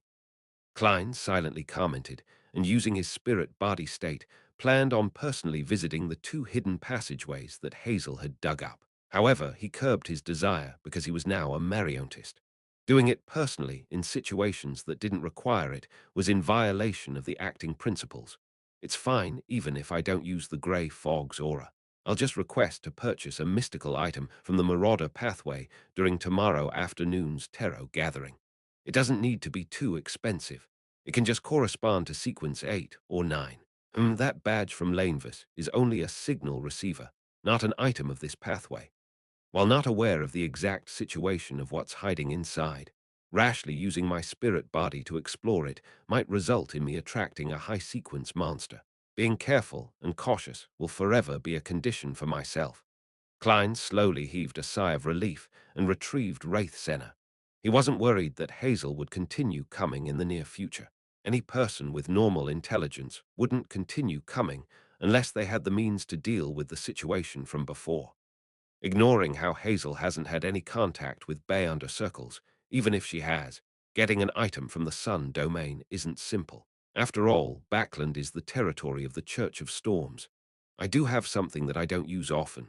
Heh, can I find an opportunity to sell it to her and then let her use it to harm my marionette? Klein jeered at himself before shaking his head with a laugh. He ended the summoning and returned above the grey fog, vanishing from the sewers. On Monday morning, the bright sunlight tore through the thin clouds, shining onto every corner of Backland. Emlyn White pulled down on his silk top hat. As he left the carriage and walked to the Harvest Church, he squinted his eyes and mumbled, "What terrible weather! Backland's worst season is coming soon." He was just about to step onto the stairs when he saw a paperboy approach him, handing him a copy of the Tussock Times. "Sir, today's morning papers." Emlyn wanted to reject it when he discovered a small slip clasped in the middle of the boy's fingers. Emlyn maintained his countenance as he took out a penny and passed it to the boy, receiving the copy of the Tussock Times and the slip. Before entering the Harvest Church, he quickly spread it open and scanned it. "There are clues to the people you are looking for. Please come to the Bravehearts Bar." Chapter 789. Each person's Monday 9:30 a.m. Backland Bridge area, Irongate Street, Bravehearts Bar. Emlyn White stood rooted to his spot after he got down from the carriage. He stared ahead in a daze, nearly forgetting to avoid the sunlight. At that moment, the bar's main door was shut with no signs of it opening. As a sanguine who seldom left his home and only went to places like bars at night, Emlyn never expected the bar to be closed in the morning. He had left the Harvest Church in a rush via the transportation system after seeing the paper slip, hoping to obtain any first-hand intelligence. To save time, he even tolerated the cramped environment and stench of the metro. At that moment, Emlyn was somewhat peeved, but he knew that he had made the mistake. All he could do was pull a face and circle around Irongate Street to not waste his trip. Just as he was about to approach a rental carriage that stood along the street, he caught sight of a familiar figure from the corner of his eye. The person was wearing a brown rounded top hat and an old coat while carrying a ragged haversack. He was none other than Ian, the underground arms dealer and intelligence merchant. He, I have quite good intuition. I knew he would appear early." Emlyn was delighted as he stuffed his hands into his pockets and leisurely walked over, blocking Ian's way as he chuckled. "Good morning." Ian looked up and glanced at the handsome man before him, replying in puzzlement, "Good morning, Mr. White. You should have come in the evening." "It seems to be a suitable time now," Emlyn said with a smile, clearly in a good mood. "Ian, why do you always wear the same clothes and outfit every time I see you?" Ian answered without minding the question. "This can make me appear more mature while allowing me to keep a low profile. Of course, the main reason is that I lack money." The final sentence was added with a joking tone. "I look forward to your attire in summer," Emlyn said with a scoff. "I'll take off my coat." As Ian spoke, he took out two pieces of paper from his ragged haversack. They were the bounty notices that Emlyn had previously given him. Someone in East Borough saw this person. He handed over one of the papers to Emlyn, and on it was the name Argus. Realizing that there really were clues to the primordial moon believers, Emlyn asked in delight, "Where is he?" Ian didn't reply as he looked at him with a silent smile. Experienced, Emlyn immediately took out his wallet and gave £150 to Ian. "That's your reward." Ian smiled and said, "There's still another half to go." Another half. Emlyn nearly wanted to let this merchant in front of him know the prowess of a sanguine. This was because an effective clue cost £20, while an exact location cost £150. However, he quickly read between the lines as he asked in pleasant surprise, "Another one was found." "Yes." Ian handed him the remaining piece of paper in his hand. "While my friend observed Argus and confirmed his residence, it was discovered that he had met with this person named Garley's Kevin. Therefore, I've obtained the residence of the two targets at the same time." "Very good." Emlyn emptied his wallet and gave another £150 to Ian. He was abnormally delighted. He felt that the ancestor and Mr. Fool were blessing him. This was because there were only 5 targets, and he had successfully hunted one. Now, with 2 additional clues, all he needed to do was succeed in order to declare himself victor regardless of what the other sanguine did. Ian seriously counted and checked the notes before saying with a suppressed voice, "Argus is on the 3rd story of the apartment block at East Borough's 6 Limestone Street, opposite the public washroom. Garley's Kevin is similarly in East Borough. He stays in the room beside the staircase on the 1st floor at 19 Beluga Whale Street. I will confirm your intelligence. I believe you wouldn't wish to abandon your business for a mere £300. Emlyn nodded gently as he gave a warning. Following that, he chuckled and said, "They were found so easily." Ian's red eyes darted around slightly as he said, "First, many bounty hunters are my friends. They have many informants in East Borough. Second, those 2 gentlemen didn't have great disguises. Despite being in East Borough, they wore very different attire from the people around them. If they were willing to wear more ragged clothes and did more than 12 hours of labor work, I believe they would be hard to find in the messy East Borough. Is that so? One needs to take note of the difference in environment when hiding oneself. Emlyn muttered silently to himself, feeling as though he had learned a new trick. He didn't plan on heading to East Borough immediately. This was because even if he took action in the day, it would be very difficult to escape without causing a commotion. It was a rather dangerous act in Backland, as it meant that the mandated punishers or nighthawks might come knocking at the door just after he sneaked back home. Emlyn planned on verifying the situation and taking action between 8 to 9 in the evening after the Tarot gathering. The primordial moon believer from before was quite strong. These two likely aren't weaker. Although I have confidence, it feels unsafe only relying on myself. As Emlyn considered the problem, he waved his hand and bade Ian farewell. He rode on a rental carriage, heading back for the south side of the bridge, East Chester County, Stone City. Audrey stood behind a railing, watching the servants placing the items that had been brought from the family castle in suitable spots. The scene was bustling but orderly. I'll send someone to Associate Professor Michel later and tell him that I'll be paying a visit to the Relic Search and Preservation Foundation. I hope that they've obtained some items that have been tainted with Beyonder effects. As Audrey's mind wandered, she couldn't help but smile. She was proud of her decision of donating the funds to establish the foundation. When her eyes that were as beautiful as emeralds saw the time on the wall clock, she hurriedly reined in her thoughts and turned to return to her bedroom. Susie was slumped in a corner of the bedroom. Its front paws were crossed, giving it a sense of elegance. In front of it was an opened book. There were dense lines of text written on it. Susie would raise one of her front paws from time to flip the page as she read with great seriousness. Every time I see Susie like that, I feel a little ashamed. Audrey, you mustn't slack off on your education. Audrey encouraged herself in silence as she approached, planning to get Susie to head outside to guard the door. Susie looked up and glanced at Audrey before standing straight up, saying, "I got it." After saying that, it briskly ran out the bedroom without closing the door. "I haven't said anything." Audrey blinked as she softly muttered to herself. She had given such instructions many times, to prevent Susie from detecting that she wanted to be alone in the room from 3 to 3:30 p.m. On Mondays, forbidding humans and dogs from coming close. She had also done similar matters at other times, pretending that there was a gathering, wanting alone time while maintaining an irregular pattern. I have to say that Susie's existence has effectively raised my motivation to learn, as well as how strictly I handle matters. I can't be inferior to a dog, but being better than this dog doesn't seem to be something worthy of praise. Audrey puffed her cheeks with a self-deprecating comment as she sat by her bed, awaiting the beginning of the Tarot gathering. 3 p.m. above the grey fog. Dark red figures shot up along the two sides of the long bronze table, materializing into different blurry figures.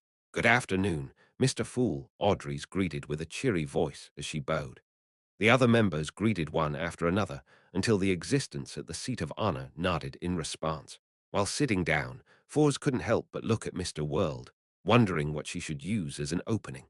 Apart from passing on her teacher's reply to Ma'am Hermit, she planned on doing a few matters. One, she wanted to tell Mr. World that due to the difficulty of the mission, she would pay him more, but it required him to wait. This was because the sale of the houses took time. Second, after brainstorming, she thought of a good way that could earn money and raise her strength. She had gained inspiration from the world's actions. Rent out Leymano's travels. When a member needed an item to temporarily raise their combat strength to deal with certain situations, they could rent Leymano's travels from her. The rent could be paid in 2 forms cash, which wasn't too expensive, or to record Beyonder powers instead. This also meant that the renter had to guarantee that the spellbook was returned with more filled pages. Of course, as the provider, Fours would record useful apprentice powers like door opening, providing the renter with relevant help. A problem that could easily happen in this transaction was that the renter might not return it. But with Mr. Fool witnessing these exchanges in the Tarot Club, Fours believed that no one would be blinded by greed, and the death of the renter was a low probability event for losing Leymano's travels. But with everyone knowing that they could pray to Mr. Fool in times of danger, death was an even smaller probability. How can there not be any risks when doing business? I will talk to Mr. World about when he will use it so that there won't be any conflicts. Fors retracted her gaze and heard Ma'am Hermit speak. Honorable Mr. Fool, I have 2 pages of Roselle's diary this time. Ever since contact was made with Queen Mystic, the receiving of diary pages has stabilized in a rather terrifying manner. Klein nodded slightly and chuckled. Very good. After a brief silence, Catlia conjured 2 yellowish-brown pieces of paper. They leaped into Mr. Fool's palms as if they had tunneled through the spirit world. Klein slowly lowered his gaze at the diary in his hands. 29th December. It's almost a new year again. All the mausoleums have been built. What's done cannot be undone. Chapter 790. The end of the diary. All the mausoleums have been built. What's done cannot be undone. Klein looked at the diary page in his hand as his thoughts boiled over as ideas kept emerging and shattering. From his point of view, this diary page of Emperor Roselle nearly proved his previous conjectures. He had chosen to forcefully switch to the Black Emperor pathway in his later years, doing so at the cost of going mad to become a Sequence Zero true god. What drove the Emperor to make such a decision? What did he discover that resulted in his agitation, rashness, and loss of composure in the previous diary entry? And compared to back then, his emotions in this diary entry appear calm and composed, but it feels like he is even more extreme. It's hard to imagine what the Emperor experienced or encountered in his later years that resulted in him having such an abnormal situation. The madness that angels are embroiled with to begin with, or is it something that had happened to the faith of the believers that kept him anchored, his rationality? And if he was normal, shouldn't he hold back a little and strive for certain outcomes before finding an opportunity to devour the hidden sage? Klein instantly thought of many things, but he was unable to find any evidence. And on this page of goatskin, there were only 2 short lines of text, as though it indicated the final diary page of Emperor Roselle's life. The end of the year, or the beginning of the new year, was the day he was suspected to have perished in the White Maple Palace. An emperor of an era, a transmigrator's last words. Klein sighed silently as he flipped to the goatskin beneath. The diary page didn't have a date, but at the top of the page was a line in Fasak. Immediately follows the previous page. The words were written neatly and elegantly, very different from Emperor Roselle's handwriting. It was obvious that it was added by someone else. It's probably a note by Queen Mystic, to indicate that this is the last part of the diary, written after the Emperor said that what's done cannot be undone. But why isn't there a date? Klein was deeply puzzled as he read the corresponding content, his gaze freezing up. I believe I'm not the only transmigrator in this world. If there's anyone else who can read my diary, remember to carefully select your Beyonder pathway. Once you choose this, it pretty much confirms your allies and your enemies. I'm unable to give any actual suggestions, because I myself can't see the true faces of the 7 deities or those evil gods. This might be partially related to the second blasphemy slate that the ancient organization hides. Unfortunately, I only have a rough idea of the hidden parts, and I'm unable to verify them. Similarly, I don't know what's written on the first blasphemy slate either. A useful warning is to not choose pathways with sequence zeros that are occupied, and also be careful of neighboring sequence zeros and sequence ones. I've suffered tremendously on this aspect. As for what sequence zero represents, search for my other diary pages if you aren't aware. Heh heh, this page is equivalent to the afterword of my life. If I succeed, I'll be a god, and it will be another story. If I were to fail, there wouldn't be a future. Perhaps, well you know. Go, my friend who understands my diary, go seek out the secret of transmigration and the truth hidden within. I'll be watching you if I'm still alive. Finally, let me warn you that you have to remember. Be careful of the moon. Klein wasn't surprised about there being more than one transmigrator.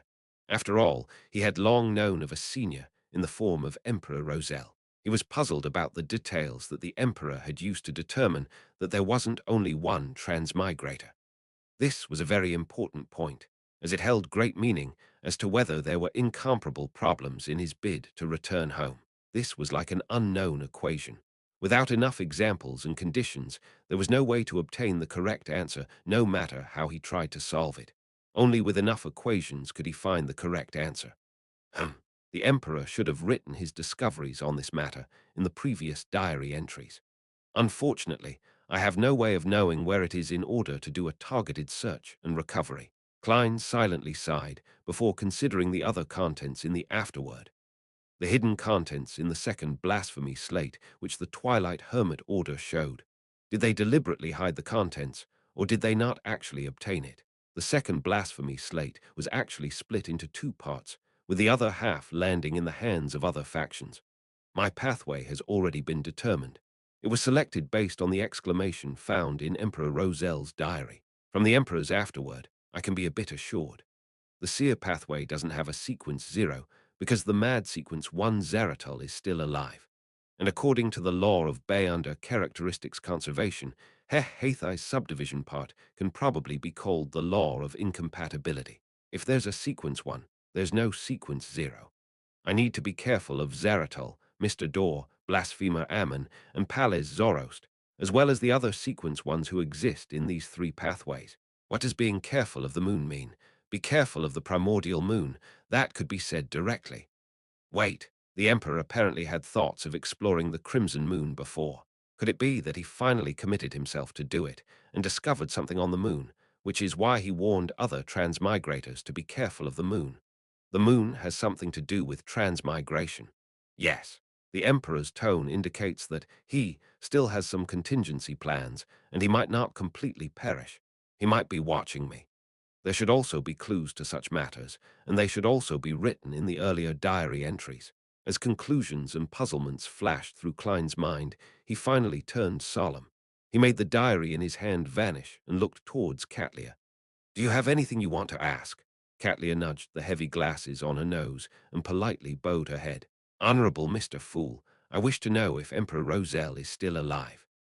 This question snapped the other members of the Tarot Club out of their own thoughts as they looked towards the end of the bronze table in agitation. Although Emperor Roselle being alive wasn't directly related to them, nor would it bring any obvious influence, this topic was enough to stir the thirst hidden deep in the hearts of people regarding rumors and gossip. I thought I would be immune to such matters after advancing to a psychiatrist. Sigh, I'm really curious. Audrey looked at Mr. Fool with bright eyes as she waited for him to give the answer. Only Derek was uninterested in the matter. The reason why he looked at Mr. Fool was solely because everyone else had done so. Indeed, Queen Mystic's questions are basically targeted at the diary pages she provides. Klein didn't feel stumped as he skillfully chuckled. Perhaps. By using the answer perhaps, he was expressing that Emperor Roselle had the hope of saving himself. As for whether he eventually succeeded or whether there was an accident, it wasn't in the scope of the question that might not have an answer. Perhaps Mr. Fool is implying that Emperor Roselle might still be alive. Katlia and company felt as though they had heard the greatest secret in the world, as they felt a little agitated and excited. However, they could also sense the underlying tone in Mr. Fool's words. Due to the lack of diary entries, and with him having just awoken recently, he was unable to determine if Emperor Roselle had seized an opportunity. To determine that would require more clues and evidence in the future. Regardless, Emperor Roselle was likely mentally prepared for the assassination. Without giving justice, the hanged man, and company to think of the related problems, Klein leaned back and said with a calm tone, "That's all from me." Fors hurriedly snapped out of her fantasizing of Roselle's late years as she looked to the end of the bronze table. "Honorable Mr. Fool, I wish to communicate privately with the world. It will end quickly." What does she want to communicate with Jem and Sparrow about? Isn't Mr. X's matter over? Klein thought in puzzlement as he nodded gently. Yes. Following that, he blocked the senses of the other members and controlled the world to chuckle hoarsely. "Is there anything else?" Fors deliberated for 2 seconds and said, "This is the matter. Mr. X's head allowed me to receive a handsome reward. I believe that I didn't pay enough on this matter to match the difficulty of the mission. Therefore, I wish to compensate you." "How much do you wish to receive?" "Not bad. You actually want to compensate me without any prompting." Although Miss Magician is a little greedy on gaining petty advantages, she's still an honest person. It's very normal to earn some profit while making a transaction. It's not considered greedy. The pleasantly surprised Klein sighed inwardly in praise as he made the world chuckle. "How much can you pay?" Fuzz hesitated for a moment and said, £50. She had used the £10 price she had informed her teacher and planned to split it evenly with Mr. World. Furthermore, she needed the recipe, crystal ball, and bay under ingredient. Thus, she planned on selling the two properties and give him money directly. And as for the reason why Fours was this generous, it had to do with the mission being harder than she had expected while also paying too low a price. In addition, she was increasingly fearful of the world gem and sparrow. She didn't dare to offend the crazy adventurer and terrifying bounty hunter.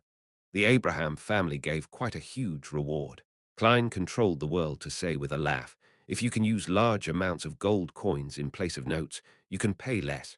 It will just depend on how much you can gather. I'll try my best. Although Fours was very puzzled over why Mr. World valued gold coins that much, she didn't dare to ask. He had done the same with Ma'am Hermit's transaction previously. She paused before asking, Mr. World, when would you need to use Leymano's travels? I plan on renting it out before and after that period in order to earn some money and bay under powers. Rent it out. Rent out a mystical item. Klein was taken aback upon hearing that. He never expected Miss Magician to have such business-oriented mind. Chapter 791. New model as a youth that came from the internet age on Earth, Klein quickly understood Miss Magician's idea, how she prepared to do it, and what she was relying on. Isn't this sharing economy? With the Tarot Club and the Fool, there's no technological limitation. Miss Magician is usually lazy and doesn't have a strong presence, but I never expected her to have sharp acumen on such matters. It also stems from me requesting to borrow the spellbook. Regardless, to be able to quickly be inspired and set up a business model is pretty good. Klein deliberately made the world gem and sparrow hesitate for a few seconds before saying, I might need it this weekend and next week. He was estimating this based on the time it took Mr. Hanged Man to return from the Abyss Maelstrom to the Rorsted Sea, while also allocating time for him to stabilize his spirituality and replenish his supplies. When the time came, they would join forces to explore the primitive island with many Beyonder creatures. Fors hurriedly nodded. All right, I will make the arrangements to prevent others from using it. As she heaved a sigh of relief, she requested Mr. Fool that he bear witness for the subsequent rental agreements. After obtaining a confirmation from him, she indicated that she was done with the private communication. Following that, she conjured Leymano's travels and surveyed the table. Everyone, I have here a mystical item. It has a total of 38 pages. Each page can help the user record Beyonder powers they encounter. They will then be able to release it when needed, but it will be slightly weaker than the original power. Each page can be repeatedly recorded. Each record can only be used once. Amongst them, 3 pages can be used to record demigod-level Beyonder powers, but the chances of success are very low. It might not succeed 1 in 10 times. For simply explained the traits of Leymano's travels and its negative effects. It lit up the eyes of Audrey and company, with them no longer being novices in the domain of mysticism or the Beyonder world. It wasn't difficult for them to tell the value of Miss Magician's notebook without her making it explicit to them. At the same time, they viewed it as a demigod-level artifact. It resembles a shepherd and the creeping hunger. They allow the use of the Beyonder powers from other pathways, but there aren't as many negative effects. There's also a chance to record a demigod power. Draw my own blood. Audrey suddenly shrank her hand back in fear as she thought over the matter. As a powerful noble's daughter, she had almost never been injured from a young age. Therefore, she had an extreme fear of pain that remained an unknown to her. Taking the opportunity when Fors paused, she raised her hand slightly and asked, Miss Magician, how much do you wish to sell it for? Audrey believed that her father, Earl Hall, would also be able to recognize the value of Leymano's travels, so it was certain that she could be reimbursed by him. Therefore, she planned on fully satisfying For's requirements. She must be lacking money recently, or else she wouldn't be selling such an important and useful mystical item. While Audrey thought in pity, she considered whether she should offer to buy it at a premium. Damn it! Why can't it be put on sale after I return from the primitive island? Alger had a strong interest in Leymano's travels, but he wasn't able to produce the money or materials needed to purchase this mystical item. £300 was money that an ordinary person might not be able to save up even in 10 to 20 years, but compared to an item at the level of Leymano's travels, it was nothing. It's worth at least 10 £0. If I encounter Bayunders that are backed by powerful factions, it wouldn't be a problem selling it for more than 30 £0. Alger swept his glance at Justice, who was inquiring about the price, as well as Catlia, who had nudged her glasses, looking as though she was planning to join the bid. He couldn't help but sigh. He didn't believe that the transaction would fail according to his wishes, having it left unsold before he returned from the primitive island. Miss Justice has money, and the Hermit has Queen Mystic and the Moses Ascetic Order. They don't lack money or resources. Sigh. Alger adjusted his seating posture as he looked across the table with a heavy look. Emlyn and Derek were similarly interested in Leymano's travels, but it was simply interest. They knew that they lacked the ability to provide anything in a fair exchange. When she heard Miss Justice's question, Fors realized that she had forgotten to mention the most crucial point. She hurriedly added, "No, it's not for purchase. I'm only renting it. When you need it, you can rent it for a short period which will be witnessed by Mr. Fool." "Rent? You can do that?" At that moment, everyone except Klein and Derek were surprised. Without a doubt, they knew what a rental transaction was, but they never expected it to be applied to a mystical item, much less have it appear in the Tarot Club. This was apparently very doable. It was relatively useful for every member of the Tarot Club, and it wouldn't cost them much while remaining affordable. Furthermore, Miss Magician could slowly build up quite a sizable fortune by doing so. But in fact, the best result was to record Bayunder powers. She could gather different kinds of Bayunder powers from various pathways in this way, making it far more efficient than seeking the chance to record it on her own. Alger quickly realized the key to the rental transaction as he was delighted. He asked, "How much is the rental fee?" Leymano's travels corresponds to sequence 6. It's usually about £50, but due to its uniqueness, it costs at least £10. Fors had built up quite a bit of experience during her time in the Tarot Club, so after some consideration, she said, "Each rental basically starts at £300. Every additional day is an additional £50. And when returning it, the notebook needs to have 2 additional pages of Bayunder powers than when it was rented out. If there's only one blank page or no blank pages when it's rented, one just needs to fill up the full book." Having 2 additional pages didn't mean 2 additional powers. That also meant that they could use any of the Bayunder powers in Leymano's travels. One just needed to make up for it later. There was no need for it to be of the same type, as pages were all that mattered. £50 a day, £500 a month. If it's possible, I can keep renting it. Audrey did a simple count of the costs. Alger was thrilled when he heard that as he said with an unperturbed look, "I plan on renting it for 2 days, but the exact price needs negotiation. It will be adjusted based on what Bayunder powers are recorded in the notebook." He felt more confident towards his exploration of the primitive island. "When do you plan to rent it?" Fuzz asked, delighted that she had business right away. "I'll be renting it for 2 days sometime between this weekend to next weekend." "The exact time hasn't been determined," Alger replied without any hesitation. Fuzz immediately frowned as she said apprehensively, "This period of time has already been reserved for Mr. World." Reserved for the world. When did this happen? Alger was surprised as he looked at the other end of the long bronze tail. He soon came to a realization that it had been agreed upon during their private communication. Why would they come to such an agreement? Miss Magician doesn't need to have informed him ahead of time. They had other transactions during the private communication. What kind of communications and transactions would they have? Miss Magician had commissioned the assassination of an Aurora Order oracle. The world had accepted the mission, and one of the traits of the oracle is the ability to record and use the Bayunder powers of others once. Heh, this is identical to Leymano's travels. Does this mean that the world has already succeeded? As such, Miss Magician is indebted to him, and she hadn't fully resolved it.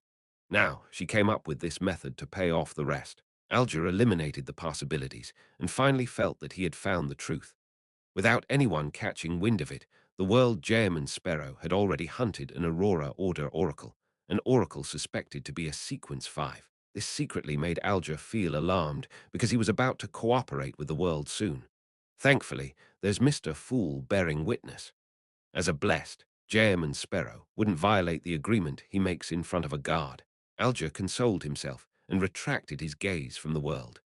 Meanwhile, Audrey and Catlia had recalled the matter of the Aurora Order Oracle from the transactions involving both Miss Magician and Mr. World, as well as how the Oracle's powers were similar to Leymano's travels.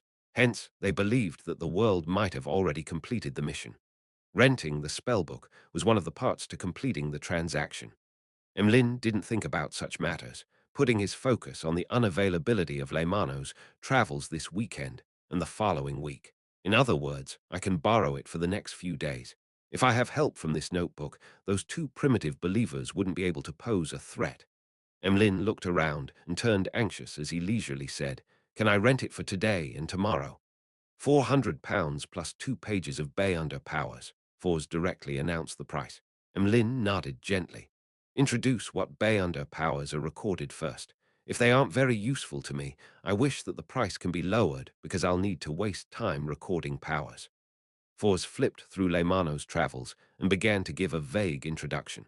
Door opening, black screen, tumble, teleport, lightning strike, float, flight, wind blades. Hey, why are there so many Bay Under powers in the storm domain? The world has used it before. He recorded the Bay Under powers corresponding to Sea Guard from Mr. Fool. When I return to the cathedral, I should find out what recently happened in Backland. That oracle couldn't have died without a trace. As Alger listened, he began thinking of investigating the matter. Chapter 792.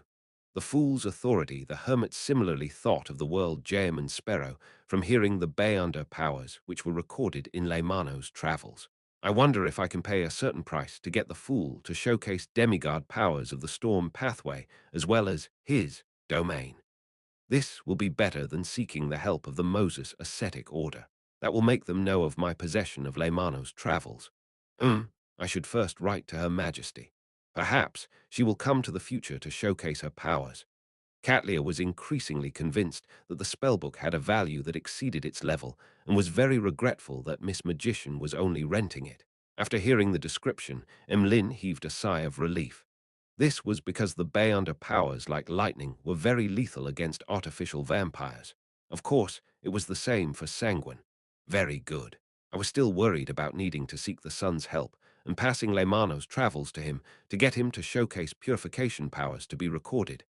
Emlyn instantly became relaxed as he glanced at Derek beside him while saying to Fors, "Deal." £400 with the recording of a few Bay Under powers was nothing compared to the completion of his mission. I can earn money quickly and also obtain Bay Under powers this way. For suddenly felt that her future was bright as she hurriedly smiled. All right, I'll get Mr. Fool to transfer it to you after the gathering. Right on the heels of that, she turned to say to Catlia, "Ma'am, the Abraham family's direct descendant has given a reply. Do you wish to communicate privately or have me directly say it out loud?" Catlia thought and said, "Let's do it privately." Soon, the others had their senses blocked as Fors recounted what her teacher said. They don't know much about Mr. Dor either. They only know two things, Nathri. First, among their ancestors, there is an existence known as Mr. Dor. Second, this ancestor vanished in the War of the Four Emperors. They've been struggling to find him. Third, they will hear ravings that can cause a loss of control during the full moon and blood moon. In addition, they temporarily do not wish to make any direct contact. The third point was added by Fors by herself. She wished that Ma'am Hermit and the Queen Mystic behind her could use this to further understand Mr. Dor's matters. This was beneficial in helping the Abraham escape the fate of being cursed. Mr. Dor is the Abraham family's ancestor, and he vanished in the War of the Four Emperors. He would create ravings during full moons. The latter was confirmed by Mr. Fool, so there's nothing suspicious. That is to say that although Mr. Dor has vanished, he still can affect Bayanders of the same bloodline, as well as living beings that used certain items during the full moon and blood moon. This means that he hasn't completely lost his connection with the real world. This is how the Emperor was able to interact with him. Her Majesty once said that there were members of the Abraham family who worked for the Emperor back then. Catlia had some theories as she gently nodded. If there are any questions, I'll get you to pass them on. I'll pay the remaining £650 today. With £650, along with Mr. Moon's £400, I've made a profit of £150 today. Together with the £730 from before, as well as the sale of the 2 properties to pay Mr. World, I might still have 1,000 left. My savings are about to exceed £30. This way, I'll have the money needed to purchase the other main ingredient for scribe. I might still have some left over. At that moment, Fours suddenly found herself a little wealthy. This made her consider helping purchase the interrogator Bayonder characteristic for Zio to make up for the risk she had to endure over Mr. X's assassination. After the blocking of senses was lifted, Fours heard the world German sparrow speak before she could say a word. I need a mystical item from the Marauder pathway. It can be at sequence 9 or 8.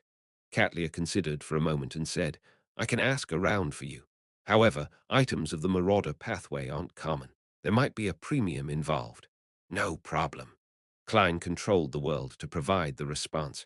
He then made his marionette look at the now wealthy Miss Magician. I want to sell an interrogator Bayonder characteristic for only £10. Typically, this sequence 7 Bayonder characteristic, which could be used as a main ingredient, should have been priced around £200, but Klein had 2 sets at the moment. Furthermore, considering how he had used Miss Zio's identity to participate in Mr. X's gathering, there was a certain degree of danger he was bringing to her. Therefore, he gave a slight discount. It's only £10. That's like a sale at a department store. But why does Mr. World know that I want it? He is Mr. Fool's blessed. The interrogator Bayonder characteristic was in his hands, and he is also aware that I can now afford it. Fours was stunned for 2 seconds as she nearly forgot to reply. During this process, Audrey held back the urge to engage in shopping because she knew that Zio needed the item. £10. An interrogator's Bayonder characteristic. Catlia seriously thought over the hidden intent behind the world when she heard Miss Magician say, Deal. I haven't even made my offer. Catlia mumbled inwardly as she maintained her silence. She could tell that the world and the magician had reached a strange level of understanding on this matter, so she didn't interject. Similarly, she also sensed that something good had happened to the hanged man this week. He appeared more spirited than before, appearing more confident. He previously purchased the potion formula and main ingredients to Ocean's songster. He had also asked me where obninsks that do not belong to the Church of Storms can be found. This is likely related to the ritual. He has already advanced. Catlia suddenly felt a sense of danger. As the Admiral of Stars who was famous throughout the 5 seas, she always felt a sense of superiority in the Tarot Club. But in recent times, with the world German sparrow showing his ability at hunting pirate admirals, followed by the hanged man reaching sequence 5, a sequence 5 that made him adept at sea battles, she felt that she no longer had the right to belittle others. She felt a sense of urgency that hadn't existed in her for a long time. However, I have sequence 4 ahead of me. It's the boundary between spirituality and godhood. It's not that easy to advance. I still don't see any hope despite preparing for years. Catlia sighed inwardly as she looked at the world German sparrow and asked, Any chances for the blood of a mythical creature? I've been waiting for you to ask this. The fool Klein smiled while watching the transactions as he controlled the world to hoarsely laugh. That angel got me to ask you what you can give him in exchange for a drop of blood. He emphasizes that it needs to satisfy him. Angel. Mr. World directly contacted an angel. Furthermore, he has convinced the angel to provide a drop of blood. Audrey was first alarmed before her thoughts raced as she turned to look at the seat of honor. She suspected that the world, Mr. Fool's blessed, had contacted an angel that was in service to Mr. Fool. She was like the magician, believing that the world only knew of clues to the location of an angel or its remains. They never expected him to directly converse with an angel. One had to know that the grounded angels were equivalent to the leaders of the 7 churches. Indeed, Alger sighed silently, believing that his guess has been verified, as expected of Mr. Fool's blessed. Catlia held back her surprise and shock as she pondered. May I know what pathway this angel is from? The world surveyed the area and said, Monster. Monster, which means it's an angel from the fate pathway. It's no wonder Mr. Fool's honorific name has the words King of Yellow and Black who wields good luck. Audrey, Derek, and company were enlightened, believing that their inferences matched the actual situation and the inherent logic. Their gazes and guesses stirred Klein. He realized a corresponding problem. In the honorific name he fabricated, the description of wielding good luck had successfully been directed towards the mysterious space above the grey fog. Is this related to why the people from the fate pathway can see my uniqueness? Could this be related to why the snake of Mercury, Will Ossipton, took the initiative to establish friendly ties with me? In my honorific name's 3 lines, the first line is a description of my inherent self, and the second is about the corresponding divine domain. Only the third line involves the authority, wields good luck. Of course, the fool itself can also contain a certain amount of authority. Klein suddenly felt that he needed to find an opportunity to communicate with the unborn fetus. However, he suspected that the paper crane would tear at any moment. This was because just erasing the original content was already a rather precarious process. At this moment, Catlia said, "Thanks for your help. I will seriously consider it and give you a response as soon as possible." She planned on consulting Queen Mystic to see if there were any conditions that would entice an angel from the fate pathway. With the conversation between the world and the hermit ending, the transactions came to a formal end. The tarot gathering then proceeded into a period for free communication. Foss thought for a moment and looked at Lin. "I'd like to remind you of 2 things. First, be familiar with the powers on each corresponding page. It will be very dangerous if you were to flip to the wrong page and use the wrong power in combat." Emlyn scoffed immediately as he said, "I'm very confident in my intelligence." Foss didn't speak further and switched to mentioning, "A serious case involving Beyonders happened in Eastborough. The surrounding region is on high alert. If you plan on carrying out any operations, take note of that." Emlyn viewed this piece of information with great importance as he asked, "Are you aware of what happened?" Chapter 793. Surprise visitor upon hearing Mr. Moon's question, Foss nearly blurted out, "Of course. Better than anyone else. I'm just not too aware of the details." However, she controlled her mouth in time as she apprehensively looked at Mr. World. At the same time, Alger, Audrey, and Catlia vaguely guessed that the serious matter that had happened in Backland's East Borough was the assassination of the Aurora Order's oracle. Based on the inferences they had before, it was done by the world, and as Lin wasn't a spectator, he wasn't able to tell from her eyes. All Foss could do was force a smile at Lin. "I'm unable to tell you the specifics. I only know that demigod-level Beyonder powers of the Storm domain appeared back then. The Church of Storms places a great deal of attention over the matter." She didn't dare divulge the reasons on behalf of Mr. World, simply describing what she had seen. She believed that if Mr. World was willing to reveal more, he definitely would have added on to her answer. Demigod-level Beyonder powers of the Storm domain. Audrey and company were taken aback as they instinctively doubted the accuracy of their theories. They had previously imagined that Leymano's travels had been created after the death of the Aurora Order Oracle. Therefore, the world had no way of borrowing Mr. Fool's demigod-level powers to record them before the assassination. The serious case involving Beyonders in Eastborough has nothing to do with Mr. World. No, force glance is enough proof that it was caused by Mr. World. But why would a demigod-level Beyonder power of the Storm domain appear? One possibility is that Leymano's travels isn't a result of this assassination, but that it originally belonged to Foss. Another possibility is that a cardinal of the Church of Storms, or a Beyonder with the corresponding sealed artifact, had delivered an attack. If it were the former, needing Mr. World to use the Beyonder powers at the demigod level implies that the oracle was relatively powerful with the possible existence of a saint backing him. If it were the latter, to have Mr. World still be able to leave safely after such an assault implies his formidableness. Of course, the possibility can't be eliminated that he deliberately lured the Church of Storms to encounter the Aurora Order's oracle. And while a battle broke out between demigods, he efficiently carried out an assassination during the chaos. Audrey made some guesses based on the details she had observed, and each guess implied one thing. The world had the strength, intelligence, support, and ability, making him one of the top sequence 5 Beyonders below that of demigods. How terrifying! As expected of Mr. Fool's blessed. When I arrive at a cathedral, I should be able to figure out what happened. Alger also made a basic judgment of the situation as he sighed. All he could do was console himself. With such a helper, the exploration of the primitive island would only be easier. As for Catlia, she shared similar thoughts with Audrey. She planned on asking Queen Mystic about the situation. This owner of the Dawn had previously revealed in her letter that she would be in Backland for the time being. Demigod-level Beyonder powers of the Storm domain. Emlyn repeated Miss Magician's words as his head ached. Although he enjoyed staying at home and not heading out, he still needed to head out to get some blood to drink from the hospitals. Being in a big city, he was equipped with common knowledge. Together with his elders' warnings and guidance, he knew a lot about the official organizations like the Machinery Hivemind, mandated Punishers, and Nighthawks. He knew the influence that a serious case would bring to the area. If I don't have a good disguise while infiltrating Eastborough, I might be caught by the mandated Punishers before I even approach my targets.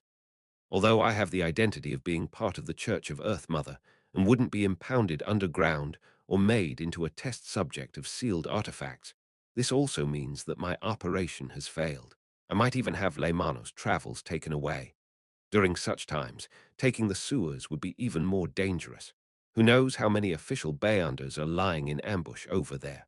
Emlyn suddenly felt that what seemed like a simple mission had turned difficult. He quickly came to a decision that he would take action in the latter half of the night.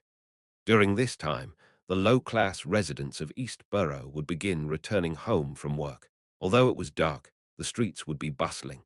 Even if the mandated Punishers had 10 times more manpower, it was impossible to carry out any strict surveillance and single out every possible suspect. The next important step is to plan the operation to finish off the two artificial vampires without causing much of a stir. Mm. I'll have to consider a situation of an intense battle that's impossible to hide. Wait, Miss Magician had just mentioned that Leymano's travels has a Beyonder power known as teleport. The problem is resolved. Emlyn heaved a sigh of relief and chuckled. I will keep that in mind. He had said that sentence very calmly and with great confidence, as though everything was in control. Heh, this fellow Emlyn was first stumped before feeling relieved. There's a 90 chance he recalled the traveler's door in Leymano's travels. If I hadn't obtained traveling, I definitely would have added the condition that no one is to touch that spellbook's page before the world Jam and Sparrow. Klein scoffed silently without a word. To him, as there was only one traveler's door in Leymano's travels, he definitely needed to use creeping hunger for his return trip to the primitive island. In that case, he might as well exploit the glove as he needed to feed a death row convict to it. He didn't want to waste it. Anyways, I've warned you. Fours didn't speak further, wishing that everything would go smoothly for Mr. Moon. At that moment, Alger turned to look at Little Sun. Are you still in the City of Silver?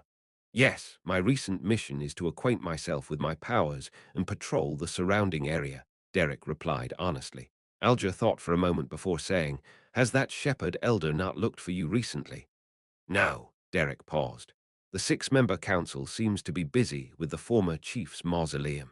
As for what it is, I'm not privy to the information. Klein had heard Little Sun mention of the former chief of the City of Silver. It was said that he had built a mausoleum that reached deep underground before moving into it, and he hadn't appeared again. It was suspected that his attempt to switch to sequence 3 of the death pathway had failed. I wonder what happened inside the mausoleum. My spiritual intuition tells me that there's danger involved. Before Klein spoke, he heard Alger say, take note of this matter. To investigate the former chief's mausoleum at such a critical moment means that it's something important. It might bring you danger. Okay, Derek nodded strongly. I'll do my best to figure out the specifics. The exchange continued. As the members didn't encounter much this week, this segment quickly came to an end. The Tarot Club members began teaching the Sun mysticism languages of the outside world as they learned about ancient myths from him. During this process, Audrey was a little disappointed and depressed. She had failed to buy anything or share anything this week, and her participation appeared lacking. Sigh, my life has been too quiet and stable. I have nothing to share. However, this is normal. As the daughter of one of the top 3 bankers in the kingdom, a daughter of East Chester's Earl, if I were to frequently encounter Beyonder matters, experiencing alarming and exciting matters every week, that means that the present society and government structure is unable to maintain the order of the Beyonder world. It would definitely result in a fundamental change to everything. When I return to Backland, my contact with the psychology alchemists will increase. I'll be able to change this situation. Audrey rapidly became optimistic, and she stood up and bade Mr. Fool farewell. Over the past half a year, she had read quite a number of useful books thanks to Susie. In terms of profundity and maturity, she was a lot better than before. Backland, North Borough, 160 Beekland Street. After ending the Tarot Club, Klein walked to the attached balcony to his bedroom, and he looked at the surrounding environment, which was filled with vegetation. With Miss Magician's attempt to rent out Leymano's travels, there will be more of such Tarot Club transactions in the future. Heh heh. They might not have realized that their own Bay Under powers can be sold. Once the rentals happen more frequently, someone will ultimately request someone to help record a particular power. When the time comes, I'll be able to supply Bay Under powers of various domains, thanks to the numerous mystical items I have. It won't be too expensive, but it's long-lasting, and it will often be in demand. Heck, I wonder who will be the first to muster their courage to seek the Fool for help, hoping that a demigod power can be recorded. This needs to be a fair exchange, and a sufficient price needs to be paid. If no one dares take that step, afraid that it's blasphemous, I can let the world be an example. After all, Mr. Fool has shown his friendliness and casualness from the beginning. As long as no mistakes are made, similar transactions can be made. Having the precedent of punishing Ma'am Hermit, I don't believe anyone will belittle the Fool as a result. They would be honored, delighted, and fearful. Klein thought about the Tarot Club as his thoughts wandered, filled with anticipation towards the trade of Bay Under powers in the future. At this moment, he heard knocking at the door. "Please enter." Dwayne Dance, with his grey sideburns, turned around and said. The doorknob turned, and the door opened.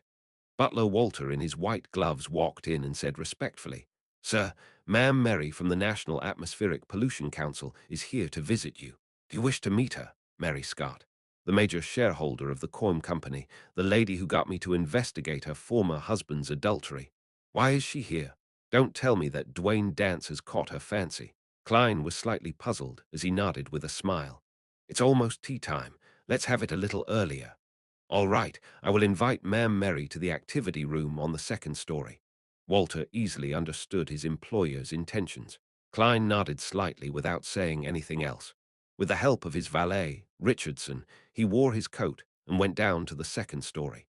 Soon, he saw Ma'am Mary with her tall cheekbones in the activity room. This lady was dressed in a dark blue dress with elegant accessories in an ostentatious but restrained manner. Compared to last year, she appeared more classy and with a higher temperament. "Good afternoon, ma'am. I've always been considering finding a time to visit you. I would wish to hear about your investigations on Backland's atmospheric pollution." Klein took the initiative to speak politely. Mary replied with a smile, "Unfortunately, I didn't manage to wait for it." After exchanging a few words of pleasantries as they talked about the recent weather, Klein sat on a single-seater as he raised his porcelain teacup. "Ma'am, you seem to have something troubling you." He could tell that Mary was hesitant and deliberating. Mary laughed as she sighed. "I've heard about your experience and wisdom.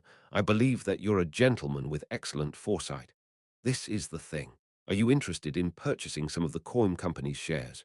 "Why, ma'am, are you in trouble?" Klein asked in a staid manner. Mary shook her head. "Someone else is selling them." Chapter 794. Short-term investment someone else is selling. Klein ruminated over those words without immediately asking. After the servant placed the silver three-layered tray down for high tea and left, he said with a smile, "Ma'am, why don't you purchase it yourself? Even a blind person knows that loan will place more attention on environmental pollution in the future. Therefore, the Coim Company, that deal with anthracite and high-quality charcoal, definitely has a promising future. It being worth £500,000 or even £1 million wouldn't be a fantasy. Of course, the premise is that the company's management can keep up with the corresponding expansion. In such a situation, the acquisition of shares in the Coim Company is definitely a profitable business. If I were you, I'd take it for myself, no matter how much debt I get myself into." Mary used 2 fingers to pick a cucumber sandwich from the bottom silver tray, took a tiny nibble, and slowly chewed before swallowing it down. With this as a buffer, she finally organized her words. "Ever since the law to fix atmospheric pollution was passed, the Coim Company has been rapidly developing. The faces of the shareholders have begun changing. As you know, people who have their sights on money will often have good business sense, and behind them, there are usually some powerful figures at play. If I weren't a member of the National Atmospheric Pollution Council and had used this to get to know quite a number of nobles and high-ranking government officials, I believe I wouldn't be able to withstand the pressure, and I would end up selling my shares at a relatively good price. I would then leave the stage with a considerably good profit. But even so, most of the shares will quickly concentrate, and I'll quickly lose my status as the highest shareholder, losing control over the company's direction. This is something I inherited from my father. I don't want it to become somebody else's toy. I wish for it to slowly develop into the biggest anthracite and high-quality supplier to Backland, or even all of the Lone Kingdom. Heh heh, it's not that I haven't tried other solutions. I've pledged my shares and sold my property, investing a large sum of my liquidity into it, absorbing 15 of the shares in secret, as well as requesting friends that I can trust to help. I've obtained a total of 10 of the shares, and together with the 20 I originally had, I hold 45 in total. The current situation is that a minor shareholder suddenly decided to liquidate his three, and my friends and I temporarily do not have the money to acquire it. This is a commercial war. This was a first for Klein, who was accustomed to dealing with Beyonders. He found it fresh, but also unfamiliar. He similarly reached out his hand and selected a sandwich which had high-quality turkey at the bottom of the three-layered tray. As he ate, he contemplated for about 10 seconds and said, "The shares that you acquire later can also be pledged, right? There won't be enough time. The other party has already provided an offer, and the transaction can be closed at any time," Mary said, as she finished the food in her hand. Klein leaned back into his sofa in a relaxed manner. "Why did you come to me?" Upon hearing the question, Mary heaved a slight sigh of relief. "First, you must have brought quite a sizable amount of money to Backland. You wouldn't need to raise funds through different means. Second, you just came to Backland, so you aren't deeply involved with the other party or in other aspects. This also means that I'm not afraid that you would violate the terms of the agreement. Even if you choose to align with them, you'll have to consider if it's worth violating the law. Third, although we've only met once, I believe you are a very dignified and knowledgeable gentleman. Your praise is leaving me a little embarrassed. However, it also means that my acting performance as Dwayne Dance is effective.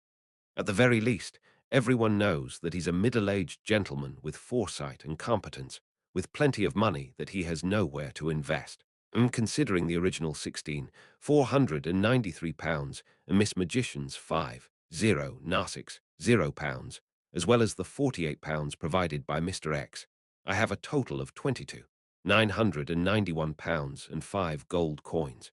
Even if I deduct the 5,987 pounds I owe Miss Messenger, I'll be considered a true tycoon. Many people with assets worth £100,000 might not have that much liquidity.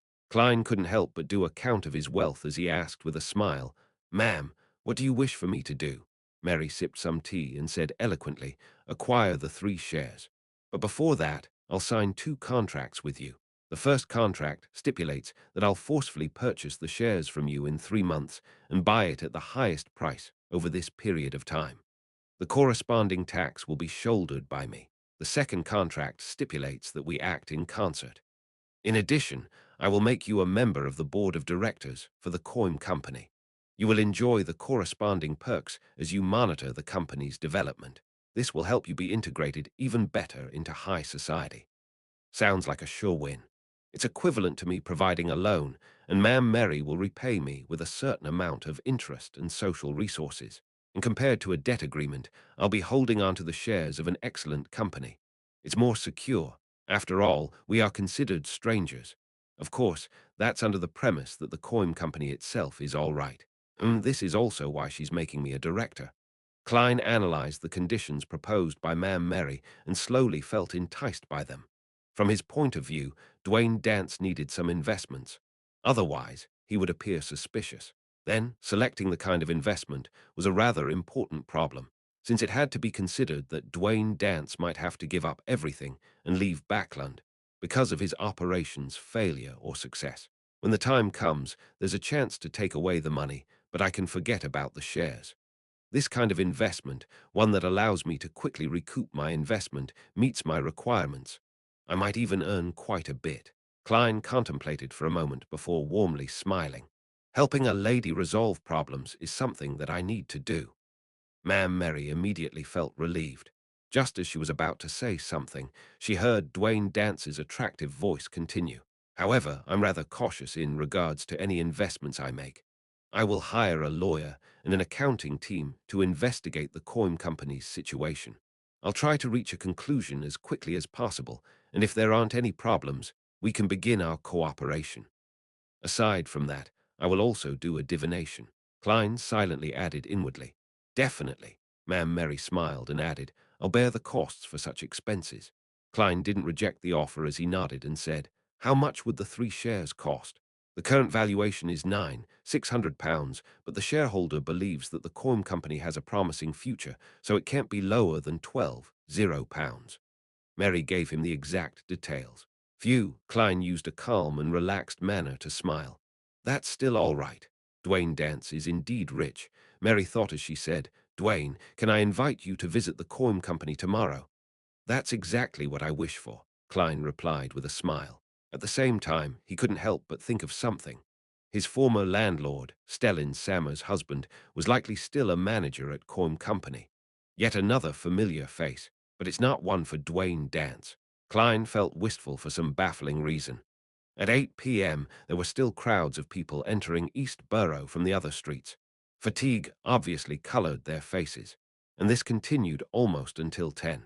Emlyn White had changed into a grayish-blue worker's attire, wore a cap, and hid himself in the alley of the Backland Bridge area while observing the poor that sauntered back and forth. Although he didn't have any experience in disguising himself, he had eyes and brains. Just a short observation was enough for him to discover the problems with his attire. The most important point was that, compared to the poor who had dirty and ragged clothes, the work attire he had bought in the afternoon was too new and clean, easily attracting the attention of others. Emlyn thought for a moment, returned to the dark alley, and reached out his fingers. Using what he had seen, he began tearing open the areas that were easily damaged. Then he observed his surroundings as his facial muscles gradually distorted into a grimace. With a look of contempt, Emlyn came to the wall, closed his eyes, and began dabbing the dirt onto his clothes and pants. The smell of coal, the smell of rotting mud, the smell of PPSS. Emlyn subconsciously extended his palm away from himself as he covered his mouth with his other hand. He nearly vomited. At this moment, he realized that having an extraordinary sense of smell wasn't necessarily a good thing. After a few minutes of excruciating torture, Emlyn finally finished his disguise. Even his handsome face was stained with coal. With this disguise, he hunched his back and slipped into the crowd, quickly entering East Borough without garnering any attention. As he walked, Emlyn realized a problem. He wasn't familiar with the roads at all.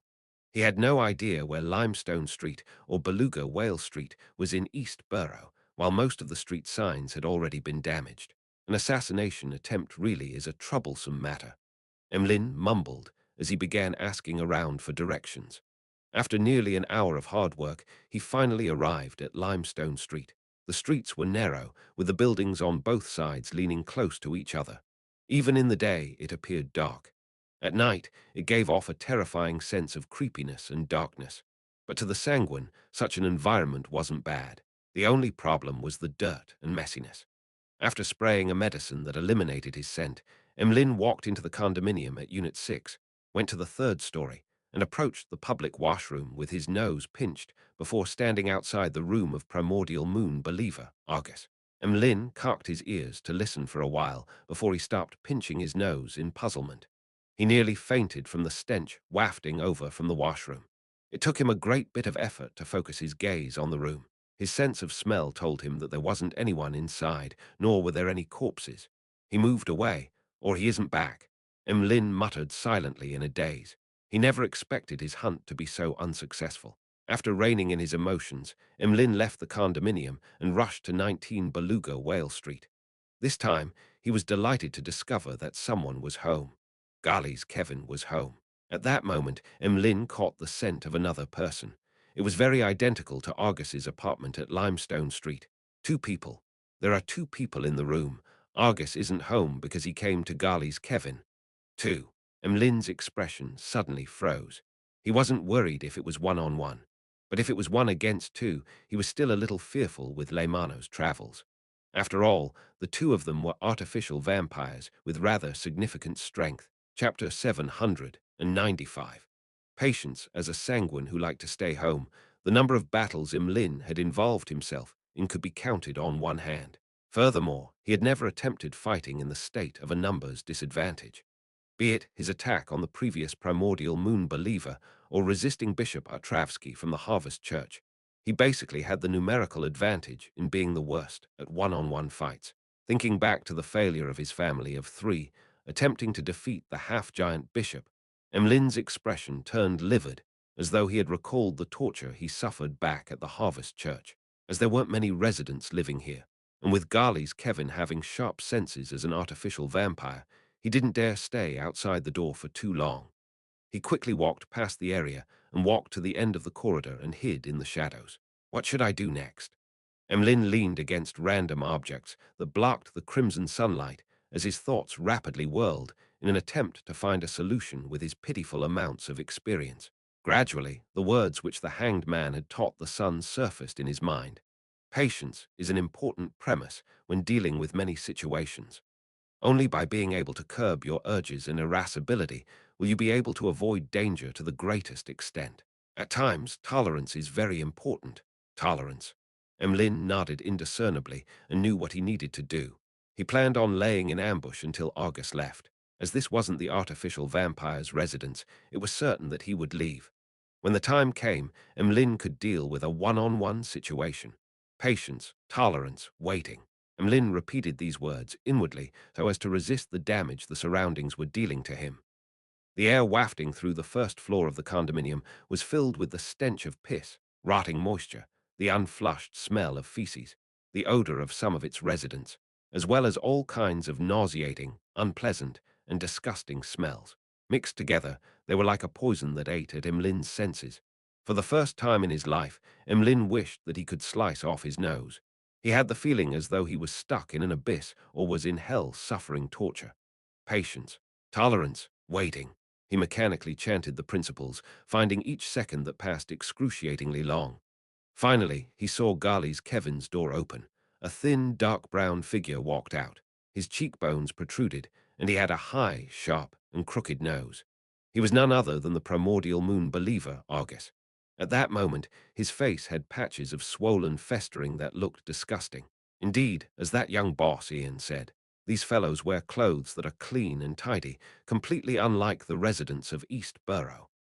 Emlyn became spirited as he watched Argus leave the condominium. After patiently waiting for nearly 5 minutes, he stood up and decided to take action. As his target, Garley's Kevin, was an artificial vampire, Emlyn was rather aware of his opponent's strengths and traits. Hence, he had made preparations in a targeted manner. Garley's Kevin's sense of smell isn't weaker than mine when I just came of age. Heh, this actually cannot be confirmed. For him to stay in such an environment, he might have already lost his nose and brains. Besides, his spirituality can't be weak, and he has an innate instinct that's geared towards danger. His vision and hearing can't be too bad either. As Emlyn viewed his opponent with scorn, he consumed a potion and sprayed out a liquid to cover his body's scent again. Right on the heels of that, by consuming the potion and spraying it on like last time, he hid his body and attire, disappearing as though he had been wiped away by an eraser. In a dark, uninhabited corner, a palm-sized notebook which was bronze-green in color had suddenly appeared out of thin air, as though it had passed through a transparent screen. It began flipping itself almost silently before fixing onto a white page that was filled with astromancy symbols. As these symbols vanished, the surroundings brightened up a little. This was the disruption ability of an astrologer. Then Leymano's travels was retracted, disappearing inch by inch as it was completely concealed by the invisible screen. Prepared, Emlyn recalled his plans. He lightened his footsteps and silently arrived outside Garley's Kevin's apartment without approaching the door. The notebook appeared out of thin air once again before being flipped to the door opening page. An illusory sound immediately resounded in Emlyn's mind as it prompted him to reach out a hand towards the wall. At the same time, Emlyn cautiously pulled back Leymano's travels into his clothes, using his invisible coat to hide it. When Emlin's palm finally pressed the wall, he saw a ghostly blue, incorporeal, blurry door appear before his eyes. It was embedded in the wall, but it also showed signs of masonry at the bottom. Cocking his ear to hear the goings-on inside the house, he took a sniff of the air before taking a step forward. He then passed through the ghostly blue door as if he was passing a screen of water. The scene before him changed immediately. It was filled with walls covered in stains and three wooden beds on the side, a worn-out cupboard, and all kinds of miscellaneous items. This was the inside of Garley's Kevin's apartment. As for the ghostly blue door behind Emlyn, it had long vanished, as if it had never existed before. Cautiously surveying the area, Emlyn caught sight of his target, Garley's Kevin. This primordial moon believer was a good-looking mixed blood. He had long hair that reached his shoulders, and his eyes were a little red, as though he didn't fully acquire the eyes of a sanguine. At that moment, he was sitting by the side of the bed, staring at the door, his thoughts a mystery. Emlyn circled to his side without causing a commotion. He took out Leymano's travels, which he ensured was in a blind spot, and he flipped to a page that left his fingers slightly numb. It was a yellowish-brown goatskin page. The surface was filled with all kinds of ancient and distorted symbols and patterns. Together, they constructed a figure that looked like a thin tree with outstretched branches. After adjusting his angle, Emlyn slid his finger across the page. Suddenly, silver lightning illuminated the room as if it was daytime. A sizzling sound was heard as the lightning smote Garley's Kevin on the head, charring the primordial moon believer instantly. His body convulsed as his eyes lost focus. The silver bolts of lightning continued snaking around while Emlyn's figure surfaced behind the frozen target's back. He reached out his right palm and clenched his opponent's neck. Catcher. He calmly snapped Garley's Kevin's neck and yanked off his head and tossed the body away, eliminating the possibility of letting his opponent heal himself with his strong restorative powers. Pa! Garley's Kevin's headless corpse collapsed to the ground as blood sprayed everywhere. An artificial vampire lost its life just like that. Emlyn's calm expression was quickly replaced with surprise. He looked at the head in his hand with disbelief. He realized that Garley's Kevin didn't realize what was happening even upon death. Fixed in his eyes were pain and puzzlement. It's that easy. It happened like a breeze. Although Emlyn was proud, he didn't believe that he could finish off an artificial vampire that easily. However, reality told him that it was as easy as a breeze. A lightning strike that can cause paralysis, together with my high movement speed, had allowed me to instantly kill my target. Heh, the premise is that he's weak to lightning, allowing him to be easily paralyzed. Also, I had interfered with his spiritual intuition ahead of time and avoided attacking him head-on by passing through the wall. Those were key to my success. After a few seconds of surprise, Emlyn recalled the details and concluded plenty of useful experience. This made him truly realize the potency of matching Beyonder powers, as well as the value of Leymano's travels. It's no wonder Mr. Hanged Man was the first one to have thoughts of renting it. Emlyn reined in his thoughts and looked at the blood that gushed out of Garley's Kevin. His throat couldn't help but move. He hadn't had that much fresh blood in a while. However, he didn't dare drink it. This was because the deceased Beyonder characteristic had yet to appear. The blood would still contain parts of it, and drinking it would easily result in excessive Beyonder characteristics, adding the risk of losing control. This wasn't conducive to his subsequent operations. Emlyn retracted his gaze and surveyed the surroundings. He found a stack of old newspapers and a tiny wooden chest.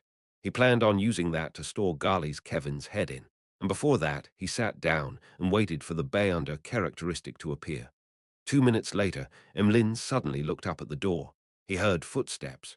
Immediately after that, he caught the scent of Argus. Why is this artificial vampire back? He returned midway. Emlyn White instantly became a little nervous, unsure how he was going to handle the issue. Thump! Argus knocked on the door from the outside without making a sound. This resulted in an abnormal silence. Emlyn was stunned. He immediately understood that Argus had caught scent of the blood and knew that something had happened inside. What should I do? Rush out and finish him?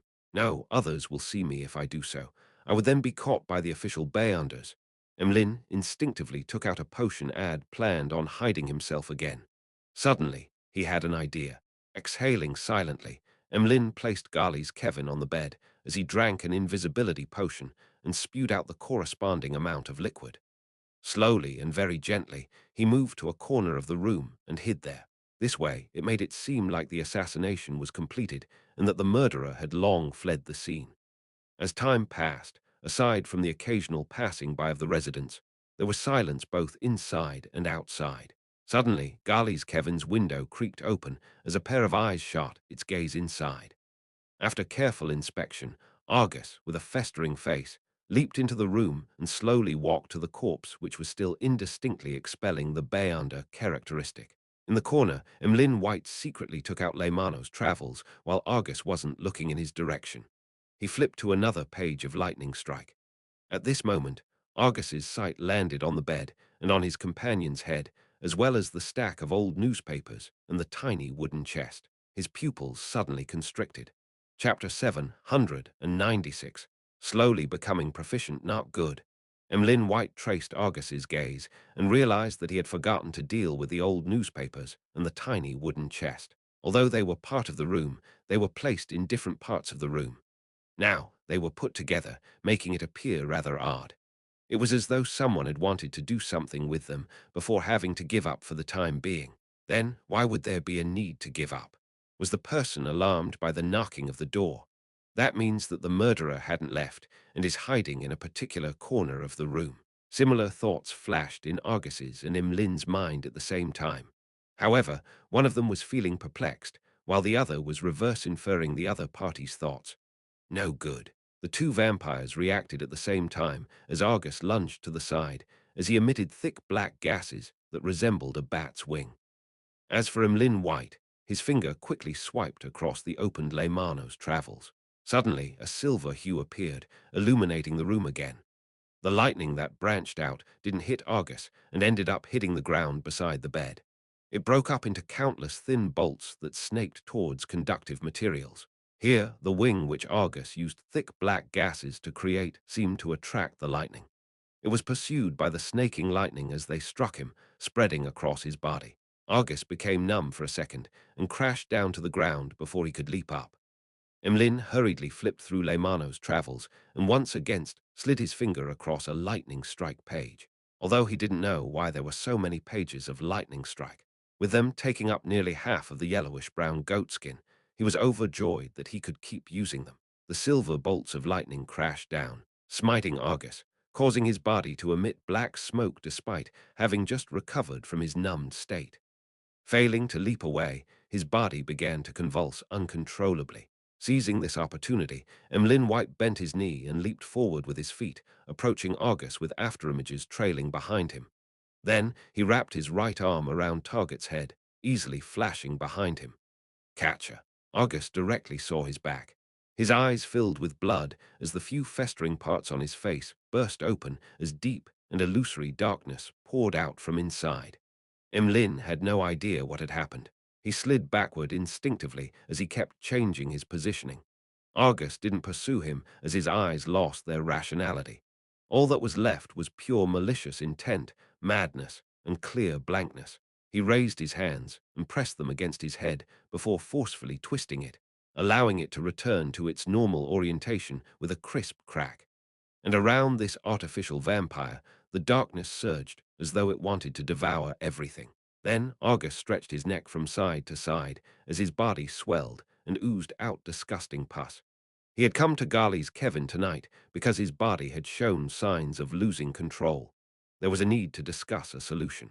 He returned midway because he suddenly came to a realization that perhaps the harsh environment had caused intense negative effects to him, due to his extraordinary sense of smell and sensitivity, thus resulting in him having signs of losing control. And at that moment, he completely broke down with the shadow of death hanging over him. He had lost control. Emlyn White's heart palpitated when Argus swept his gaze across him. He felt that he had encountered trouble again, as he couldn't help but curse the primordial moon's believers for often making themselves into monsters. He didn't immediately pray to Mr. Fool for two reasons. First, there wasn't any time as his opponent was about to launch an attack. Second, in a one-on-one situation, Emlyn believed that it wasn't too dangerous dealing with a Sequence 7 rampager. He made every second count by flipping through Leymano's travels quickly, letting it land on the page with lightning strike again. Pa! Thick, distorted bolts of silver lightning smote down heavily as it flailed its claws, striking the mutated Argus. At that moment, the lightning seemed to shatter the surging darkness, but it also seemed to be devoured by it. The two vanished at the same time, leaving behind Argus, who had finally locked his sights onto Emlyn. This artificial vampire who had lost control produced afterimages as he pounced towards his target. Emlyn crouched down and rolled, dodging the lethal strike. At the same time, he reached his free right hand into his pocket and took out a metal bottle. Bam! As Argus quickly turned around, he instantly appeared near his enemy. Pa! Without any time to remove the cover, Emlyn clenched his fingers, pinching open a crack in the metal bottle. Then he threw the bottle ahead, letting the pure and radiant liquid inside splatter towards the approaching Argus. This was sun water which he had concocted with his spirituality. It was extremely strong against vampires. This was the preparation that a potions professor had to do in advance. Ah! Being splashed by the liquid, Argus let out a blood-curdling scream. Wisps of black smoke billowed from his body as he lost his strength in midair. Bang! Although he collided with Emlyn, he failed to make him lose his balance. Emlyn tumbled twice, but didn't suffer any actual damage. While tumbling, Emlyn ignored managing his injuries. He swatted his right hand, which had made contact with a few drops of sun water, and quickly flipped Leymano's travels. Ah! Another bolt of silver lightning smote down, causing Argus's tragic cries to come to an end. This vampire who had lost control had appeared to be suffering the radiance of the sun from a close distance as he fell into a state of intense paralysis. Emlyn seized this opportunity and took out another bottle of sun water. He unscrewed the cap and poured it towards his opponent.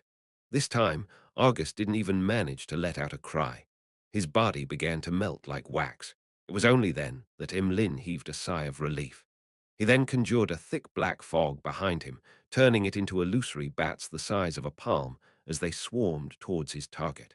The black bats landed on Argus, enveloping him completely. Following that, they separated and flew back to Emlyn before vanishing. Argus's body had shrunk quite noticeably, and he finally couldn't hold out any longer. In his half-melted state, he slowly collapsed. Only then did Emlyn raise his right hand to check on the remnant pain. He saw that his palm and a few fingers had wounds that were corroding. However, the flesh inside was rapidly squirming as they healed themselves. It's over. I actually finished him. Emlyn retracted his gaze and looked at Argus's corpse in slight disbelief. Although this hunt had quite a few ups and downs, he hadn't encountered any real danger the entire time. This made him realize that the existence of the Tarot Club made him far stronger than he imagined. If Argus had checked Kevin's corpse first and not noticed the newspapers and wooden chest, he definitely would have figured out that I possess Beyonder powers like lightning strike. He wouldn't have used wings of darkness while dodging and end up being hit by the lightning.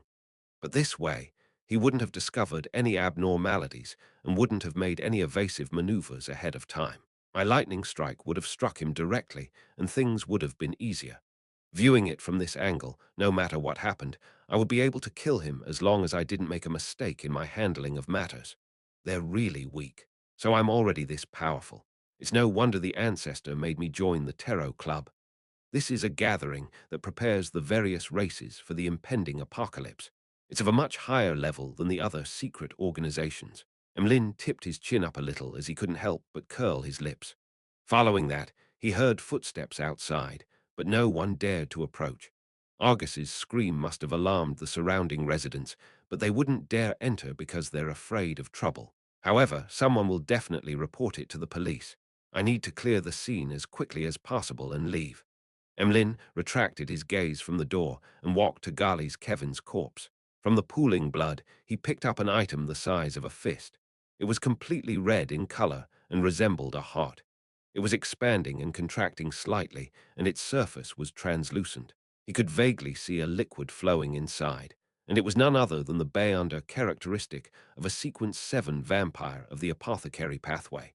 This is my trophy. Emlyn momentarily felt unaccustomed to it. After calming himself, he wrapped the Beyonder characteristic and Kevin's head with the old newspapers and stuffed it into the wooden chest. After placing the wooden chest to the side, he yanked Argus's head, whose form looked nothing like before. He then took out another bottle of medicine and scattered in every corner of the room. During this process, Emlyn wasn't flustered at all. It was as though he wasn't worried that the official Bayanders in East Borough would rush over. A few minutes later, he picked up Argus's mutated Bayander characteristic, glancing at its surface, which was nearly black in color, and the indistinct human-faced patterns. Behind him, a black gas was emanated. The black gas transformed into countless tiny bats again as they flew within the room.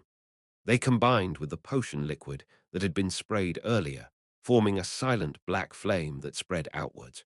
The black flames burned away the blood and corpse, as well as the traces of the lightning strikes. All that was left was a layer of sticky liquid that resembled asphalt covering the different objects in the room. Then these liquid bodies turned into heavy black bats as they spiraled around Emlyn's body. Emlyn didn't have extravagant hopes that his actions could completely interfere in subsequent investigations. He only had one goal to make the situation look okay. This made the police, or official Bayanders, who took on the case, write off the matter as something of little value. After a simple investigation, they would file it away and not pay any further attention to it. After doing all of this, Emlyn, with his cap and blackened face, surveyed the room. Following that, he bowed slightly at the crimson moon. Meanwhile, he flipped the pages of Leymano's travels and had it stop at teleportation. Emlyn's figure, along with the heavy bats, immediately turned transparent and formless as he vanished from the spot. After nearly 15 minutes, a few policemen from East Borough rushed in. They crashed through the door but didn't discover any residents or corpses. They yawned languidly and forced the onlooking residents to admit that they had been hallucinating, thus ending the investigation. This was the efficiency and style of the East Borough police. After leaving East Borough, Emlyn first headed home and hid Leymano's travels. Then, with his spoils, he headed straight for Odora's house in West Borough. He wanted to declare his victory and claim his reward. Chapter 797. Reward inside Odora's villa. Emlyn saw Cosme, who was also a baron like he was. This sanguine, who seemed like a man in his prime, was Nibs Odora's spokesperson. I'm also a baron, and one that recently achieved adulthood at that. Emlyn mumbled inwardly. He got up from the sofa in the activity room and bowed. Good evening, my lord. Cosme was just about to say something when his nose twitched. He then cast his gaze towards the wooden chest beside Emlyn's feet. The smell of fresh blood. As he asked in puzzlement, he seemed to connect the dots and added after a second of thought, You killed another target. Emlyn curled his lips and shook his head. No. Then, before Cosme could ask further, his smile turned profound. Not one, but two. Two. The middle-aged gentleman was taken aback as he watched Emlyn bend down to open the lid. During this process, Emlyn's facial muscles winced a little as this series of actions had touched the wound on his right hand. Holding back the change in his expression, Emlyn allowed his arm to hang down slightly, allowing the chest to tilt and reveal its contents to the sanguine baron opposite him. Two charred, bloody heads were stuffed inside a pile of old newspapers. By the side were two transparent objects which resembled heartsewn red with vitality, and the other nearly black. This impactful scene was reflected in Cosme's eyes as he looked up in surprise, staring at Emlyn blankly as he blurted, You did this. Although he had only managed to recognize one head being Ghali's Kevin's, but the two vampire Bayander characteristics couldn't be faked. Emlyn put down the wooden chest and allowed his right hand to hang down naturally. Surreptitiously, he flicked his right hand very slightly along the corners of his trousers as he replied with a smile, Of course. This is the thing. After receiving the £70 reward back then, I bought a particular Baron's legacy at a particular Bayander gathering. With it, I advanced. I don't wish to use money to satisfy the murderers who hunt us sanguine, but I didn't wish for this legacy to land in the hands of others. Besides, the seller wasn't necessarily the hunter. Taking this opportunity, Emlyn revealed the fact that he had already become a baron. Furthermore, every word he said was the truth. This was a technique he had learned from the Tarot Club. I long knew that you were a baron. Do you think your frequent purchases of all kinds of items with spirituality and the borrowing of books that explain potions would go unnoticed? If it weren't because of certain factors, we would have questioned you long ago. What I'm surprised about is your combat ability. You don't even have a single mystical item, and with you only wishing to buy dolls, it's not easy to hunt two artificial vampires without causing a commotion, even for a baron. Even I would need to make plenty of preparations and acquire detailed intelligence before it's possible. Without anyone noticing it, Emlyn is already this strong. Cosme Odora couldn't help but lampoon as he revealed a fake smile. So that's the reason. Emlyn, why did you hide it from us? Don't you wish to be addressed as Lord by the other Sanguine? Emlyn glanced at the Sanguine's expression and tilted his chin. I was planning on telling everyone, but since there was the hunting competition, I decided to give everyone a surprise. Cosme, I've already hunted 3 of the primordial moon believers, and you gave 5 targets. Does this mean that I've won? He couldn't wait to change his form of address from Lord to Cosme. Cosme's eyelids twitched as he chuckled. Yes, that's right. You can ignore the 2 other targets. Leave it to Ruse Bethori and the rest. This way, they might still be eligible for a consolation prize. Having said that, Cosme found his attitude a little too cold, so he hurriedly asked in concern, "Were you injured?" "A little." Emlyn raised his right arm and stretched his fingers. To be frank, on his hunt that night, the worst injury he suffered was after he teleported out of East Burrow. He had ripped apart his skin to wipe his blood across the cover of Leymano's travels. Cosme didn't develop the topic, as he said after a few seconds of silence. "Congratulations on being the victor of this hunting competition. You will receive 2 prizes. First, if there's a chance to become a Viscount in the future, you will enter the final list of candidates, receiving free help for the ritual. Second, you will obtain a mystical item.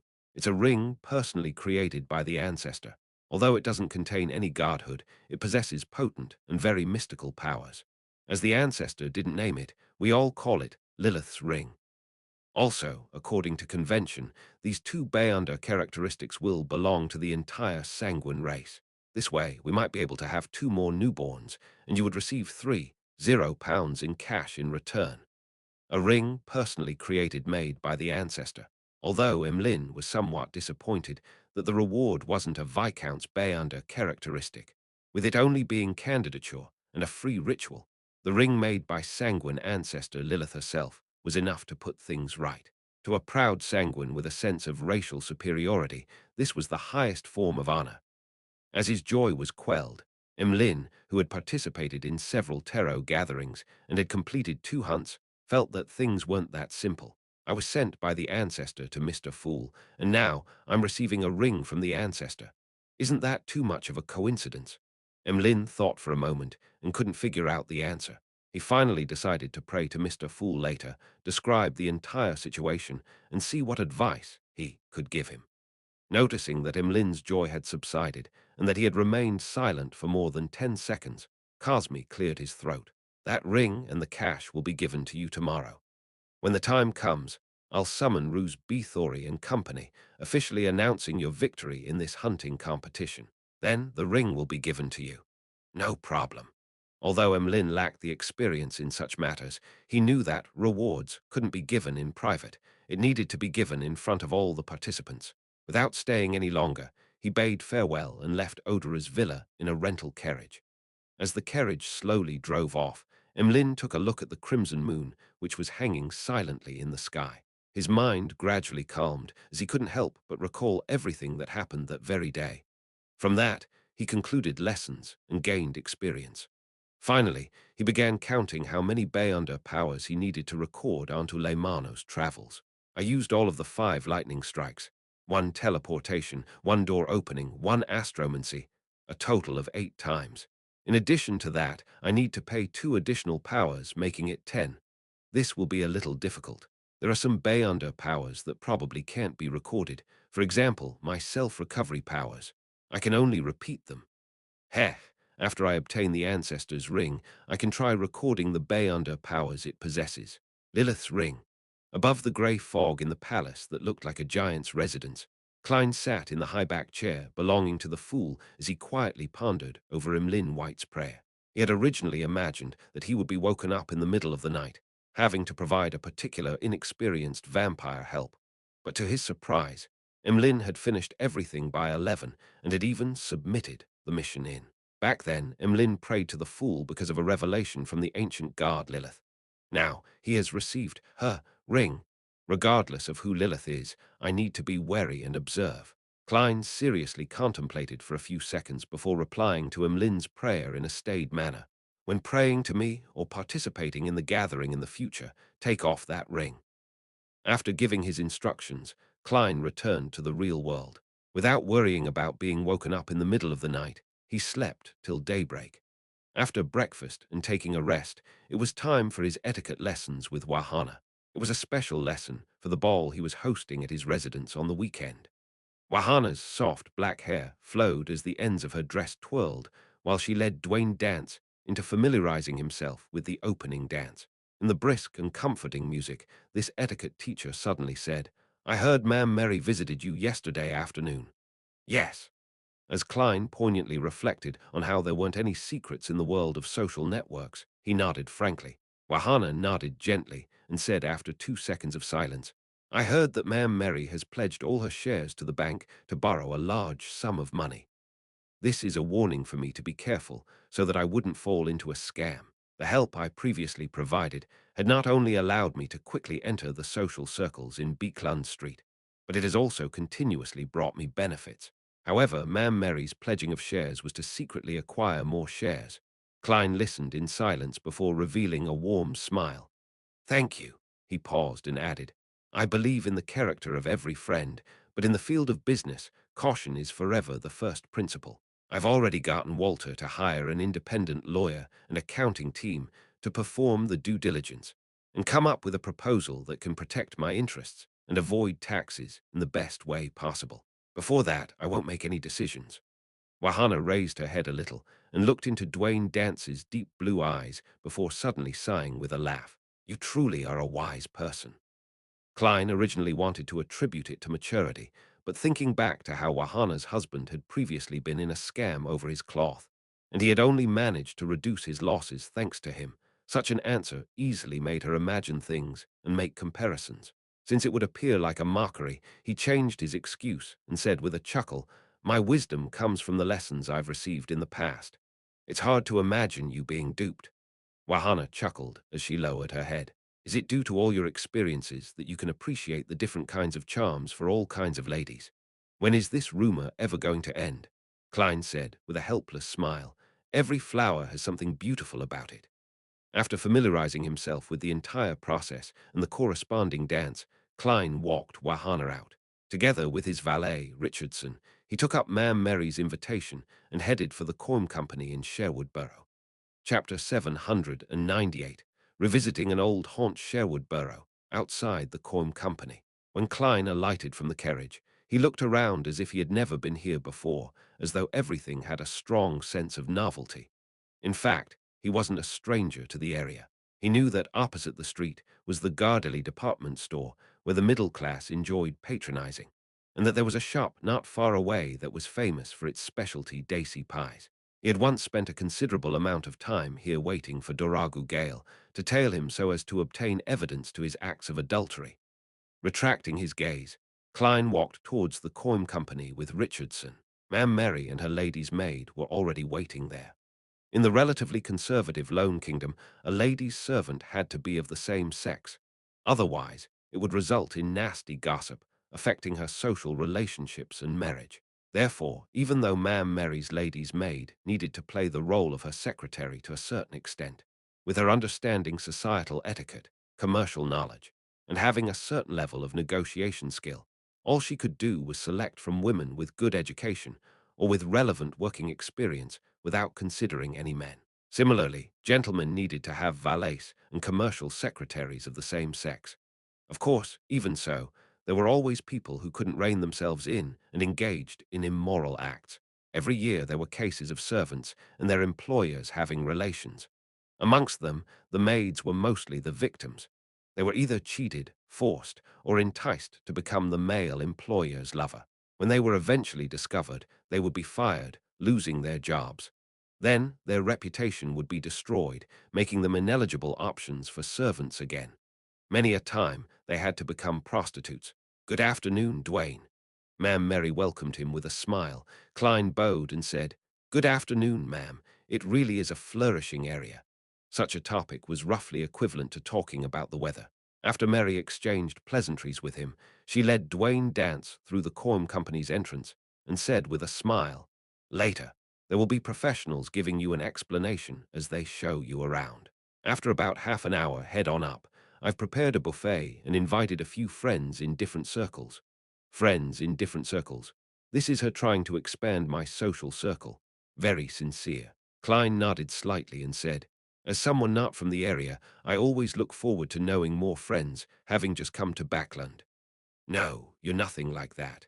If I had the liberty of saying it, you're a true Backland gentleman who has received excellent education," Ma'am Mary replied politely. As they conversed, they passed through the door and entered the reception area, which had excellent lighting. A stocky man in a suit with a beautiful mustache stood there waiting. "This is Luke Sammer. He is our Coim Company's first manager." Mary introduced him to Dwayne Dance. "Actually, I know him." Klein looked at Luke and nodded with a smile. To him, Luke Sammer was a rather staid, professional gentleman. He enjoyed machinery and was a very gentlemanly person at banquets. He didn't belittle the poor detective who had yet to make a name for himself. Nor did he deliberately curry favor with the few mid-ranking civil servants of the Backland Municipal Department that lived on Minsk Street. "This is my friend, Dwayne Dance. He's interested in anthracite and high-quality charcoal. Help me give him a detailed explanation," Mary said to Luke. Luke, who had been informed ahead of time, took a step forward and looked at the tycoon from Daisy Bay. He gave a warm smile and said respectfully, "Mr. Dance, this is the Coim Company's headquarters. We have long-term agreements with several anthracite mines. We supply Sherwood, Hillston, North, and West Borough with anthracite and high-quality charcoal, satisfying 30 of their overall demand. We also have the chance of clinching a huge contract with the Navy." I've never seen Luke with such an expression. Klein followed him around Coim Company with an unperturbed expression as he listened to Luke introduce the various areas. From time to time, he would inquire without expressing his attitude. Half an hour later, they went up to the second floor and entered a huge meeting room. The place was already set up with tables clinging close to the walls. Plates of food were randomly placed on them, with mainly ham, smoked meat, sausages, bread, salad, cakes, pudding, and other cold dishes. However, there were a few hot dishes. Just as he stepped in, Dwayne Dance was introduced to two men who were talking close to Mary. "This is reporter Mike Joseph from the Daily Observer. This is an excellent surgeon, Dr. Aaron Series. In Backland, you will often need them." As Klein listened to Mary, he smiled at the two gentlemen, the corners of his lips nearly twitching. "These are all friends I'm very familiar with. Well, I'm even more familiar with the fetus in the womb of Aaron's wife." Why does that sound wrong?" As Klein lampooned, he patiently waited for Mary to introduce Dwayne Dance to the two men before politely greeting Mike and Aaron. Mike Joseph didn't look much different from last year. He had thin brows, rough skin, and charming blue eyes. As for Aaron Series, although he was intrinsically a cold and reserved person, he didn't make it obvious. Everything that happened in the recent half-year had been smooth for him. In terms of mood and confidence, he was riding a high. Upon hearing that Dance was a tycoon from Daisy, Mike took out his name card and handed it over with a smile. "You don't mind me advertising, right? If you wish to publish an advertisement, find me. Be it the Daily Observer or the Tussock Times, I can provide you with a discounted price." As he spoke, Mike winked, indicating that he was joking. "You are nothing but a reporter with all these fake identification documents. Why didn't you mention the discount price advertisements to Sherlock Moriarty in the past? You were looking down on the detective, were you?" Klein lampooned and exchanged name cards with him. "I've always had such needs." Following that, he turned to Erin and handed another name card to him. "I was recently ill and recovered only recently. I'm very aware of how important a doctor is. I'm a surgeon, so I believe you wouldn't wish to meet me that much." Despite saying so, Erin still received the name card. "No, I'd love to meet you. I even wish to join the party of your child's birth." Klein mumbled, deliberately leading the conversation to the field of medicine and having a good conversation with Mike and Erin. He had previously been stressing over how to close ties with Erin to re-establish connections with a particular unborn fetus. After all, the paper crane was about to tear at any moment, making it unusable for even one more attempt. As for Sherlock Moriarty, it was difficult for him to openly appear in Backland to pay Erin a visit, much less participate in the birth party. There aren't any problems now. With Ma'am Mary's introduction, I can very naturally get close to Erin. When the time comes, I'll definitely be invited. Hee, I might even be made the godfather of a particular snake of Mercury. After all, we are all believers of the goddess. Will this make a particular fetus angry? I'd better be careful. I definitely wouldn't mention this unless Erin mentions it. Klein thought in delight. He skillfully held himself back without appearing overly passionate on their first meeting. After a simple chat, he was introduced to the other guests by Mary. During this process, Klein didn't forget to get some food and water, making him appear to easily adapt himself to the environment. After completing a round, Mary stopped and said after some deliberation, "Everyone here is my friend. This means that you didn't invite anyone from the other camp, and you are also including me as your friend." Klein nodded gently. "I probably shouldn't ask as a gentleman, but as a businessman, I need to know who is the person, or who are the people, vying for the coin company's controlling share rights." Mary fell silent for 2 seconds. Baron Sindras and his friends. They wish to publicly list the coin company and earn the sky-high evaluation that will eventually happen. They're completely unconcerned with the company's future development. Baron Sindras, one of the richest men in Lone. By donating to the Conservative Party, he became an aristocrat and is a banker, factory owner, and a powerful businessman. It's hard to tell where he stands, so even though he relied on the Conservative Party to obtain his aristocratic title, he's more aligned with the new party while being biased towards merchants. Klein thought and asked with a smile, "Why didn't you get that Mr. Hall to help? His father is a powerful noble and banker. He should be able to provide you with the necessary help." Mary said with a wry smile, "Mr. Hall doesn't wish to involve himself in this matter. He claims to be the chief secretary of the National Atmospheric Pollution Council, so he can't be involved in commercial activities that deal with anthracite or charcoal. A man whose true ambitions lie in politics. However, he probably doesn't wish to be at odds with Baron Sindras. Heh heh. If I were to choose another butler back then, I'd likely have established ties with Baron Sindras. He's so rich, so if he really wants to raise the price, I wouldn't be able to beat him. Heh, will a trope of him using money to crush me appear?" Klein didn't ask further as he said, "I will wait for the investigation report." Realizing that Dwayne Dance wasn't directly backing out, Mary said with slight gratitude, "In this age, chivalrous people are already few and far between. You are one of them." Klein smiled without promising anything. After the buffet was over, he began returning to Northborough on his high-end four-wheeled carriage. As he daydreamed while looking out the window, Klein suddenly said to Richardson, "Turn towards St. Samuel Cathedral." He had failed to figure out the exact answer to the reason for the anomaly in the cathedral, which was later quelled. This made him wonder if he should find a chance to make contact with the keepers. He also remembered that every afternoon there would at least be a keeper who prayed to the goddess in the prayer hall. How should I make contact? In that environment, even a conversation will appear noisy, and this will easily incur the suspicion of others. Klein frowned slightly as he decided to observe before coming up with a solution. The carriage didn't change direction as it continued driving towards Beekland Street, but it didn't stop and instead continued past it. Inside the carriage, Klein closed his eyes to calm his slightly anxious feelings. Chapter 799. Spying Northborough, St. Samuel Cathedral. Just as Klein entered the main prayer hall, he used the points of light that shone from the back of the altar to survey his surroundings, taking in all the believers inside. In one glance, Klein rapidly locked onto a target. He followed the aisle and walked forward without showing any abnormal signs. In the first row was an elder wearing a black clergyman's robe, but he exuded a cold aura.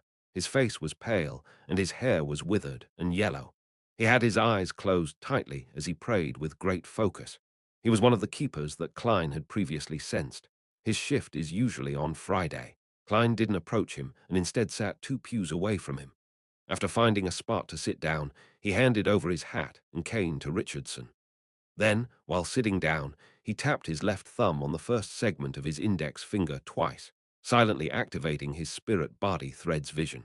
Suddenly, black illusory threads appeared in front of Klein as they densely extended out of different spirit bodies endlessly. Having just taken his seat, Klein shifted his gaze, casting it onto the keeper. He nearly exclaimed from what he saw, but thanks to his self-control as a clown and his ability to expect abnormal situations, he managed to relax and maintain his staid attitude. In his vision, although the yellow-haired elder had spirit body threads extending out, his body was entirely black in color on the inside, as the darkness swallowed the origins of the illusory threads in a way that was completely different from ordinary Beyonders. Indeed, they have already been eroded by the core seal, causing a mutation at the level of the soul. From the looks of it, the problem is closer to my second guess. They are, in a sense, part of the core seal. Once they show signs of losing control, they will immediately trigger the item's instinctive reaction that forcefully quells them. It's no wonder the keepers need to be a voluntary role and be advanced in their years. They probably understand the outcome. Klein sighed as he prepared to deactivate his spirit body thread's senses and retract his gaze. At this moment, he saw a pair of eyes. They were black without any emotions within. Beside the eyes, there were pronounced wrinkles that extended bit by bit, as though they were distorted, strange, mysterious symbols. They were the keeper's eyes. At some point in time, he had straightened his body, turned around, and looked blankly at Dwayne Dance. Klein's scalp instantly went numb as he forced a smile and nodded at him as though it was a normal meeting of eyes. The keeper slowly moved his head as a response. Then, Klein felt as though he was extracted from his surroundings as things turned blurry before turning clear. At that instant, he knew that he had been pulled into a dream. Hence, as he maintained his image as Dwayne Dance, he sized up his surroundings, only to realize that he was still inside St. Samuel Cathedral. However, all the pews were either damaged or overturned and strewn everywhere. It looked as though it had met with a raid. The altar up ahead was filled with cracks and weeds. The thick layer of dust made it seem like it had been in such desolate conditions since a long time ago. The keeper with yellow, withered hair was in front of the collapsed donation box, coldly staring at Dwayne Dance, who was suited in black. Upon seeing Klein look over, he widened his mouth to reveal white, sharp, irregular teeth. And these teeth were embedded with blurry, indistinct, and tiny figures. They had complete facial features and limbs, and their expressions were different but were colored with the same pain as though they were imprisoned there and unable to escape. Grunt! The keeper's throat let out a growl that sounded like a beast as his back hunched over. By his spine and waist, his clothes swelled as four blood vessel-covered arms without any skin grew out. Right on the heels of that, they grew fine black hair as the tips of his fingers grew sharp nails with a smacking sound. In just 3 short seconds, the keeper who looked normal had turned into an 8-legged monster that sprawled on the ground. It looked like a spider that had silently woven its web in the night while awaiting its prey, and also like a deformed black wolf that struck intense fear into one's heart. Meanwhile, 2 gigantic palms filled with black hair extended out of the desolate altar without any warning. They pressed onto the sides as black gas condensed into slippery tentacles that extended in every direction. Soon they filled the entire prayer hall. The aura that left him trembling, the extreme sense of fear, and the huge, illusory figure were penetrating an invisible barrier as they manifested more clearly. He lost control. That keeper lost control. Klein stood there, subconsciously wishing to react and use his uniqueness to forcibly escape the dream. But suddenly, he figured out the series of events that had happened. His expression changed as he wore a terrified expression as he ran to the door, trembling. It looked like he was struggling in a dream. In the time it took to take a breath, a dark chill spread out from the outside world like a tidal wave, inundating the entire dream and quelling everything. Klein snapped his eyes open and realized that he had fallen asleep at some point in time. As for the yellow-haired keeper, he had long turned his head to continue praying. Dwayne Dance's eyes darted around as he looked around in horror, as though he was still immersed in the dream and unable to escape the horror that had gripped him. After nearly a minute, he took 2 deep breaths and looked at the sacred emblem again, drawing a sign of the crimson moon on his chest. Only then did Klein have the time to recall the experience he had and began speculating as to what had happened. As I had spied on his spirit body threads, it caused him to show signs of losing control, thus causing an excessive reaction by pulling me into a dream and attempting to deal with me. Later, the core seal behind Channy's gate sensed the anomaly and quelled the problem. Now, the crux of the matter is if the keeper still remembers the source of his near mutation. If he's already used to it, he should find the cause of the problem very vague, considering his present state. Of course, it might not be my problem. Perhaps he was already on the brink of losing control. Klein looked at the elder once again to observe what he would do next to determine how he should react. If all else fails, I'll directly use creeping hunger and escape with traveling. Klein rapidly made up his mind as he patiently waited for the possible repercussions. A few minutes later, he saw Bishop Electra walk in from the side door towards him. Klein's heart tightened as he spread open his left fingers in preparation to activate creeping hunger. At that moment, he suddenly had an idea and stopped his actions. If the keeper has already informed the bishops about my problematic situation via a dream, I would be the victim of a collective assault by the church's Bayanders. After all, pulling me into a dream can avoid harming the other believers. Therefore, they have no need to find a bishop I'm familiar with to come over. It's likely more to extend their regards and to placate me. Klein retracted his gaze and continued a praying pose. In less than a minute, he finally sensed someone approach as he looked up and saw Bishop Electra softly say, "You don't look too well." I fell asleep without realizing it and had a nightmare. I still feel a little afraid, Klein said, with a self-deprecating smile. Bishop Electra sat beside him and said in a staid manner, "Dreams are sometimes the manifestation of the fear within you. You will feel better as long as you sincerely pray to the goddess and consume holy water. Of course, the most important thing is to not suppress yourself usually. Learn to confess to the goddess. At times, wailing in secret can reduce a lot of your stress." Klein secretly observed the bishop's attitude and read his tone before heaving a sigh of relief. "I understand." He cast his gaze forward again, bowed his head, and clasped his hands to begin praying silently. While doing so, he saw the keeper in front of him stand up and walk to the side door where a bishop was waiting. Phew! Klein silently exhaled as he truly became one with the serene environment. Suddenly, he heard a voice that was his, but it wasn't something that he could control. "Did you think what you did was well hidden?" "No, not at all. Have you forgotten that you've touched the Evernite goddess's holy artifact?" Chapter 800. Psychologically becoming better. Who is it? Who is the one speaking? Klein's muscles tensed up as he nearly opened his eyes. At that moment, his back oozed with sweat that soaked his shirt. What he was most alarmed of wasn't the words said, but that it directly sounded in his heart and had modulated the voice to sound exactly like his. Although I maintained my lucidity in that dream, I still had my spirit body tainted by his psyche that was on the verge of losing control. Or is someone using that keeper to pass me a message? Countless guesses ran through Klein's mind. Finally, combining the contents of what was said and his own situation, he came up with a preliminary judgment. The number of people who knows about my identity as Klein Morty is few to begin with. Likewise for those who know that Klein Morty had once sworn an oath while touching a holy artifact. Furthermore, there's almost no intersection between the two. Mr. Azik had heard me mention the former matter before, but if he wants to give me any reminders, he can directly do it through a messenger. There's no need to use such a frightening method. Well, Ossiptin might know. After all, he's a snake of Mercury who represents fate. But by the same logic, he can directly contact me. Of course, I can eliminate the possibility that he suddenly had the thought of frightening me. I just thought in the afternoon about having a chance of becoming his godfather. The Antigonus family's notebook had corrupted the keeper, just like how it used the misfortune cloth puppet to deliver the symbol. But if it really is the Antigonus family's notebook, why didn't it just give me the potion formula directly? Or try negotiating with me to help in a notebook jailbreak? St. Samuel Cathedral is the headquarters of the Backland Diocese, making it at a higher level than St. Selina Cathedral. That notebook shouldn't have the ability to do anything further. It should be securely sealed. Apart from them, there is only one entity who is aware of both matters, Evernite Goddess. However, with a deity's pride, she has no need to pretend to act as a passerby to call me out with a polite and a strange tone. I'm in St. Samuel Cathedral, so all she needs to do is produce a revelation, and dozens of Bayanders will appear to mow me down.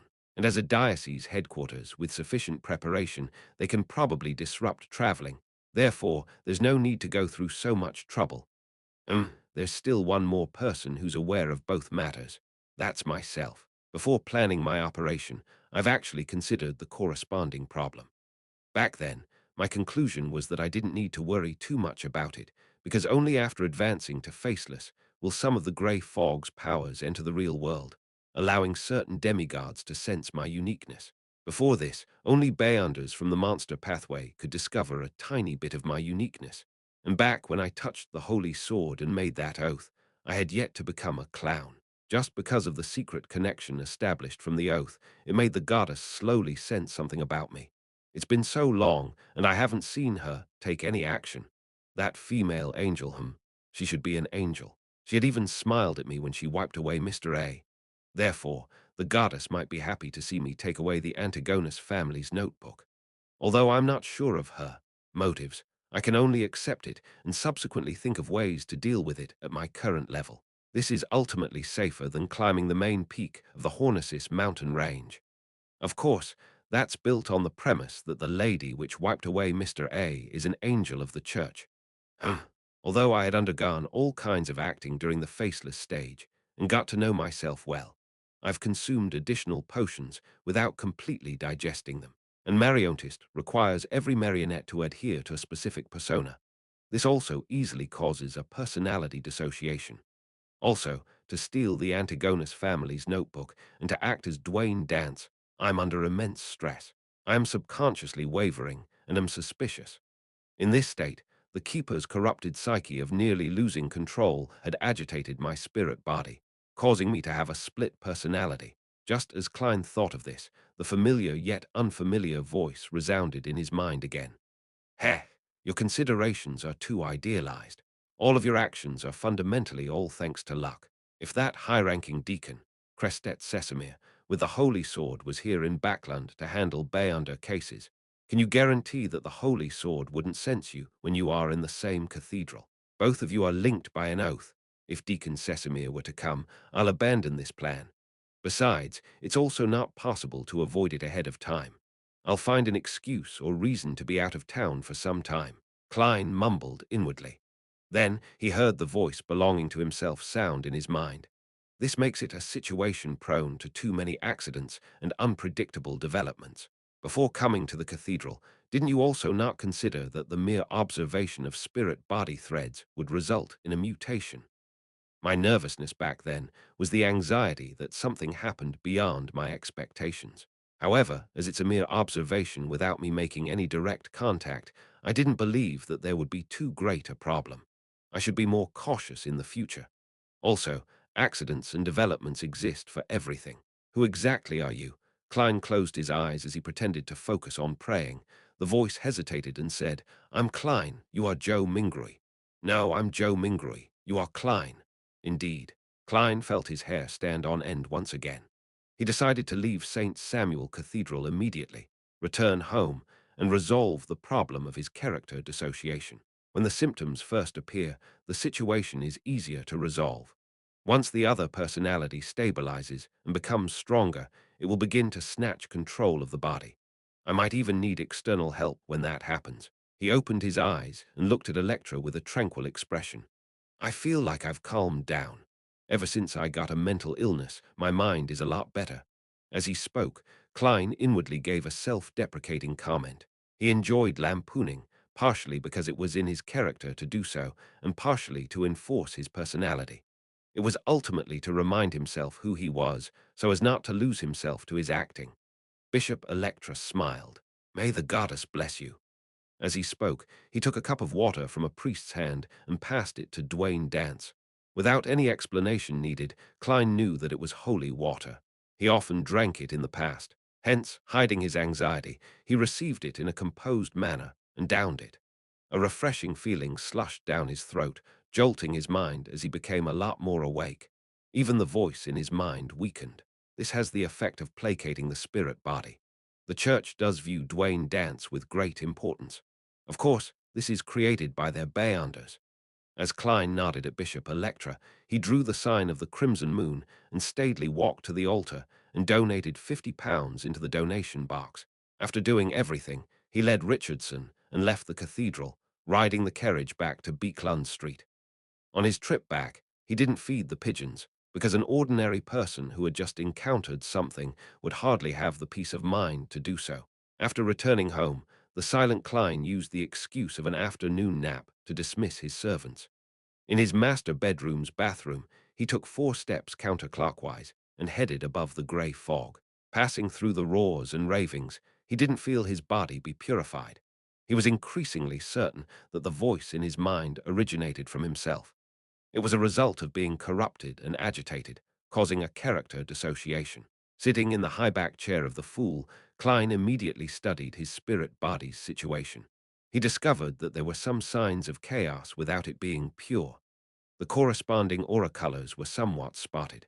After seriously contemplating for 2 minutes and ignoring the echoing noise in his head, Klein conjured the world gem and sparrow and made him devoutly pray. Honorable Mr. Fool, please inform the moon that I wish to rent the mental terror candle for half a day.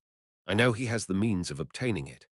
Very early on, his identity as the world had been prepared for Sherlock Moriarty, so Klein wasn't worried about it. South of the bridge, Harvest Church. Emlyn White, who was anticipating his obtaining of Lilith's ring in the evening, suddenly saw the endless grey fog and heard the world. Alarmed, he muttered in silence, "How does he know that I can get the mental terror candle?"